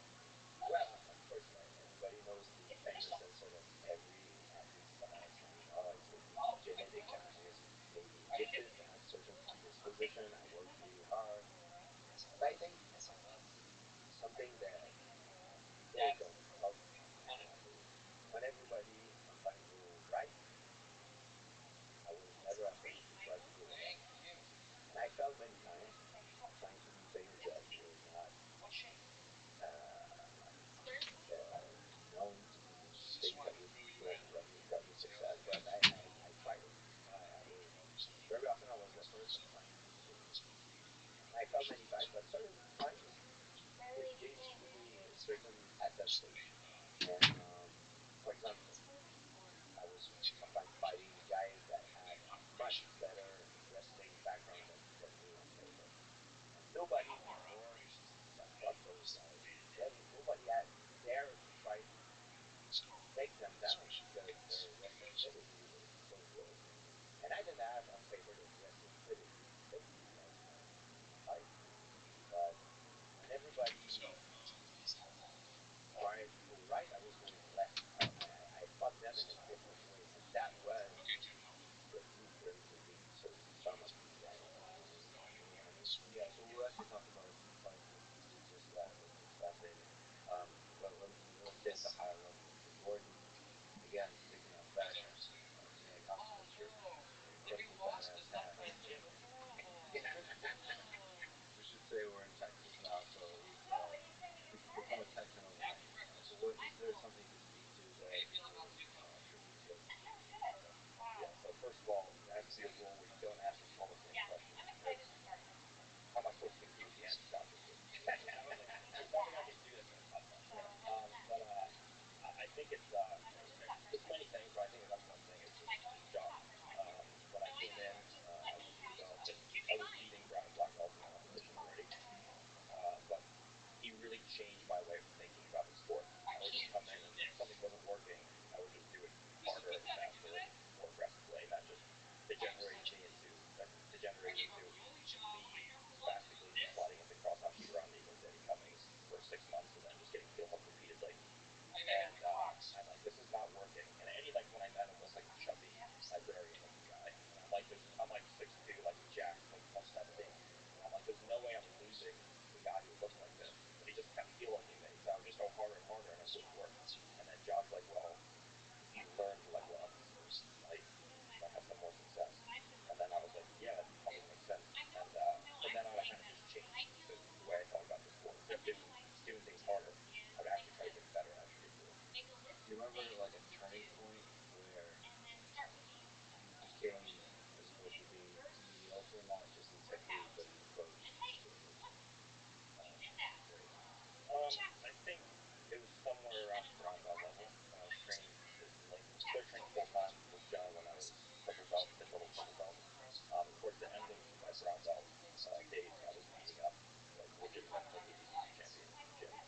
Um, so I think like brown to black belt was a big thing to me. And then when I won my first EDI, I submitted Yuri, who won ADCC, and I beat Brisbane. So I think that was like my turning point as a competitor. But I think I started to reach world level a little bit before that. I think somewhere around brown belt, mid level to low level brown belt.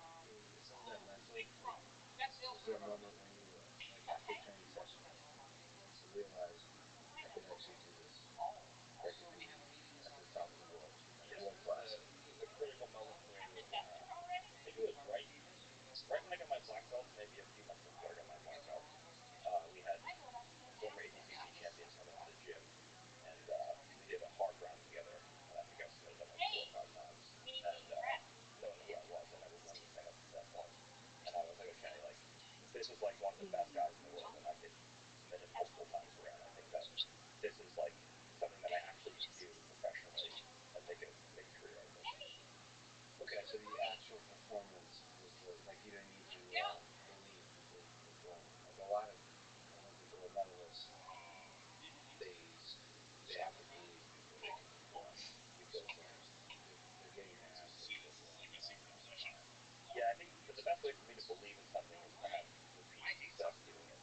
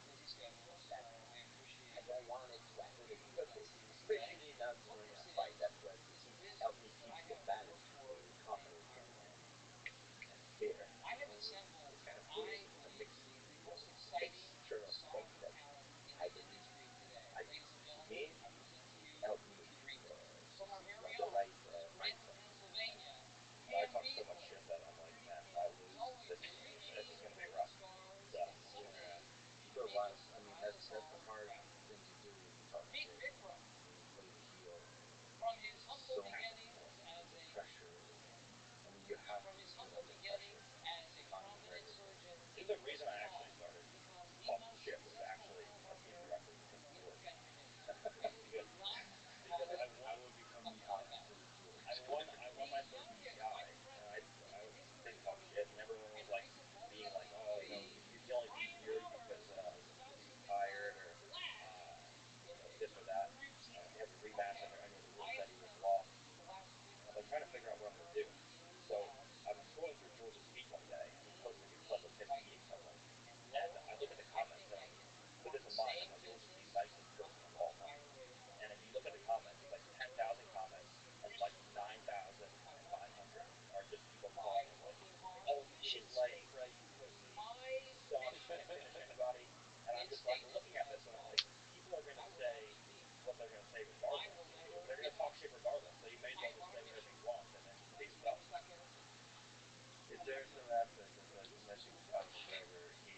He crossed the line with Khabib, at least in the eyes of Khabib. Is there something you ever regret about crossing the line, and do you ever feel like there's a line, or do you just keep pushing the line? I basically play it per person. I basically fire back like one step above what they do. Those plus one. Yeah, yeah. Okay. Um, So I usually go hard, like I fire a bullet and then I drop a few, and then and then after that initial shot, then we go back and forth, and I'll just keep one number close. so there's a lot of people that love you, but there's also a lot of people that love to hate you. So, like, what do those people, like, energize you, or do you just is it funny to you? Like, what as an athlete, as a performer, do you find it fun working It's with like them? it's just like a fun thing to have. Like because most of them that like talk shit, they like just say stuff that's factually incorrect. So then I just argue with like actual statistics. It's just like you suck or you're not going to beat this person, and like I'm arguing with them. So it riles them up, and it's just a fun thing for me to do at that point. Yeah, your responses are usually pretty factual. I appreciate it. Thank you. You start by talking trash, but then you respond with science, Yeah, which is great. yeah, good thing. Good thing. Um, I mean, on topic of haters, and more specifically to doubts within yourself or doubts around you, as you see them. Even George comments, "I'm interested to know how Jonathan feels about that." I was gonna ask another question, but when you said that on the topic of are there times when you like you're surrounded by people that doubt you? So what is there something you can say as by way of advice that you can overcome the doubt, either yourself or others around you? The first time I manifest my desire to become a professional mixed martial art athlete, everybody doubted me. Just not even, I'm not talking about UFC, just become a professional fighter, everybody doubted me. And I became a professional fighter. I had a few amateur fights, I won them all, and I fought my first fight in Montreal. I won, I became a professional. Then I told people that I wanted to fight in UFC. Everybody doubted me again. So it's a normal thing. So I worked my way up, beat a few guys. Then at the time, Pete Spratt was just knock out Robbie Lawler with leg kicks, and the person who was my agent at the time did a great move. He brought Pete Spratt in Montreal to fight me. Pete Spratt came to Montreal, and I believe he didn't know who I was, so he thought that he was coming to collect an easy paycheck, and I ended up beating him. So that gave me the opportunity to fight in UFC. Then after I was in UFC, I wanted to become champion of the world. Matthews was there, and he was invincible at the time. So everybody doubted me again. I was world champion, and after when I was world champion, I was competing against other world champion of other weight class for the titles, for the legacy and everything. So I was not no longer competing as my opponent, which is, as a competitor, you never want to be satisfied, because when satisfaction will just death. So when you're satisfied, you better retire, because it's over. So always have to find motivation, what you can have more. don't be satisfied anymore. So I wanted to be like the best, you know. I was competing, you know, like you gotta be the best, and of course I did it. That was me all the time. Every time you say something that it's outside of the norm, okay, normally. And when I say this, everything is not normal, but I'm talking about when you manifest your desire, do something that takes special attribute to it, or that is something that is hard to do. Okay, so you're gonna always have people like that. It's so strange that people they don't lean into simplicity. Like people that love you too. Yeah, even people that love you, doubt me. And I believe I you need to use that as a positive thing, as a motivation to prove them wrong. So for me, that was the thing. When someone doubts me, nothing gives me more this more energy because I want to prove him wrong. I want to look at him in the face and say, "Hey, see, got you. You did it." But John, do you ever use this in one way or the other by saying, "I don't think you can do this," in order then to prove you wrong, or more general question of, the mental toughness required to achieve, the confidence required to achieve greatness? Like, what's your role as a coach when you have these two athletes? With regards to your first question, would I ever say to someone, "You can't do this," as a kind of reverse psychology? No. Um, uh, my job is to prepare people first and foremost with their skills. And as Gordon pointed out earlier, if you're in any way a rational human being and you're noticing that you're getting tremendous success with a given move in the gym against high level opponents who give a good read on what your actual opponent in the competition is looking like, you would have to be a moron to not recognize that kind of success and say, "This is something I should be building in my game," and you will carry the confidence that you earned in the gym into the arena. So I never try to use reverse psychology. I build it. Everything I do in terms of confidence is built through physical skills. I know people say, "Oh, there's physicality on the one hand, there's mentality on the other," and confidence is squarely in the mental aspect of the game. But all the underpinnings and beginnings of confidence are physical.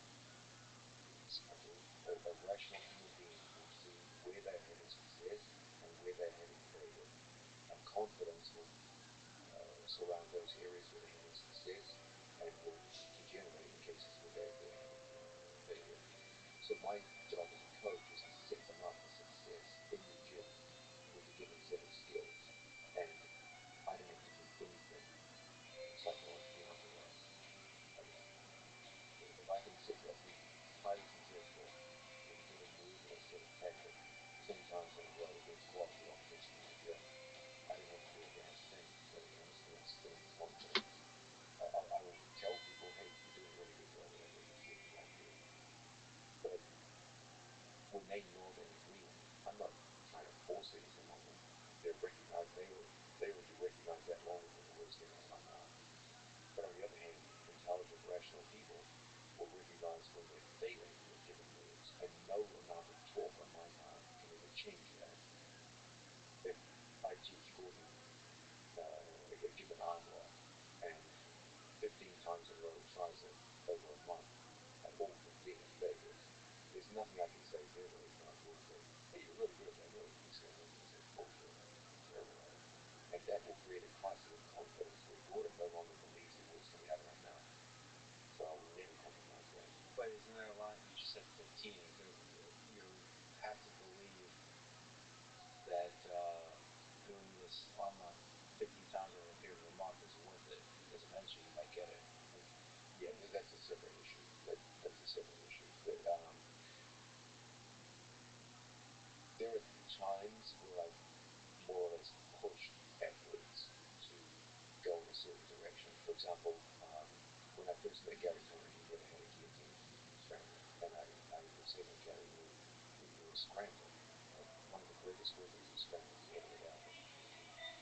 It should be in your arsenal." And he was like, "No, I'm scared I'll get back." I said, "Well, there's going to be a day when you can't take someone's back. And it's always good to be able to scramble from front and back."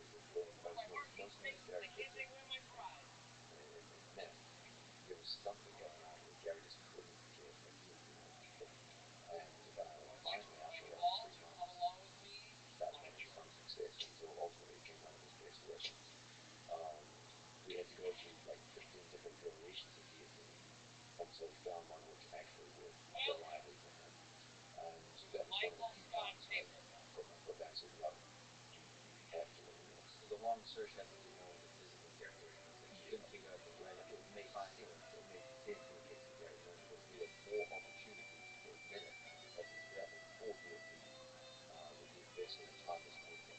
For another example, one might have said, well, you hypothetically, it's a person in front of you wants to do something with forcing the training time. Let me ask you a question on the competition side that you mentioned, Peter. Do you think about this aspect of the competition when you're athletes? Don't you think this is a great question? And the answer is no. Um, I'm. You can see that you couldn't find two more polar opposites psychologically than George St. Pierre and there's no philosophy on my left. And I've never said to my athletes, hey, I think this is the sort of demeanor you should carry yourself with. I'm myself a very flawed character, and I'm the last person on earth who should be delving out moral advice to other people. Um, the only thing is that of course, I believe some things are off limits, but as long as it's done in a context of sport where no one's physically attacking people and doing some crazy, recklessly completely over the top, then I give almost zero um, moral advice to my athletes. I'm a jiu-jitsu coach, not a preacher. Next, if I could, if I may, we are entertainers. We're athletes. We're professional athletes. So we make a living because of people wanting to see us perform. Than being an actor and being a singer. A lot of the trainers, especially in the fighting, an athlete is promoted. He needs to be with emotion. Love me, hate me, but do not join with me. And when it's authentic and it's done well, I think me, personally, my favorite fighters are the ones that are that have some sort of a bad persona. I really enjoy watching those guys because they bring an emotion element to a fight, which is great.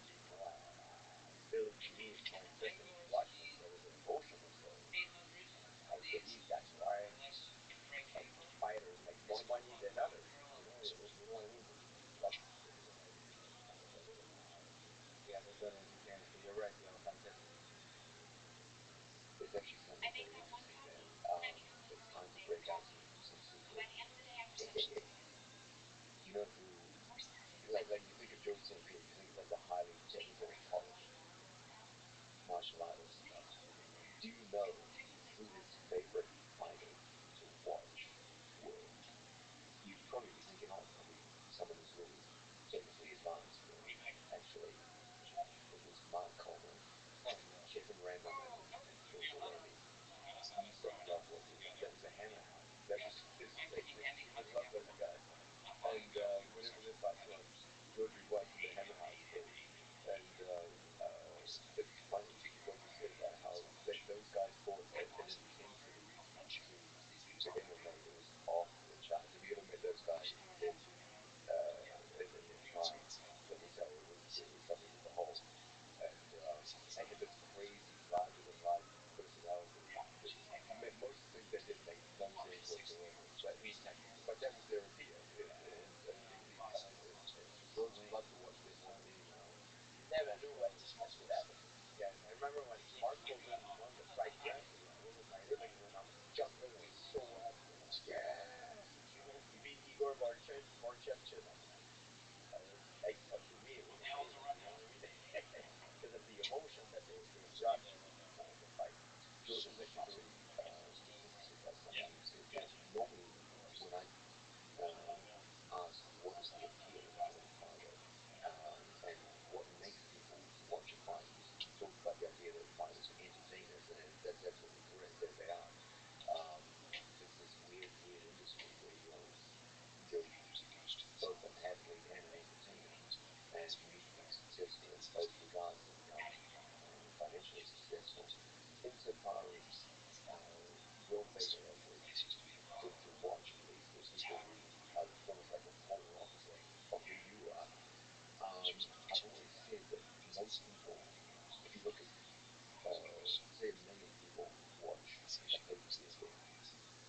percentage of those million people have a genuine, typical understanding of what's happening as they're watching fights. It's tiny. It's absolutely tiny. The vast majority of people who watch a professional fight have almost no technical understanding of what's going on in front of them. So how do they relate to the fight? What's the only way they can? Through emotion. And so when they get a sense that these two don't like each other, then they can relate to the fight. But only a tiny percentage of people watching a given professional fight can relate to it on a technical level. Overwhelming majority will always form an emotional attachment to the fight. It's like when you see things, shows like UFC Primetime, they never focus on tactics and techniques of the fight. They focus on the emotional element, the preparation, the view of their own family members as they get ready. It's always an emotional story because that's how 99% of the viewers relate to the fight. If I had, it's like chess, okay? If I had minimal knowledge of two world champions coming up against a fight and we'll match up against each other on the game of chess, I know so little about chess tactics and I can't really form any kind of technical appreciation of what's going on the board. But if you tell me that these two chess players hate each other's guts and they've got a rivalry which goes back 5 years and they've said this and that about each other in public, then suddenly my ears perk up and I'm like, oh, okay, this sounds interesting. Um, because I just don't have the knowledge to appreciate what's going on the board of a chess game to be able to appreciate the technical nuances of what they're doing. So any interest that I have in the chess match is going to have to